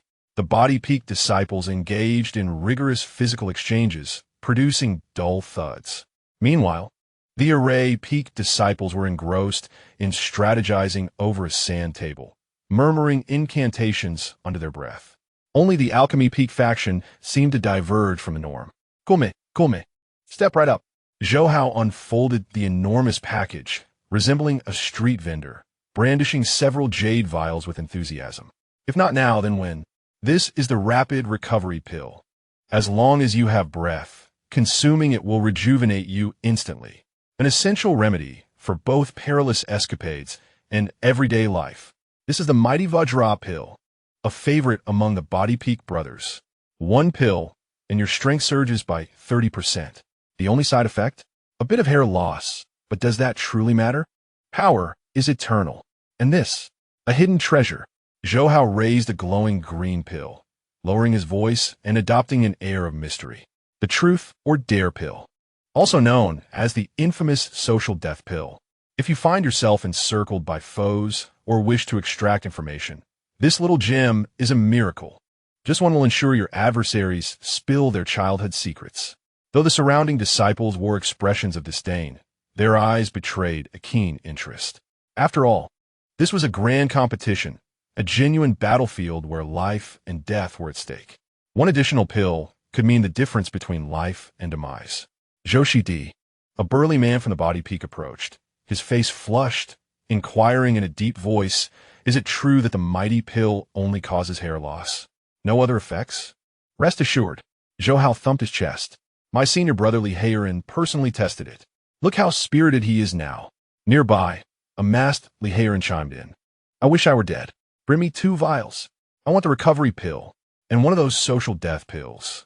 I have great use for it. Business surged instantaneously. Zhou Hao collected spirit stones with glee, his grin nearly askew with delight. We have plenty. Form a line. No schabbing. Payment in spirit stones only. No credit.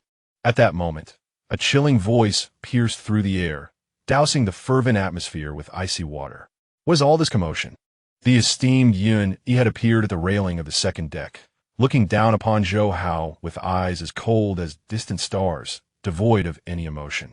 This is a flying vessel, not a marketplace. Zhou Hao froze momentarily. Slowly, he raised his head, quickly donning a standard, harmless smile. You are absolutely right, Shishu. Zhou Hao deftly scooped the spirit stones into his bosom, rolled up his bundle, and declared, Disciple is closing shop. Closing shop now. Yun Jinren regarded him silently for a moment. Are you Zhou Hao? Yes, master, the disciple replied. I hear you are quite adept at explosions. Zhou Hao's heart skipped a beat. That question was perilous. Those are mere rumors, he protested innocently. I am a practitioner of alchemy, dedicated to healing the world and saving lives. Explosions are merely accidents in refining pills, imperfections in the art. Art? Yun Jinren's lips curled into a faint, almost imperceptible smile, an unmistakable sneer. The Taig's secret realm was left behind by ancient true immortals. She turned toward all the disciples, her voice cold and resonant throughout the ship. The rules of this grand competition are simple. The realm is divided into 3 layers: outer foundation establishment, middle golden core, and inner nascent soul. You will be randomly assigned to the corresponding regions of your respective realms. Each person's token contains an initial 100 points. Defeating an opponent allows you to seize half their points. Hunting monsters and seeking spiritual herbs will also grant points. After 7 days, the top 10 scorers will be baptized in the Taigzu spirit pool. Her voice suddenly grew frigid, permeating the air with an ominous chill. Remember, this contest does not forbid death. Within the secret realm, save for your fellow disciples, all others are enemies. Should you encounter members of the demonic sect, a sharp clang echoed as the long sword behind Yun Jinren unsheathed itself half an inch, its cold gleam illuminating the faces of all present. Killed without mercy.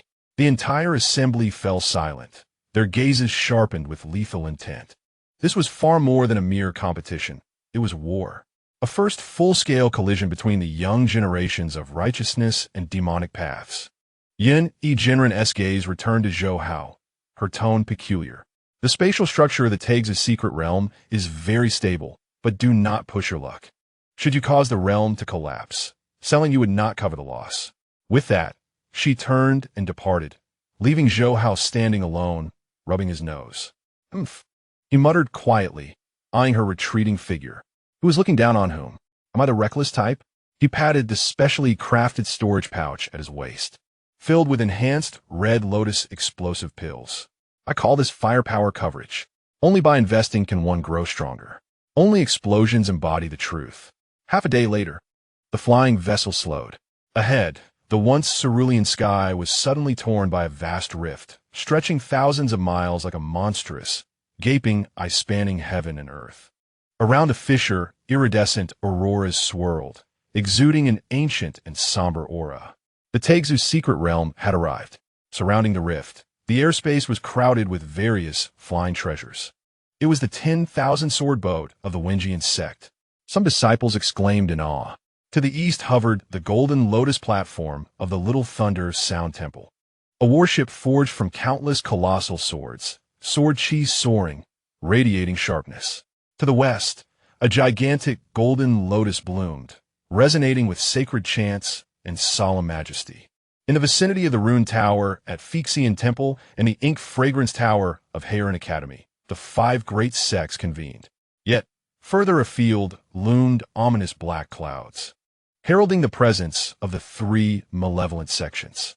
Although the grand competition was ostensibly a matter for the 5 righteous sects, the opening of the Taigzu secret realm naturally enticed the dark sects to partake in the spoils. while a direct confrontation had yet to ensue. The palpable tension in the air hinted at an impending explosion.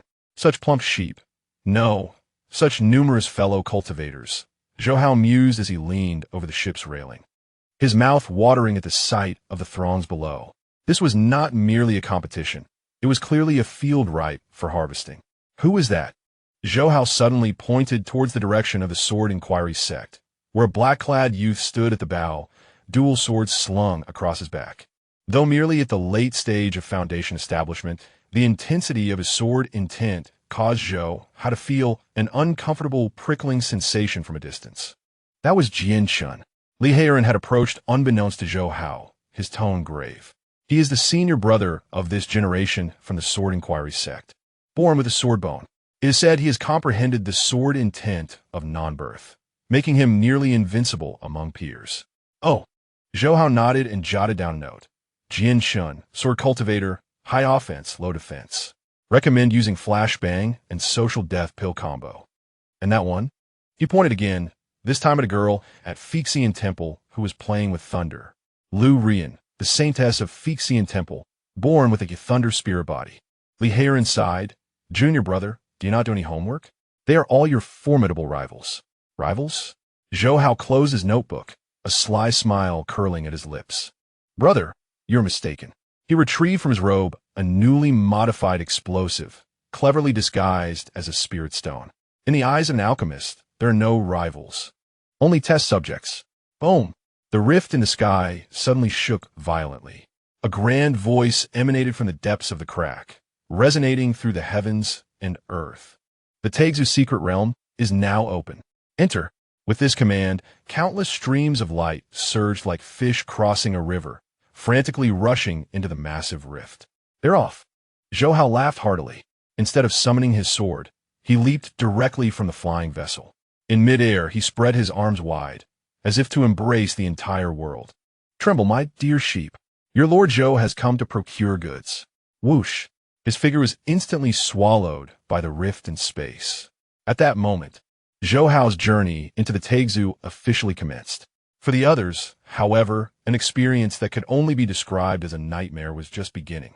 Chapter 39, just a slight beast tide. The outer layer of the Taigzhu secret realm was a vast, primordial forest, with ancient trees reaching toward the sky and vines coiling like serpents.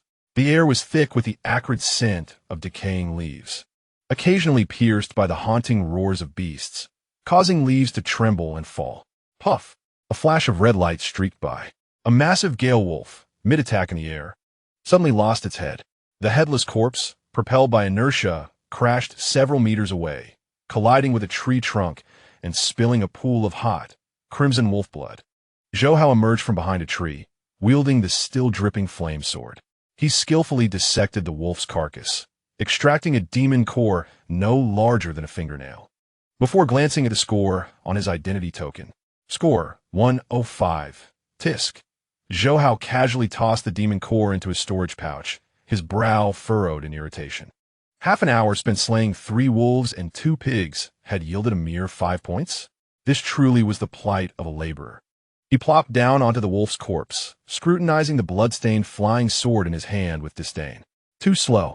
At this rate, not only would he fail to enter the top 10 for a refreshing soak, but he might also struggle to recoup his travel expenses. Those sword cultivators and body cultivators dispatched monsters swiftly due to their specialization. As an alchemist wielding a sword against beasts, he was indeed straying from his true calling. No, a change in approach was necessary. Zhou Hao stroked his chin, his gaze gradually deepening with a hint of mischief. His master had once imparted that the purpose of alchemy was to liberate productivity. Since he was an alchemist, why should he chase after the beasts? Why not entice them to come to him, lining up for slaughter instead? He rapidly rifled through the heavenly cloud, alchemy canon, and true solution to 10,000 poisons in his mind. Beast-attracting pills? Too rudimentary. Such concoctions could only lure beasts within a few hundred meters, and their efficacy was mediocre. Only the less intelligent beasts would be fooled. What he required was a potent, irresistible bait capable of driving beasts into a frenzy, compelling them to charge heedlessly towards him. Eureka! Zhou Hao snapped his fingers, a wicked grin creeping onto his lips.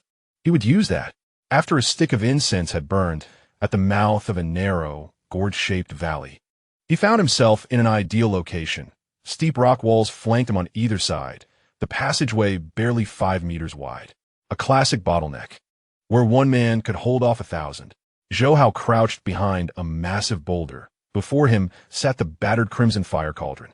Main ingredient: dragon saliva for flavor enhancement. Supplemental ingredient: lusk grass to stimulate hormones. A dash of devil's pepper powder for invigoration. Zhou Hao resembled a witch concocting a dark culinary masterpiece, incessantly tossing peculiar ingredients into the cauldron. Finally, he produced a jade vial sealed with a wax stamp from his robes. It contained the extracted essence of beast blood, procured during his undercover work at the everlasting sect, enhanced with potent patching pills to imbue it with extreme ferocity. This was the essence of his concoction. With utmost care, Zhou Hao dripped a single drop into the cauldron. Sizzle.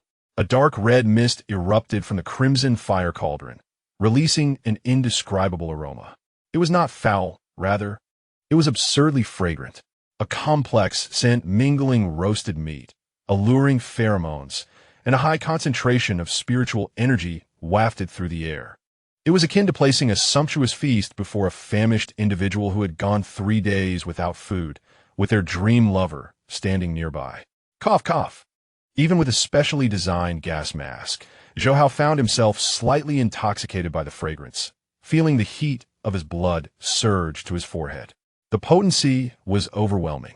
He hurriedly closed the cauldron lid and formed hand seals. Concentrate. Buzz. The cauldron trembled as a pill, entirely pink with blood-red patterns adorning its surface and the size of a pigeon egg, gradually took shape. It lay quietly at the bottom of the furnace, emanating a pinkish glow, appearing both alluring and eerie. Let us christen you the deadly temptation pill. Zhou Hao extracted the pill using pliers and placed it upon a flat stone in the heart of the valley. Then he commenced his task. Surrounding the pill, he buried precisely 50 red lotus explosive pills. On the rock walls flanking either side, he affixed 30 cold ice explosion talismans. Lastly, he stretched several strands of invisible sky silkworm thread at the valley's entrance, coated in deadly poison. The tower defense game was officially afoot. Zhou Hao retreated to a vantage point above the valley, settled comfortably, and retrieved a handful of sunflower seeds. Come forth, my treasures. It is time to feast. 5 miles away, a 5-man team traversed the dense forest. Clad in matching azure attire and bearing long swords, their expressions were stern. They were disciples of the sword-questioning sect. Senior brother, why are there so few beasts in this outer region? A young disciple complained, having seen only a few rabbits after much searching. At this rate, when shall we gather enough points? The leading senior brother, a mid-stage foundation establishment swordsman with sharp eyes, replied, do not rush. The outer beasts are scattered. Patience is required. We must also remain vigilant against ambushes from other sections. Before he could finish, a deafening roar of a tiger erupted suddenly from the thicket to the right. Something's amiss. The senior brother's eyes brightened, his sword drawn in an instant. Form up. It's a late-stage, second-rank flame tiger. This is a significant score. The 5 swiftly dispersed, their swords shimmering, ready for battle. However, when the 3-meter-long flame tiger burst forth from the underbrush, it did not spare them a glance. Sniffing the air as if detecting an unparalleled delicacy, it completely ignored the disciples of the sword-questioning sect, breezing past them. In fact, it swatted the young disciple aside with its tail, as if irritated by his presence. The 5 stood frozen, maintaining their drawn sword stance, bewildered by the wind. Where's it going? The young disciple asked, clutching his swollen face in confusion. After it. The senior brother snapped back, realizing the beast appeared to be fleeing. No, it was on a mission. The 5 immediately took to their swords in pursuit. Yet, it soon became evident that something was amiss. It was not only the flame tiger. The monkeys in the trees had ceased throwing stones and were shrieking as they swung through the canopy in unison. Armadillos emerged from the ground, undeterred by human presence, scurrying with all their might. Even the iron-beaked eagles above retracted their wings, diving like bombers towards a common destination. All beasts, whether herbivores or carnivores, whether soaring above or scurrying below, at that moment seemed possessed, their eyes aglow, drooling as they raced toward a singular goal. Is this a beast tide? The senior brother's face turned pale as he beheld the throng of creatures surging like a flood around him. How is it possible? How can it be a beast tide in the outer region? Senior brother, look over there. The young disciple pointed ahead, at the horizon of sight. A gourd-shaped valley was enveloped in a delicate pink mist. All the creatures of the wilderness surged toward that direction.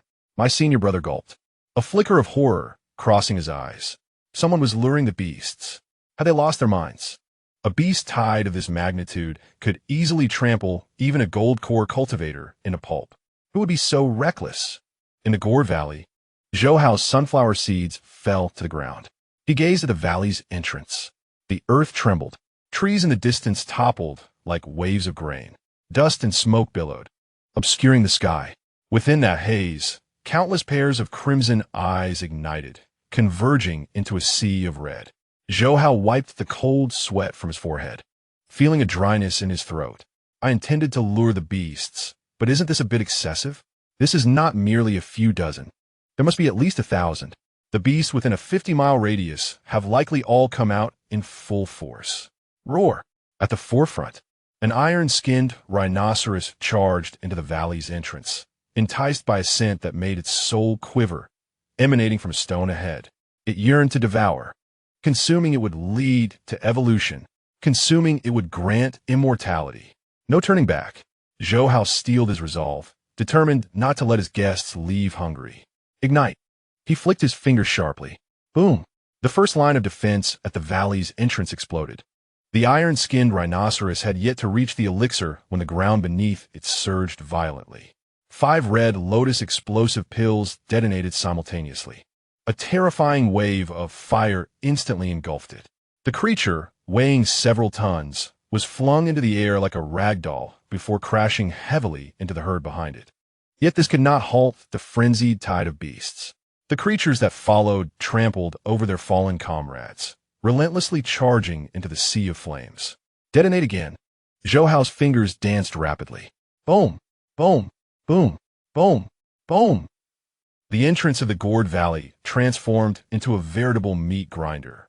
The cacophony of explosions resonated deafeningly. Limbs and severed body parts soared through the air, blood converging into streams that flowed down the valley. Kill 2-tier early-stage iron-skinned rhinoceros. Points, 10. Kill 2-tier mid-stage gale wolf. Points, 20. Kill Zhou Hao's identity token vibrated furiously, the score on it skyrocketing like a rocket. 100, 500, 1,000, 3,000. In the span of a mere tea time, his points had already exceeded 5,000. This pace was faster than robbing a bank. However, the beasts were too numerous, so many that they seemed endless. Though the red lotus explosive pills were potent, their quantity was limited. As the bodies at the valley's entrance piled up into a small mountain, the oncoming beasts continued to push the front line forward by 10 meters, now less than 50 meters away from the deadly lure elixir. This was hasty. Zhou Hao stared at the surging tide of beasts, his scalp prickling. The potency of the elixir was overwhelming, and he was beginning to lose control of the situation. Just then, several crane calls suddenly echoed from the sky. Shadows appeared, riding swords, hovering above the valley. It was indeed the 5-member squad of the Sword Inquiry sect. They gazed in shock at the gruesome spectacle below, their mouths agape, nearly dropping their jaws to the ground. My heavens, murmured a trembling young disciple. Is this hell? One senior brother, his eyes twitching, fixed his gaze intently on Zhou Hao, who was hurling bombs from a commanding height. Is that Zhou Hao from Shang Tian? Is he single-handedly challenging the entire outer circle of beastly fiends? A madman, absolutely insane. Zhou Hao noticed him as well. Hey, brother's up there, he shouted while tossing a freezing explosive talisman. Don't just stand there. Come down and lend a hand. We can share the spoils. Points will be split. A senior brother from the Sword Inquiry sect retorted. Help? What nonsense. Below us are frenzied beasts. Going down means becoming fodder. Let us go. Quickly. He turned his sword away, his voice trembling. We cannot remain here. This fool is going to collapse the void's secret realm. However, it was too late. The pink smoke began to rise with the heat, reaching the sky. A few pinnacle second-tier beastly birds, the golden eagles, caught a whiff of the scent. With a shrill cry, their eyes turned red, disregarding the ants below, and focused instead on the humans obstructing their path in midair. Get out of the way. One golden eagle spread its wings wide, resembling a streak of golden lightning as it lunged toward the Sword-Inquiry sect squad. Not good. Defend yourselves. Chaos erupted in the air. Meanwhile, explosions continued to rock the ground. Zhou Hao, noticing the approaching horde of beasts and the nearly depleted ammunition stockpile, sighed. He reached into his pocket and retrieved a black pill inscribed with the phrase "Greetings to the whole family." This was the ultimate weapon he had developed at the Cliff of Reflection, originally intended for the geniuses of other sections. Now, it seemed he would have to let these beasts experience its potency first. Dear friends, Zhou Hao stood up, holding the black pill in his hand, facing the tsunami of beasts with a look of compassionate resignation. Though we are of different species, some truths resonate universally. With that, he hurled the pill into the densest part of the beast horde. Come here. Boom. A sound, not particularly loud, erupted.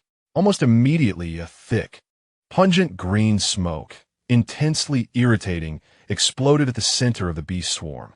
Accompanying the dispersal of the smoke was a voice amplified countless times by an enhancement talisman, exclaiming, "Come here, you scoundrel." He. The voice echoed through the valley, causing rocks to tumble down. The already frenzied beasts, upon hearing that voice and smelling the noxious fumes, collectively froze. This was no ordinary toxic gas. It was a triple threat of skunk musk, hallucinogenic mushrooms, and taunting sound waves. The foremost beasts, caught off guard, rolled their eyes back, foamed at the mouth, and convulsed to the ground, rendered unconscious by the stench. The beasts behind inhaled the smoke, and their perception of the world transformed. They no longer saw enticing pills. Instead, it was Zhou Hao clad in red trunks, dancing to the tune of the blissful Pure Land. Roar? What on earth? The beast tide, under the assault of this peculiar pill, momentarily stalled. Seizing the opportunity, Zhou Hao swiftly concealed the vermilion fire cauldron and turned to flee. The wind howled, and he darted like a nimble monkey, bounding up the rocky cliff in a few leaps before vanishing into the dense forest, leaving behind a ravaged valley.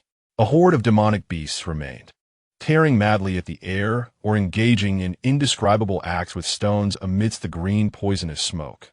In midair, the disciples of the Sword-Inquiry sect, who had just freed themselves from the Golden Eagle's entanglement, gazed down at the chaotic scene below, falling into a prolonged silence. After a long while, a young disciple tremulously spoke. "Senior brother, shall we still participate in the grand competition?" The senior brother swallowed hard, eyes filled with reverence as he looked toward the figure disappearing into the forest. "We shall. But remember, if you ever encounter that man in the gray robe who plays with fire, especially if he carries strange pills, avoid him at all costs. Circumvent him without fail." Chapter 40. Brother, hold on. I'm going to bring reinforcements. In the outer layer of the void secret realm, within the spirit-dropping valley, a place of despair where towering cliffs sliced the sky like blades, and a narrow path ran between them, shrouded in perpetual darkness and howling winds. A dozen figures concealed themselves behind a heap of rubble at the path's end. Their attire varied. Some bore long swords and wore the azure robes of the Sword-Inquiry sect. Others wielded dust whisks and donned the dearest robes of the flying immortal pavilion. Still others wore Confucian headscarves and the garb of the Heron Academy. At first glance, this appeared to be a joint operation of the three righteous sections. Yet, a closer look into their eyes revealed otherwise. There was no trace of the noble spirit of righteous cultivators, only coldness, bloodlust, and an uncontrollable murderous intent. Is the intelligence accurate? A youth dressed in the Sword-Inquiry sect's uniform asked coldly. His slender fingers gripped a blood-red slender needle between them, an exclusive hidden weapon of the surest sect. The bone-piercing pin. No doubt. Nearby, a Confucian scholar from Heron Academy licked his lips, his gaze sinister. That Zhou Hao, who just stirred a wave of monsters in Gourd Valley, is now fleeing this way. This is the inevitable path. known as the Book Ghost. He is a secret agent planted by the Reincarnation Hall within the Academy. Oomph. On the other side, a Daorist nun from the Flying Immortal Pavilion sneered, clutching a talisman adorned with skulls. This brat has sabotaged the holy sect.'s grand plans and blown up our branch. Today, he shall die without a grave. She was the poison lady of the longevity sect. These dozen individuals were all foundation stage elites, secretly embedded by the three major demonic sects within the righteous sections. To kill Zhou Hao, they were willing to expose their identities and set a deadly trap here. Such a pity. The Book Ghost sighed, casting a regretful glance toward the distance. Our men cannot infiltrate Shang Tian or Little Thunder Sound Temple. Otherwise, today he would have no chance to escape. No matter. The counterfeit sword inquiry sect cultivator's eyes flashed coldly. All of us here are late foundation stage. Even if that brat has 3 heads and 6 arms. He wants he leave this place alive today. Here they come. Suddenly, the diligent investigator, the venomous woman, let out a sharp hiss. Instantly, the group's spirits heightened, their breaths restrained like a dozen serpents, fixating intently on the mouth of the valley. The ground began to tremble slightly, a harbinger of swift movement. Help! A piercing scream, reminiscent of a creature's tail being cruelly crushed, echoed from the valley's entrance. Moments later, a grayish figure, tumbling and scrambling, burst forth. It was Zhou Hao, utterly disheveled, his hair in disarray, his tattered gray robe riddled with holes, and one shoe lost in his frantic flight. As he sprinted, he glanced back repeatedly, his face a canvas of despair and terror. Now is the moment. The false sword cultivator's eyes glinted with murderous intent. Attack. Clang. A multitude of spiritual lights ignited simultaneously. Flying swords, talismans, and the judge's pen, an array of formidable artifacts, whistled ominously as they descended upon the seemingly unguarded figure. However, just as the assault was about to land, Zhou Hao's foot slipped unexpectedly. In a remarkably smooth tactical roll, he evaded the lethal swords, tumbling behind a massive boulder.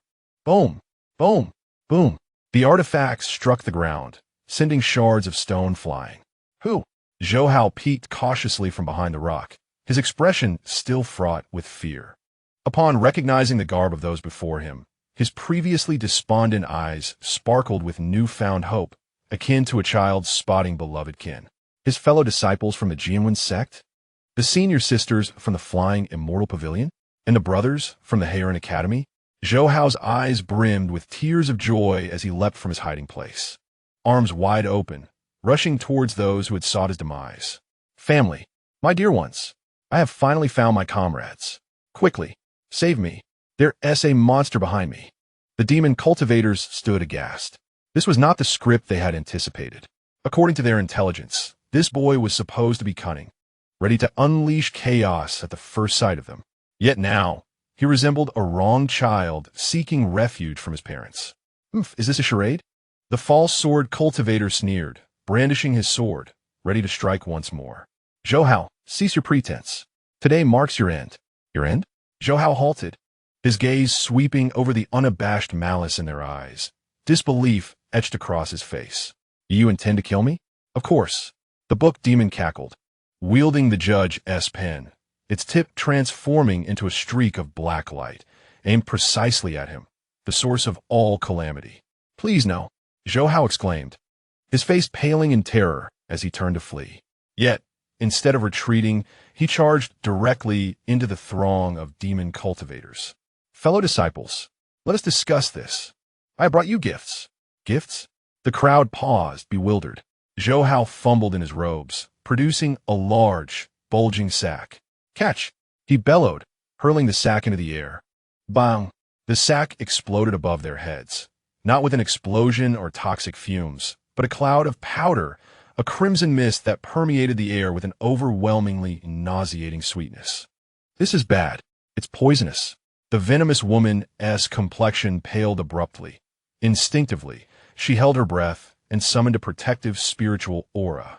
Yet, the powder proved extraordinarily peculiar, disregarding the aura entirely and adhering directly to everyone's garments and hair. What on earth was this substance? The counterfeit swordsman wiped some powder from his face, feeling no discomfort nor any sign of poisoning. Was this an elaborate ruse? He chuckled slyly. Having darted dozens of meters away, Zhou Hao suddenly halted, perched atop a towering rock. He gazed down upon the group of demon cultivators, now stained red. The terror that once marked his expression vanished instantly, replaced by a mischievous, provoking smirk. "This is the scent of mother," he declared. "What?" The crowd was bewildered.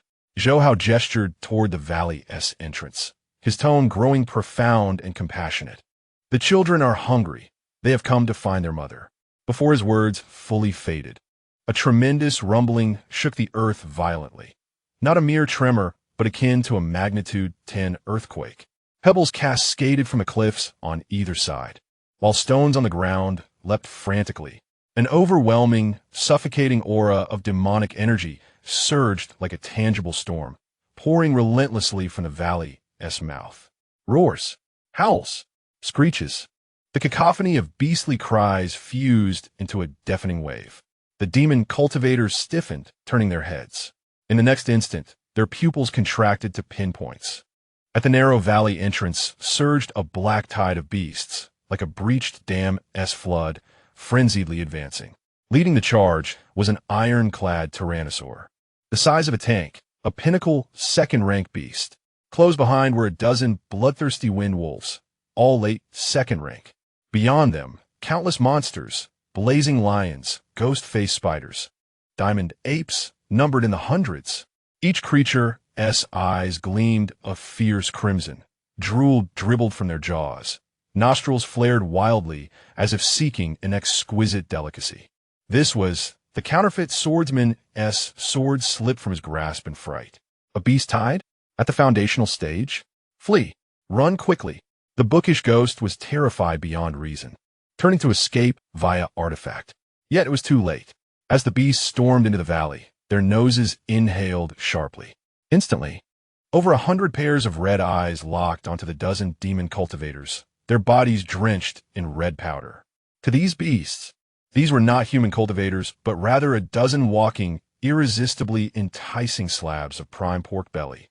A roar erupted from the iron-clad tyrannosaur, brimming with excitement. It lowered its head and charged. Its target, the venomous woman, stained the brightest red. "No!" she shrieked, flinging talismans wildly as if they were worthless. But against this overwhelming beast tide, a few talismans were mere pebbles cast into the ocean, failing even to stir a ripple. Boom! The beast tide instantly engulfed the demon cultivator's formation. My leg! Help! Don't bite my rear! Zhou Hao! Damn you! The echoes of screams, curses, beastly roars, and the shattering of magical artifacts resonated throughout the entire soul-devouring valley. This was no ambush. It was undeniably a one-sided buffet. On a rocky outcrop, Zhou Hao retrieved a handful of sunflower seeds from his storage bag, cracking them open and shaking his head in disbelief. "How cruel!" he exclaimed. "To kill me. They would even sacrifice themselves to feed the tiger. Such selflessness is truly moving." He glanced down at the false sword cultivator being torn apart by 3 wind wolves and kindly called out, "Hey, that esteemed brother from the sword-seeking sect. Don't use your sword. The wind wolf's weakness is its waist. Strike its kidneys." With a splutter, the false sword cultivator was so infuriated that he spat out a mouthful of blood. His movements slowed, and he was promptly pounced upon by the wind wolf.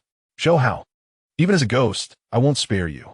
"Well, we can discuss that when you're a ghost," Zhou Hao retorted, brushing the seed shells off his hands. He surveyed the devastated demon cultivator team, now thoroughly scattered and suffering heavy casualties, and nodded in satisfaction. The powerful beast-attracting powder combined with the hate transfer powder had indeed worked wonders. It was worth the risk he took earlier to give that armored tyrannosaur's young one a good thump on the head and casually swipe the Wind Wolf King's undergarment, which was actually a spear of grass. Now all the aggro had shifted. "Brothers, hold on." Zhou Hao waved at the struggling survivors below, his face adorned with righteous determination. "You keep those beasts at bay, and I shall fetch reinforcements. You must endure." With that, he applied a slippery technique to his feet and soared towards the exit on the opposite side of the valley. Behind him, The despairing and enraged roar of the bookish ghost echoed. "Zhou Hao, you scoundrel! May you have a wretched demise!" Zhou Hao paid him no mind. He patted the bulging storage bag at his side, which he had just pilfered from the corpse of the venomous woman amidst the chaos. Reinforcements? Perhaps in the next life. The immediate priority lay ahead. Zhou Hao glanced at his map and fixed his gaze upon a nearby swamp. He had heard that Lu Ruyin from the Flying Immortal sect was searching for spiritual herbs there. Perfectly timed, there were still a few unsated sludge monsters lurking behind, which would be a delightful offering to this thunder-loving saintess. Better to enjoy together than alone, he mused, and his figure vanished into the depths of the dense forest, leaving behind a group of demon sect elites, disillusioned and questioning their existence as they wept in regret under the iron hooves of the beast tide. They had finally come to understand one vital truth. In the realm of the heavens, one must never provoke an alchemist, especially one named Zhou Hao, for one could never know the extent of the devious schemes hidden behind that seemingly harmless smile. Chapter 41.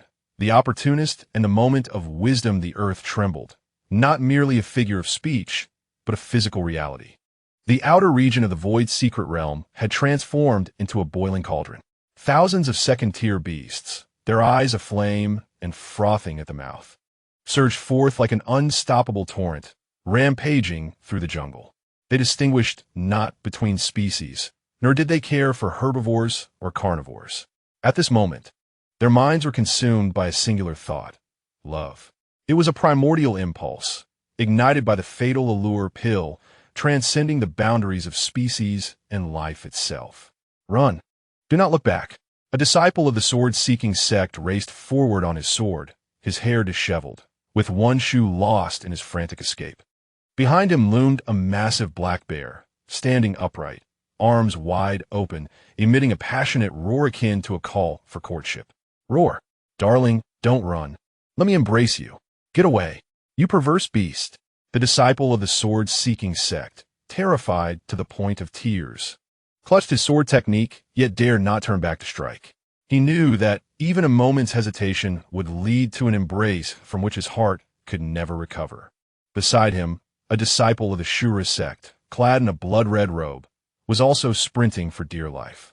Normally adversaries in a relentless battle of righteous and demonic paths, they now shared an uncharacteristic camaraderie. "Brother, run to the left. There are more trees over there," the Shura disciple called out kindly. "Thank you, demon spawn.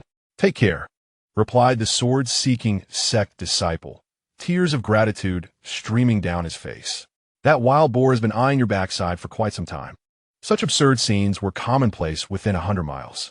The 5 great celestial sects and the 3 major demonic sects had hundreds of elite disciples, typically aloof and haughty, now resembling a flock of sheep herded by a dog, scattering chaotically before a horde of frenzied beasts driven by lust.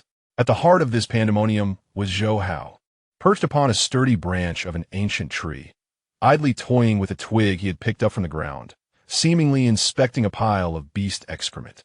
No, upon closer inspection, it was a spirit herb beside the dung. A second-tier top-grade herb, the dragon bloodgrass. Zhou Hao's eyes sparkled with excitement as he carefully unearthed the herb with a jade spade, roots and soil intact, and placed it into a jade box, an essential ingredient for concocting the Grand Return pill. Typically guarded by second-tier apex beasts, acquiring it required immense effort. He glanced at the vacant beast den below. The armored lizard that usually guarded this place was now sprawled several miles away on a stone, engaging in an act that was best left undescribed. This was what one called drawing the tiger away from its mountain. Zhou Hao gleefully stowed the jade box, his consciousness sweeping the surroundings. With that sweep, his smile broadened. The ground was strewn with treasures. Those disciples fleeing from the beast had discarded their gear in their desperate bid for survival. Storage bags, magical artifacts, talismans, like confetti, they littered the ground. Meanwhile, the beasts that typically safeguarded the spirit herbs had all forsaken their posts in pursuit of romance. In this moment, the Taisu secret realm appeared to Zhou Hao as an unguarded buffet. Collecting these treasures was an art.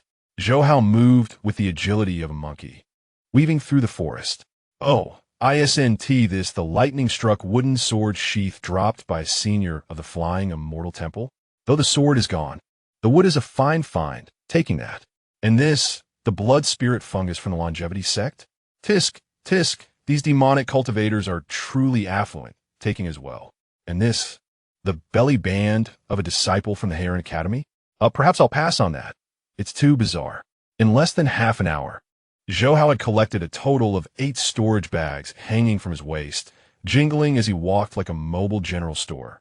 Yet, he remained unclouded by greed.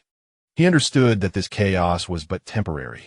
Although the effect of the fatal allure pill was potent, it was not enduring.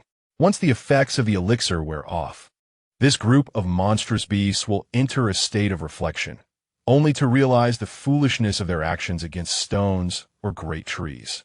In their mortification and fury, their wrath will undoubtedly intensify. Those who linger outside will meet their demise. It is imperative to find a refuge. Zhou Hao glanced at the map, his gaze fixing upon a concealed cave nestled within the cliffs. This location had once served as the nest of a golden-winged eagle. However, he had just witnessed the eagle chase after a flying vessel, mistaking it for a large bird, and it had soared away. Thus, it was the perfect hideaway. Zhou Hao propelled himself forward with a swift motion, transforming into a shadow as he darted towards the cliff. Meanwhile, he would enhance his cultivation. He had endured 3 months of lightning strikes at the Penitence Cliff, compressing his spiritual energy to its utmost limit. The recent release of chemical weapons had granted him a new insight into the mastery of this energy. The thin barrier separating the mid and late stages of Foundation establishment was now fragile enough to be breached with a mere poke. The nest of the golden-winged eagle was spacious, dry, and well-ventilated. Zhou Hao set up 3 layers of concealment formations and 2 layers of skunk warning arrays at the cave entrance, then settled into a meditative position deep within the cave. He scattered the spiritual herbs he had collected earlier onto the ground: dragon blood grass, crimson flame fruit, and a century-old Hishowu. Zhou Hao surveyed the herbs, pondering deeply. Typically, to break through to the late stage of Foundation establishment, one would consume a barrier-breaking pill and then enter seclusion for 49 days, a painstaking endeavor. But time was not on his side. The beast tied outside continued to swell, with more and more monstrous creatures joining the fray. A few third-tier beasts, comparable to those in the Golden Core stage, were even beginning to awaken. A swift resolution was essential. Since the conventional path was obstructed, Zhou Hao's eyes hardened as he retrieved the battered crimson fire cauldron. He would pursue a path of nuclear fusion. He intended to concoct a pill the likes of which had never been seen before, one capable of instantaneously igniting his internal spiritual energy, forcefully shattering any bottleneck. The side effects might be considerable, perhaps even excruciating, but the speed of this violent breakthrough pill was its primary advantage. Primary ingredient: dragon blood grass, known for its domineering properties and vitality enhancement. Secondary ingredient: crimson flame fruit, imbued with fire attributes, primarily for explosive effects. As Zhou Hao tossed the herbs into the cauldron, he swiftly calculated the ratios of their properties in his mind. He needed a catalyst. His gaze fell upon the wood spirit demon core he had seized from the Shura sect. This item contained immense life force, perfectly suited to temper the ferocity of the dragon blood grass and crimson flame fruit, preventing his meridians from being ruptured. It was precisely what he needed. Without hesitation, Zhou Hao cast the invaluable demon core into the cauldron. Ignite! Boom! A deep blue spiritual flame erupted from his palm, enveloping the entire cauldron in an instant. Unlike his previous alchemical endeavors, Zhou Hao did not employ gentle flames this time. He unleashed a fierce inferno, even adding 2 red lotus explosive pills as fuel at the base of the cauldron. Burn for me! The crimson fire cauldron roared with a thunderous sound, reminiscent of 1,000 galloping horses. The concoction rapidly melded under extreme heat and pressure, with impurities violently expelled. A surging wave of chaotic spiritual energy radiated from the cauldron walls, causing the entire cave to tremble. Yet, it was still insufficient. Zhou Hao's forehead throbbed with prominent veins, and his sweat evaporated almost instantly. He sensed that while the potency of the concoction within the furnace was fierce, it still lacked a crucial catalyst for transformation. It resembled a pile of dry kindling in need of spark. Suddenly, the thought of the beast tied outside struck him. The frenzy of those beasts stemmed from an excess of yang energy within them, a disruption of the yin-yang balance. In his pursuit of a breakthrough, he too needed to ignite the spiritual energy within him. With this realization, Zhou Hao retrieved a jade vial sealed with a wax emblem from his pocket. It contained remnants of the deadly temptation pill. To combat poison with poison, to invoke fire with fire. He trembled slightly and sprinkled the pink residue into the furnace. Boom! The crimson fire cauldron jolted violently, its lid nearly flying off. A plume of pink smoke mixed with crimson flames erupted from the vent. The previously chaotic potency of the concoction, now provoked by the aphrodisiac component, ignited like a powder keg, resulting in an immediate fission. Concentrate. Zhou Hao formed hand seals, his consciousness striking the impending explosion of the concoction like a hammer. Clang! A sharp, melodious sound resonated as the lid of the cauldron popped open. A pill, entirely crimson yet adorned with swirling pink patterns, soared into the air. It bore no fragrant aroma, only an overwhelming heat that surged through him, igniting every vein in his body. The violent breakthrough pill, pink limited edition. Zhou Hao gazed at the pill in his hand and swallowed hard. Should he fail to break through the bottleneck after consuming it, he might very well burst his trousers. Here goes. Fortune favors the bold. With a determined tilt of his head, he swallowed the pill. Boom! As the pill entered his abdomen, it transformed into a fiery dragon. No, two dragons. One was a spiritual fire dragon born from dragon bloodgrass and crimson flame fruit, violently battering against his meridian walls. The other, a pink dragon of desire, surged toward his consciousness, attempting to ignite his primal instincts. Ugh! Zhou Hao groaned softly as his skin flushed crimson, resembling a boiled shrimp. Pain! Heat! His meridians felt like an overinflated balloon, on the verge of bursting, while his mind was flooded with visions of countless ethereal maidens beckoning to him. Breakthrough! Zhou Hao clung tightly to the last vestige of clarity in his mind. Rather than suppressing the tide of desire, he chose to guide it, merging it with the spiritual fire dragon. Desire is also a form of power. Channel this energy into my breakthrough. Roar! It was as if a dragon's roar resonated within him. The torrent of intertwined spiritual energy and desire surged forward with indomitable momentum, crashing against the barrier known as the late stage of foundation establishment. Crack! A sound, faint yet thunderous in Zhou Hao's ears, echoed. The bottleneck shattered. Boom! The cyclone within his dantian instantly doubled in size.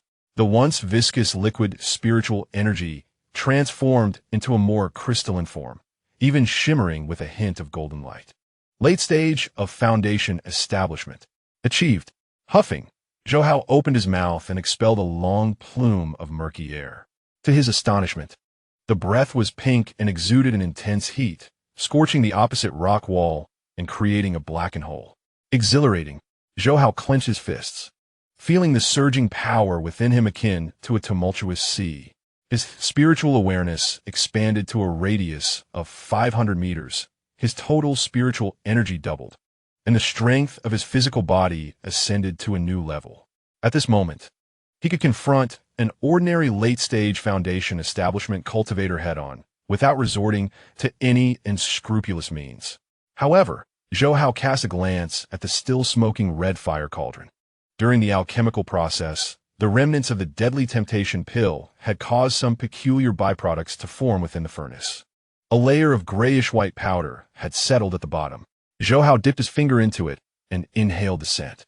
A chilling aroma, reminiscent of mint and ice, surged to his mind. His previously restless heart instantly calmed, and even the joy from his recent breakthrough dissipated, replaced by a profound sense of detachment from worldly desires. Zhou Hao paused for a moment, then was overcome with exhilaration. Extremes must balance. The deadly temptation pill represented extreme heat and desire, while the waste produced during its refinement was the embodiment of extreme cold and emptiness. Was this not the fabled dust of the sage? A substance specifically designed to counteract frenzy, restlessness, and madness. What a treasure! Zhou Hao meticulously gathered the powder. The ongoing beast tied outside continued. And this substance was undoubtedly a nemesis to the frenzied, demonic beasts. Suddenly, a thunderous roar echoed from outside the cave. The ground trembled violently as a gigantic claw shattered the rocks at the cave's entrance. Zhou Hao looked up to see a golden-winged eagle, its wingspan exceeding 10 meters, blocking the entrance. Its crimson eyes glowed with fury, and its feathers bristled, clearly affected by the deadly temptation pill and in a state of extreme rage. It had returned, and now it discovered a tender human intruder in its nest. Under the influence of the drug, the golden-winged eagle no longer viewed Zhou Hao as prey, but rather as a delicate companion. With a chilling cry, it called out, "Beautiful one, I am coming." The eagle let out a spine-chilling screech and began to burrow into the cave. Zhou Hao felt a wave of dread wash over him, his skin crawling. "Stay away. I have no interest in birds, especially not in birds that don't wear pants." Just as the enormous beak approached, Zhou Hao no longer hesitated. He seized a handful of the freshly collected dust of a sage and threw it directly toward the beast. "Cool yourself." The grayish-white powder erupted in the air, striking the golden-winged eagle directly. In 3 breaths, just 3 breaths, the once frantically advancing eagle suddenly froze. The crimson light in its eyes rapidly faded, replaced by a profound emptiness as if it had grasped the truths of the universe. Slowly, it retracted its wings and gazed down at Zhou Hao, then at itself. It sighed deeply. "Ah, the life of a bird is devoid of interest. What significance is there in procreation? All is but an illusion." The golden-winged eagle turned away and, with heavy steps, walked to the edge of the cliff. It did not take flight. Instead, like a heartbroken poet, he crouched upon the rocks, gazing into the distance at the setting sun, his silhouette forlorn and solitary. Zhou Hao mused, "Is the effect truly this potent? This is far from calm. It is evidently a direct descent into despair. What a transgression." He brushed off the dust from his garments and emerged from the cave, casting a glance at the golden-winged eagle, deep in contemplation of avian existence, and then at the chaotic fray below in the jungle. A mischievous smile crept upon Zhou Hao's lips. With the essence of the sage now in hand, it was time to draw this farcical spectacle to a close, and perhaps reap a bounty of points as well. He retrieved a specially crafted amplification talisman from his storage bag, along with a handful of sage's essence. "Esteemed friends and fellow beasts of the wild, after such an exuberant time, I trust you are weary? Please, now indulge in a special presentation brought to you by yours truly, the All Saints Mode." With a leap, Zhou Hao plunged from the cliff. As he soared through the air, he forcefully cast the powder into the wind. The breeze rose, carrying with it a chilling fragrance that silenced all living things, sweeping toward the seething jungle. Chapter 42. Brother, do you believe in light? In the depths of the great void's secret realm, a thunderous roar echoed. A massive armored rhinoceros, resembling a truck in size, was toppled to the ground, its limbs twitching and foam spewing from its mouth. Its abdomen had been blasted open, still retaining a faint hint of peachy sweetness. Defeated a peak second-tier armored rhinoceros. Points awarded. 50. Zhou Hao glanced at the figures on his identity token, a grimace forming on his lips. 23,000 points, still too sluggish. He stowed the rhinoceros horn away and kicked the carcass aside, his movements as practiced as those of a butcher. At this moment, he had shed his gray robe, adorning himself instead in a sleek black outfit pilfered from an unfortunate soul, with several storage bags jingling at his waist. Resembling a newly wealthy man, the surrounding jungle was eerily quiet, within a 10-mile radius. The beast had either succumbed to the lethal temptation pill or been plunged into despair by the subsequent sage's essence. To Zhou Hao, the outer realm now resembled his own backyard. According to his map, he was nearing the teleportation array that led to the middle layer. As he stroked his chin, preparing to set forth, suddenly a chilling scream pierced the air. "Help!" The agonizing cry emanated from the dense thicket to his left. The voice sounded familiar, resonating with righteousness, yet laced with impending despair. Zhou Hao raised an eyebrow. Wasn't this the honest disciple Li Heiren, who had publicly berated their master after being tricked by him. Had he fallen victim to the machinations of demonic cultivators? Zhou Hao's expression hardened, and a surge of energy erupted beneath his feet. Azura blood shadow escape. In an instant, he transformed into a fleeting shadow, vanishing from his previous location. 3 miles away, Li Heiren was in a frantic flight. His hair was disheveled, and his once pristine robe lay tattered, revealing the white inner lining beneath. The sword in his hand glimmered dimly, clearly a sign of depleted spiritual energy. Trailing closely behind him was not a demon cultivator, but rather an enormous pink gorilla. This is a late-stage, second-rank mighty golden ape. Its fur, which should have been black, now unervingly glows with a pinkish hue. Its eyes blaze crimson, breath ragged, and its 2 enormous arms outstretched as it chases while emitting a spine-chilling roar. Roar, translated, my dear, don't run. Let me kiss you. Get lost, you perverted beast. Li Heiren was on the verge of tears.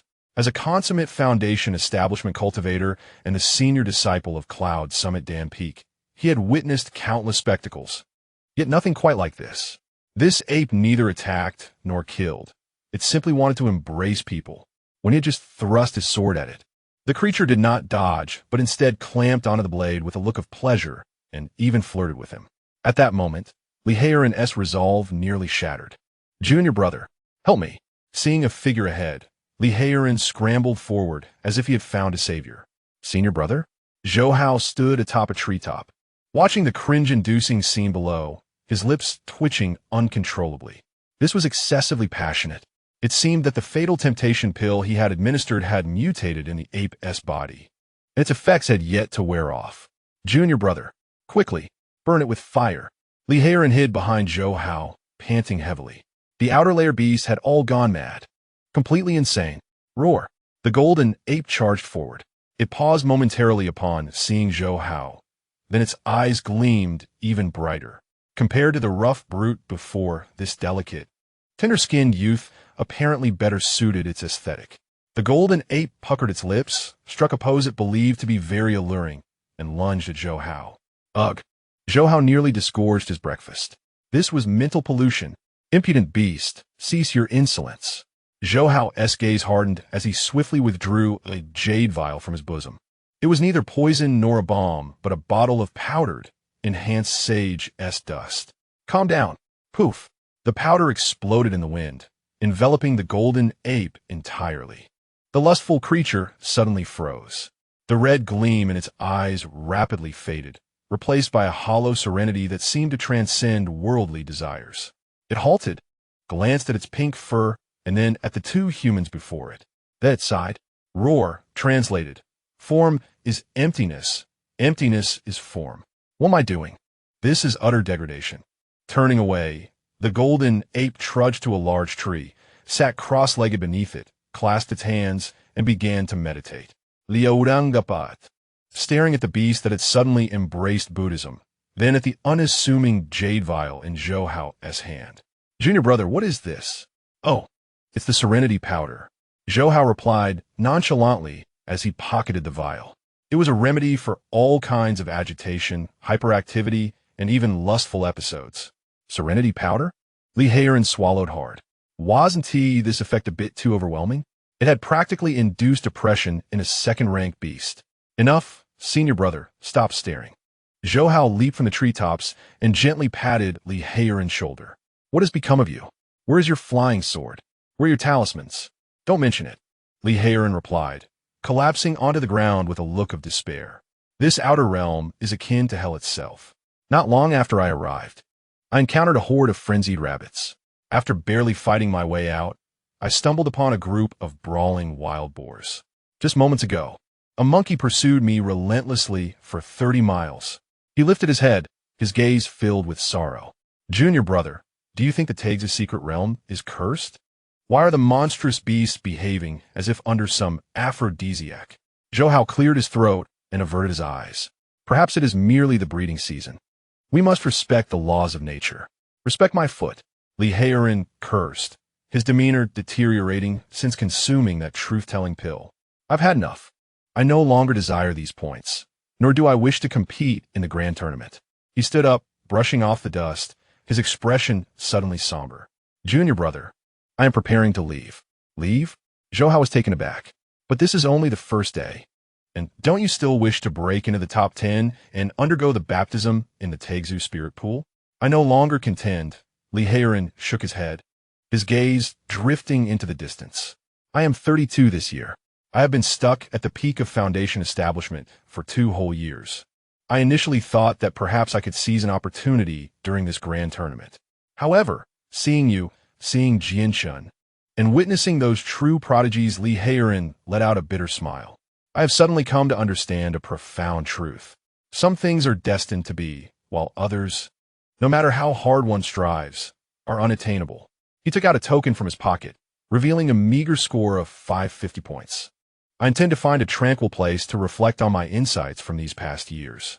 Then Li Heiran's eyes gradually filled with determination. I will enter a state of closed-door cultivation and strive for the golden core. I shall not emerge until I achieve the golden core. Zhou Hao remained silent, observing his somewhat disheveled, yet strikingly clear-eyed senior brother.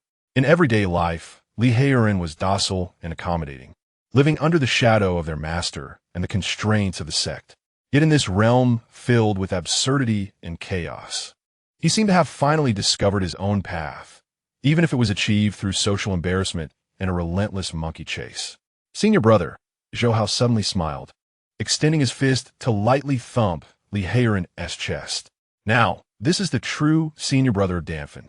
If you're to break through to the golden core, you must seek a prime location. Zhou Hao pointed to a red dot on the map. There's a lake ahead called Mirror Moon Lake.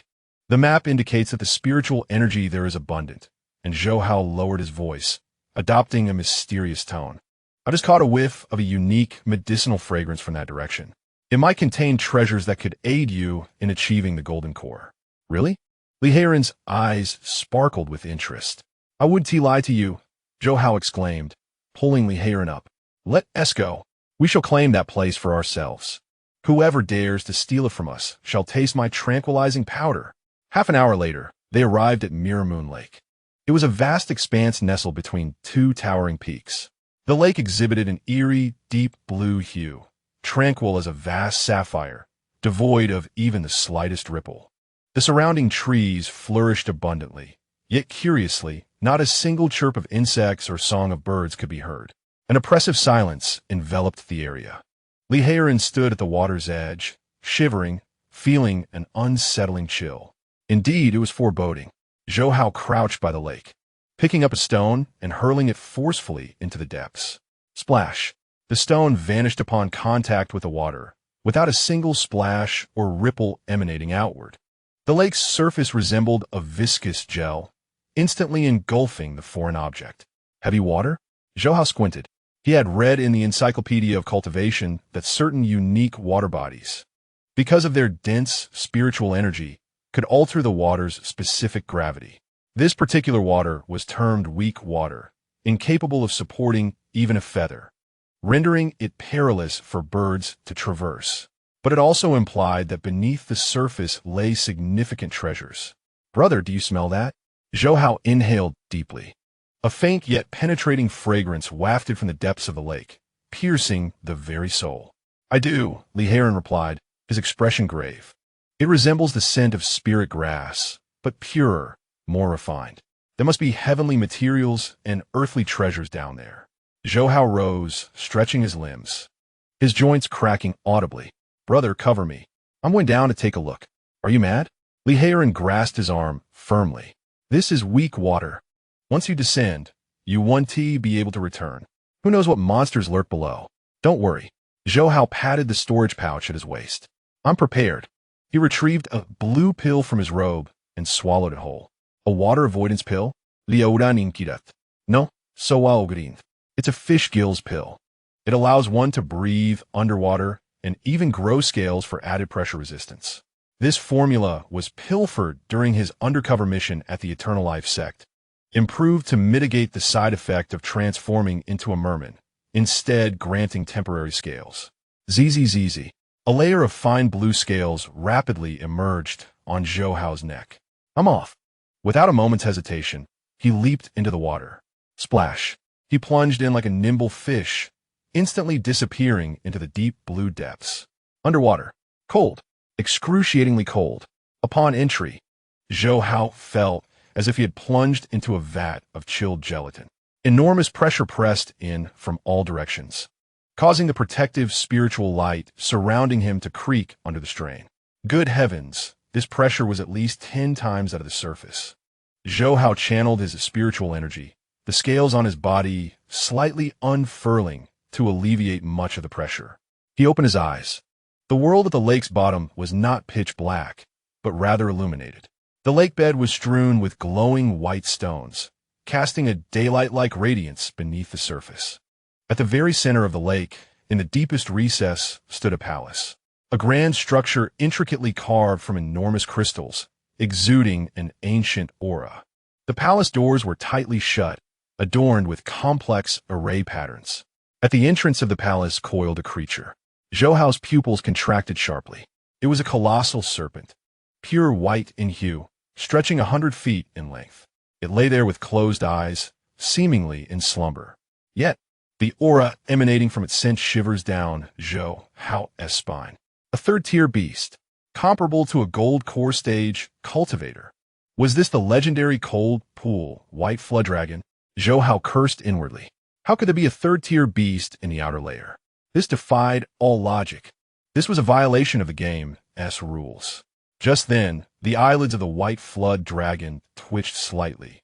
A terrifying pressure instantaneously locked onto Zhou Hao. Flee! This was the singular thought racing through Zhou Hao's mind. However, just as he prepared to turn and escape, his gaze swept across the top of the crystalline palace. There, suspended in the air, was a fist-sized orb. The orb gleamed in a resplendent golden hue, radiating a gentle light. Under its illumination, the previously turbulent water pressure transformed into a gentle caress. The sea-calming pearl, Zhou Hao's feet were rooted to the spot. This was a legendary treasure of the water element. Even a low-grade sea-calming pearl was worth a fortune. More importantly, if he could obtain this pearl and combine it with his alchemical skills, he might just concoct the legendary celestial-grade golden core elixir, an object capable of elevating an average cultivator to the level of a gold core powerhouse. This was a gamble worth taking. Zhou Hao steeled his resolve. Fortune favors the bold. He did not retreat. Instead, he retrieved a black jade vial from his pocket. This was his ultimate weapon, a condensed version of the core equalizer. The great longworm. Zhou Hao gazed at the awakening white flood dragon, a manic smile creeping across his lips. It was time to rise and take its medicine. Whoosh! The black jade vial transformed into a streak of light, shooting directly into the dragon's gaping maw. In the next instant, the lake bottom ignited with the brilliance of the sun. Chapter 43. Persuasion through logic. The logic of physics. The mirror moon lake erupted. The once serene surface, akin to a sapphire, now roiled violently as if brought to a boil. Boom! A thunderous roar resonated from the depths of the lake, followed by a towering column of water shooting skyward. This column was not a clear blue, but rather a bizarre, kaleidoscopic black. Accompanying the eruption was a suffocating stench. It was a noxious blend of rotten eggs, decayed salted fish, and 3-year-old stinky socks, mingled with high concentrations of chili extract and hallucinogenic mushroom toxins. Roar! A chilling, retching dragon's roar echoed through the skies. With a crash, a magnificent white figure, stretching 100 feet long, surged forth from the murky waters. It was the third-tier beast, the cold pool white flood dragon. In that moment, it bore none of the majesty of a ruler. Its once pristine, artfully translucent white scales were now caked in a thick layer of black ooze. Its dragon eyes were wide with terror and disgust. This was a dragon with a severe case of obsessive cleanliness. Having resided in the Mirror Moon Lake for centuries, it bathed thrice daily and brushed its teeth 5 times. Yet, just moments ago, that despicable human had flung a repugnant object into its mouth, an affront it deemed 1,000 times more revolting than mere filth. In midair, the white flood dragon heaved violently, its body convulsing. It cast a glance at its once cherished abode, now reduced to a cesspool, a flicker of despair evident in its eyes. It was sullied, no longer pure. This place was uninhabitable. Roar. Humans, you are truly repugnant. The white flood dragon roared in anguish, lacking even the courage to glance back at its adversary, transforming instead into a streak of white light, covering its nose, if it had hands, and fleeing frantically into the depths of the secret realm. It sought a pristine place to cleanse its insides 1,000 times over. On the shore, Lihaerin stood agape, staring in bewilderment at the retreating third-tier beast, the flying sword in his hand falling to the ground unnoticed. It ran away? He swallowed hard, feeling his worldview shaken. That was a white flood dragon, comparable to the Golden Core stage, and it was simply driven away like this? Splash! The surface of the lake erupted as a figure enveloped in blue spiritual light emerged from the water, gracefully alighting on the rocks by the shore. It was Zhou Hao, unharmed and even dry, his attire untouched by water. At that moment, he was tossing a fist-sized orb in his hand. The orb, entirely golden, shimmered with faint ripples. Despite its modest size, it produced a dull thud in Zhou Hao's hand, as if it bore immense weight. The sea-calming pearl. Zhou Hao observed the direction in which the white flood dragon had vanished, shaking his head with a look of regret. The current beasts possess such poor mental fortitude. My specially crafted snail powder-flavored nuclear bomb contains 30 rare medicinal herbs, a genuine tonic, yet failed to recognize its worth. Lihaerin instinctively took 2 steps back, covering his mouth and nose. Although Zhou Hao was protected by a water-repelling spell, he sensed an unpleasant aroma emanating from his junior. Junior brother, is this the treasure? Lihaerin pointed at the orb in Zhou Hao's hand, attempting to change the subject. Indeed, Zhou Hao replied with a grin, extending the orb towards him. Senior brother, would you care to try? Lihaerin reached out to grasp it. The moment he touched it, his expression shifted dramatically. Heavy, exceedingly so. It felt as if a small mountain had suddenly descended upon his palm. Ouch! Lihaerin cried out, his wrist cracking audibly, as he was nearly toppled to the ground by the weight of the orb. Fortunately, Zhou Hao was quick-witted, catching the orb and assisting Lihaerin to his feet. Be careful, senior brother, Zhou Hao said, weighing the orb in his hand with ease. This artifact, known as the sea-calming pearl, contains the force of an entire ocean. Although it is a defective product, its weight is still at least 70 to 80,000 pounds. 70 to 80,000 pounds. Lihaerin, rubbing his nearly fractured wrist, looked at Zhou Hao as if he were a monster. You can just play with it like that? I'm a body cultivator. After all, Zhou Hao chuckled, tossing the sea-calming pearl into the air and catching it deftly. Moreover, once refined, this object becomes as light as a feather in the hands of its master. It strikes like a mountain when used against others. His gaze on the orb grew increasingly perilous. With this item in hand, from now on, should anyone dare to reason with me, I shall respond with the principles of physics. Come, my fellow disciple. Zhou Hao tucked the dingai pearl into his bosom and dusted off his hands. The atmosphere here is far too pungent. Let us find another locale. Where shall we go? To loot? No, we shall conduct a survey.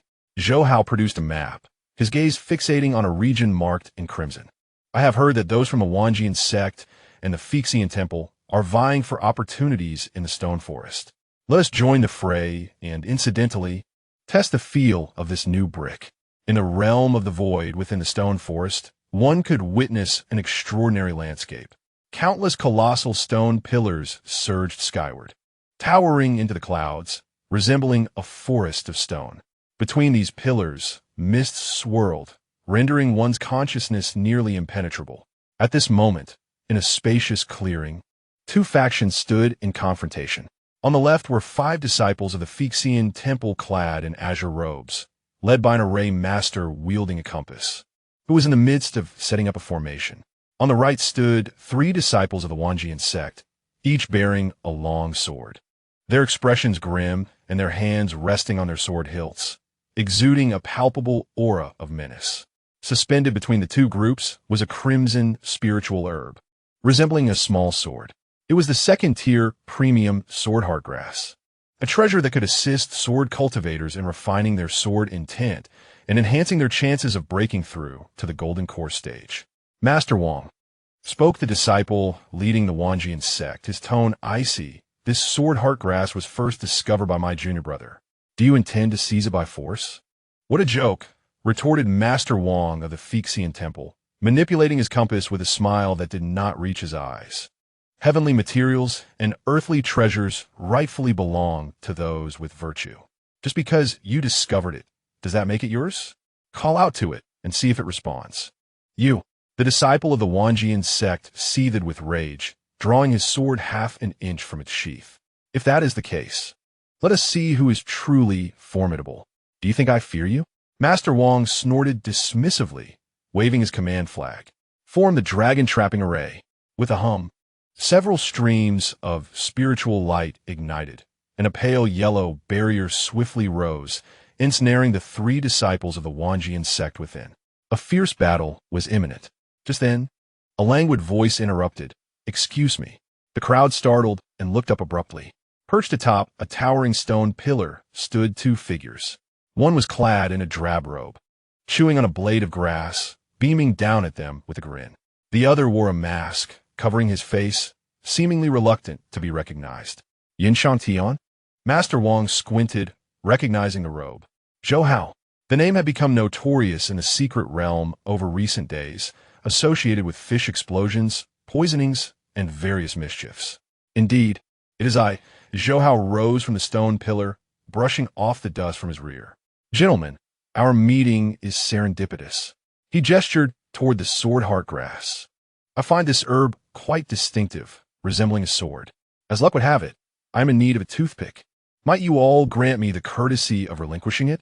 Relinquish it to you? The disciple of the Wanjian sect laughed in disbelief.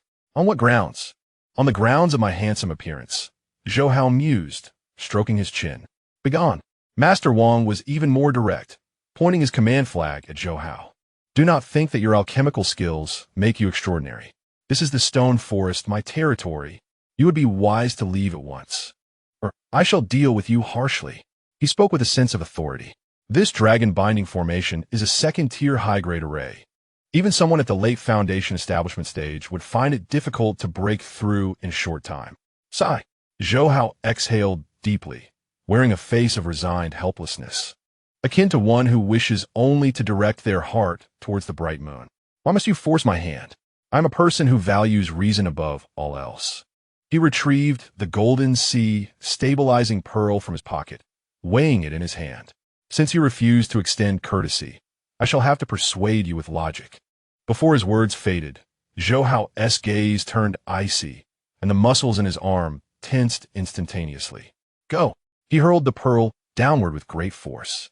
There were no extravagant spells, no flickering lights, only the purest form of free fall, augmented by a hint of mid-foundation establishment strength. Whoosh! The air was rent asunder, producing a piercing shriek. The formation master, Wang, felt a darkness loom overhead as an overwhelming sense of dread enveloped him. This is bad. His complexion paled, and he desperately activated the array, fortify, with all his might. Buzz! The light of the dragon-binding formation surged, transforming into a thick shield of light. However, against the sheer force of mass, all embellishments were no more than paper tigers, with a weight of over 70 to 80,000 pounds. Combined with the kinetic energy from a drop of several dozen meters, it resembled a meteorite. Boom! With a thunderous roar, the light shield shattered like an eggshell. The sea-stabilizing pearl descended without losing momentum, crashing violently into the compass, the core of the formation held by Wang. Crack! The exquisite magic artifact compass was reduced to dust. The immense shockwave surged through his arms. Ah! Wang let out a pained scream as his arms fractured, and he was driven into the ground like a nail, leaving only his head exposed. Rumbling, the ground quaked violently, dust and debris swirling. Several disciples of the Flying Immortal sect were thrown off their feet, each dazed and disoriented. Even the 3 from the Sword Inquiry sect nearby were shaken, struggling to maintain their footing, their faces marked by terror as they gazed at the deep pit. As the dust settled, at the center of the pit lay the glimmering pearl, beneath which Wang was frothing at the mouth, his eyes rolled back. Tisk! Zhou Hao leaped down from the stone pillar, landing gracefully at the edge of the pit. He gestured, and the sea-stabilizing pearl returned to his hand. Then, he turned to the dazed Wang, offering an exceedingly benevolent smile. "Dear friend, may I now take this herb?" Wang strained to open his eyes, fixating on the pearl that danced in Zhou Hao's grasp, trembling all over. He wished to refuse, but reason dictated that uttering "no" would result in the pearl striking his face in the next moment. "Take it," Wang pleaded, his voice tinged with desperation. "Please, just take it and do not strike me." "Now, that is the spirit." Zhou Hao nodded in satisfaction, walking over to pluck the sword-heart herb and casually tossing it to Li Heiren behind him. "Hold on to this. Return it to our master for brewing wine." Li Heiren fumbled to catch it, feeling a wave of disbelief. Brewing wine with the sword-heart herb? What a waste. Zhou Hao turned his gaze towards the 3 disciples of the Sword Inquiry sect. "Do you have any objections?" he inquired, raising the sea-stabilizing pearl in his hand and mimicking a throwing motion. "No objections. Absolutely none." The lead disciple of the Sword Inquiry sect shook his head vigorously, resembling a rattling drum. "This grass is fated to be with senior brother Zhou, a match made in heaven. We shall depart at once." He jested. If even the formation could be shattered by a mere brick, what would happen if it were to strike a person? Would they not be reduced to a pulp? Zhou Hao is truly ruthless. Those who recognize the times are wise. Zhou Hao tucked the pearl away, clasping his hands behind his back, exuding an air of superiority. "Remember this. In the future, should you encounter me in the secret realm, do not speak to me of formations or sword techniques. I shall only discuss physics." With that, he swaggered deeper into the rocky forest alongside Li Heiren, leaving behind a scene of chaos and a group of elite disciples questioning their existence. Half an hour later, within a concealed cave in the depths of the rocky forest, Zhou Hao exclaimed, "Eureka!" as he emptied the storage bag he had just liberated from the array master onto the ground, his eyes sparkling with excitement. 1,000 medium-grade spirit stones, 5 sets of formation discs, and this book, Fundamentals of Formation. Though I cannot comprehend it, it can serve as a table leg. Li Heiren, watching from the side, hesitated to speak. "Junior brother, is this approach a bit too ostentatious?" "Ostentatious?" Zhou Hao scoffed while counting the spirit stones. "Senior brother, do you think if we remain inconspicuous, they would let us go? Members of the 3 major demonic sects have surely infiltrated by now, and that Jianshan has been searching for me. Since we cannot evade them, we might as well make some noise." Zhou Hao's gaze deepened as he held the sea-stabilizing pearl. "This pearl is merely an appetizer. Next, I shall set a trap within this rocky forest." "What kind of trap?" Li Heiren inquired. "Fishing," Zhou Hao replied as he produced several red lotus explosive pills he had previously concocted, along with a set of formation flags he had just seized. "Do they not enjoy seizing opportunities? Then I shall create a grand opportunity for them, one that could bury them all." Zhou Hao rose, gazing out at the mist beyond the cave, a smile gracing his lips that could be dubbed nuclear peace. "Senior brother, it is time to get to work. We shall play a game called Who is the Hunter and Who is the Prey?" Chapter 44. As long as thoughts do not decline. Solutions will always outnumber difficulties. A black boot heavily crushed a freshly sprouted second-tier spirit herb on the crimson frozen earth.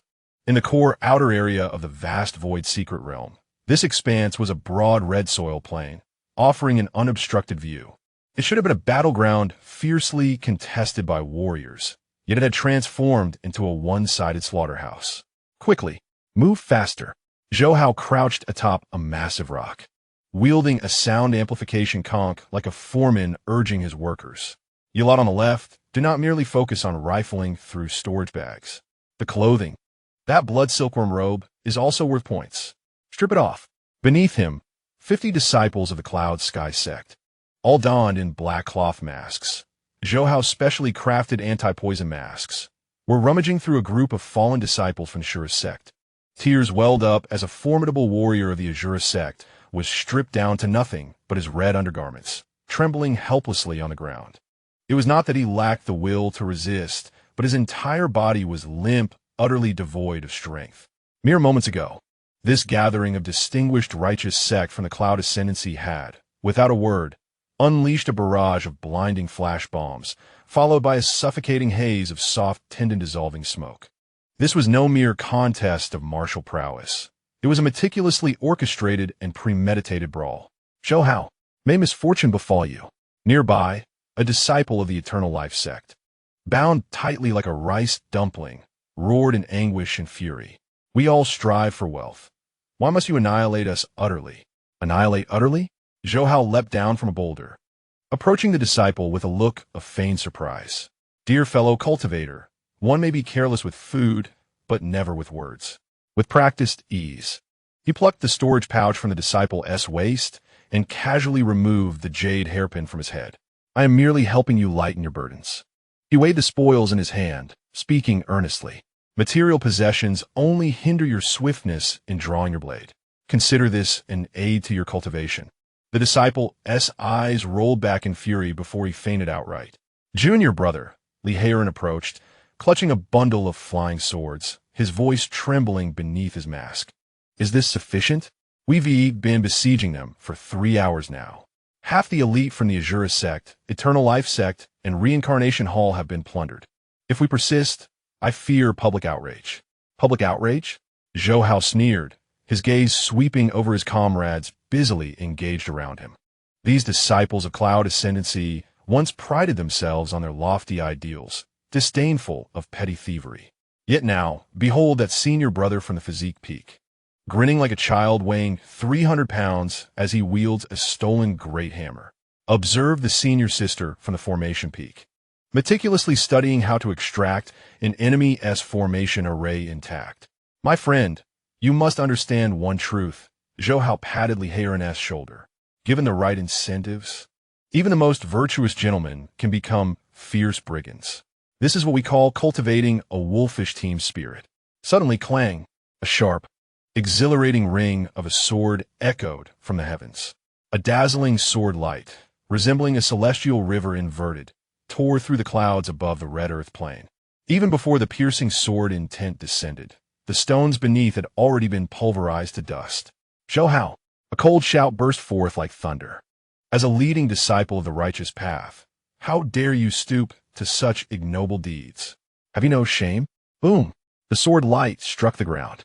As the dust settled, a tall, slender figure emerged, clad in black, sword strapped to his back, face as flawless as jade, eyes sharp as icy stars. The famed sword disciple of the Inquiry Sword sect, Jian Shun. Behind him stood 3 formidable presences, the saintly maiden of the flying immortal temple, Lu Rian, fingers clutching a stack of shimmering purple thunder talismans, a mischievous smile playing on her lips. The bare-chested Buddhist disciple of the Little Thunder Sound Temple, Wen Yan, his body adorned with flowing golden lacquer, resembling a wrathful Vajra. And Su Qing, chief of Heiran Academy, adjusting his glasses with a folding fan in hand, his gaze scrutinizing. The 4 greatest prodigies of the mightiest sects had convened. "Oh dear," Zhou Hao whistled, signaling his comrades to retreat. "The principal has arrived." He stepped forward alone, confronting the fearsome presence of 4 individuals capable of overwhelming their peers, his countenance betraying no hint of trepidation, but rather revealing a wide, gleaming smile. "Ah, several of you have arrived quite promptly," Zhou Hao remarked, gesturing towards the group of bare male cultivators on the ground. "What is this? Are you here to procure goods as well? I regret to inform you that I have acquired this batch entirely. If you desire any, please form an orderly queue." "Impudent." Jian Shen's eyes sparkled with a chilling light. "We are here to cleanse the sect. Zhou Hao, you have brought disgrace upon the 5 great sects."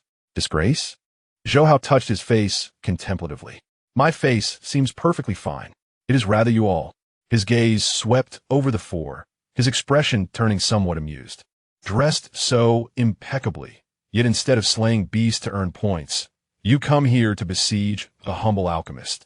Is this what you call the noble spirit of the righteous path? Humbleness?" Lu Ruyan chuckled, her fingertips crackling with lightning. "The one who can obliterate the 3 great demonic sects dares to claim weakness? Zhou Hao, cease your pretense. Unleash your despicable tactics. Today, we 4 have come solely to bring you to justice." "Umitba." The monk Yinian clasped his hands together and stepped forward. With a resounding thud, the ground trembled beneath him. "Zhou, the sea of suffering is boundless. Turning back is the shore. Allow this monk to use these iron fists to help you lay down your weapons. Su Qing remained silent, merely lifting the judge's pen in his hand and inscribing the character for confinement in the air. Buzz.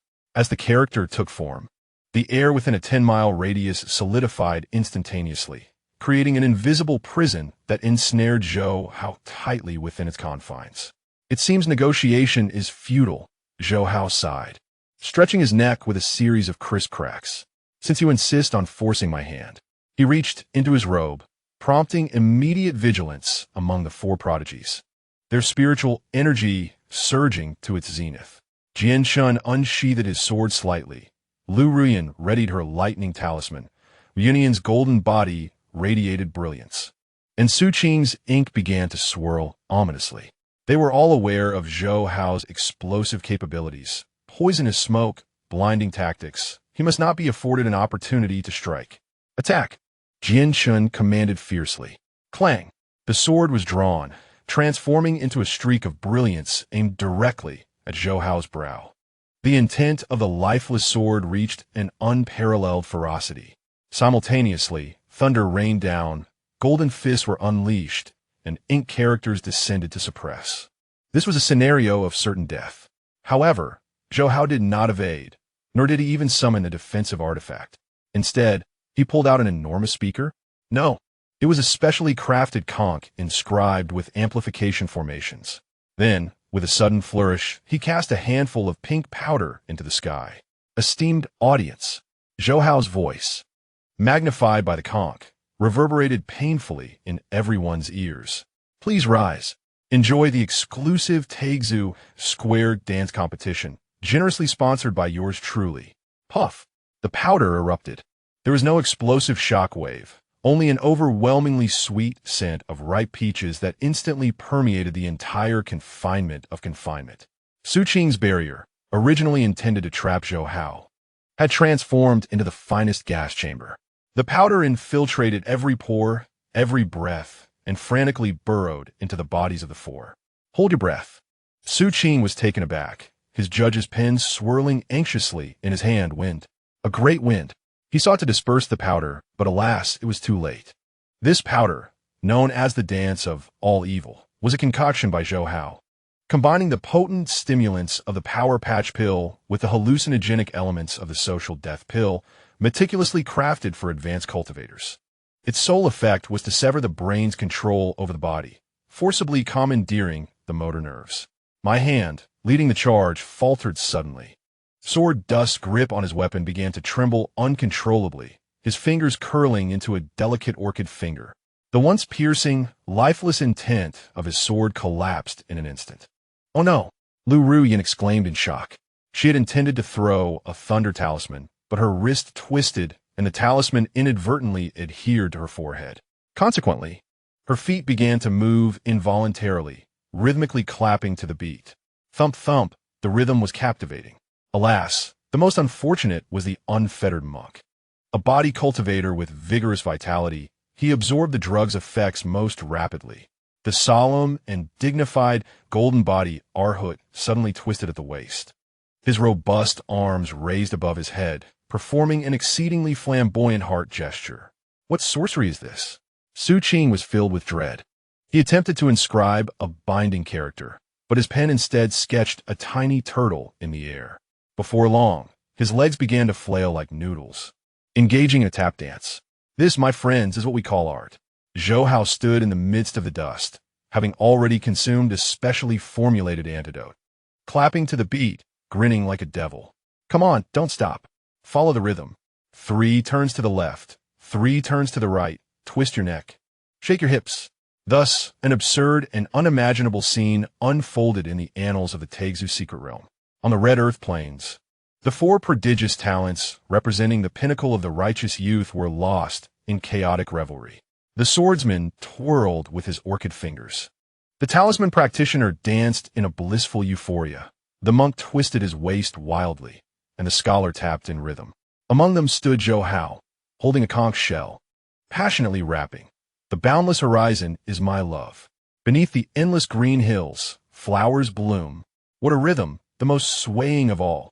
In the distance, The disciples of the Cloud sect, who had anticipated a monumental battle, were left utterly petrified.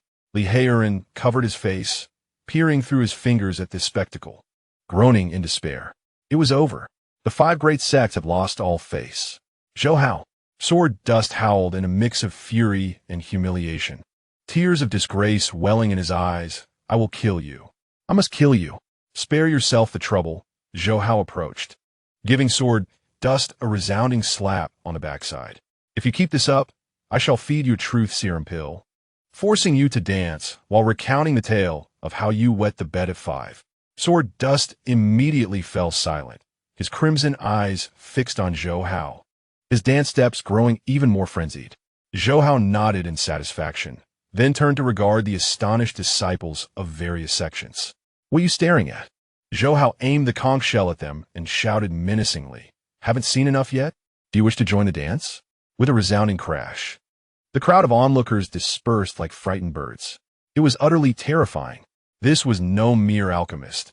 It was an entity 10,000 times more sinister than any demon cultivator. That's a wrap. Zhou Hao snapped his fingers and snatched the score token from Jian Chen's waist. Score, 500. Ah, the sword cultivators are quite affluent. He repeated the act, plundering the tokens of the other 3 as well. In the brief span of a tea break, Zhou Hao's score soared to an impressive 20,000, leaving him far ahead. He gazed at the 4 still wildly dancing, pulled out a recording stone from his pocket. Come, smile for the camera. Say cheese. Click. This moment was forever immortalized. It would become a nightmare for the 4 prodigies and serve as Zhou Hao's most formidable talisman. After completing his antics, Zhou Hao hoisted the enormous package onto his back, humming a cheerful tune as he swaggered deeper into the secret realm, leaving behind the 4 tireless dancers casting elongated, distorted shadows in the setting sun. As long as the hoe is wielded well, no corner can withstand it. As long as thoughts do not falter, solutions will always outnumber difficulties.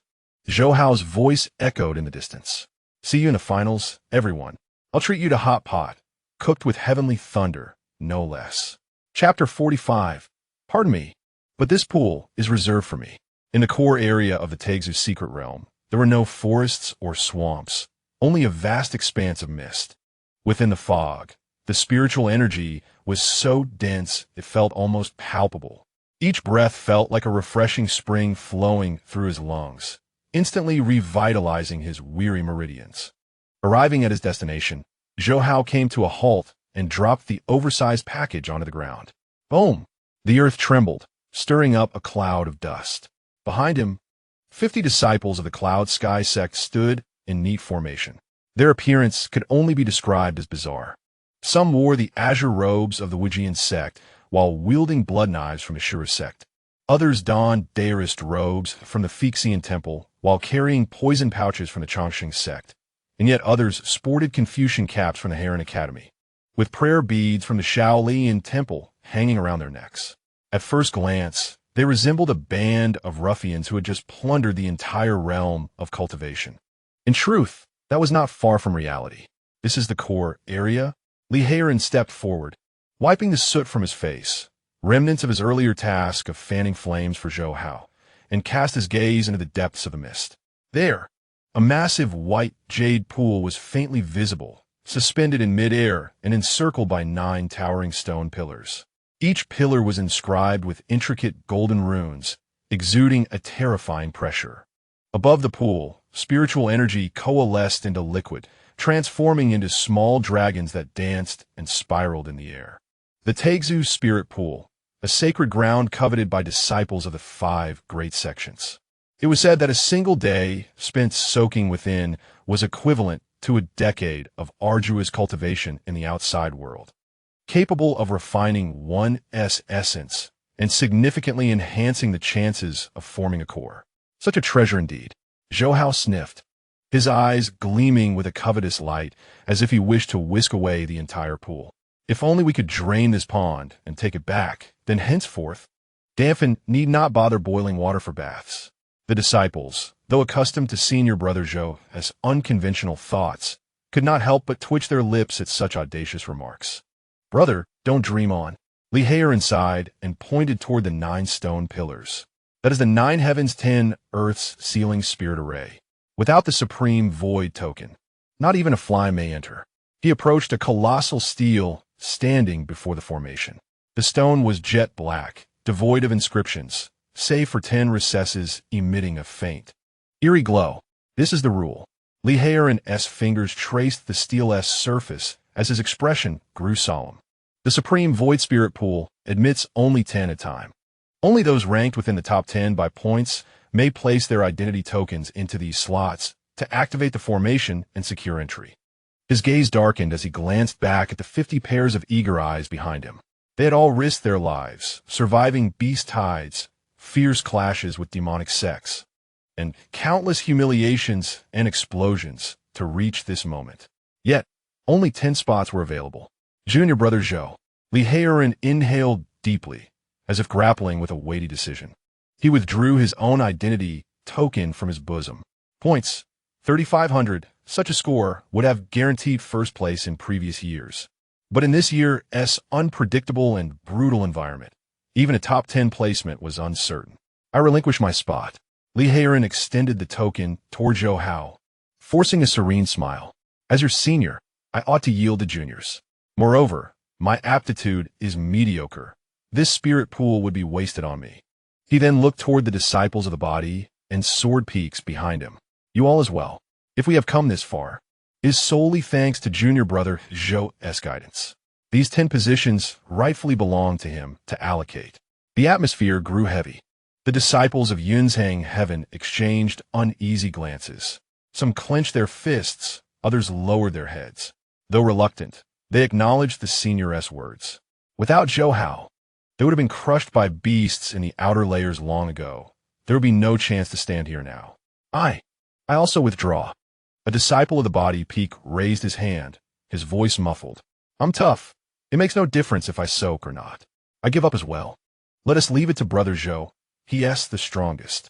One by one, more disciples raised their hands, a solemn act of self-effacement. Standing apart, Zhou Hao chewed on a blade of foxtail grass, silently observing the scene. TCH, he suddenly scoffed disdainfully. What is all this about?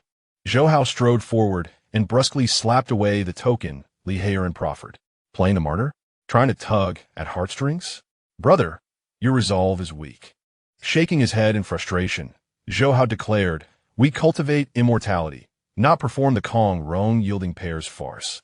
This yielding business is utterly pathetic. But there are only 10 spots. Li Heiren pressed anxiously. Who says there are only 10? Zhou Hao arched an eyebrow, gesturing to the stele. Does it say only 10 may enter? Well, no, it doesn't. Li Heiren hesitated, but there are only 10 slots. This has been the tradition throughout the ages. Zhou Hao chuckled, his laughter brimming with arrogance and provocation. Senior brother, have you forgotten what I said on the airship? He patted the bulging storage bag at his waist. Only through wealth can one grow stronger. In the face of absolute financial power, traditions are merely meant to be shattered. With a flourish, Zhou Hao unfastened the massive package on his back. In that instant, a dazzling radiance erupted. Hundreds of identity tokens piled on the ground like a small mountain. Tokens from the Wanjian sect, the Fixian temple, the Xiligan monastery, the Shura sect, the Chongqing cult, and the reincarnation hall.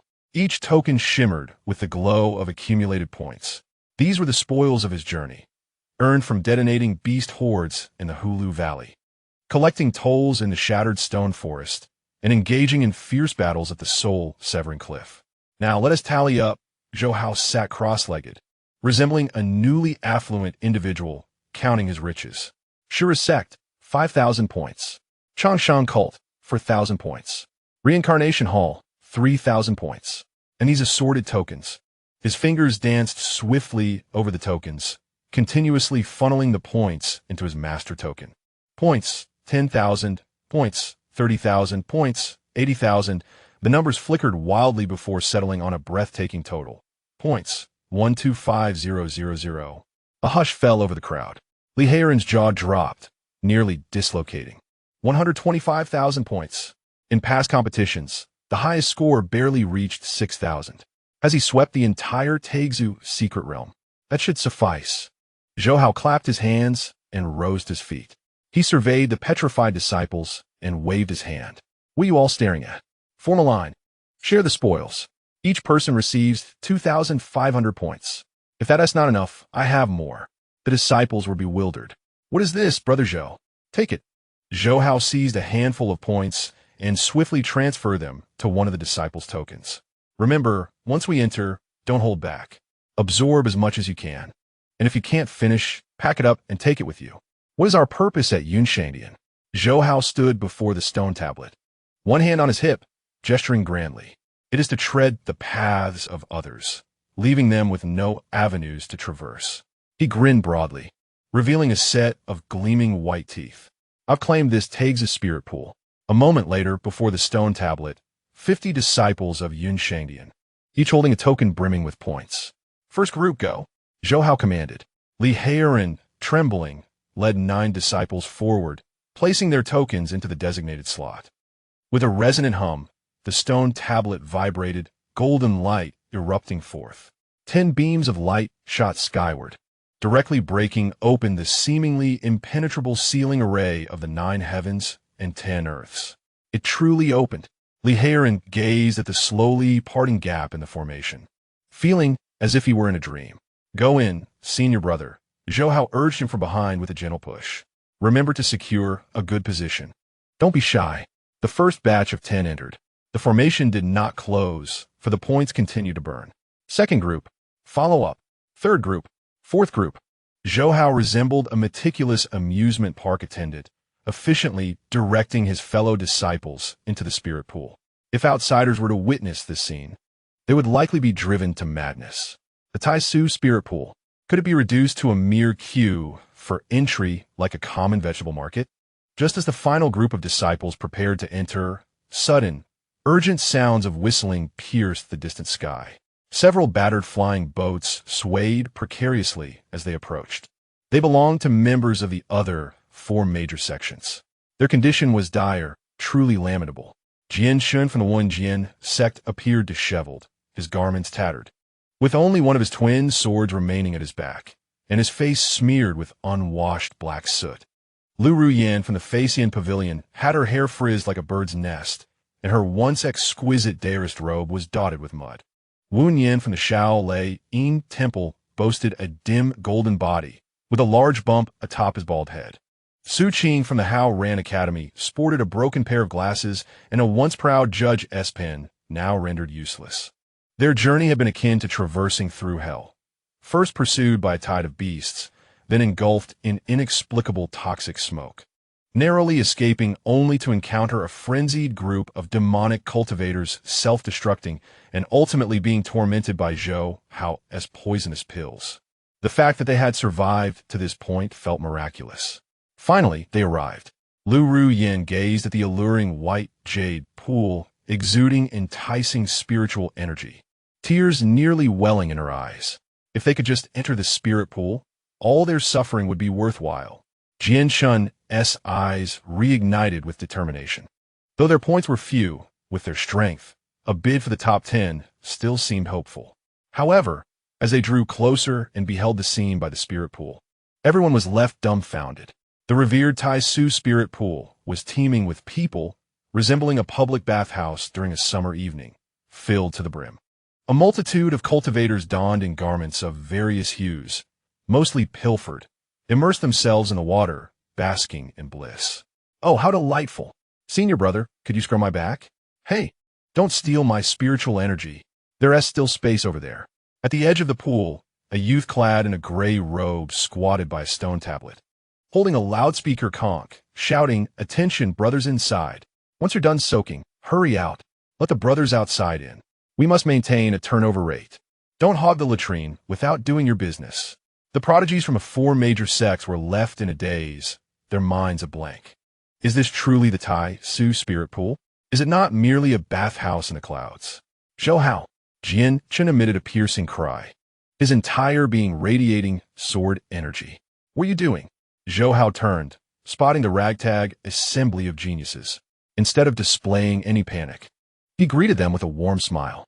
Ah, is that not senior brother Jian Chen? Zhou Hao rose, brushing off the dust from his backside. You arrived just in time. I was looking for you all. He gestured toward the spirit pool behind him, his expression one of feigned remorse. I'm afraid everyone today S allocation has been exhausted. This pool-Zhou Hao produced a wooden plaque inscribed with exclusively for Shang Tian from his bosom and planted it into the ground. We have reserved the entire venue. Reserve the entire venue? Su Qing trembled with rage, pointing at Zhou Hao. The Taisu spirit pool is a creation of heaven and earth. It belongs to those with fate. By what right do you monopolize it? Zhou Hao merely raised an eyebrow, offering no explanation. He silently produced his identity token, flashing it before Su Qing's eyes. Points 125,000. The string of zeros glimmered under the sunlight, nearly blinding Su Qing's titanium alloy eyes. It was solely on this basis that Zhou Hao retracted the token, a mischievous smirk curling at the corners of his mouth. Wealth allows for unfettered freedom. With a sudden gasp, Su Qing spat out a mouthful of blood, her eyes rolling back as she fainted from the sheer indignation. This is intolerable, Lu Rian shrieked, her hand igniting with a lightning talisman. Sisters, let's fight this rogue. Fight? Zhou Hao snapped his fingers. Instantly, 50 disciples from Shang Tian, who had been soaking in the pool, rose in unison. These 50 at the mid-stage of foundation establishment, with a few having already broken through to the late stage, exuded formidable auras that soared into the sky. Armed with treasures seized from demonic cultivators and clad in armor they had stripped from their foes. Their eyes sparkled with the vitality of a refreshing soak. Who dares to fight? The senior brother of the body peak cracked his knuckles, relishing the warmth from his soak and eager to stretch his limbs. The members of the four great sects exchanged glances, surveying their pitifully diminished ranks against the 50 robust warriors before them. Silence ensued, a deathly silence. What were they even fighting for? This was a blatant mismatch. The Wunyan monk folded his hands in prayer, a polite but awkward smile gracing his face. Amipa.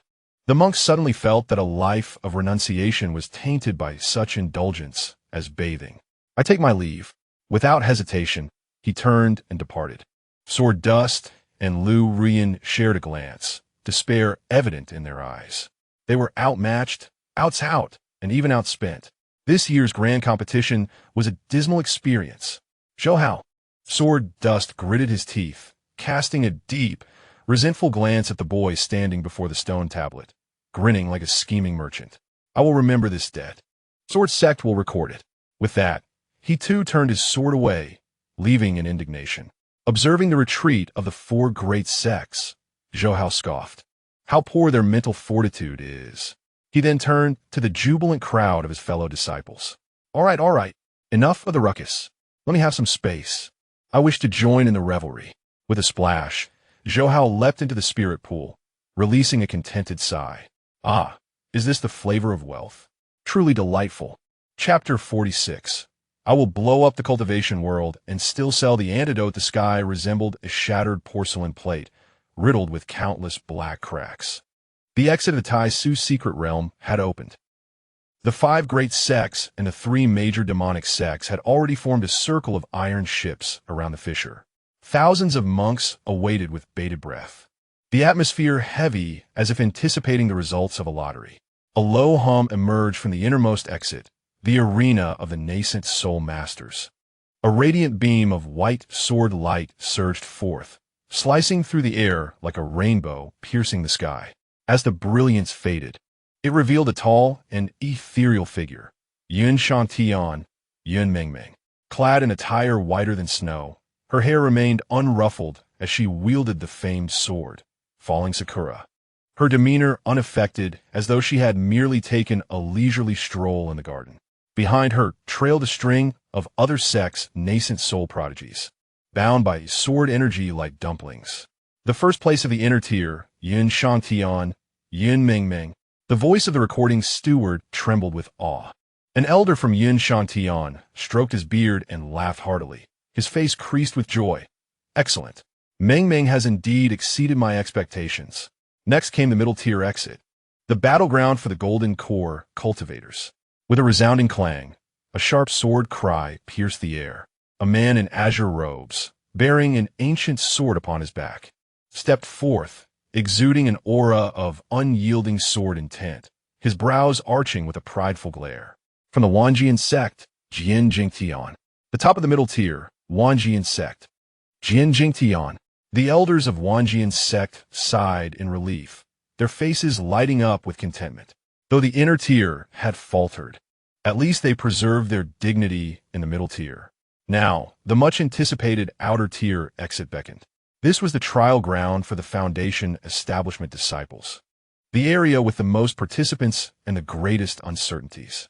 Who would seize the top position this time? Surely it would be Jianshun from Wanjian sect, having attained the profound sword intent of non-existence. Lu Rian from Fixian Pavilion was also formidable, mastering the divine thunder technique. The crowd buzzed with speculation. However, when the luminous curtain of the outer tier fluctuated violently, and the first group emerged, an eerie silence enveloped the arena. There was no soaring sword energy, no flickering lightning. Only a series of strange sobs echoed through the air. Wow, mommy, I want to go home. This realm of cultivation is terrifying and so filthy. A ragtag group of ragged Foundation establishment disciples stumbled forth, supporting one another.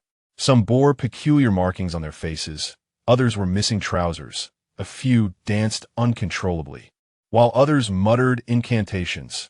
Believe in the light, believe in the light. Whether they hailed from the righteous path or the demonic sect, they resembled refugees who had just escaped from an asylum. What on earth has transpired? The elders from various sects jumped from their seats in shock. Just then, an audacious sound of a Suana horn blared from the exit. A boisterous procession emerged, striding forth with an air of brazen confidence. Leading the group was an individual clad in a drab robe, adorned with numerous storage bags at his waist, wielding a sound-amplifying conch, energetically directing his companions to play music. Let us be spirited. We are the champions. We must present ourselves as champions. Behind him, 50 disciples from Yin Shang Tian beamed with exuberance, fully equipped, all pilfered. And some even clutched half-eaten roasted chicken legs. This scene stood in stark, tragic contrast to the ragged group surrounding them. At the pinnacle of the outer ranks, the elder swallowed hard, his gaze fixed upon the leading youth, his voice hoarse and strained. Yin Shantian.Zhou Hao. The utterance of this name was akin to a fiery spark plunging into a powder keg. The disciples of various sects, who had been weeping, dazed, or dancing moments before, instantly appeared as if infused with a sudden vigor, turning in unison to stare intently at the gray-robed youth. Their eyes bore a complex mixture, a touch of grievance, a greater measure of resentment, and an overwhelming 90% of murderous intent. "Zhou Hao!" A piercing roar shattered the silence. From the ranks of the Wenjian sect, sword dust emerged, hair disheveled, clutching a broken sword, his sorrow and fury palpable as he charged forward. "You beast! Return my Tao heart!" His shout was like a clarion call to arms. "Zhou Hao, may you meet a dreadful end. Return my storage pouch. What on earth did you make me ingest? Why do I now feel compelled to rub against pillars?" Suddenly, thousands of Foundation establishment disciples, regardless of sect or alignment, united in unprecedented solidarity. Like a vengeful torrent with bloodshot eyes, brandishing their magical implements, they surged toward Zhou Hao. The scene was more terrifying than a beast tide. Zhou Hao was startled, nearly dropping the conch shell in his hand. Was it really necessary? Had he not merely taken a minuscule fraction of their points and incidentally tested their physical constitution? As he retreated, he pushed Li Heiren ahead. "Senior brother, hold the line. You are the eldest brother. Bear the responsibility. Responsibility, my foot."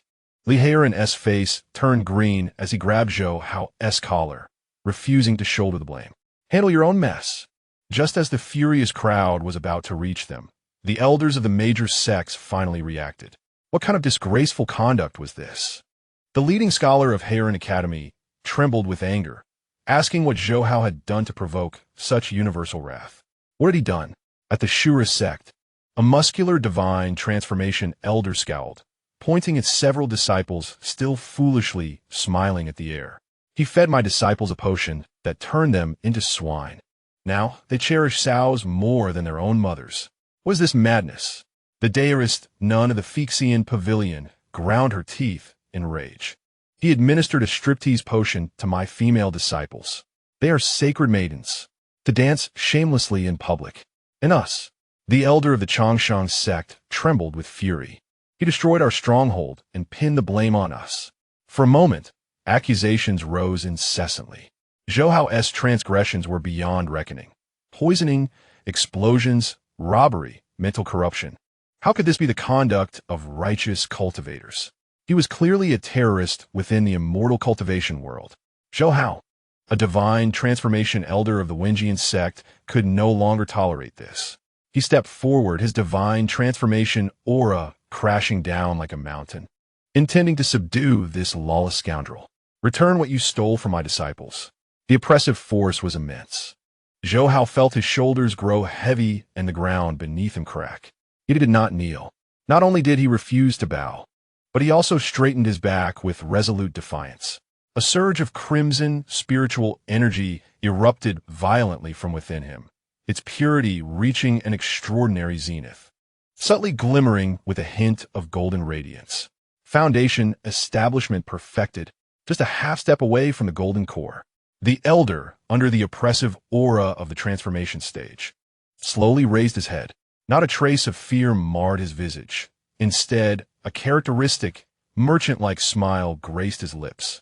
Let us speak reasonably. In the vast void secret realm, life and death are inconsequential, relying solely on one's abilities.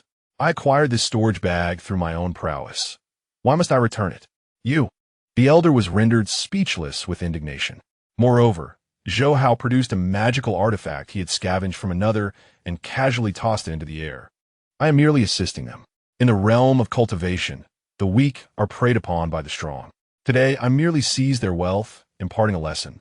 Should it have been a demonic cultivator, it would have been their very lives at stake. He turned to face the aggrieved crowd, who glared at him with fury, and bellowed, "Brothers, do you not agree with my reasoning? What nonsense!" Jian Shun trembled with rage. "You've broken my sword and used it as a firewood stick. Is this what you call a lesson? That serves to remind you that sword cultivators should not overly depend on external objects." Zhou Hao retorted confidently, "With a sword in one's heart, all things can become a sword. I am merely honing your sword intent." Jian Shun spat a mouthful of old blood, nearly fainting from the sheer audacity. Such shamelessness. Never have I encountered a person so brazen. Just as the situation threatened to spiral out of control, a cool, clear voice resonated from the flying vessel of Shang Tian. Real Master Yun, he descended gracefully, merely standing there. Her formidable sword intent severed all oppressive forces directed at Zhou Hao. The competition has concluded. Real Master Yun, he scanned the other sect elders with indifference. The scores are settled, and the victor is clear. What? Can't you accept defeat? Yun, the elder from the questioning sword sect's expression darkened. Your disciple from Shang Tian acts with such malice. Do you not intend to intervene? Malice? Real Master Yun glanced at Zhou Hao, a barely perceptible smile gracing her lips. I only see strategy. All is fair in war. Since the rules permit it, it is indeed reasonable. With a wave of her grand sleeves, she whisked away Zhou Hao and the other disciples of Shang Tian. Back to the sect. Commanding. Protective. She afforded no opportunity for the other sects to vent their outrage. Wait. Zhou Hao suddenly struggled. Master, wait a moment. What is it now? Real Master Yun, he furrowed her brow. I still have a transaction unfinished. Zhou Hao produced a large handful of antidotes, specifically designed to counteract the social death pill and the frenzied dance powder. He waved at the crowd below, still writhing and dancing. Friends, do you desire antidotes? Wish to cease your social demise? Produced by the Dan Peak of Shang Tian, honest and fair. Only 500 spirit stones each. Limited to today. Once the time passes, it will not be available. The crowd below was momentarily stunned. Then, a chorus erupted. I'll buy. I'll buy. Give me one. I can't take it anymore. Zhou Hao, you merchant. I'll purchase it. Countless storage bags flew up like raindrops. As Zhou Hao collected the money while tossing out the antidotes, his smile nearly split his face. Thank you for your patronage. We welcome you to visit again. Observing this scene, the elders of the various sects wore expressions as dark as soot-covered pots. They had been robbed of their points, publicly humiliated, and now had to spend money on antidotes? What a profound human misery. That elder from the surest sect, a master of the transformation stage, fixated his murderous gaze on Zhou Hao's departing figure. He must die. Otherwise, he would become a formidable threat to our demonic sect. Aboard the flying vessel, Zhou Hao counted the last of his spirit stones, letting out a contented burp. Delightful. This trip to the Void's secret realm not only secured him the top position in points, but also filled his coffers to overflowing. He had earned hundreds of thousands in spirit stones alone, not to mention the invaluable heavenly materials. Junior brother, Li Heron approached, his expression complicated. You've managed to offend the entire cultivation world this time. What I have to fear, Zhou Hao replied, patting his bulging pocket, his gaze set upon the horizon. The spiritual energy within him surged wildly. The thin veil separating the foundational and golden core stages was now so fragile that it could be easily pierced. Let them be offended. He clenched his fists, feeling the imminent transformation of power within him. Once I attain the golden core, the cultivation world will be shaken once more. As the winds swirled, the youth stood at the bow of the ship, with the vast mortal world behind him and the endless path of immortality ahead, along with countless unsuspecting victims awaiting his mischief. Chapter 47. Breaking Through to the Golden Core. Even the heavenly tribulation must obey physics in the celestial realm of Yunzong. At the peak of the Danfeng Mountain and the forbidden grounds of the Back Mountain, here lies the source of the fiery veins of Danfeng, the most concentrated area of spiritual energy in the entire Yunzong. Ordinarily, aside from the peak master, the esteemed Yun Yao, not even a mouse could infiltrate. Yet today, this place was sealed off. All unrelated personnel retreat 10 miles. The black iron guards of the Xingfeng surrounded the Back Mountain, leaving no room for intrusion. Yun Yao hovered in midair, clutching 2 heart-preserving pills, his expression tense, as if awaiting the birth of a child. Senior brother, is it really necessary? Beside him, the elder Yun Su crossed his arms, perplexed. Isn't it just the formation of a golden core? Our Yunzong produces several golden cores every year. Is such a grand spectacle warranted? You understand nothing. Yun Yao rolled his eyes. If it were anyone else forming a golden core, I wouldn't care. But this lad, he pointed at the cave enveloped in layers of formations below. His breakthrough is bound to bring chaos. The last time he refined Qi at the Cliff of Reflection, he altered the very landscape. Who knows what commotion he will cause this time in his attempt to form the golden core. Before he could finish his thought, a thunderous roar erupted from the depths of the earth. The entire Danfeng trembled violently. Following this, a crimson fire column erupted from the cave's apex, soaring into the sky like a volcanic eruption. That fire column was immense, a full 10 zhong wide. Its color was not an ordinary red, but an eerie, purplish red, crackling with blue electric arcs. By the heavens!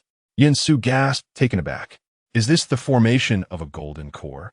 This must be the Earth's veins exploding. Silence. Yun Yao fixed his gaze on the fire column. That is Dan Fire. This lad's innate Dan Fire has mutated. In the sky, the previously clear and cloudless expanse was suddenly disturbed by the fire column, as dark clouds began to converge. Not merely ordinary clouds. Instead, it manifested as a suffocating, swirling vortex of tribulation clouds. At the heart of this tempest, golden lightning flickered ominously. Golden lightning tribulation. The expression of the clouds seeking immortal dramatically shifted. This was a heavenly tribulation that one only encountered at the nascent soul stage. How could this lad, who had merely achieved the golden core stage, attract such a phenomenon? It was because he was too favored by the heavens. The cloud medicine immortal smiled wryly, with his rare spiritual roots, coupled with the chaotic medicinal energies coursing through him. In that defiant, rebellious vigor, it seemed the heavens were intent on claiming him. Within the cave dwelling, Zhou Hao sat cross-legged at the center of a magma pool. His garments had long since turned to ashes, revealing a robust physique. Beneath his skin, red and blue lights intertwined in a frenzied dance. It was the elemental powers of fire and thunder clashing violently. Merge from me. Zhou Hao gritted his teeth, veins bulging on his forehead. He had consumed far too many potent elixirs within the void realm. The essence of millennium would charm demon pills, blood fiends' blood crystals, and the soul-collecting beads from the reincarnation palace had been refined within him. Yet their overwhelming energies continued to rampage through his body, particularly that blood crystal. It contained the essence of a blood fiend's life, imbued with a will of brutality and slaughter. At this moment, that will sought to erode his consciousness. Attempting to seize my body? Zhou Hao scoffed coldly. In my domain, the dragon coils and the tiger lies. He slammed his palm against the ground. Crimson fire cauldron, arise. With a hum, the already cracked crimson fire cauldron flew forth, hovering above his head. Let my body serve as the furnace, and my soul as the catalyst. I shall refine this malevolent aura. Zhou Hao formed intricate seals with his hands, casting profound incantations. This was no ordinary alchemy. It was the core-purging alchemy he had comprehended at the Cliff of Reflection, designed to forcibly fuse all rebellious energies through extreme compression and collision. Boom! The vortex of spiritual energy within him began to reverse. That blood-red malice was forcibly drawn into the center of the vortex, where it was mercilessly ground by the elemental forces of fire and thunder. Zhou Hao let out a pained roar. His meridians fractured one after another, only to be rapidly reconstituted under the immense vitality of the wood-charmed demon pill. It was a form of torment, yet he had to endure. Only by persevering could he condense the most perfect golden core. At that moment, crack! The rocky ceiling above him shattered completely. The first golden tribulation lightning descended, exuding an aura of annihilation. Come at me. Zhou Hao abruptly raised his head, eyes ablaze with madness. He did not employ a defensive artifact, nor did he evade. Instead, he executed an action that left all onlookers aghast. He lifted the crimson fire cauldron and hurled it directly at the descending tribulation lightning. Enter, you scoundrel! Clang! A deafening clash resonated as the crimson fire cauldron collided with the tribulation lightning in midair. The bolt, potent enough to obliterate someone at the perfected foundation establishment stage, was forcefully captured by the cauldron. Refined. Zhou Hao's consciousness sliced through, severing the connection between the lightning and the heavenly law. He then guided the crimson fire cauldron back towards himself. Opening his mouth, he swallowed the pulsating, thunderous essence within the cauldron. Gulp. Outside, in the ethereal realm, the esteemed immortal Yin found himself momentarily blinded, teetering on the brink of plummeting from the heavens. Had he truly consumed the heavenly tribulation? Such audacity is scarcely conceivable for a mortal. Within the confines of his cave, Zhou Hao was enveloped in smoke, his hair standing on end as he expelled a surge of electrified, dark aura from his lips. A belch escaped him, tinged with a peculiar numbness, yet undeniably potent. The tempestuous essence of thunder surged within him, instantaneously transforming into the purest energy, filling the final void necessary for his core formation. In the depths of his danshin, a colossal vortex of spiritual energy began to constrict abruptly. At that moment, all liquid spiritual essence crystallized, gradually coalescing into a sphere no larger than a pigeon egg, radiating a resplendent golden light. However, this golden elixir was far from ordinary. It bore intricate patterns of crimson flames, azure lightning, and even wisps of sanguine malevolence. A tricolored golden core, of superior quality. Nay, it was an immortal-grade treasure. Zhou Hao's eyes snapped open, two beams of tangible golden light shooting forth, piercing the rocky wall ahead. A formidable pressure characteristic of the golden core stage emanated from him, rippling outward with fervor. Boom! The ominous dark clouds above seemed to respond to this provocation, growing increasingly tumultuous. The second, third, and a full 9 bolts of tribulation lightning were brewing. Is it not over yet? Rising to his feet, Zhou Hao stretched his neck, resolute. If the heavens refused to retreat, then he would compel them to do so. He retrieved from his storage pouch the undying heart of the Chongqing sect, which he had withheld from use in the Void Secret Realm. He also procured a broken flying sword, severed in 2 from the hands of a disciple of the Wanjian sect, and several enhanced Red Lotus explosive pills. With a flourish, He packed these items into the crimson fire cauldron. Then, with a gesture resembling a basketball shot directed at the tumultuous clouds, he initiated a move he dubbed Ascension Express. Whoosh! The crimson fire cauldron transformed into a streak of red light, soaring upward into the very heart of the tribulation clouds. Boom! The heavens erupted in brilliance. The once mighty tribulation cloud succumbed to a violent internal explosion, scattering into a kaleidoscope of colors that rent the darkness asunder. Not a trace of a tempest remained. Sunshine cascaded down anew, illuminating Zhou Hao, bare-chested amidst the ruins, basking in golden radiance. He extended his hand, catching the remnants of the now-defunct crimson fire cauldron as they descended from above, a smile curling at the corners of his mouth. The Golden Core stage, here I come. Chapter 48.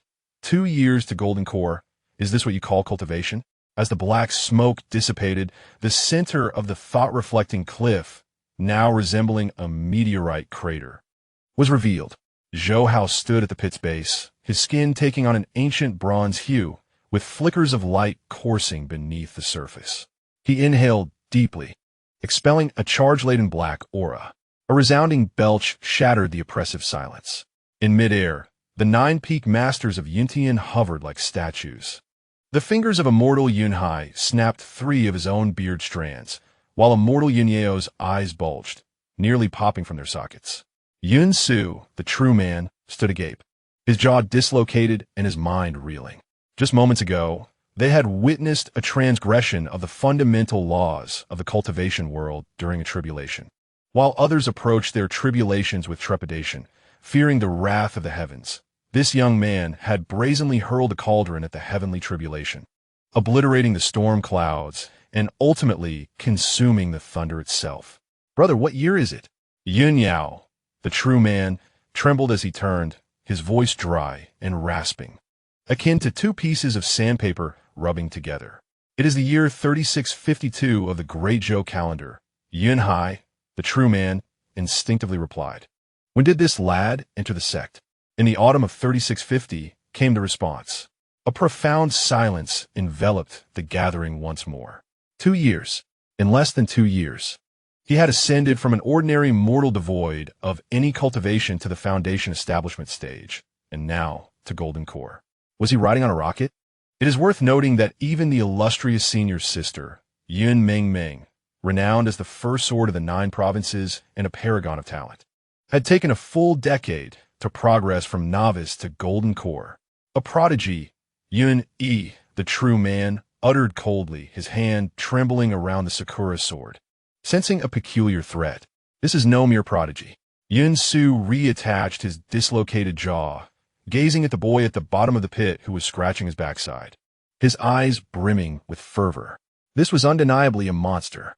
2 years to achieve Golden Core, and judging by his physical strength, he was even sturdier than I was back then. At the bottom of the pit, Zhou Hao was oblivious to the scrutiny of the esteemed figures above. His focus remained solely on his dantian.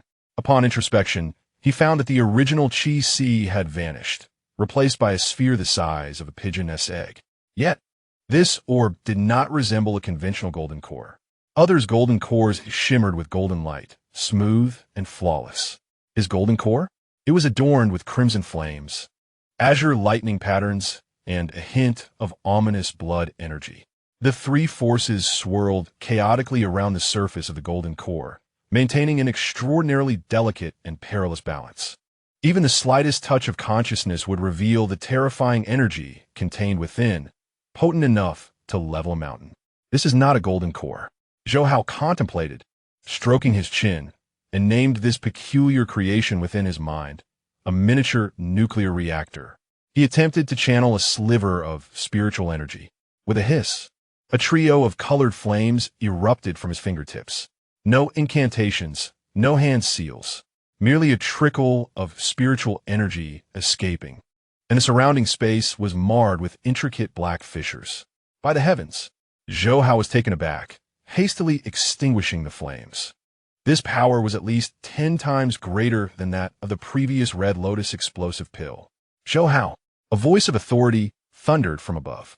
Yunhai, the true man, descended slowly, accompanied by 8 peak masters. The aura of the amalgamated phase experts surged forth, instantly pacifying the tumultuous spiritual energy surrounding the thought reflection cliff. Disciple present. Zhou Hao promptly adopted a compliant demeanor, arms at his sides, standing at attention to greet his sect leader, his master, and the esteemed elders. I hope my earlier commotion did not disturb your midday rest. Enough with the chatter. Yin Yao, the true man, stepped forward, his bony hand gripping Zhou Hao's pulse point like a claw.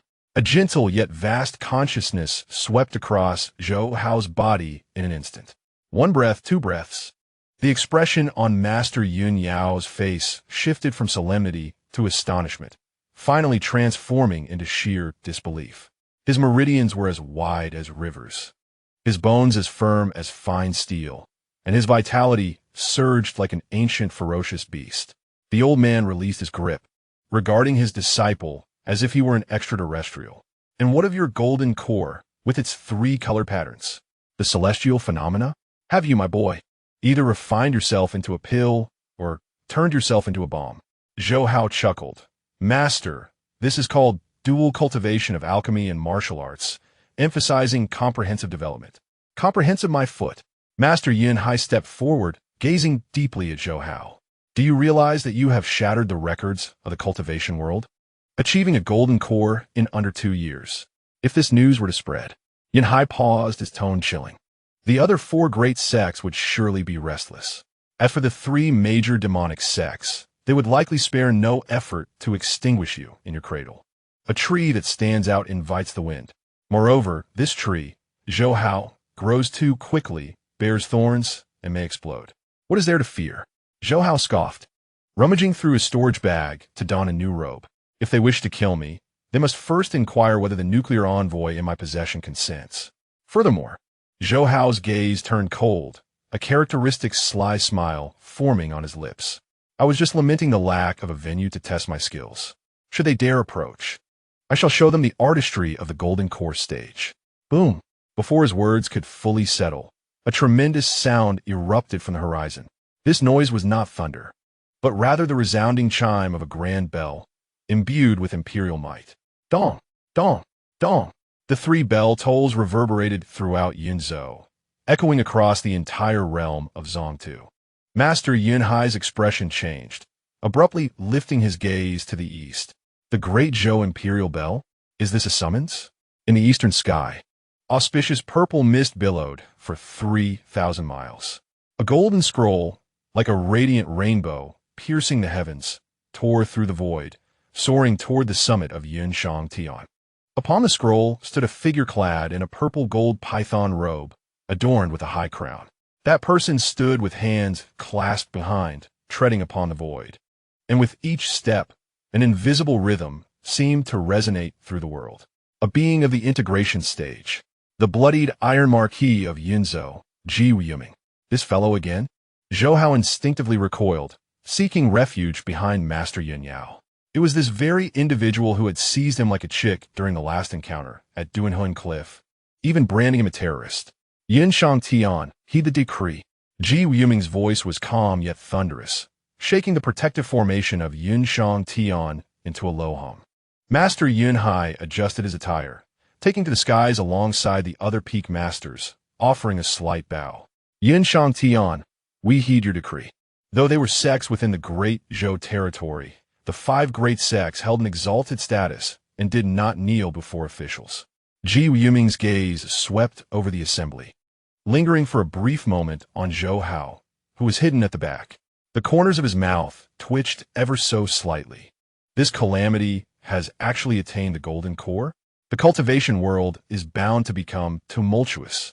Ji Yuming unfurled the golden scroll and proclaimed with a resonant voice, by the mandate of heaven, the Emperor decrees, today, as the demonic forces grow rampant and the tribes of monsters stir, the situation in the realm becomes increasingly turbulent. My heart is filled with deep concern. To bolster the prestige of humanity, I shall select the most extraordinary talents and hereby announce to the world. The originally scheduled competition among the 5 great immortal sects will be elevated to the grand competition of all immortal sects. Upon these words, The crowd erupted in astonishment. All immortal sects? This indicated that it was not limited to merely the 5 great sections. Those from second-rate sects, third-rate families, hidden clans, and even solitary cultivators, as long as they meet the criteria, may participate. This is indeed a grand movement for universal cultivation. Ji Yuming continued to recite. All those under the age of 30 with foundational cultivation or above may register. The competition will be held in the entirety of the Taizhou secret realm, open to all. The champion shall be granted a guest token from the great Zhou imperial family, rewarded with a supreme spiritual treasure, and allowed to select a cultivation technique from the royal treasury. Furthermore, I shall personally observe the battle. Thus it is decreed. Boom! This final statement was the true bombshell. The emperor of Great Zhou, the legendary figure second only to true immortals, a consummate being at the peak of the fusion stage, and rumored to be on the verge of true immortality, would personally witness the competition. The significance of this was monumental. Accept the decree, Master Yun. Ji Yuming closed the scroll and casually tossed it to the real person Yunhai. This time, the emperor had truly invested heavily. Ji Yuming regarded real person Yunhai, his expression laden with meaning. Not only the 5 great sects, I have heard that even the young assassins from the Dark Pavilion, the heirs of the Tianshu Valley, and even the young prince of the South Sea Dragon clan will come to join the fray. This competition is a true breeding ground for talent. Real person Yunhai received the imperial decree, his countenance serious. A breeding ground for talent. To throw all the geniuses of the realm into a crucible, allowing them to battle each other until only one survives, who would then be crowned as the king of Gu. What a grand scheme the great Zhou Emperor has devised. Thank you for conveying the decree, my lord. Real person Yunhai cupped his hands in respect. Ji Yuming nodded and once again scanned the crowd, his gaze landing on Zhou Hao. Zhou Hao, present. Zhou Hao reluctantly poked his head out. The emperor has heard of your illustrious deeds at the soul-severing cliff. A peculiar smile, rare for Ji Yuming, flickered across his ice-cold countenance. The emperor finds you quite intriguing. He eagerly anticipates what new marvels you will present in this competition. With that, Ji Yuming swept his sleeve, transforming into a beam of golden light that vanished into the horizon, leaving Zhou Hao standing in place, bewildered by the wind. Intriguing? Zhou Hao rubbed his nose, feeling a chill run down his back. To be considered intriguing by a quasi-mortal powerhouse was undoubtedly not a good omen.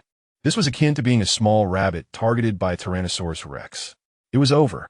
Li Heiran had unknowingly approached, gazing at Zhou Hao with a look of sympathy. Junior brother, you have caught the emperor's eye. You are likely to be the biggest target in this competition. Target? Zhou Hao suddenly laughed. Looking at the pulsating 3-colored flame in his hand, the trepidation in his eyes dissipating, replaced by an exhilarating thrill that sent shivers down Li Heiran's spine. Brother, you are mistaken. The more participants there are, the greater the chaos. The more chaotic it becomes, the greater the expanse for my artistry. Zhou Hao turned around, gazing at the group of sect leaders still grappling with the imperial decree, and proclaimed loudly, Master, sect leader, since this is the grand competition of the world, shall we not conduct a pre-battle mobilization in Shang Tian?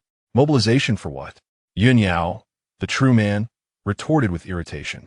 Of course, Zhou Hao rubbed his hands together, his eyes glinting with the shrewdness of a merchant.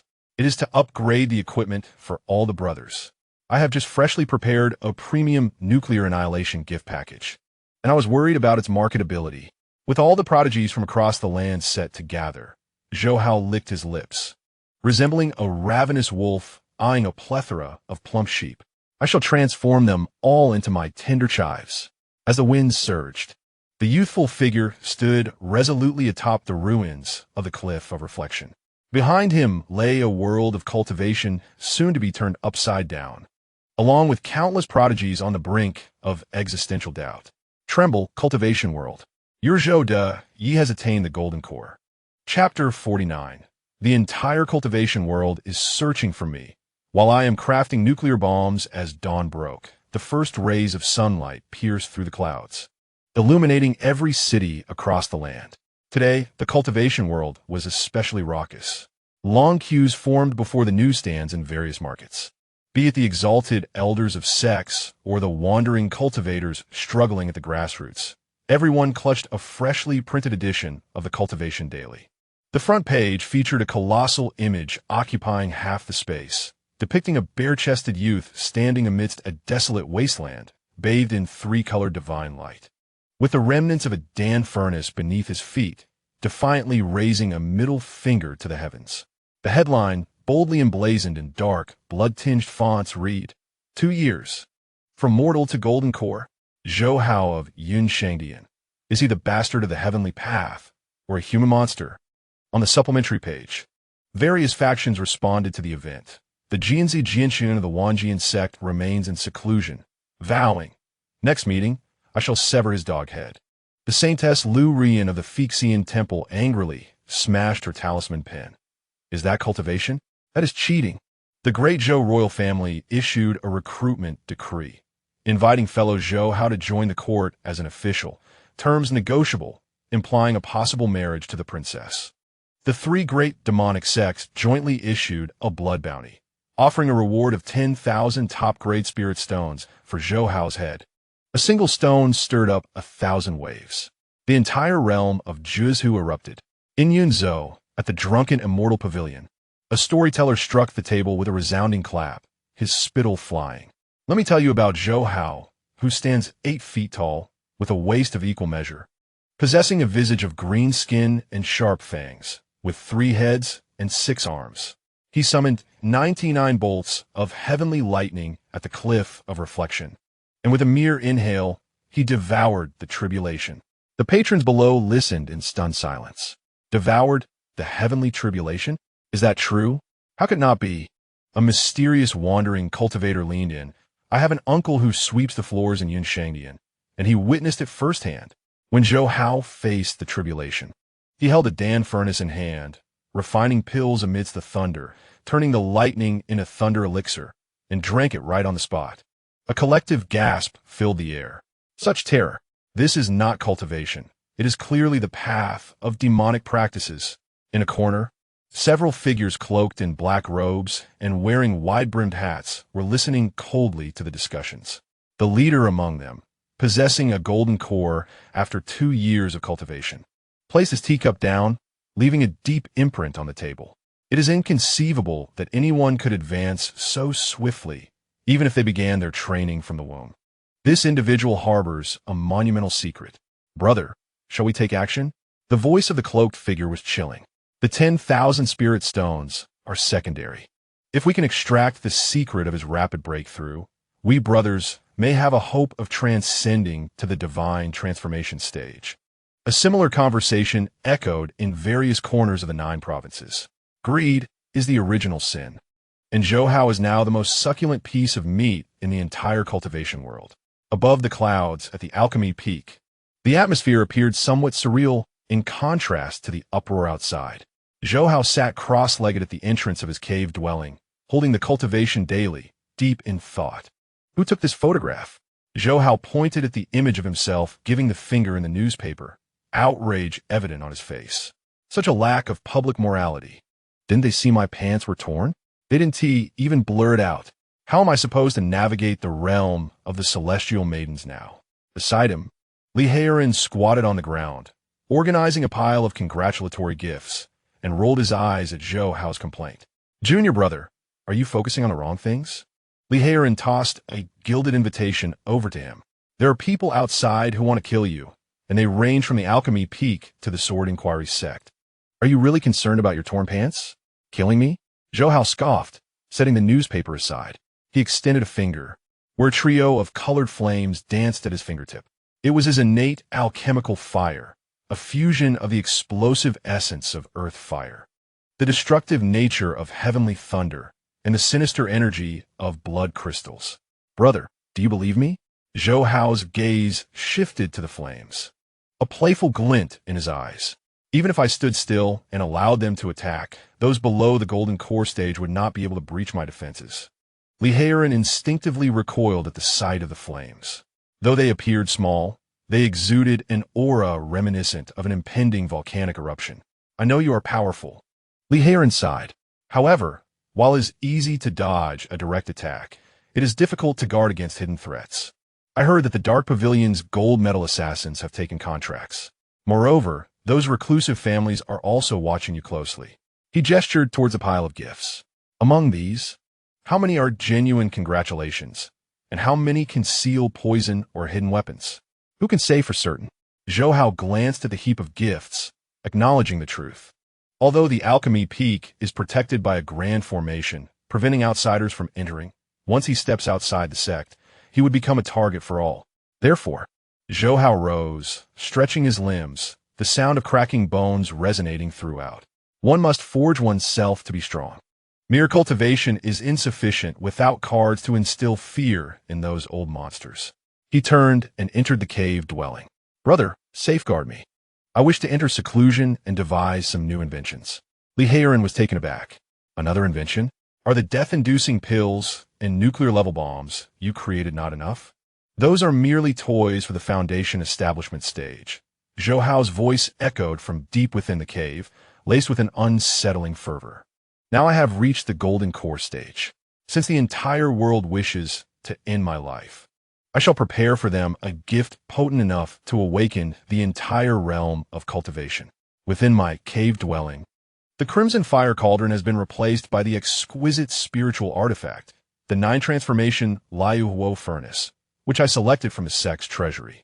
This furnace, resplendent in a hue of crimson gold, is inscribed with intricate fire-based formations, capable of withstanding the scorching flames of the nascent soul stage. With a flick of my hand upon my storage bag, a myriad of peculiar items cascaded forth. The sea-calming pearl, gathered from the void's secret realm, serving as the core. The immortal blood crystal, obtained from the Changshan sect to be used as fuel, and remnants of the heavenly tribulation collected during my lightning trials, which will serve as the fuse. Traditional alchemy emphasizes the balance of yin and yang, with gentle medicinal properties. As I sorted through the materials, I mused, however, my path of alchemy seeks extreme compression. I lifted the sea-calming pearl, a gem imbued with the strength of the ocean, weighing tens of thousands of pounds. If I were to compress my tricolor flame into this pearl, the volatile combination of water and fire would result in a cataclysmic explosion. It was a madcap idea, for the incompatibility of water and fire is a fundamental truth in the cultivation world. Force fusion would only lead to calamity. Yet, I remained undeterred. I wield a consciousness as sharp as a blade and flames as fierce as hell. Mirje. Boom. Within the 9-transformation Liu Huo furnace, the tricolor flames erupted instantaneously. My hands moved with blinding speed, casting intricate spells as I embarked on a perilous endeavor, inscribing formations within the sea-calming pearl. Not ordinary formations, but rather a nuclear annihilation array. The first layer, an energy-gathering formation. The second layer, a compression formation. The third layer, an unstable trigger formation. Beads of sweat trickled down my forehead as I pushed my golden core consciousness to its limits, akin to a finely honed surgical instrument, meticulously carving within the minuscule core of the pearl. A moment's carelessness could lead to a catastrophic explosion, obliterating not just my cave, but the entire alchemical peak. As time ticked by, 1 day, 2 days, on the third night, a faint yet resonant hum emanated from the furnace, sending tremors through my very soul. Success. I opened my eyes wide, bloodshot yet gleaming with intensity. The furnace lid flew open, revealing a pearl the size of a longan, its surface a dark golden hue. Slowly floating into view. At first glance, it appeared unremarkable, devoid of luster or fluctuation, resembling an ordinary iron ball one might find on the roadside. However, as I cradled it in my palm, I felt its weight, a burden 10 times heavier than the previous sea-calming pearl. Moreover, the essence of an ancient beast seemed sealed within, a destructive aura tightly confined, promising to unleash devastation upon release. This object, I swallowed hard, acutely aware that its power transcended the golden core stage. Even a formidable cultivator at the early nascent soul level would not emerge unscathed from such an encounter. Zhou Hao raised the pearl, directing its light toward the illumination. The persuader of truth, he mused. After all, There exists nothing in this world that truth cannot persuade. If there were, then let us have another pearl. At that moment, an alarm was triggered outside the cave. Li Heiren's anxious voice echoed, "Junior brother, this is bad. Something has happened." Zhou Hao tucked the pearl away and exited the cave. "What is it, senior brother? Is the sky falling?" Li Heiren, drenched in perspiration, clutched the communication talisman, his complexion pale. "It's more severe than the sky collapsing. I just received word that a patrol team from Sword Peak has gone missing at Blackwind Ridge, over 1,000 miles from the sect. The team leader is a direct disciple of Master Yun Yi, and also your benefactor, senior sister Yun Mingming's cousin." Zhou Hao paused. "So what if they're missing? What does it have to do with me? I'm not a babysitter. The key point is..." Li Heiren thrust the talisman into Zhou Hao's hands. The scene bore the mark of the Eternal Life sect. Furthermore, they explicitly named you, demanding your presence for the ransom. Zhou Hao unfurled the talisman, revealing a single line of blood-red characters. "Zhou Hao, if you wish for the lives of the captives, come alone with your alchemical formula to Blackwind Ridge. Should you dare to bring assistance, we shall execute them." Li Changsheng, Eternal Life sect. Li Changsheng? Zhou Hao narrowed his eyes. The very leader of the Eternal Life sect, who had been left with but one eye and half a life due to his schemes. This old rascal is still alive? And he dares to kidnap someone from Shang Tian to threaten me? "Junior brother, do not act impulsively," Li Heiren urged, flustered. "This is clearly a trap. Li Changsheng has surely set a snare waiting for you. We should report this to the sect, and let Elder Xingfeng handle it." "Report to the sect?" Zhou Hao chuckled, crumpling the talisman into a ball, a flicker of flame in his palm, turning it to ash. "Senior brother, do you truly believe that if Li Changsheng dared to kidnap someone, he would not anticipate our report? The moment the sect mobilizes, he will undoubtedly tear up the ransom and flee." "What then?" Li Heiren inquired. "Since he has summoned me," Zhou Hao patted the bulging storage bag at his waist, containing his freshly crafted persuader of truth and several hundred improved Red Lotus explosive pills, "I shall pay my old friend a visit. Moreover, I am in need of a venue to conduct practical tests for my new products." Zhou Hao's gaze turned icy. The usual playful demeanor faded away, revealing the coldness of a predator. Those who dare to lay hands on Shang Tian, who dare to threaten Zhou Hao, Li Changsheng, your path has narrowed. Blackwind Ridge, a perilous location on the border of Yun province, perpetually shrouded in ominous winds that hinder the penetration of divine awareness. At this moment, within the depths of a dilapidated temple nestled among the mountains, Li Changsheng sat upon a skeletal chair, malice flickering in his solitary eye. His left arm had been replaced with a mechanical prosthetic inscribed with bizarre runes. Surrounding him stood a dozen cold-breathed death warriors of the Eternal Life sect, each one possessing perfected foundational cultivation. In the center of the grand hall, several unconscious disciples of Shang Tian were bound to a pillar. "Master," one of the death warriors whispered, "do you truly believe Zhou Hao will come? It is said that this individual is exceedingly fearful of death, cunning as a fox." "He will come." Li Changsheng caressed his mechanical arm, his voice hoarse. "Although this man is shameless, he is profoundly loyal." He cast a glance at a massive array beside him. "I've already set up the soul-locking killing array here. As long as he dares to step into Blackwind Ridge, even if he is at the Golden Core stage, he will find it impossible to escape. This time, I shall return the suffering he has inflicted upon me 1,000-fold. I intend to forge him into my new puppet." Just then, a sound akin to a piercing arrow echoed from outside the mountain. Li Changsheng abruptly raised his head, an astonishing killing intent igniting in his singular eye. "He has arrived." With a wave of his hand, he commanded, "Positions, everyone. Prepare." However, his words were not fully uttered. Boom! With a resounding crash, the roof of the dilapidated temple was violently lifted away. It was not the wind that did this, but a colossal, golden brick akin to a meteor that had struck it. Following this, a voice, brimming with arrogance and amplified by a spell, resonated throughout the skies of Blackwind Ridge. "Li Changsheng, I am your Uncle Zhou. I have come to deliver your end." Whoosh, whoosh, whoosh. Accompanying the voice were countless red pills raining down like a shower of blossoms. Each one radiated a disquieting heat. This is bad. They're the explosive pills. Li Changshan's expression changed dramatically. Defense. Rumble, rumble, rumble. Black Wind Ridge exploded. Zhou Hao hovered in midair, standing upon the void, holding a massive burlap sack. He gazed at the temple below, which had instantly transformed into a sea of flames. A cruel smile curling upon his lips. A trap? In the face of overwhelming firepower, all tactics are rendered futile. Captain Li, times have changed. We have now entered the era of nuclear annihilation in cultivation. Chapter 50. Uncle Yunhai, what package did you order at the Haoan sect? The wind howled, tearing the clouds into wisps. A pitch-black, wildly designed flying vessel was darting rapidly above the clouds, its rear emitting a blue spiritual flame, leaving behind a lingering white streak.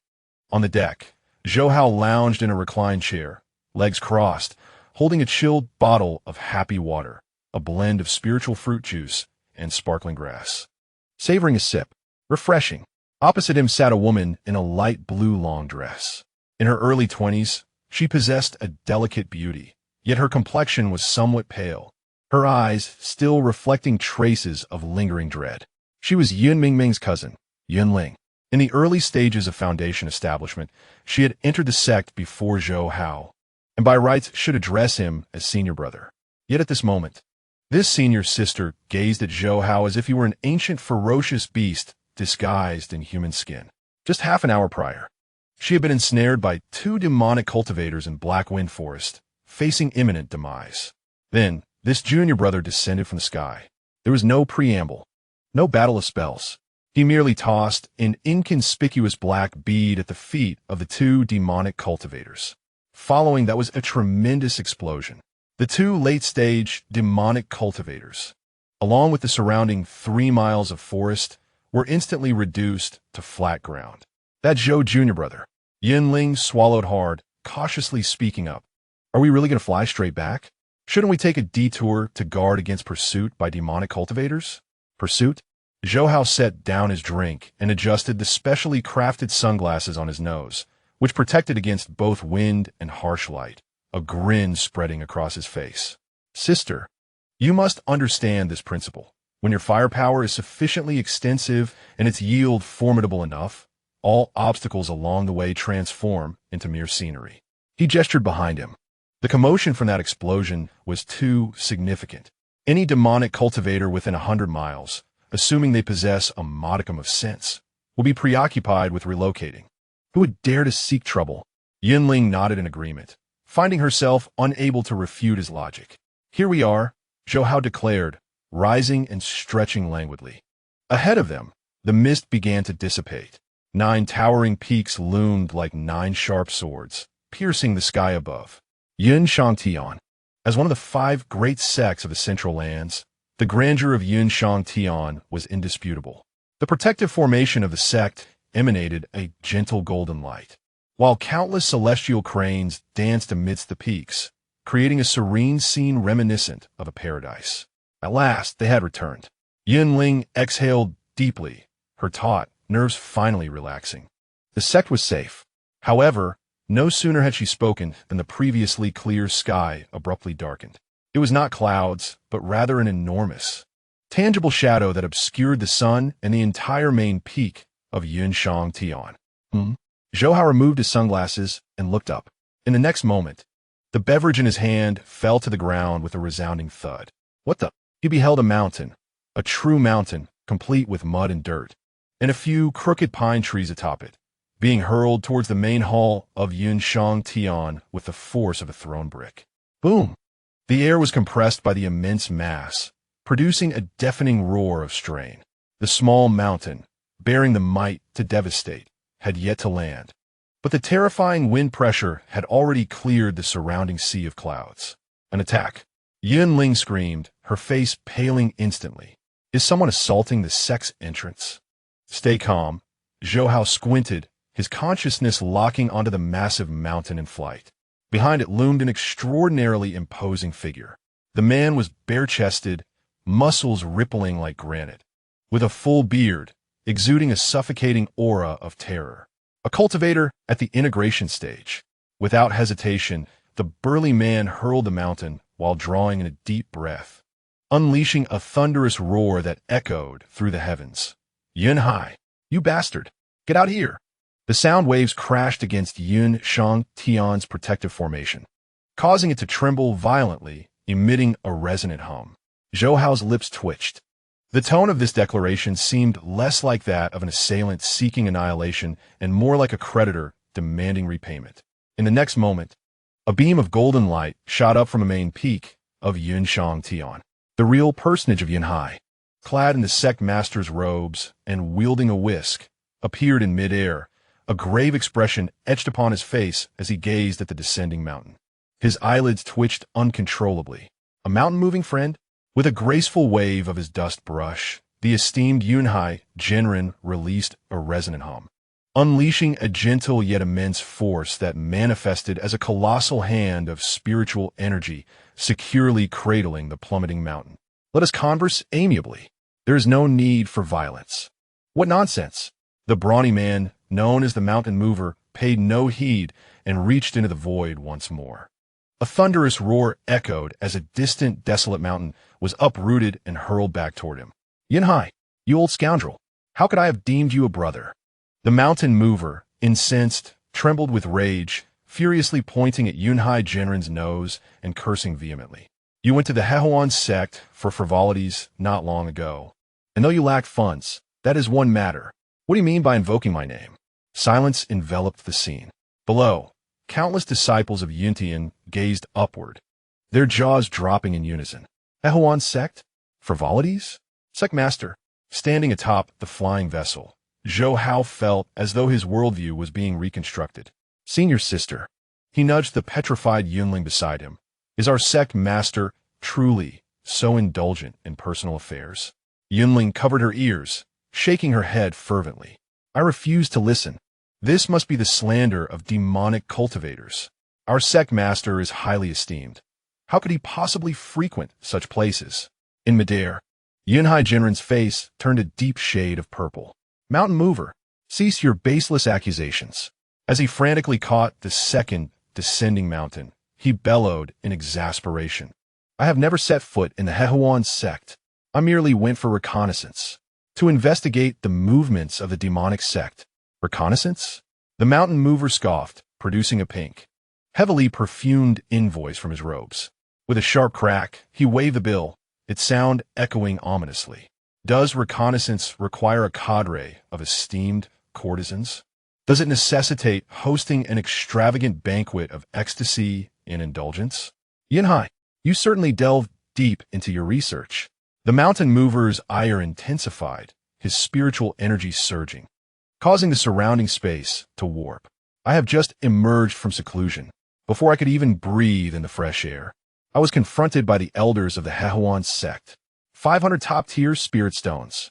A full 500. His voice cracked with a hint of sorrow, a testament to his heartache. "I have saved for 300 years to amass such a fortune, and now it is all to repay your debts. 500 top-tier spirit stones." Zhou Hao gasped in disbelief aboard the flying vessel. What does this even signify? One top-tier spirit stone is equivalent to 100 upper tier, 1,000 middle tier, and 100,000 lower tier. 500 top-tier spirit stones amount to 5 billion lower-tier spirit stones. Such a sum could easily purchase the life of a nascent soul cultivator. It could even procure half a lower-tier spiritual treasure. The sect master Zhou Hao swallowed hard, a flicker of admiration glimmering in his eyes. Has he effectively bought the Hehuan sect? Or did he order some divine package within? 500. Yun Hai Jinren in midair was equally taken aback. His hand trembled as he caught the mountain, nearly casting it towards Danfin. "Impossible. Absolutely impossible," he shrieked. "Though I may have been coughing that day, and perhaps indulged a bit too much, I only ordered 2, no 3 performers. Even with that jug of intoxicating elixir, it would only amount to 50 superior spirit stones. How could it possibly be 500 exquisite ones? This is nothing but extortion. Outrageous extortion." The Mountain Mover had completely lost his composure. The elder of the Harmony sect proclaimed that after indulging in drink, one must foot the bill for the entire gathering. even dancing atop the table and declaring that tonight's expenses would be covered by this young master. In the end, he even smashed the sect's treasured harmony bell. Yunhai, return the money. Boom. The mountain mover ceased hurling mountains. He transformed into a golden comet, radiating an earth-shattering aura, and charged directly at the real man of Yunhai. If you do not repay, I shall dismantle your Shang Tian to settle this debt. Madman, allow me to explain. The real man of Yunhai, frightened, dropped his feathered duster and fled. The two formidable beings in the integration stage engaged in a uniquely thrilling chase above the peak of Shang Tian. Bang! Boom! Repay. I truly have no money. The terrifying residual energy of spiritual power radiated outward, shaking the protective formation of the sect to its very core. Below, several peak leaders of Shang Tian were also shaken out of their reverie. The Alchemy peaks Yun Yao Real Man, the Sword peaks Yun Yi Real Man, and the Law peaks Yun Xing Real Man stood atop their respective mountains, observing the spectacle above with expressions ranging from amusement to astonishment. Ahem, Yun Yao Real Man, hands clasped behind his back, gazed skyward, feigning contemplation of the cloud's movement. The weather is quite pleasant today. Indeed, beside him, the expressionless Yun Xing Real Man, his fingers whitening around the sword of punishment, inquired, Master Brother, how should the sect handle this matter according to the rules? According to the rules? Yun Yi Real Man coldly uttered two words, slightly drawing his longsword. By the rules, engaging with the demonic sect and tarnishing the sect's reputation warrants execution. However, this money, Yun Wei Real Man from the Food Peak, holding a chicken leg, timidly asked, it seems our sect account does not suffice for 500 exquisite spirit stones? The peak leaders fell silent. Indeed, it was insufficient. Although Shang Tian was grand and prosperous, its expenditures were equally vast. 500 exquisite spirit stones would require selling off an entire peak to gather. Perhaps Yin Su Real Man scratched his bald head, proposing, we should hand over the sect leader, let him work in the Harmony sect to repay his debt. Agreed. Agreed. Excellent. The peak leaders reached a consensus. On the flying vessel, Zhou Hao observed the unfolding scene, unable to suppress a shake of his head. This sect is doomed. He turned to see Yinling, completely in disarray, squatting on the ground and drawing circles. Senior sister, stop drawing. Zhou Hao maneuvered the vessel to evade the two formidable beings battling above and quietly descended toward the Alchemy peak. This is the realm of cultivation, cruel and absurd. One must simply grow accustomed to it. At the back mountain of the Alchemy peak, as soon as Zhou Hao landed, he spotted Li Heiran squatting beside the medicinal field, sorrowfully pulling out weeds. Senior brother, Zhou Hao leapt from the vessel, greeting him warmly. What are you doing? Watching a show? Aren't you going to partake in such a grand spectacle in the sky? What show? Li Heiran sighed, pointing skyward.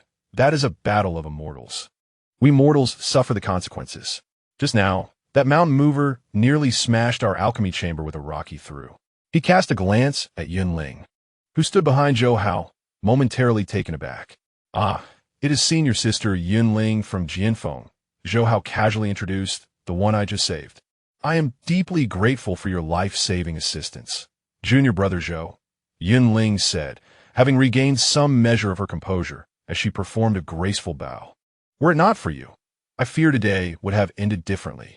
Ah, family does not speak of such matters, Zhou Hao replied, waving his hand dismissively, embodying a sense of righteousness. As disciples of Shang Tian, it is only natural for us to assist one another. Expressing gratitude feels rather mundane. He paused, rubbing his fingers together. However, if senior sister truly feels indebted, perhaps a casual offering of a few thousand contribution points would suffice. I am not particular. At that moment, the battle in the heavens seemed to reach a temporary halt. After all, Master Yunhai was fighting on his home turf, utilizing the power of the protective array to barely subdue the rampaging Master Banshan. Brother Banshan, calm down, calm down. Master Yunhai's disheveled hair and one blackened eye indicated he had endured a blow. This money, I accept it. Accept it? Master Banshan stopped his onslaught, panting heavily. When will you repay me? Can we arrange an installment plan? Master Yunhai's face contorted with pain. 500 premium points were indeed excessive. I will return 50 first, and the rest can be repaid over 100 years? 100 years. What do you take me for, a tortoise? By then, the yellow flowers will have wilted. Then what do you propose? Master Yunhai retorted, desperation evident. He had no money and his life was at stake. If it comes to that, you might as well relocate my peaks. Master Ban Shan's eyes glinted with mischief as they traveled over the various peaks of Shang Tian. Ultimately, his gaze settled on Dan Peak, or more precisely, on Zhou Hao, who had just landed. Master Ban Shan let out a soft exclamation, swiftly appearing on the mountainside of Dan Peak. An overwhelming pressure descended, forcing Li Heiren and Yun Ling to the ground, rendering them immobile. Only Zhou Hao, though his legs trembled, gritted his teeth and stood upright. Senior, he managed to muster a smile that was more pitiable than sorrowful. There is a principle of accountability. The one who owes money is that old man up there. I am merely a small fry in the qi refining, or rather, foundation establishment stage. I have no money. You young one. Master Ban Shan disregarded his ramblings, his large, bell-like eyes fixated on Zhou Hao. His nostrils flared slightly. Do you possess the scent of dragon blood grass?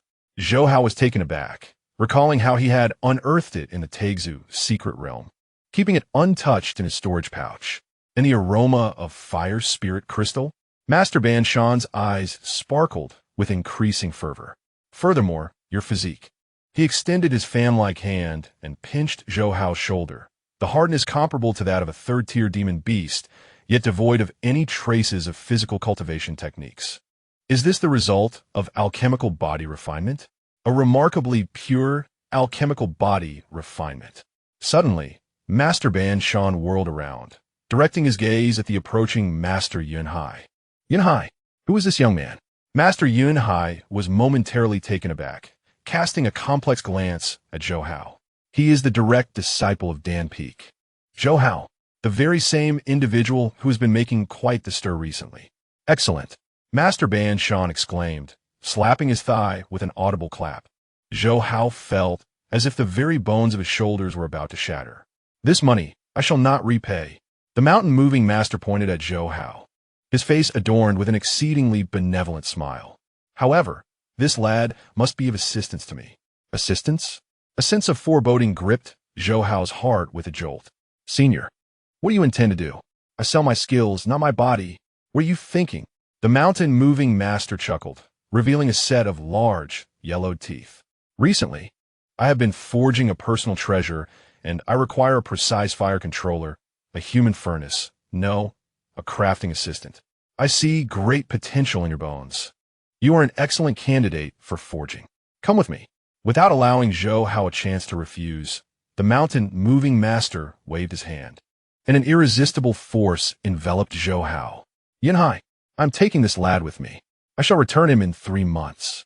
Fear not. As long as he does not perish, I guarantee his transformation. With a thunderous roar, a golden light flashed. The mountain-moving master grasped Zhou Hao and shattered the protective formation of the sect, vanishing into the horizon, leaving behind the haunting echoes of agonized cries. Save me! Sect leader, you are selling your disciple to repay a debt. You have no heart. Yunhai Jinren stood rooted in place, gazing at the gaping hole, scratching his nose. Ahem, how could this be termed selling a disciple? This is called furthering one's education. Yes, studying abroad. He turned, fixing his gaze upon Li Heiren and Yun Ling, who lay prostrate on the ground, immediately restoring the authority of the sect master. What are you staring at? Disperse at once. Today's affairs, should anyone dare to utter a single word. Yunhai Jinren's eyes flashed with cold light. Punishment. 100 years of dishwashing for Hehuan's sect. High above, Zhou Hao was hoisted like a chick, the fierce winds buffeting his face. Senior, great master, ancestor, Zhou Hao, on the verge of tears, cried out. Where are you taking me? The mountain-moving master laughed heartily, his voice shattering the clouds. Where are we going? To my domain, the 10,000 refining fire domain. Youngster, do not be ungrateful. This is an opportunity that countless individuals yearn for but cannot attain. The mountain-moving master glanced at the young man in his grasp. a glint of cunning in his eyes. I have heard you possess a talent for explosions. In my fire domain, you may explode to your heart's content. As long as you can assist me in forging that item, do not mention 500 top-grade spirit stones. I could buy Hehuan Sect for you as a gift. Zhou Hao was taken aback. The 10,000 refining fire domain, that fabled forbidden ground, so rich in fire spiritual energy that it could turn a god transformation stage cultivator to ash. And purchasing Hehuan Sect? Zhou Hao's eyes suddenly sparkled. Though the future was uncertain and he might be treated as mere labor, however, senior. Zhou Hao ceased his struggle, lifted his gaze to the mountain moving master, and revealed a signature, merchant-like grin. This is what you promised. If I succeed in forging it, I want the top position of Hehuan Sect. No, I desire shares in Hehuan Sect. It's a deal. Two madmen, one large and one small, struck an unmentionable bargain high in the heavens. The winds intensified. Zhou Hao realized that his path of cultivation was about to take an even more outrageous turn. But who cares? As long as one can grow stronger and amass wealth. Even the depths of hell cannot deter him from creating an opening. The 10,000 forging fire domain? Zhou Hao licked his lips, hoping that the flames there would be sufficiently potent. Chapter 51. Forging tools? No. This is a nuclear test crimson magma churned violently at the bottom of the black basalt pit, with erupting bubbles releasing a noxious sulfurous smoke. This is the 10,000 forging fire domain, renowned forbidden area in the world of cultivation, a veritable dead zone. The temperature here is so high that even the protective aura of a Yuaniing stage cultivator could be breached in less than half a stick of incense. The air is devoid of moisture, filled only with the frenzied fire elemental energy wreaking havoc. Can you endure this, young one? The mountain-moving master stood bare-chested, revealing a physique sculpted like granite. He wielded a gigantic iron hammer, larger than a person, and glanced back at Zhou Hao, who sat cross-legged on the ground, clutching two fire avoidance pearls. Despite beads of sweat cascading down his face, his eyes shone with a fierce brilliance. I can endure. Zhou Hao wiped the sweat from his brow and grinned. Senior, this place has enough intensity. It's practically a sauna tailored for me. For one endowed with a fire attribute spiritual root, the tempestuous fire energy here, while violent, serves as a tremendous boon. His golden core was spinning wildly, greedily consuming the energy surrounding him. Excellent. The mountain-moving master laughed heartily, his voice resonating and causing the magma to surge. I relish your audacity. Since you're here, let us get to work. I have gathered materials for this innate treasure over 8 centuries. I even pilfered the sea-settling divine iron from the Dragon Palace in the East Sea and mined the 10,000-year-old ice essence from the frigid northern wastelands. A glimmer of fervor flashed in his eyes. Ordinary forging masters, like that foppish Yun Lian, always prattled on about the balance of yin and yang, and the harmony of hardness and softness. Bah! He spat vehemently, his saliva evaporating before it could touch the ground. I'm a body cultivator. What do we seek? The mountain-moving master lifted a piece of black divine iron emanating a terrifying aura. It is weighty. It is hard. Strength brings miracles. Zhou Hao, present. Zhou Hao straightened his back. I'll handle the hammering. You manage the flames. The mountain-moving master pointed at the towering forging furnace, the 9-yang melting furnace, which stood as tall as a 3-story building. Use that explosive fire of yours to raise the temperature to its zenith. Do not fear the furnace exploding. If it blows, it's on me. Understood? Zhou Hao rubbed his hands together in excitement. This was the domain of a nascent soul master, and he had exquisite materials at his disposal.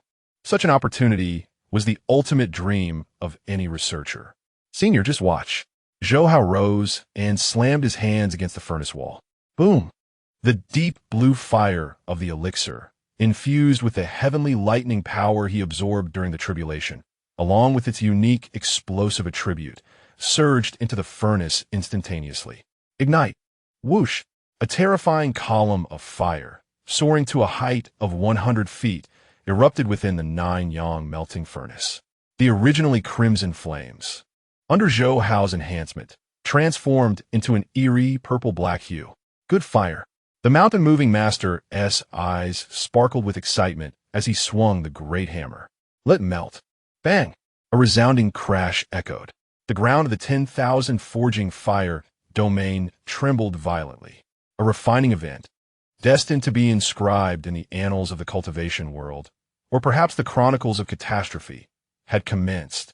3 days later, the clouds above the 10,000 forging fire domain were suffused with a blood-red hue. The temperature within a radius of 100 miles had surged, doubling from its previous degree. Even the surrounding stones began to melt. Beside the furnace, the mountain-moving master was drenched in sweat, wielding a colossal hammer that left a blurred afterimage with each swing. Each strike resonated with a thunderous roar. Opposite him, Zhou Hao was in a frenzied state. Rather than becoming fatigued, he grew more emboldened with each strike. Not enough. The temperature is still insufficient. Zhou Hao's eyes burned crimson as he shouted like a madman. Senior, that piece of stellar sand has yet to fully melt. The impurities remain. What shall we do? The mountain-moving master bellowed. This is already the limit. Then we shall apply pressure. Zhou Hao retrieved the sea-calming pearl, a treasure snatched from the secret realm, without a moment's hesitation, and cast it into the furnace. Force out the impurities with the pressure of heavy water, and add more materials. He produced several modified red lotus explosive flame pills, specially prepared as accelerants for this refining endeavor. Let explode. Boom, boom, boom. The furnace erupted with violent explosions. Terrifying shock waves reverberated within the furnace chamber, yet were firmly contained by the surrounding formation. Such an extreme method of refinement would surely infuriate the cloud refining master to the brink of madness. This was not refining, but rather the creation of bombs. Yet the results were striking. Under the immense pressure of the explosive force, the formerly stubborn top-grade materials began to meld flawlessly. It's done. It's about to be complete. The mountain-moving master felt the intensifying aura emanating from within the furnace, excitement causing his beard to tremble. Zhou Hao, one last flame. Infuse it with his soul. Understood. Zhou Hao took a deep breath. He bit his tongue, releasing a mouthful of essence blood. Yet within this blood flowed not only his vitality, but also a trace of the core principles he had comprehended over the past few days. A wild understanding of energy's extreme compression followed by instantaneous release. Enter. The essence blood transformed into a crimson arrow, piercing into the furnace. A faint hum, almost imperceptible yet capable of sending shivers through their souls, emanated from the furnace. Time seemed to freeze in that moment. The nine-yang melting god furnace ceased its tremors. The flames extinguished. Silence enveloped the surroundings. Has it succeeded? The mountain-moving master set down his hammer, cautiously leaning closer to inspect his treasure. Zhou Hao too craned his neck to peer inside. At the base of the furnace lay a singular brick. Indeed, it was merely a brick, entirely black, square in shape, devoid of any extravagant patterns. Save for 2 ancient characters inscribed upon it, heavenly turn. It appeared utterly unremarkable. Yet Zhou Hao instinctively recoiled, for he sensed that within this brick lay the compression of a star. Is this truly my life as treasure? The mountain-moving master scratched his head, extending his hand to grasp it. But at the very moment his fingertips brushed against the brick, crack, a crisp sound of shattering echoed through the air. It was not the breaking of a brick, but of the furnace. The formidable Jiang melting god furnace, capable of withstanding the true fire of the integration stage, suddenly manifested a crack upon its surface. Soon after, a second and third crack appeared, followed by a multitude of fissures that rapidly spread across the entire structure. A cataclysmic white light surged forth from the crevices. Zhou Hao's pupils contracted to the size of pinpricks. This radiant glow was all too familiar to him. It resembled the flash preceding a nuclear explosion. The voice of the venerable Zhou Hao trembled as he spoke, retreating frantically while affixing 100 Vajra talismans to himself. Should we not flee? The mountain-moving master also realized the gravity of the situation. His gaze fixated on the furnace, which was rapidly expanding and emitting a bizarre hum. His complexion turned ashen. Run. Quick run. The mountain-moving master seized Zhou Hao and propelled them both into the sky at the utmost speed of the integration stage. transforming into a streak of light. Yet it was too late. The moment they burst forth from the volcano's mouth, a deafening explosion ensued.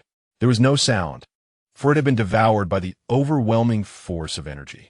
First, a blinding white light, so intense it rendered the heavens and earth colorless, instantaneously engulfed the entire myriad refining fire domain.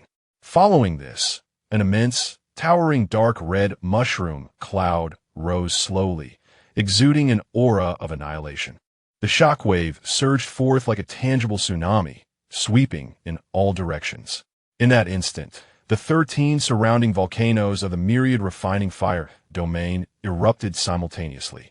The ground within a 1,000-mile radius was ruthlessly stripped away by 3 zhang. Countless beasts residing at the periphery of the fire domain were vaporized into ashes before they could even utter a cry. In Yunzhou, high above the clouds, the venerable Yunhai, convening in the main hall of the peak, felt his teacup tremble suddenly. Crash! A layer of dust fell from the dome of the hall. An earthquake? Yunhai abruptly lifted his head, gazing towards the myriad refining fire domain. There, the sky had been stained with an ominous, purplish-red hue. A terrifying surge of spiritual energy rippled across tens of thousands of miles, shaking the protective formation of the sect, causing it to hum ominously. Yunhai's lips twitched in response to the commotion. Is mountain moving refining artifacts or refining realms? Beside him, the venerable Yunlian, engrossed in calculations with an abacus, watched as the beads scattered across the floor. Impossible. Absolutely impossible. Yunlian shrieked. Such a level of energy can only be produced by detonating the Jiang melting god furnace. Otherwise, this commotion is unfathomable. Detonating the furnace? The venerable Yunya sighed deeply. Since Zhou Hao is also present during the explosion, is it not quite reasonable? The assembled peak masters nodded in agreement, left with no counterargument. At the edge of the ruins of the myriad refining fire domain, the landscape had transformed into a colossal crater. Coughing, a charred hand emerged from the debris. Shortly thereafter, a figure with a wild, smoking hairstyle crawled out. It was the mountain-moving master, in a state of utter disarray. His once proud bronze skin had turned as black as charcoal. All his facial hair had been singed away, leaving him as bald as an egg. Yet, he paid no heed to his appearance. He tightly protected the person in his embrace. Is the kid alive? The mountain-moving master shook the black ball curled up in his arms. Coughing, Zhou Hao expelled a puff of black smoke and struggled to open his eyes. Senior. Zhou Hao's voice was hoarse, tinged with a hint of sorrow. Is my hair still there? What a load of nonsense. The mountain-moving master retorted irritably. I've lost my eyebrows. Do you still expect to keep your hair? He stood up, surveying the expanse of desolation that had been reduced to rubble. Yet instead of anger, he erupted into a booming laughter. Ha ha ha ha! What a delight! Truly exhilarating. He extended his hand, and at the center of the ruin, a pitch-black brick floated quietly in midair, unscathed by the cataclysmic explosion that had just transpired. It was greedily absorbing the residual energy from a blast. Heaven-turning seal. The mountain-moving master grasped the air, and the brick flew into his hand. It was heavy, weighty as a mountain. Moreover, it harbored an extremely volatile aura, as if it might explode once more at any moment. Now, this is the treasure a man should wield. The mountain-moving master caressed the brick lovingly and turned to Zhou Hao, his eyes brimming with admiration. Kid, you are a genius. This thing not only hurts when it strikes, but it can also explode. From now on, if anyone dares to challenge me, I'll bring down a brick and deliver them a mushroom cloud. Zhou Hao sat slumped on the ground, observing the maniacally laughing master of the fusion stage with a wry smile. Senior, if you like it, that's good. However, Zhou Hao pointed into the distance, where terrifying streaks of light were rapidly approaching from all directions. Some bore the aura of the Cloud Ascension sect, others from the Sword Questioning sect, and even the presence of demonic forces. The commotion here had stirred the entire 9 provinces. Shouldn't we explain this? Zhou Hao asked timidly. Explain what nonsense? The mountain-moving master tucked the brick into his belt and hoisted Zhou Hao up. Let's go. I'm taking you to test this blade. I heard the 3 major demonic sects are holding some kind of 10,000 demons conference up north. A fierce glint sparkled in his eyes as he licked his lips. Perfect timing to test the power of this heaven-turning seal on them. What? Again? Zhou Hao let out a cry of despair. Senior, I want to go home. I want to take a bath. I want some peace. Stop your prattling. Boom. With a flash of golden light, the two formidable figures, one large and one small, transformed into streaks of light and vanished into the sky, leaving behind the chaotic realm of the myriad forging fire, and a group of onlookers who arrived only to find themselves choked with dust. Who did this? An elder from the sword-questioning sect gazed at the massive pit, inhaling sharply. Such power. Only a half-step true, immortal old monster could unleash this, right? Could it be that the demonic sect has made new moves? The crowd exchanged glances, their expressions grave. No one had anticipated that this explosive event, which sent shockwaves through the 9 provinces, was merely the result of a money-seeking alchemist and a combat-hungry body cultivator, engaging in a rather careless scientific experiment. And this newly emerged heaven-turning seal, in the years to come, it will become the nightmare of all within the realm of cultivation, especially for its master, who has learned a particular phrase, fellow Daoist. Have you heard of nuclear obliteration? Chapter 52. A single brick shatters all laws. This is the essence of physical transcendence in the northern region. At the abyss of 10,000 demons lies a malignant presence within the cultivation world, synonymous with chaos and slaughter. The perpetual black malevolence obscures the sun, and the anguished cries of spirits echo through the chasm. Today, the 3 great demonic sects have gathered here for the 10,000 Demons Conference. The blood-red worship of the Shurist sect, the skeletal throne of the Reincarnation Hall, and the verdant wooden vessel of the Longevity sect stand in a triangular formation, hovering above the abyss. Tens of thousands of demonic cultivators congregate, their malevolent energy soaring, seemingly conspiring to overturn the 9 provinces. However, an untimely sound of air being sliced interrupted this atmosphere of impending doom. With a violent tear, the clouds parted, and 2 figures, one large and one small, burst into this forbidden domain of the demonic path like 2 meteors trailing long flames. Who dares? The patrolling Shurist sect guards were about to ascend to intercept when a thunderous roar resounded like a celestial clap of thunder. Get lost. The mountain mover, bare-chested, his muscles forged like iron, held a pitch-black brick in hand, showing no sign of slowing down as he charged forward. Bang! Bang! Bang! The dozens of golden-cored demonic cultivators did not even have time to scream before they were obliterated, akin to mosquitoes colliding with a speeding train, exploding into clouds of blood mist. Delightful! The mountain mover laughed maniacally, hovering directly above the abyss of 10,000 demons. Behind him, Zhou Hao looked pale, gripping the waistband of the mountain mover's trousers tightly, his hair disheveled by the fierce winds. Senior, are we being too ostentatious? Zhou Hao gazed down at the densely packed demonic army, resembling swarming ants, swallowing hard. This is their stronghold. There are just the 2 of us. Shouldn't we consider some tactics? Tactics? The mountain mover glanced down at the agitated crowd of demonic cultivators, a cruel smile playing on his lips. He raised the nondescript brick in his hand. Before absolute truth, all tactics are mere embellishments. Zhou Hao watched closely.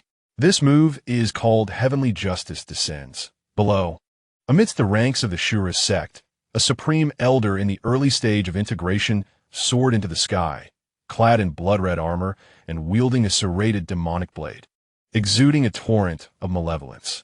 Mountain mover, you madman, what brings you to my abyss of 10,000 demons? The elder bellowed.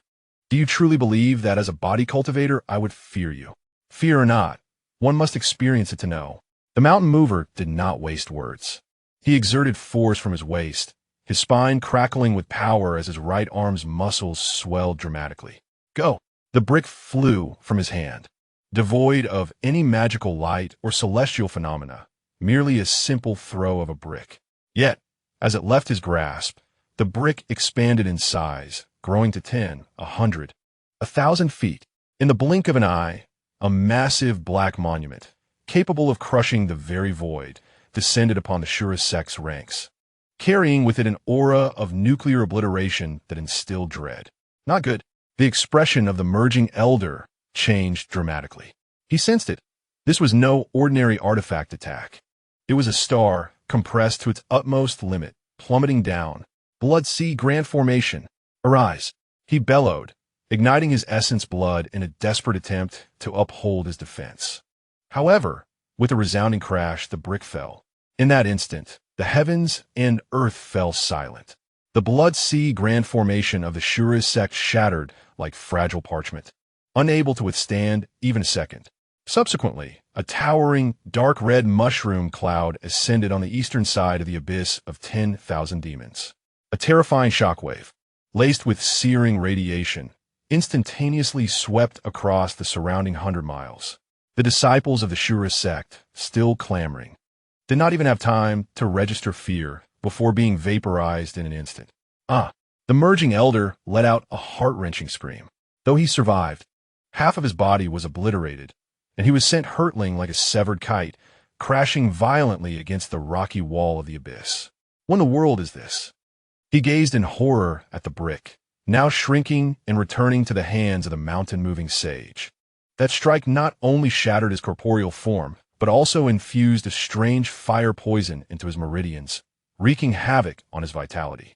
This is the heaven-toppling seal, the mountain-moving sage declared, catching the brick and blowing away non-existent dust.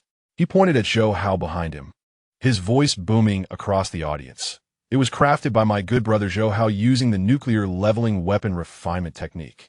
What do you think? Quite powerful. Isn't it? Zhou Hao looked down at the countless eyes now turned toward him, brimming with resentment and murderous intent, and felt a chill run down his spine. Senior, you can praise me, but could you refrain from revealing my identity? Well, now the hatred meter is full. What is there to fear? The mountain-moving sage laughed heartily. This is just the beginning. There are still 2 more to go. His gaze shifted to the northern side, where the reincarnation hall's camp loomed ominously, shrouded in ghostly mist, teeming with countless vengeful spirits and malevolent specters. The reincarnation hall. Is it? Playing with ghosts. Are we? He weighed the brick in his hand. A deep blue arc of electricity flickering on its surface, a power of heavenly tribulation infused by Zhou Hao. Today, I shall grant you a physical exorcism. Zhou Hao, amplify my state. Got it. Zhou Hao decided to go all out. Since he was already aboard this ship, he might as well steer it with more flair. He formed seals with both hands, casting enhancement arrays upon the brick. High temperature, radiation, demon slaying, holy light. Go. Whoosh. The brick flew forth once more. This time, it did not enlarge, but transformed into a blinding little sun, charging directly into the black mist of the reincarnation hall. Sizzle, sizzle, sizzle. The sound was akin to meat frying in hot oil. The vengeful spirits and malevolent specters within the black mist, upon contact with the terrifying heat and radiation emanating from the brick, could not even let out a scream before being utterly dissolved. My soul banner. No, my ghost king.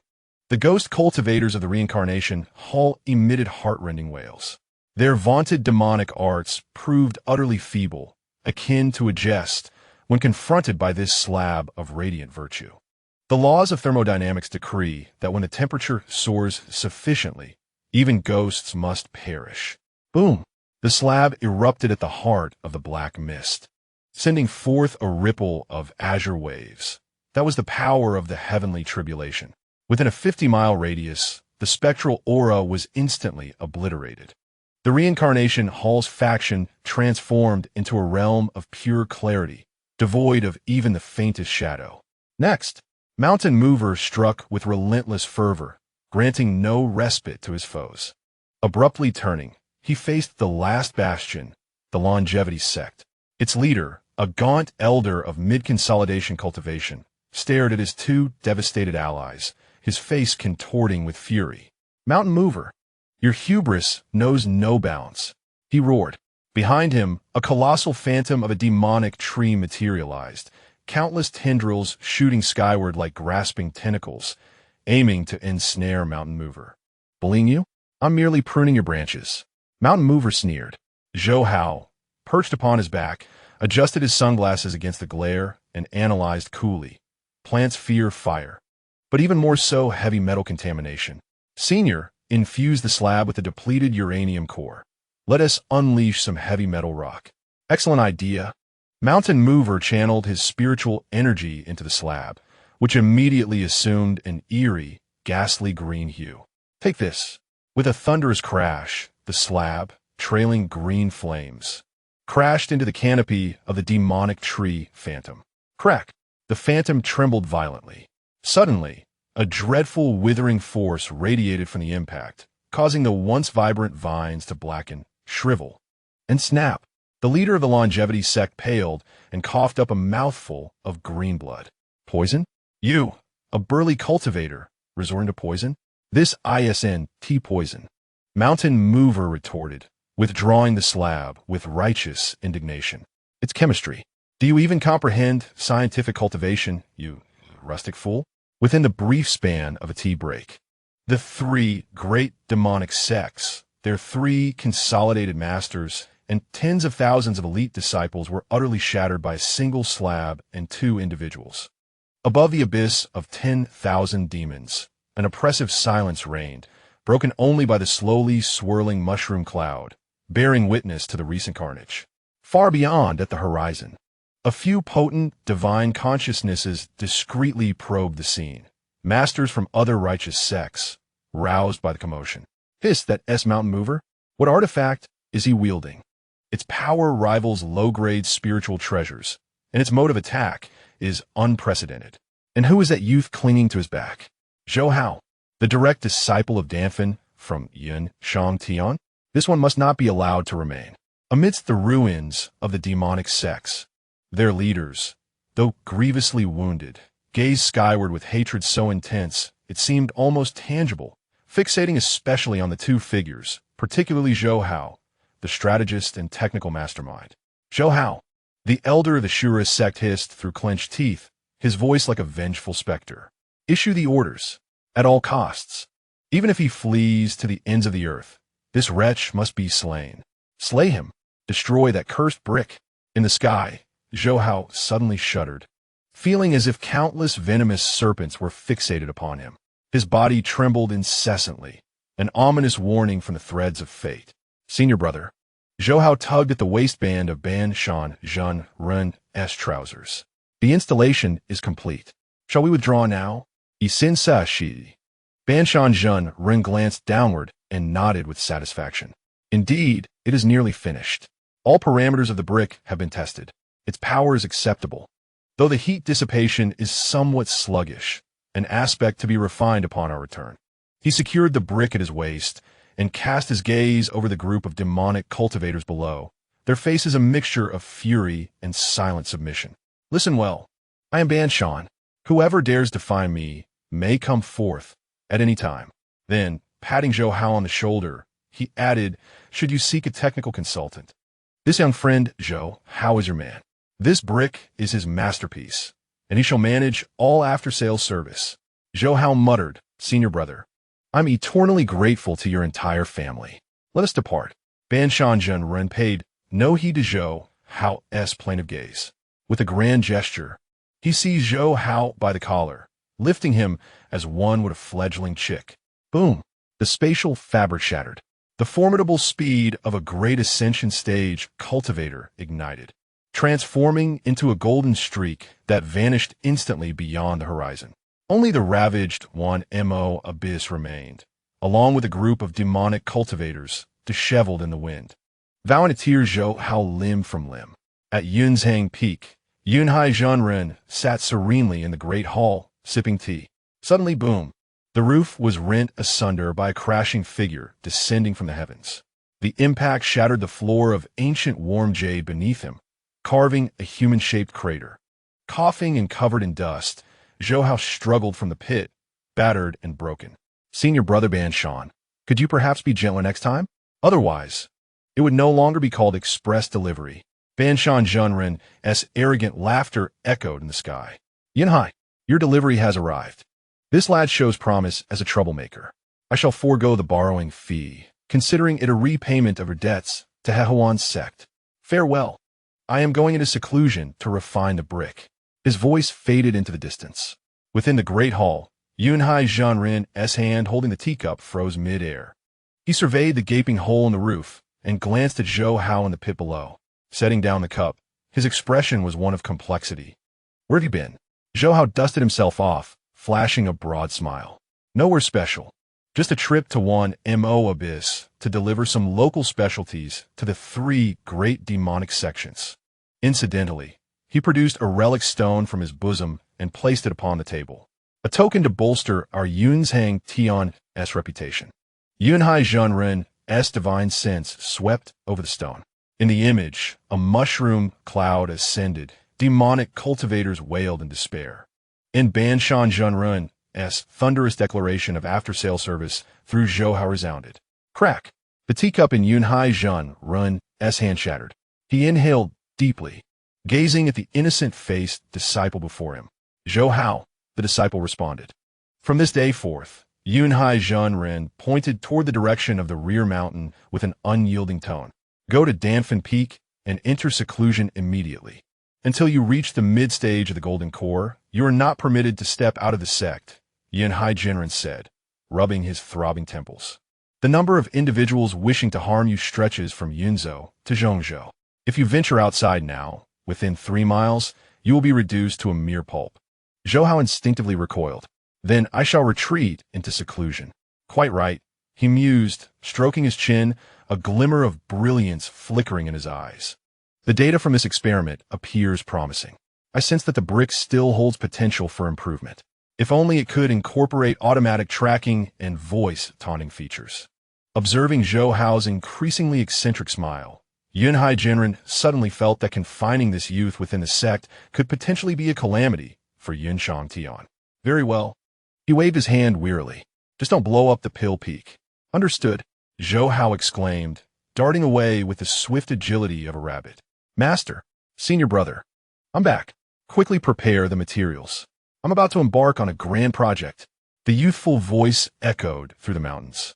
Thus, the tranquil days of Shang Tian came to an end, while the legend of the nuclear peace true monarch was only just beginning. Chapter 53. The Grand Tournament of the Immortal Sects. The living king of the cultivation world arrives. A vast shadow loomed, shrouding the sunlight from the 9 main peaks of Shang Tian. A colossal flying vessel, measuring 1,000 feet in length, floated silently above the sea of clouds. Crafted from ancient ironwood, its dark exterior was inscribed with intricate defensive array patterns. At its bow, a magnificent dragon head sculpture loomed, fierce and majestic, emanating a disquieting spiritual pressure. This was the strategic treasure of Shang Tian, the Yun Kuan. Typically, this vessel would only be activated during sect-wide battles, but today, in anticipation of the grand tournament that would resonate throughout the 9 provinces, Yunhai Zhanren had unveiled his most treasured possession. On the deck, flags fluttered vigorously. Hundreds of disciples stood at attention, organized into 3 formations according to their cultivation levels. To the far left was the largest group, the Foundation Establishment Formation. Li Heiren stood at the forefront. Although he had not formed his core, his focus on solidifying his foundation lent him an air of composure and gravitas. On the far right was the smallest group, the Nascent Soul Formation, comprising only a handful of individuals. The eldest sister, Yun Meng, clad in white, resembled an ethereal goddess, forbidding any intruders. The atmosphere in the central formation, the Golden Core, was rather peculiar. Most were elders and personal disciples for various peaks, all of whom were no younger than 50, exuding an aura of celestial elegance. Yet, standing at the forefront was a youth in his early 20s. With red lips and white teeth, his skin so delicate it seemed to glisten with moisture. He eschewed the solemn robes typically worn, opting instead for a specially tailored black outfit, adorned with numerous storage bags at his waist and clutching a chilled bottle of soda, slurping contentedly. The scene was strikingly incongruous, akin to a husky amidst a pack of wolves. A middle-aged Taoist, standing behind Zhou Hao, could no longer restrain himself. He was the eldest disciple of the Instrument Peak, 76 years old, and in the late stage of Golden Core. That Zhou, the middle-aged cultivator, lowered his voice, saying, "We are attending the grand competition, representing the honor of our sect. Could you please be more solemn? Solemn? Zhou Hao set down his joyous drink and glanced back at his wrinkled senior brother, grinning broadly. Senior brother Wang, I am indeed solemn. He patted the bulging, oversized storage pouch at his waist, which faintly emitted the scent of gunpowder. Look, for this competition, I've even brought the full funeral rites equipment. Isn't that serious enough? Senior brother Wang cast a wary glance at the storage pouch, his eyes twitching uncontrollably as he instinctively recoiled.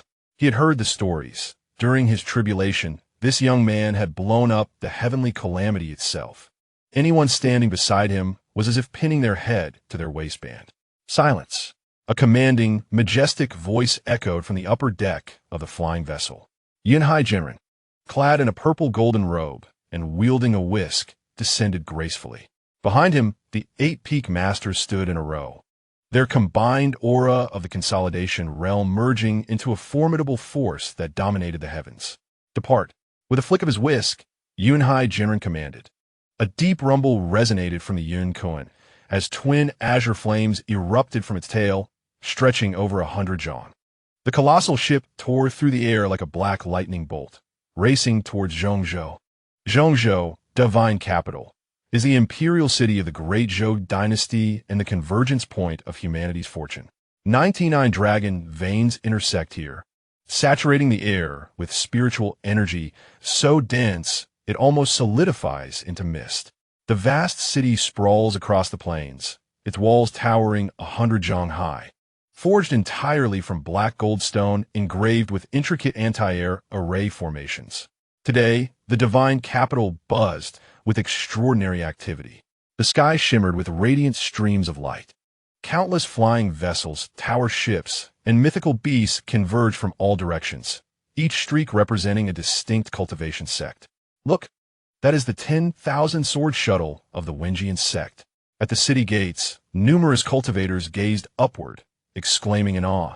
From the eastern horizon, a dazzling sword light pierced the sky, a shuttle entirely composed of flying swords, bristling with sword energy that seemed poised to pierce the heavens. Such fierce, killing intent. Rumor has it the Wenjian sect is determined to reclaim their lost honor from the last excursion to the Void Realm. Before the words finished, the western air resonated with Buddhist chants as a colossal golden lotus platform drifted gently forward.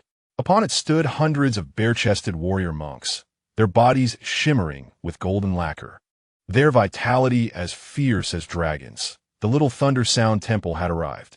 Following swiftly, a massive azure talisman soared from the south, crowded with Taoist priests of the Fixian sect, each bearing a peachwood sword on their backs. From the north, a flying vessel shaped like a scroll cut through the waves, emanating a rich fragrance of ink, the Heron Academy. The 4 great immortal sects had gathered in the divine capital, a spectacle rarely witnessed in a century.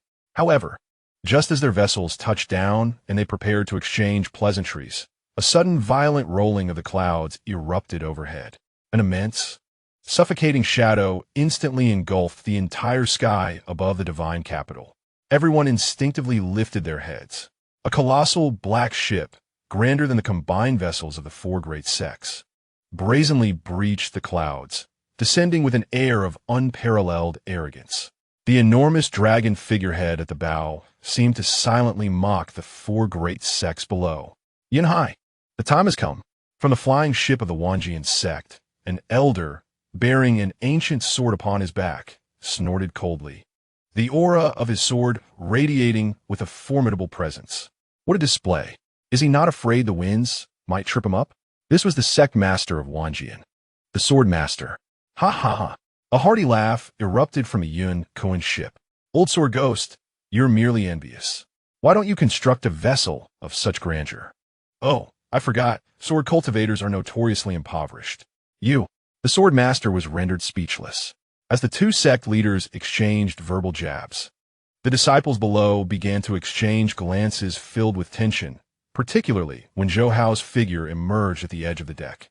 In that instant, the atmosphere above the city became palpable. Countless gazes, brimming with malice, anger, and trepidation, pierced through Zhou Hao like 1,000 daggers. Zhou Hao, in the foundation-laying array of the Wanjian sect, Jian Shen's gaze was fixed on the familiar figure, his sword trembling in his grip. Even from several kilometers away, he could almost sense that unforgettable scent of peaches, an indelible mark of his life's disgrace, a recurring nightmare that haunted his dreams. Is it really him? Beside Jian Shen stood a young man clad in green, a heavy sword slung across his back. He appeared to be in his 30s, his aura as deep as the abyss, a sword cultivator at the early stage of the Golden Core realm. Senior brother, it is he. Jian Shen ground his teeth in fury. That scoundrel, despicable and shameless. If it weren't for his treachery in the secret realm, I would not have suffered such humiliation. The young man in green narrowed his eyes, his gaze locking on Zhou Hao like that of a hawk. Fear not. In this grand competition, he is in the Golden Core category. A cold smile curled upon his lips as he lightly caressed the hilt of his sword. Since he has foolishly ascended to the Golden Core, I shall be the one to educate him. In the face of absolute power, those underhanded tactics become nothing but a farce. A similar conversation echoed through the ranks of the Flying Immortal Temple, the Lesser Thunder Sound Temple, and the Heron Academy. Zhou Hao. This name had become synonymous with enmity in the cultivation world. Disciples at the foundation-laying stage despised him for being deceived by him, while the Golden Core seniors harbored a grudge, seeking vengeance for their juniors. Even the elders regarded him with wary eyes, the deadly poison he wielded, which could force even the elderly to dance publicly, was decidedly unfriendly. Zhou Hao, leaning against the railing, observed the fervent crowd below with amusement, unfazed by their animosity. Instead, he retrieved a handful of sunflower seeds from his storage pouch. Senior brother, look, he spat out a shell, gesturing towards the throng below. Such adoration. This is the treatment of a superstar. Beside him, senior brother Wang turned pale, subtly shifting away, attempting to distance himself from Zhou Hao. Junior brother, you possess an astonishingly bold heart, he remarked, swallowing hard. Can't you see? The disciples of the major sects at the Golden Core stage eyed you with an intensity that suggested they might devour you whole. Particularly, Zhao Wuji of the Wanjian sect, renowned for his ferocity, was among the top 10 in the last grand competition. A ruthless individual, indeed. Zhou Hao brushed the dust from his hands, his gaze taking on a playful glint. How fortuitous. I have a knack for dealing with all manner of ruthless characters. As he stroked his chin, Zhou Hao's eyes swept over the Golden Core, cultivators glaring at him with disdain. Did they presume me to be a soft target? Once I ascend the arena, they shall learn what it means to witness the tide of change. In the capital city, at the Grand Plaza, the venue for this grand competition was set. The expansive square could accommodate tens of thousands. At its center floated 10 massive arenas, each crafted from sumi stone with their own spatial dimensions, capable of withstanding battles at the nascent soul level. A golden-armored general of the dynasty hovered in the air, his voice resonating like thunder. The competition shall be divided into 3 phases: the Foundation Establishment stage, the Golden Core stage, and the Nascent Soul stage. The first round, a chaotic elimination battle. All participants will be thrust into the Shura battlefield. The final 100 contenders will advance to the subsequent round. A wave of astonishment rippled through the crowd. The Shura battlefield was a secret realm utilized by the Zhou dynasty for military training, filled not only with ferocious beasts, but also with lethal formations left by the Imperial Army. Most critically, it was a melee. This implied the possibility of alliances, ambushes, and coordinated attacks.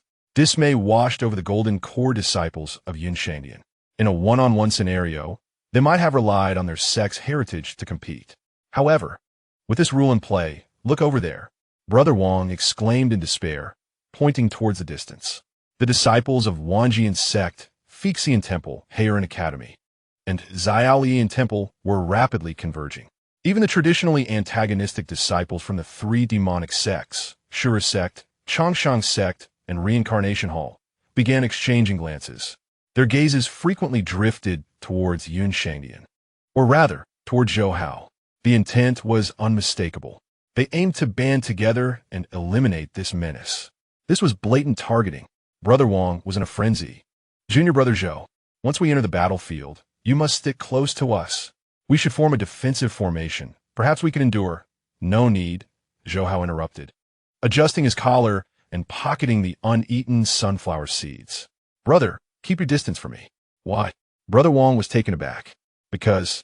Zhou Hao lifted his gaze to the distant foes forming alliances, a cruel and exhilarated smile slowly curling at the corners of his mouth. That smile reminded Brother Wong of the mushroom cloud rising ominously from the cliff of reflection.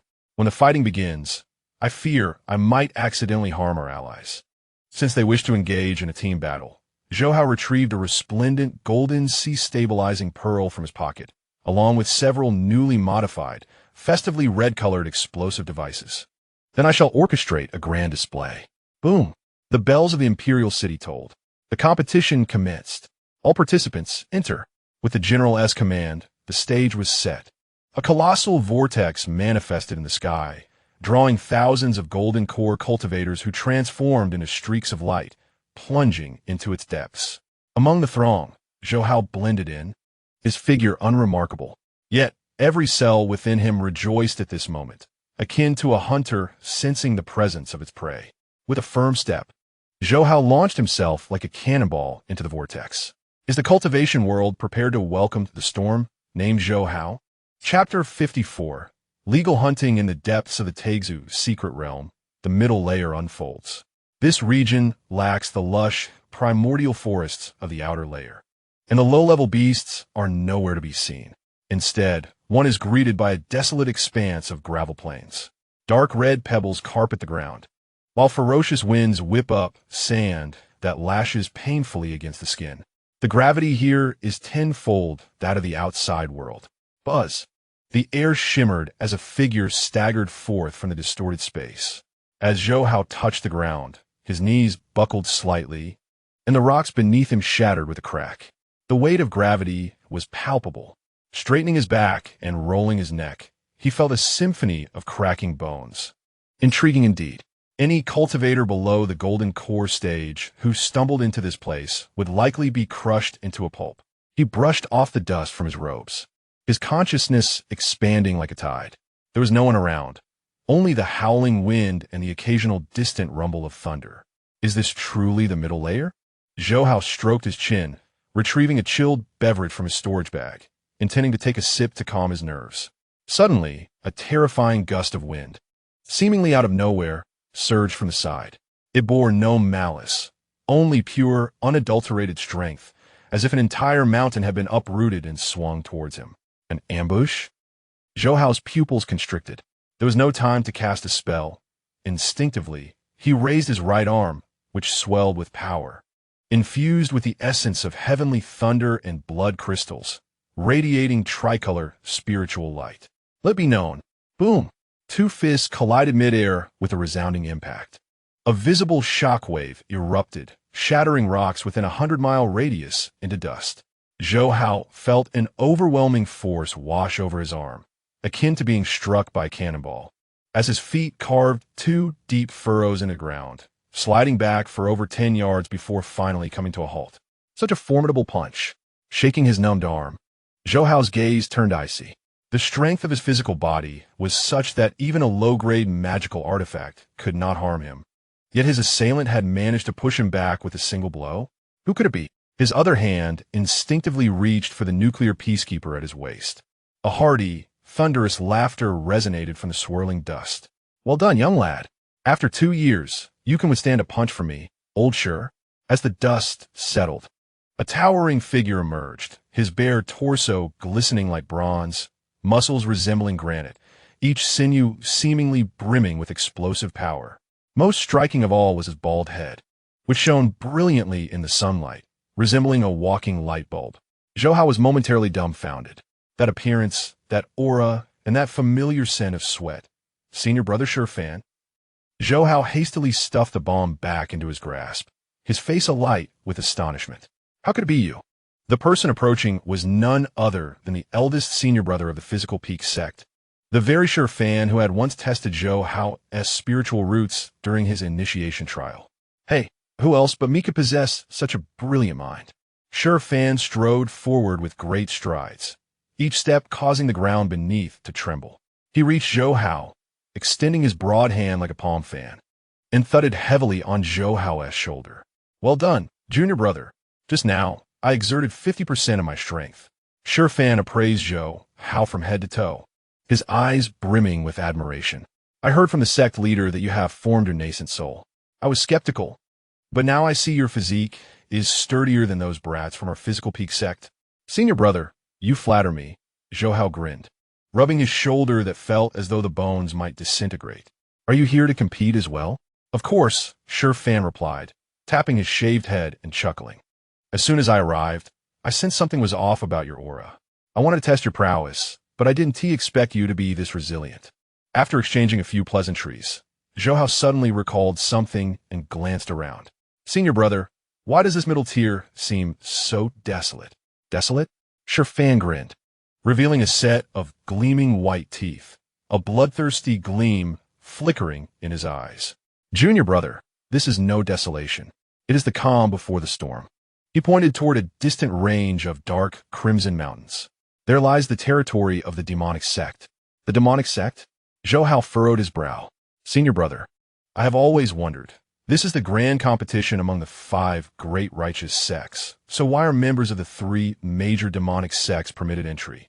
This question had long perplexed Zhou Hao. The Taig's secret realm was a bastion of righteous resources and should have been guarded with utmost vigilance. Yet this time, the demonic sects had brazenly entered and even mingled with the righteous disciples. Why? Zhou Hao inquired. Shi Fan sneered, a cruel expression briefly marring his usually honest face. Junior brother, do you think this is mere child's play? This is a breeding ground for goo insects. He raised a finger toward the heavens. The high-ranking powers require the strongest goo king. But raising a goo king cannot rely solely on our own people sparring among themselves. It demands blood, real life-and-death combat. He paused, lowering his voice. Are you aware that the competition rules contain a hidden clause? What? Zhou Hao asked. Killing demon beasts yields points. Attacking fellow disciples halves the points.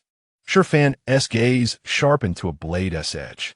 But if you kill a demonic sect disciple, your points double. Furthermore, you may seize all their points outright. Zhou Hao's eyes instantly brightened. All of them? Exactly. Shi Fan nodded. For the demonic sect, killing us is the same. That is why they have come. This is a tacitly agreed upon, legitimate hunt. We slay them to exorcise demons and uphold the Tao, and to gain points. They kill us to plunder resources and to weaken the righteous fate. Here, there is no mercy, no rules. Shi Fan clenched his fists, the joints cracking audibly. Only the fallen demonic cultivators could be deemed worthy in death. Zhou Hao felt his blood boil, not with rage, but with avarice.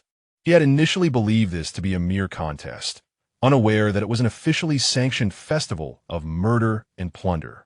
Kill for coin and receive double. What divine rules govern this? Zhou Hao licked his lips, a dangerous glint flashing in his eyes. No wonder the demonic cultivators regarded him as a plump target. Hey, you are now their prime quarry. Shi Fan laughed heartily, mentioning that Zhou Hao had significantly outwitted them in the outer realms. That fellow, Li Changsheng, was still scouring the world for him, claiming he would turn Zhou into lamp oil. Let him come, Zhou Hao scoffed. I've been longing for someone to deliver a package. As they conversed, a faint sound of air being pierced suddenly emanated from the rubble behind them. A slender black needle, silent and swift as lightning, aimed for Zhou Hao's nape. An ambush, a particularly sinister concealed weapon. Be cautious. Before Zhou Hao could react, Shi Fan spun around as if he possessed eyes in the back of his head. He neither dodged nor summoned any artifacts. Instead, he simply extended 2 fingers and gently pinched the air. A sharp sound echoed. The needle, capable of piercing through the protective spiritual light of a golden core cultivator, was firmly caught between his fingertips. The potent poison failed to even corrode his skin. Humph, a cowardly rat hiding in the shadows. Shi Fan snorted, applying pressure with his fingers. Crack! The needle was crushed to powder. Come forth, Shi Fan bellowed, his voice reverberating like thunder. The ground shook as the rubble exploded. 3 figures emerged, somewhat disheveled. Clad in blood-red robes and wearing grotesque masks, they exuded a strong stench of blood. The Azura sect. Moreover, There were 3 early-stage blood cultivators. Body peak Shi Fan. The leader of the blood cultivators cast a wary glance at Shi Fan's iconic bald head. However, when his gaze fell upon Zhou Hao, it transformed into insatiable greed.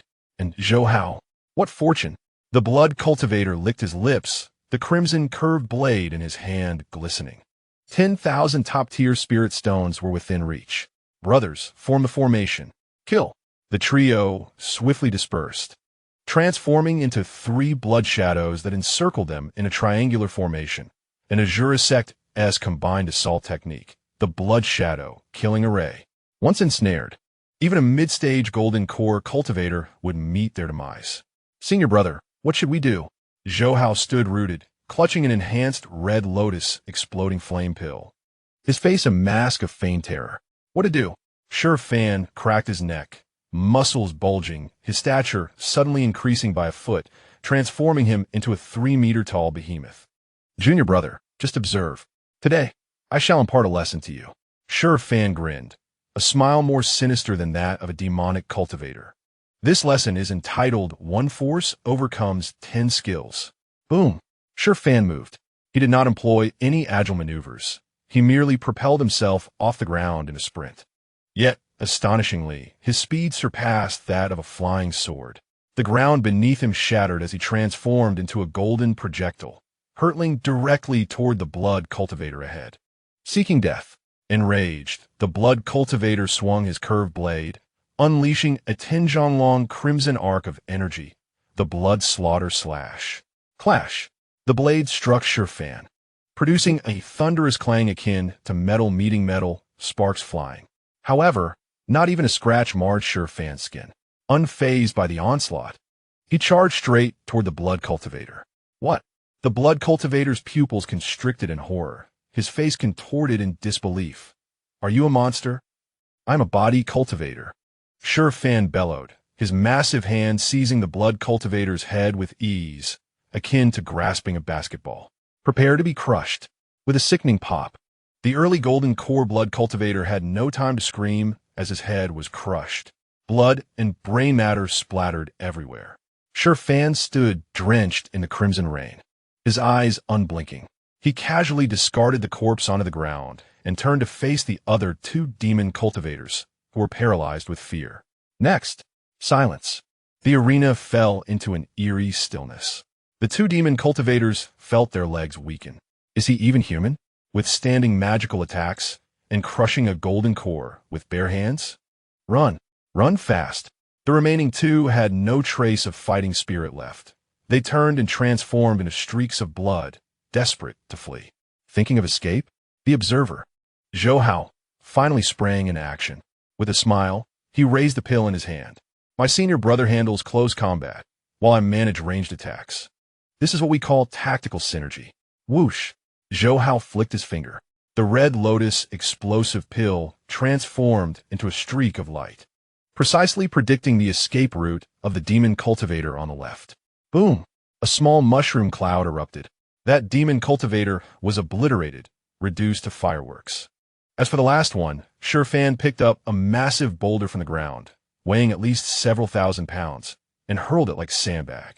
Whoosh! The boulder sliced through the air with a piercing shriek. Bang! It struck true. The demon cultivator was smashed against the rock wall, unable to peel himself away like a fly. The battle concluded.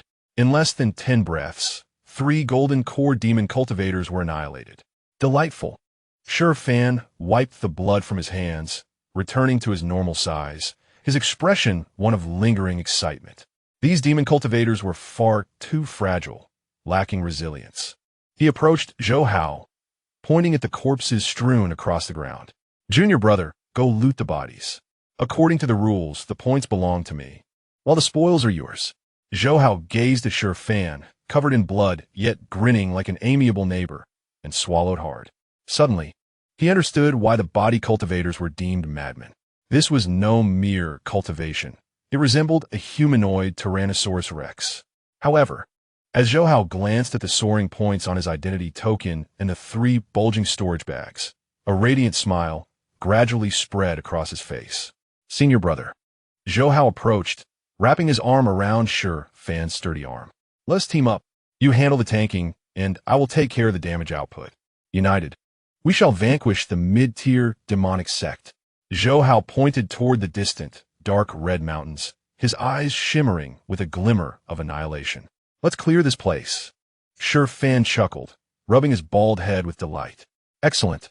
So be it, my junior. Let us proceed to exact our vengeance. Beneath the setting sun, two figures, one large and one small, strode side by side toward the blood-soaked territory of the demonic sect. One a polished bald head and muscles like iron. The other, clad in a flowing gray robe, wore a sly grin. Behind them lay three still smoldering corpses. On this day, the mid-tier demonic cultivators within the ethereal secret realm were blissfully unaware that two harbingers of dread had arrived. Chapter 55. Fishing for lawbreakers? No. This is the grand opening of a buffet. In the heart of the mid-tier of the ethereal secret realm, on a crimson wasteland, heat waves distorted the air. There were no shades of trees, only scorching rocks and the occasional venomous scorpion emerging from the crevices. Please spare me. A young man, clad in a gray short tunic and bearing a chipped iron sword, cowered beneath a colossal stone, trembling in fear, clutching two freshly unearthed second-tier spiritual herbs. Prizes he had risked his life to snatch from a nest of fire ants, he faced two ominous figures.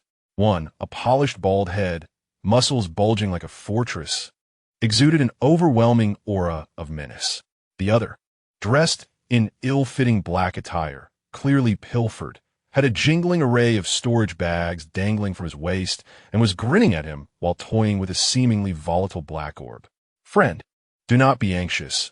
Zhou Hao crouched, attempting to appear amiable, though to the youth, his smile was far more terrifying than that of a fiend. We are from the esteemed sect of Shang Tian, practitioners of righteousness. Shang Tian? The young man froze momentarily, his fear slightly dissipating, yet he remained motionless. I am but a disciple of the Iron Sword sect, and these two spiritual herbs grant me a mere 30 points. Iron Sword sect? Zhou Hao raised an eyebrow, glancing back at Shang Fan, who was busy sharpening his nails against the stone. Brother, are you familiar with it? Not at all, Shang Fan replied without lifting his gaze, brushing off the stone dust from his nails. It must be some obscure little sect. Disciples from such factions are typically lacking in resources, weak in spirit, and of little interest. The youth, despite being scorned, felt relieved. Being deemed poor was certainly preferable to being killed. Very well, I shall take my leave. Zhou Hao waved dismissively, his expression one of disdain. Next time you venture out, remember to bring more money. Otherwise, you'll have no dignity when robbed. Thank you, honorable brother, for sparing my life. The young man, as if granted a great reprieve, scrambled away, eager to distance himself. Observing the youth's retreating figure, Zhou Hao stroked his chin. Deep in thought, brother, is not the ethereal secret realm the venue for the grand competition of the 5 great sects? How is it that such unheard-of minor sects are permitted entry?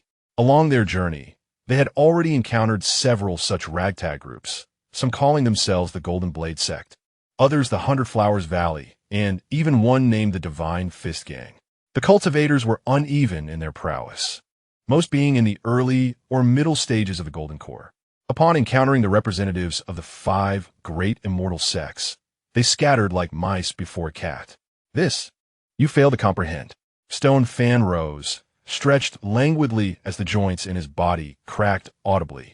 The Void Realm was a blessed land left behind by ancient true immortals. Such an opportunity, if monopolized solely by the 5 great immortal sects, would be utterly disgraceful. Stone Fan pointed to the sky. The rule was clear.